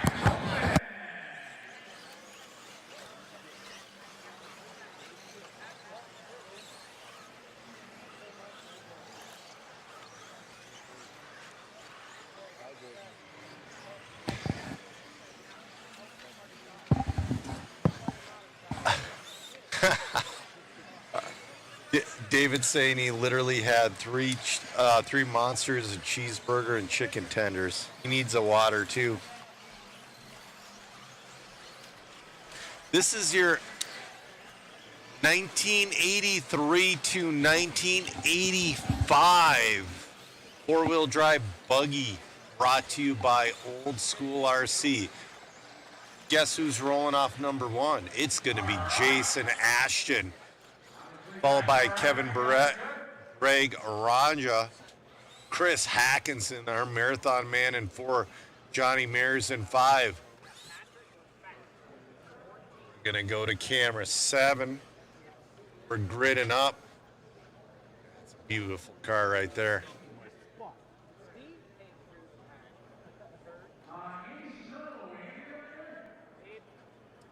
Yeah, Ashley, it is a great thing that women are joining the hobby. Hackinson's ride. All right, I gotta get this closer to my mouth. Get a little bit of a wheel wiggle there.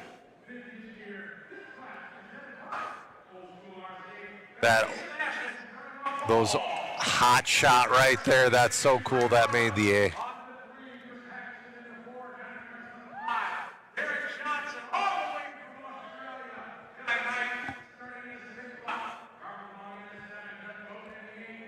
That's correct, Davenport. The original Optima did not have a wing, and that's the way Jason Ashton is driving it.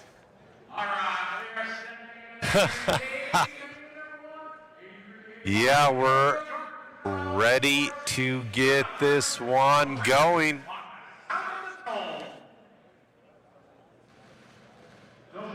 Oh, no start, no start, no start. That tone hasn't been working very well.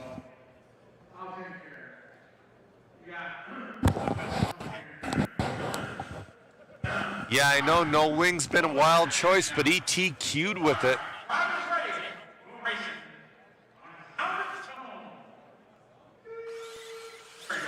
All right, Scotty doing his best tone impression to get us fired off.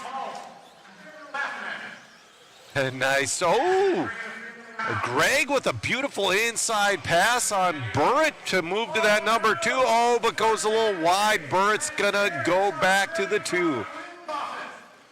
Ashton's hanging on to that number 1 spot. Oh, somebody lost a wheel. That's been happening a lot. Some of these wheels are held on by these weak Allen head bolts, but Ashton out front already dealing with traffic. Look at that pile of traffic. Oh, he's already got to deal with. Going to the outside of some traffic, he's got to deal with that hot shot. He moves to the inside. Wow, it took him less than a minute to put a third of the field a lap down. We got 4 minutes left to go in this one. Jason Ashton putting on a masterclass right now. Oh, Jason looking inside of more traffic. Wow. I wonder if he's running the full 10.5 in that thing. He's got power.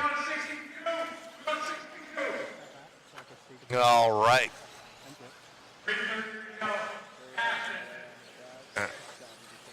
All right, Greg is up in that 2 spot. Let's go to that car with the yellow whip antenna. Oh, your third place guy's upside down. Never mind. Commentator curse. Wow, Ashton's putting people laps down.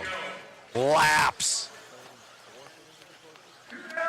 Yeah, 3rd and 4th right now is the closest. The one with the pink wheels is 3rd, I believe. We'll see. Oh, they touch. I believe that was Hackinson going upside down, too. Oh, no, Hackinson just fell. So did Burritt, 4 and 5. So Hackinson in the 5, Burritt in the 4, Mears up to the 3, Greg to the 2.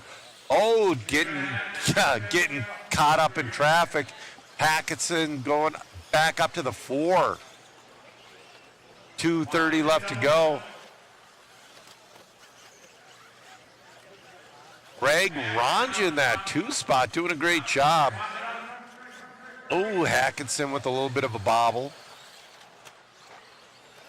All right, we got 2:15. Oh, no, Hackinson. And, man, Burritt can't catch a break out there. Yeah, there is mayhem everywhere, guys. We still got a few mains left to go. I'm dropping that link in the chat. bunch of fantastic prizes. We're giving away autographed, re-released cars. We're giving away a Team Coyote Charger. Oh, Ashton hits a divot. Ashton was putting 4 and 5 a second lap down, hit a divot. And yeah, Ashton be gone. Like I said, he's putting on a master class. His fast lap with that car is a 15.2. He is so quick. I think, rocking 94 to 98 ran the two-wheel buggy. But that was just A-main number 1. There's going to be more A-mains tomorrow. But stay tuned because 1989 to 1993 two-wheel drive is going to be your last main of the evening. Then we're going to go up to the banquet. Jason Ashton. Look, getting a little hung up with traffic. Man, this is one of those classes where there's large discrepancies. Hackison moving up to that number 3 spot. Great job from our Ironman of the weekend. Oh, that white car and Chris battling for 3 and 4 right now. This is our battle for third between Mears and Hackison. Hackison cartwheels a little bit. They might get around for a second if they keep it clean. Our battle right now for third and fourth. They're in the middle section of the track into the off cambers over the doubles. Chris goes for the double. They're going to go around for one more. Oh, Ashton's got this one. All right, through the center. Hackison Hackison doubles over him to the outside. Oh, no, Hackison had it. They touch, and he ends up in that number 4 spot. Wow, great racing. Hackison was not out at the line. They're battling for 3 and 4. Oh, you're right. He lost. All right. Yeah, the hot shot didn't stand a chance. Like I said, next time one of these vintage races is done, they have to have a Tamiya 2-wheel and a Tamiya 4-wheel class.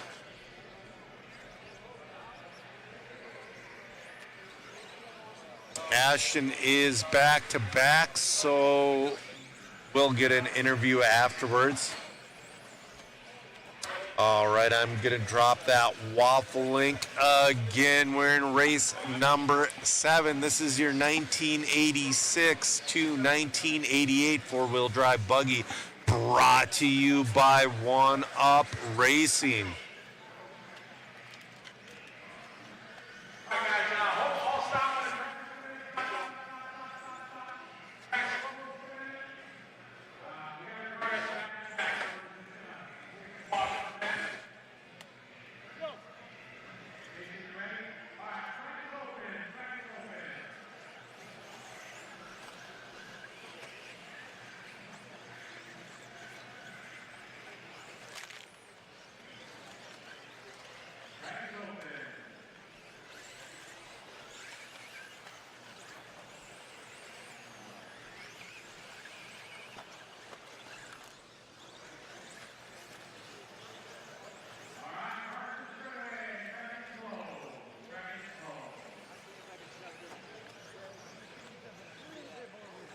All right, we're ready to grid up here.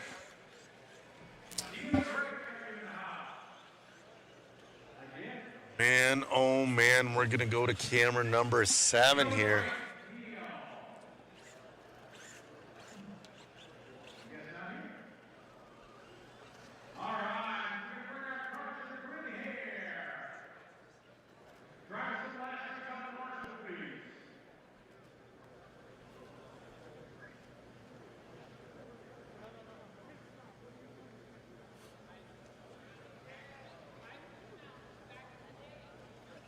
That's that JR Mitch paint job. Jason Ashton starting in the 2. No Neil Drake. I wonder where Neil Drake is. Kurt Busch. Kurt Busch has the goosebumps in all 4 corners. That might come back to bite him.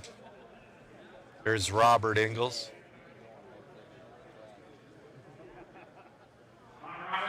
Our cameraman saying you can go on more places of the track, but guess what? This is the A main. You should be focused on the line, and you should be focused on going as fast as humanly possible. There's Minnesota's Bob Cooper on a fresh set of goosebumps. Yeah, Kurt Busch and another A main. That's so cool. That's Hero.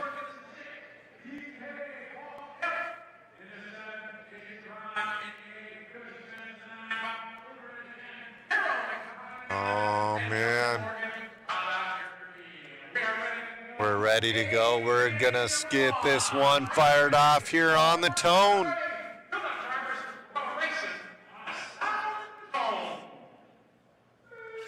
Scotty's doing the Tone. He does a good impression. All right, we're off and running. Ashton already putting the pressure down on J.R. Mitch. They were battling in qualifying. They both had a 0. Oh, Ashton upside down. That's going to put Ingles up to the 2. Oh, man, that's a rough way to start. So right now, Ingles, Robert Ingles to the 2. PK Kemp to the 3. Jason Ashton all the way down to the 4. Kurt Busch in the 5. Oh, no. I'm not seeing Kurt Busch right now. Kurt Busch might have tapped out in that last lap. Ashton up to the 3. PK Kemp in the 4. Excuse me. Kurt Busch is still in the 5. Nakaya in the 6. Minnesota's own Bob Cooper in the 7.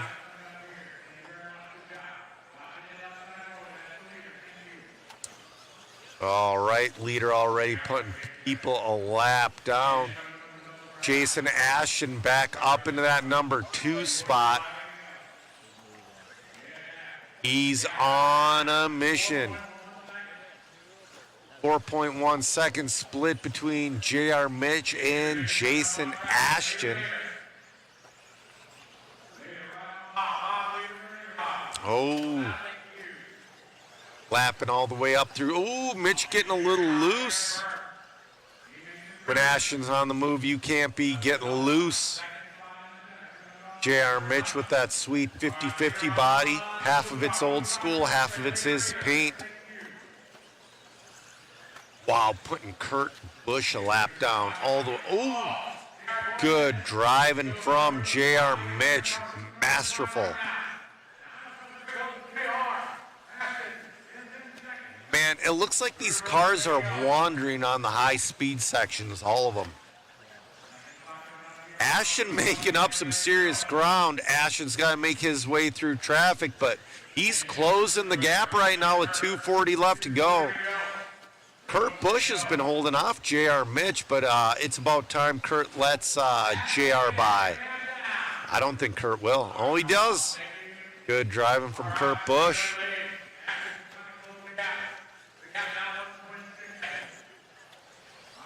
Ashton making up ground.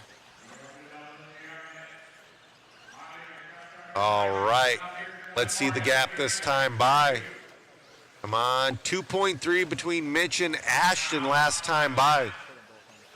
We're going to try to get them both on.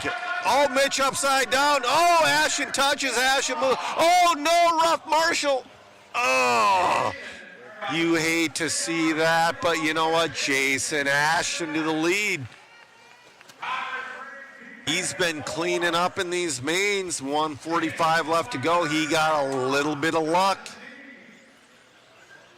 Now it's J.R. Mitch's turn to put his head down and see if he can catch back up.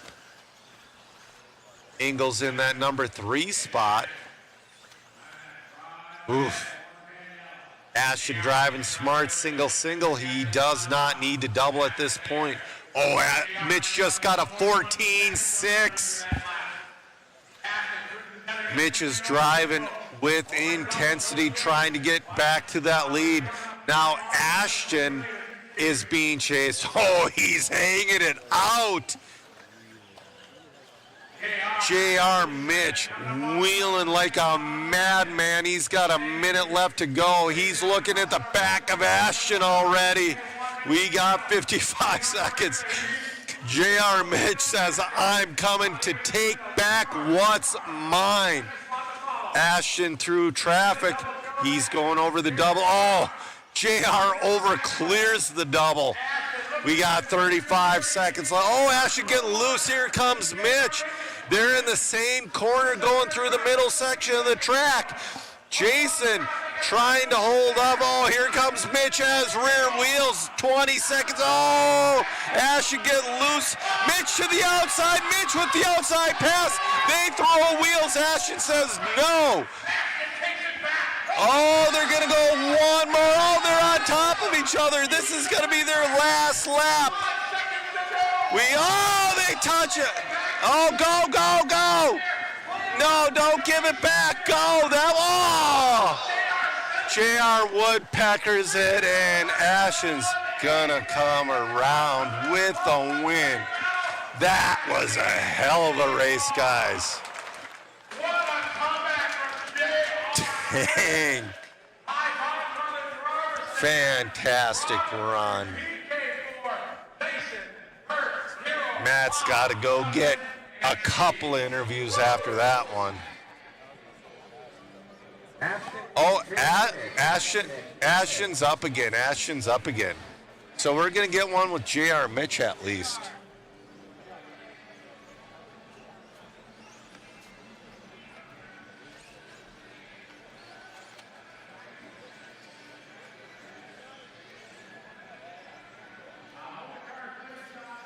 All right, just waiting on.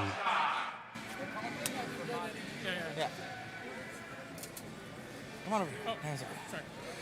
Man, oh man, you had that one. Little bit like type of thing, like kind of hit me and flip. It's what it goes, and got kind of behind, and then just kind of went full throttle trying to catch back up. So.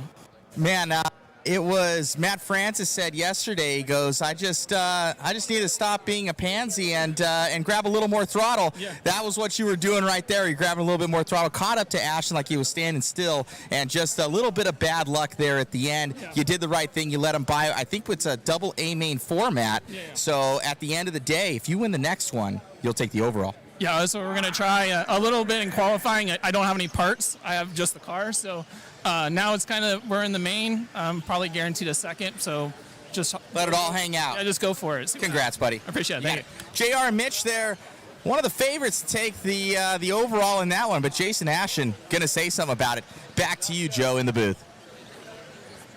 Oh, man. This is your 1989 to 1993 four-wheel drive buggy brought to you by A-Main Hobbies. Guys, my heart is going like a jackhammer after that one. I mean, you can't ask for anything better.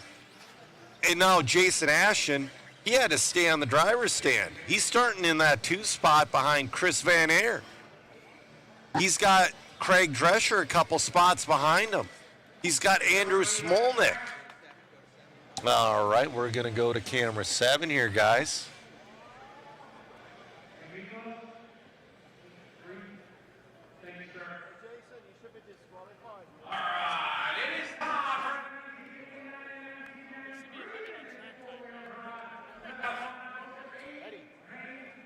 Got a little wiggle from Jack.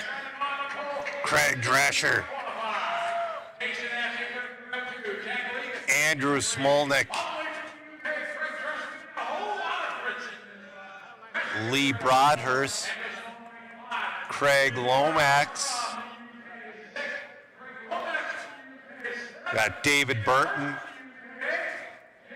We got Jesse Granite. Nice wheel wiggle. Simon Kemp from the UK. Wayne Ash. Also, and Rhett McNair bringing up the rear of the field.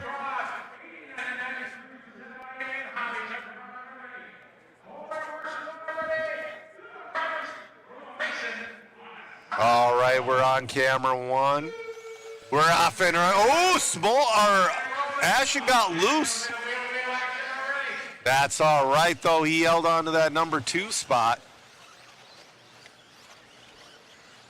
Beautiful start from, Ashton's super loose, guys. Drescher fell back down to that 11 spot. All right, over the double bend. They're getting a little loose coming onto that outside sweeper. Ashton just clicked off a 14.9. That's going to put him right on that rear. Oh, looking to the inside of Van Air. Oh, that's got to help you to not leave the driver's stand for there it is, Jason Ashton to the lead. All right, Van Air now on the hunt to take that lead back. Van Air is your TQ in this one. We got Jack in that number 3 spot. Andrew Smolnick in the 4. 3:50 left to go.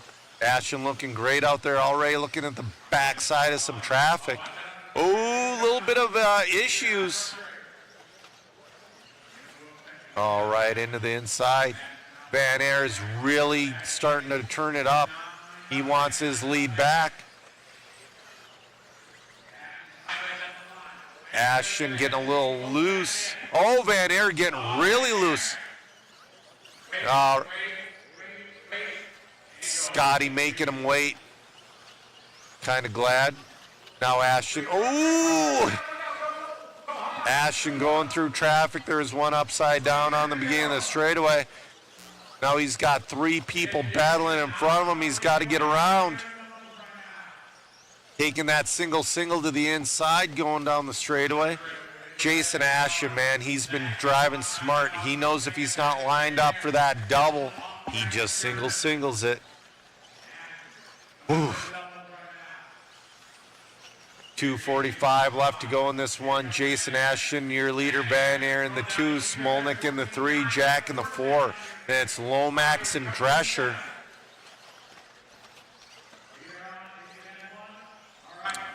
Ashton halfway through this one, your leader.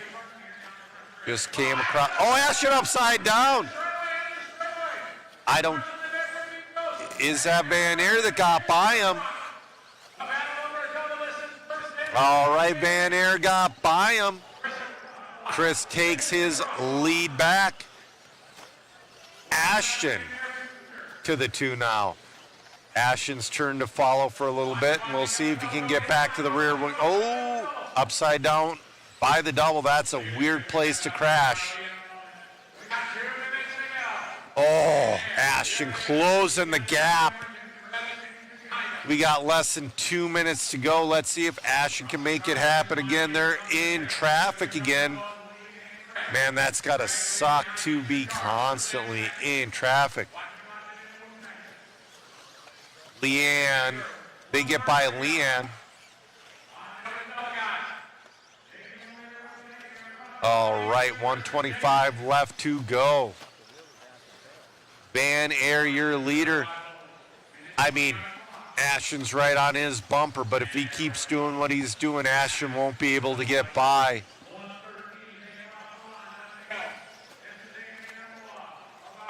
All right, 1:05 left to go in this one.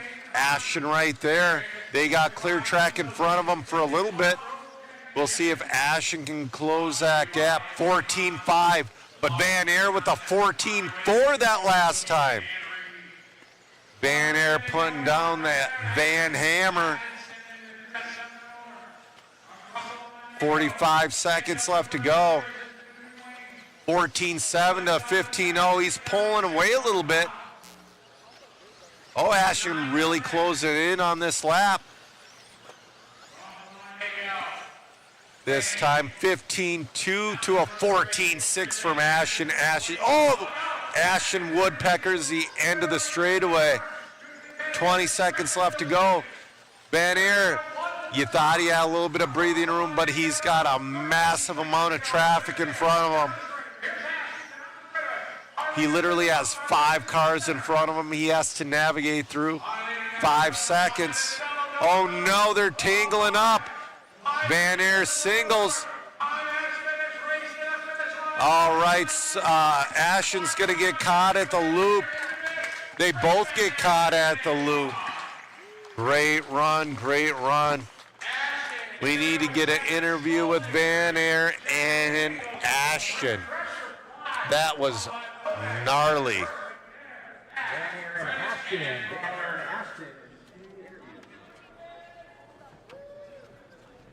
That was race number 8. Good to go. I mean, you got the last one. Amazing battle with JR Mitch. And this one almost had it. And then, yeah, another one. I didn't know you were running so many classes this weekend. Yeah, 5. I was hoping to go 5 for 5.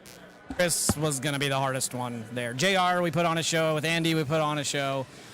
Chris, that one was tough. Lap traffic, I kind of thought in this one would be a little better. They were not. But 2's as good as a 1 with the scoring. So we'll go into the next round. Still happy. Car's good. Look good out there, man. Congratulations on the win. Thank you. Thank you. You got it. Chris Van Aer, man, oh man, you kind of didn't look back after you got that gift in that corner. He flipped over. He looked like he was charging, but you were kind of keeping that pace right ahead of him and made that one happen. Bet you're proud of that run. Oh, yeah, it was awesome. The hard part right now is coming from Georgia here. It is so dry. My eyes are boiling the whole time. I was like I was watching a very dramatic soap opera this whole race. I was crying. It was an emotional moment, but we got it done, so it's good. Look good out there, man. Your job's not over, though. With this A2 format, can't let them pass you up, so you got some work to do. No, I'm looking forward to it. I mean, Jason Ashton's is a legend as well, and to be out there battling with him, it's pushing me, and honestly, this stuff just makes you stronger, so I love it. Congrats. Yeah. All righty, guys. We're looking forward to here. Maine coming your way here at Vintage Championships out here in Las Vegas. Back to you, Joe, in the booth. All right, let's catch up with the chat. I dropped that waffle link. We're giving away 3 re-release kits, all of them autographed. We're giving away Eustace Moore signed MIP black handled metric tool set. We're giving away a mod puck system of your choice, 2 or 4-wheel. We're giving away a lot of mod swag, a Donathan charge lead. We're giving away a pit tower, guys. A lot of rad prizes, and it helps us out to a level you can't imagine. We're going to go to camera number 7 here. I love Nathan Rawls' picture. Cool Millhouse.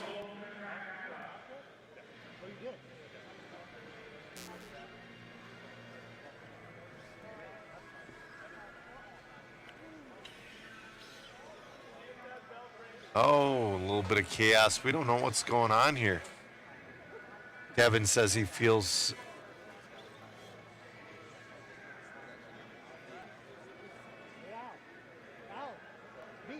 Oh, we got something going on. You see anything? Oh, Scotty's going on the driver's stand. Oh, man, Scotty's going to have a conversation.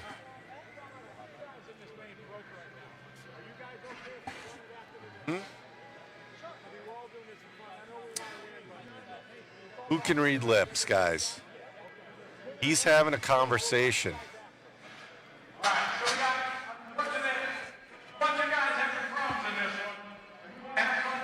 Oh, they're stopping this. Oh, they're going to switch it up, so race 10's going to be coming up.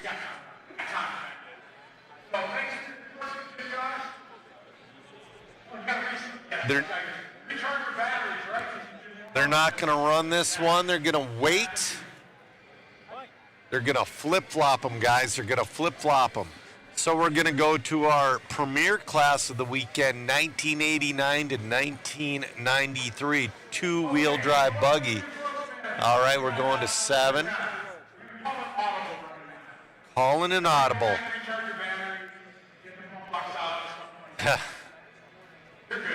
All right. Mark Pavitas is like, yeah, whatever. Masami got his. All right, we got Peanut. So when we were on a little bit of a break when David was interviewing Chris Hackinson, I went over and looked at that car that Travis is waffling off for charity. Dude, that was the first time I really held it and looked at it. Dude, that thing's so cool. Who's using that old Spectrum radio? Do you see that, Matt? And right there. That's Squirrel. Using like a DX3R up there. Weren't you the guy that used to take Man, I haven't seen one of those in years. and you go knock him down? Wasn't that you? Yeah, I remember that. I remember the first time I saw you at the track. This is your 1989 to 1993 two-wheel drive buggy brought to you by Team Associated. So we're calling a little bit of an audible. Race 9 is going to become race 10. Masami's car. Man, I love it. He's also crazy. You gotta remember to charge your radio. Just waiting on a... There we go, he changed it. I'm like, man, oh man. So, you know what? Mayfield's going to want redemption from that first A main, but he's got to get through Cavalieri in this one. Then they have Masami behind him. Man, you got the two Ryans and Spencer starting 1, 2, 3.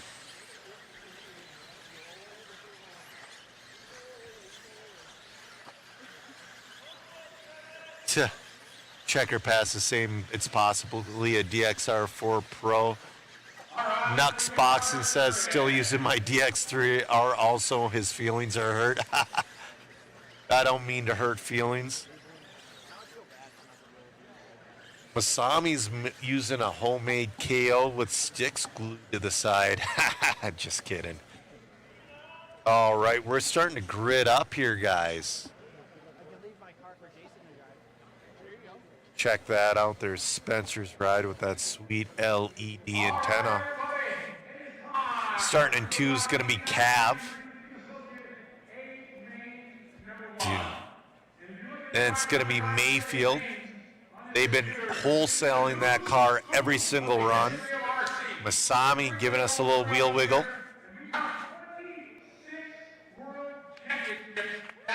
26 IFMAR World Championships on the driver's stand. There's Pavitas. There's Francis. That car is so trick. Scott Hughes. Oh man, he's got a booger of dirt on that front bumper. Adam Rails on rails all weekend. Chris Van Aer starting in that 9. Craig Drescher in the 10. Peanut in the 11. That's the car he's waffling. Look at how gold that is. That thing is so cool. Then in the 12, Scott Brown. 157 entries ran in this class. These are the best of the best.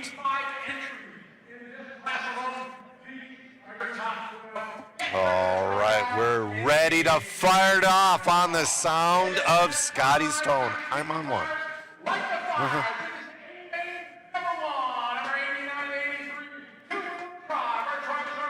All right, let's see how they start out.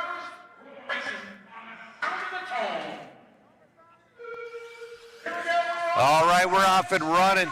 Clean start from our top half of the field. All right, Rivkin, nice clean start. We got Mayfield looking to get around Cav. Oh, was that Masami upside down? It was. We're going to have Francis in the 4, Pavitas in the 5. Right now, though, Mayfield wants to get around Cav for that number 2 spot because he wants to hunt down Spencer. Oh, Mayfield gets super loose. He's got Francis on his rear wing now. Cav has a little bit of breathe. Oh, nice inside move. Francis looking for anything. Man, I think they went a little bit too far on the setup changes on Mayfield's car. All right. Francis in that 4, Pavitas in the 5. Rivkin already pulling away a little bit. Cav in the 2. We got a battle for 3, 4, 5 right now between Mayfield, Francis, Pavitas. Man, Mayfield's got a handful. He's doing everything he can to hold off Matt and Mark. We still got 3:40 left to go in this one. 3:40 left to go. Scott Brown's in that picture too. Oh no, Spencer bobbles. Cav's going to move into the lead. Cavalieri to the lead. Now Spencer's turn to chase a little bit. We're going to see how Spencer's going to take this pass. Last time he got a pass on the outside. We got 3:15 to go on this one. There's a different waffle for the Amescua car. You got to go to Travis's Facebook page. Go to the links. Oh, Cav gets loose. Spencer touches, but he hangs on. Now guess who's back in that picture? It's Mayfield. Spencer gets a little hung up on the grass. Spencer's in the middle of a Ryan sandwich. 2:40 left to go. Oh, Spencer just putting on the pressure. Cav is getting loose on the high-speed exits. Oh, it worked out. Francis is also there as well. 2:20 left to go, 2:20. Cavalieri holding off Rivkin and Mayfield. Hard charging right now. Ooh, Cav getting a little loose, like in the middle of the straightaway. Spencer's like, come on, come on, come on. Because you know what? Spencer's got Mayfield pressing hard too. Cavalieri's fighting that car all the way around the track. Oh, Spencer a little bit of a wheel wiggle. Oh, here comes Mayfield sticking his nose in there. Oh, Spencer to the outside. Mayfield's getting better throughout the run. Wow, three-way battle. Here comes Spencer to the inside. They're side by side. They touch. Here comes Mayfield being like, yes, please. Oh, here comes Mayfield to the inside. Sweet pass on Rivkin. He makes it stick. We got Ryan, and Spencer. 1, 2, and 3. Wow. All right, now Mayfield's gonna take. Oh, here comes Mayfield on the tail of Cav. All right, deep breath, deep breath. Spencer's tapping out. We got the Ryan and Ryan show. Mayfield to the inside, Mayfield to the outside, looking for anything. Cavalieri's throwing his elbows. All right, through the middle of the track. We're going to have a few more laps. Spencer back into the picture. 40 seconds left to go. Mayfield looking to the outside. He's diving hard to the inside. Trying to keep his speed up rather than doing the pitch and dive. 25 seconds left to go. Wow. Oh, Mayfield getting a little loose. All right, Spencer looking to make a pass on this one. This is going to be your final lap, guys. Mayfield's going to go for it.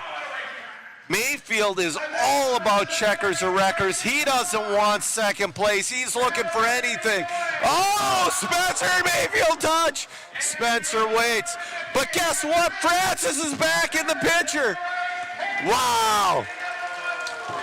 Cavalieri's going to take a main number 1. Oh, great run, great run. Matt's going to go down and get some interviews. We're going to go to camera number 7 for this one.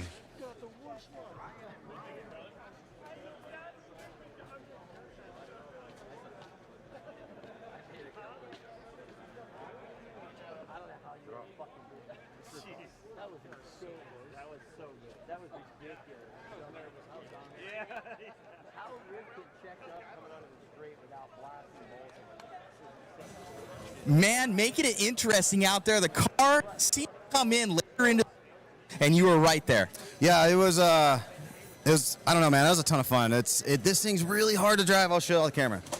If I use more than this much wheel, it spins out. So my brain's on fire right now. But that was a lot of fun driving with those guys. You know, I battled those guys for a long time. Me and Ryan have been racing together for, I don't know, 25 years or something like that. You know. And same with Spencer. So, yeah, Spencer got into me a little bit, but that probably wasn't his fault. You know, he's a good sport letting me go over there. But, yeah, just super fun. It was awesome to be up there in the battle. And, yeah, man, I just wish my car had a little more traction, a little more rear grip, and I'd be pretty good. So, but, yeah, super fun. Congrats to Ryan. He drove really good. And same to Spencer. And we'll reset, and we got one more tomorrow. Look good out there. Keeping it interesting. Like Scotty said, the good old days. It was pretty cool to see you guys battle it out. Yeah, and the guys behind us, you know, like Matt was there for a while. Mark was there. And I was like, I spun out. Coming on the straightaway, and I'm like, damn, these guys are right here, man. They're going good. So, yeah, it's fun. It's really cool. That definitely gets the blood pumping, and it seems like with these cars, you can race, 5 minutes, three dudes. You can't really pull away from each other, which is super fun, good racing. And, yeah, like I said, looking forward to tomorrow. Congrats. Yeah, thanks. Let's see if Ryan Cavallari. I was calling you the Iceman out there. You had a lot of pressure from Spencer there, didn't break. You had a lot of pressure from Mayfield, didn't break. You made that one happen, and it's super consistent. Congrats. Yeah, it was an awesome race. Spencer made a mistake when he was kind of going through traffic, and, I capitalized on that. And then, my car, I made an adjustment to it, and it wasn't that great. So I'm like, you know what? I'm just going to try to block and just do my best of just holding my line because I knew how hard it was going to be to pass. So as long as you weren't going to get T-boned before a jump, I felt like I was just driving the inside lines and just protecting that. And but yeah, we'll make the adjustments back to how I had it in Q3, and I think my car will be a little bit quicker because that time I definitely didn't have the pace. It looked good out there. Mayfield was saying he's so easy on the steering wheel. How's the traction out there? Yeah, this is the only I drove 2 times a day, so it just maybe every time we're out there it's a little different. It was a little bit looser. I felt like, especially like coming onto the straightaway after the finish line. That's where I kind of almost lost it. I'm like, in qualifying you could just kind of hold that thing like wide open and just rock through all the lines. But I thought the groove was a little bit slicker for sure. And we did probably have a little bit of water 5 races before ours, so I think we had a lot drier track, and that was probably the difference. It's good to see you out there, man. Congratulations. Keep it interesting. We're looking forward to tomorrow. Anybody you'd like to thank? Yeah, I'd like to thank One Up, Hobby Wing, Invisible Speed, TCO, Savox, Stick It One, Sunpadao, and PDX Racing right now in custom graphics. So thank you. Congrats, buddy. Thank you. You got it. All righty, guys. It looks like our next race is up here. More good racing coming your way. Back to you, Joe. NH has the best comment in the chat. The chat's been blown up. He said, inject the Ryan and Ryan show into my veins. I couldn't agree more. Wow. Yeah, man. 925 people watching right now. We're going to go to camera 7. This is going to be your 1994 to 2000 four-wheel drive buggy brought to you by Rubrix Racing.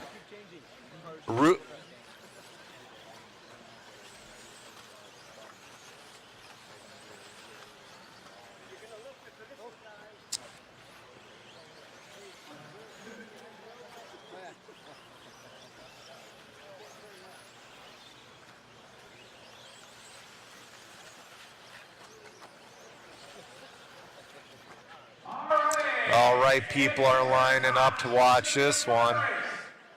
Ooh, this is just going to be a fun race. This isn't going to count for anything. They're going to run the real A1 tomorrow. Oh, absolutely, Ronnie. You know what, Earl? I wish Tebow was here. That's right. Shout out to PDX. He's been out here.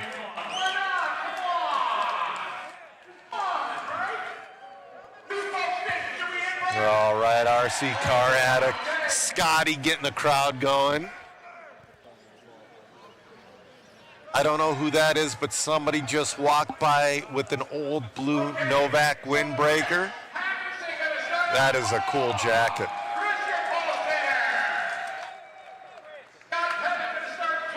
There's Hacketson's double X4. That thing's dialed. That's your Rubriks Yokomo, I believe. Another double X4.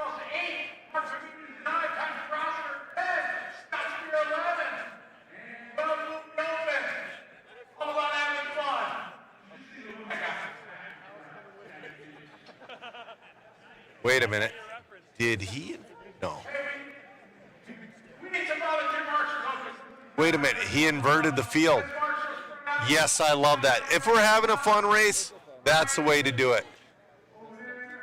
Yep. Invert the field. You know what, though? I'm going to say this. I hope they all have parts. We're on camera one. Hackison leading us off. Let's see if he can handle that kind of pressure.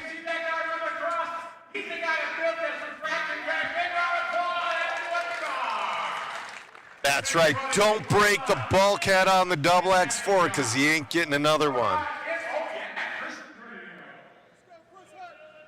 Yeah, Rattlesnaker, it is a fun race. It is what it is. I'm going to say that.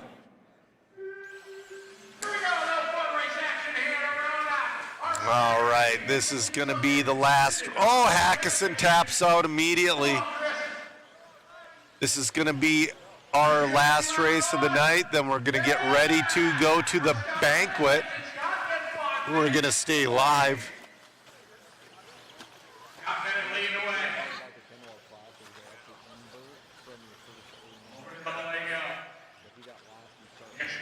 All right, Scott's going to be your leader. Chris Van Aer already through the pack. Same with Al Horn.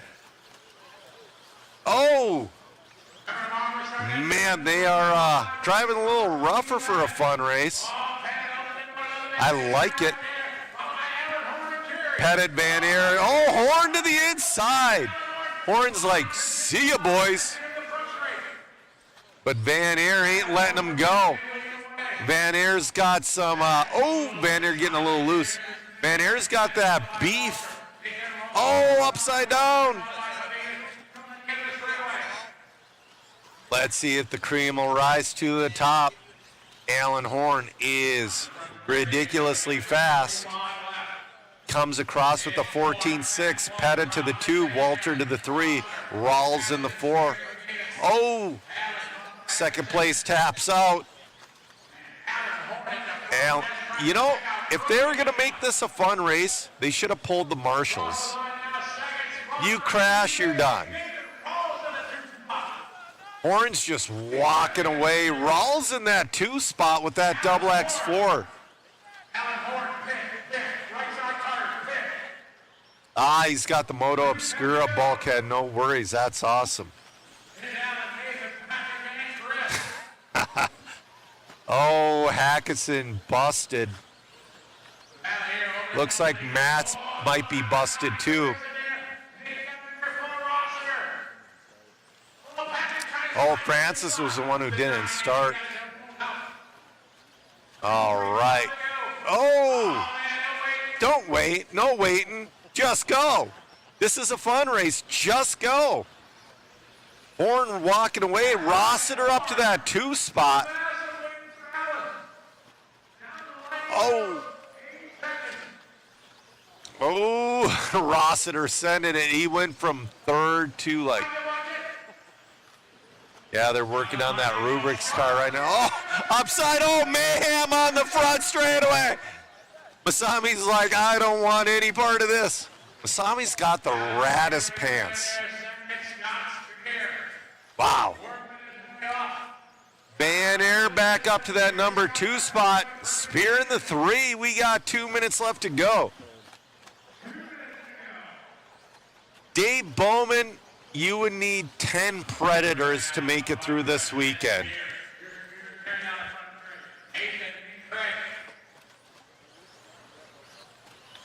In our picture-in-picture, Matt's doing a walk through the pits a little bit. Yeah, Matt Francis working on his rubrics. That's why this is a fun race. We're going to run this. We're going to run the for real one tomorrow morning. But we got a minute 25 left to go in this one. He renamed the event the Hackathon Vintage.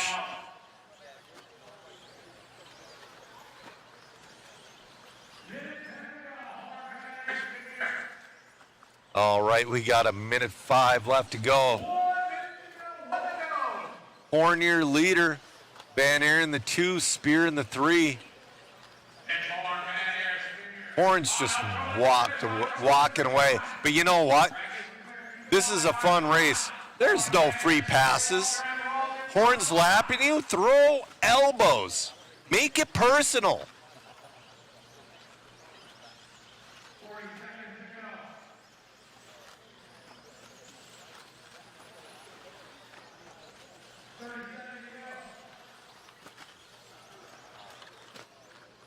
Oh, we got one upside down. That's your leader. He's still got quite a bit of a lead over Van Aeren.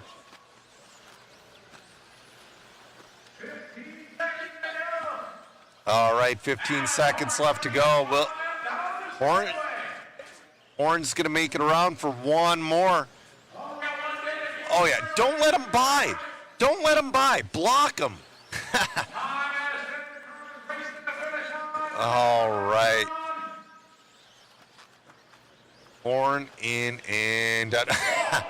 A little bit of a tap to Van Aeren there. Scott Spear in the 3. That was a fun one, guys.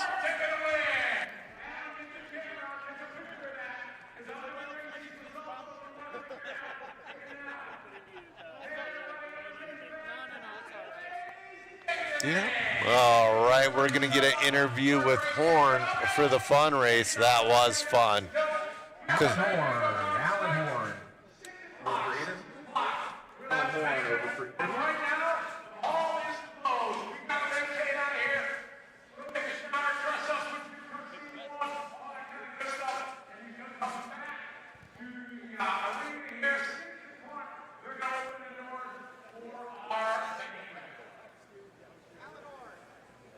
All right. We're on camera 4 to get an interview with. Great job, Alan my Horn. friend. Great job. The fun race out there. I know kind of in that one's special, especially with Dunbar's car. They were having issues, and you guys ended up opting for just having a fun race and see who it is tomorrow morning. Yeah, for sure. We don't want to go out with anybody missing out there. You know, this is a race to get us all back together. It's hard to get us all. It's fortunate place this year. Not sure it'll ever happen again, but we want all the guys on the track at the same time, battle it out, is what it is. We don't want to see the win get stripped away like that, so we'll just do it tomorrow. Hey, makes sense, man. It's really cool, you guys. Great job on your run. Thanks. I finally put a run together. Even though it don't count, it was still fun. Congratulations, man, and we'll see you tomorrow. Thanks, buddy. You got it. All righty. Back to you, David and Joe in the booth. From what I hear, we're supposed to be closing this place down at 4:30, so we don't get till 7 o'clock. That was 20 minutes ago. So we got to wrap this thing up. Thank you, everybody, for tuning in today for the Mod Live media coverage of the Team Associated Vintage Championships here in Las Vegas. Back to you guys. All right, I'm going to drop that waffle link one more time in the chat. So, David, you were supposed to be in the booth with me all day, but we had to call a little bit of an audible. We're down one person, and we're wishing cameraman Chris nothing but the best. Hopefully he recovers soon. Yeah, shout out to Megan filling in all the spots. I have my headset. Sorry, our producer's a little tired. So anyways, what was I saying? Shout out to Megan for filling in on the photo booth. She was one of our camera people. And then I was up there covering the rest of the races today, and you were Iron Manning it in the booth. Running around like a crazy He's man. cooked. He is cooked. He is well done like a ruined steak. But, so, you know what? Tomorrow we're going to have your A2s. We're going to have your lower mains. We're going to have a ton of fun racing. We're going to start tomorrow morning at 7:45 with your A main number 1, 1994 to 2000 four-wheel drive. Yep, and no more fun racing. We're no racing, more fun racing. races. Yeah, that was a great day of racing. We will be live later with the banquet. Yes, we will. But you know what? We're supposed to be out of here at 4:30. That's what I've been hearing. Where's security at? Bring them out. Yeah, dude. No, security. Seriously. I ain't scared. Yeah. So I'm being told we're being kicked out. So you know what? We might have to go hang out in the casino until. Oh no. Dang. I mean, where else do we go for an hour? What are we gonna do? So, yeah, we really appreciate everybody supporting the waffle. It helps us out greatly. Thank you for supporting the stream. Like, share, subscribe. Dude, you guys in the chat kept me going all day long. I appreciate each and every one of you. Yeah, and I'm so excited for the A2s tomorrow. Oh yeah. Dude, Spencer has the biggest chip on his shoulder. He's right fired now. up. He is fired up. He is going elbows out tomorrow. And then Cab. Dude, that was crazy. It was a flashback. It was. I mean, Mayfield, he's just like, I was able to turn my wheels about 1.5 degrees. Yeah, his car was loose as a goose. It looked like he either just learned how to drive it the way it was, or it almost came in mid-run. No, he learned how to drive it. It was fast, though. It was crazy fast. So, guys, tomorrow, tune in tonight for the banquet, and we will see you guys later. Thank you for tuning in all day, and have a good night. Peace. One update for you guys would be we will not be live streaming the banquet. We thought that we were going to, but I think it'd be a lot of sitting around and for what we were told. So we will be doing photography coverage of the banquet for you guys from what we're told, and should be good. But just wanted to say thank you guys again. For all the support and what you guys are doing for us and everything. And shout out to cameraman Chris. He came in this morning. He is okay. He is at the hospital. We won't go into a crazy amount of detail, but he had something going on, and he's there, and hope he's well. So big shout out to cameraman Chris. He's a Iron Man. He helps me at every event, gets set up here, and usually pulling 12-hour shifts, doing the camera work here. Thank you to David. Thank you to Joe.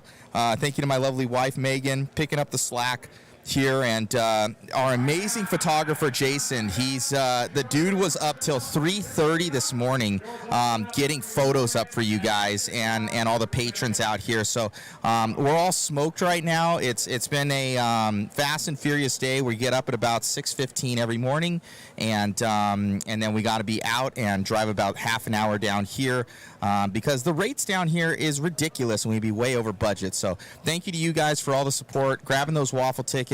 All the likes, shares, and subscribes. We've had nothing but resounding reviews from the coverage this weekend, and it doesn't go without saying that we have an awesome team behind us here at Mod Live Media making this happen. So much love to everybody out there, and we love all our sponsors down there below. But you know what? This is for cameraman Chris. Over the top. Good night, guys. Come on, chicken shit. Raise your elbows here. Off your tail. Come on. What I do is I just try to take my hat and I turn it around, and it's like a switch that goes on. And when the switch goes on, I feel like another person. I feel like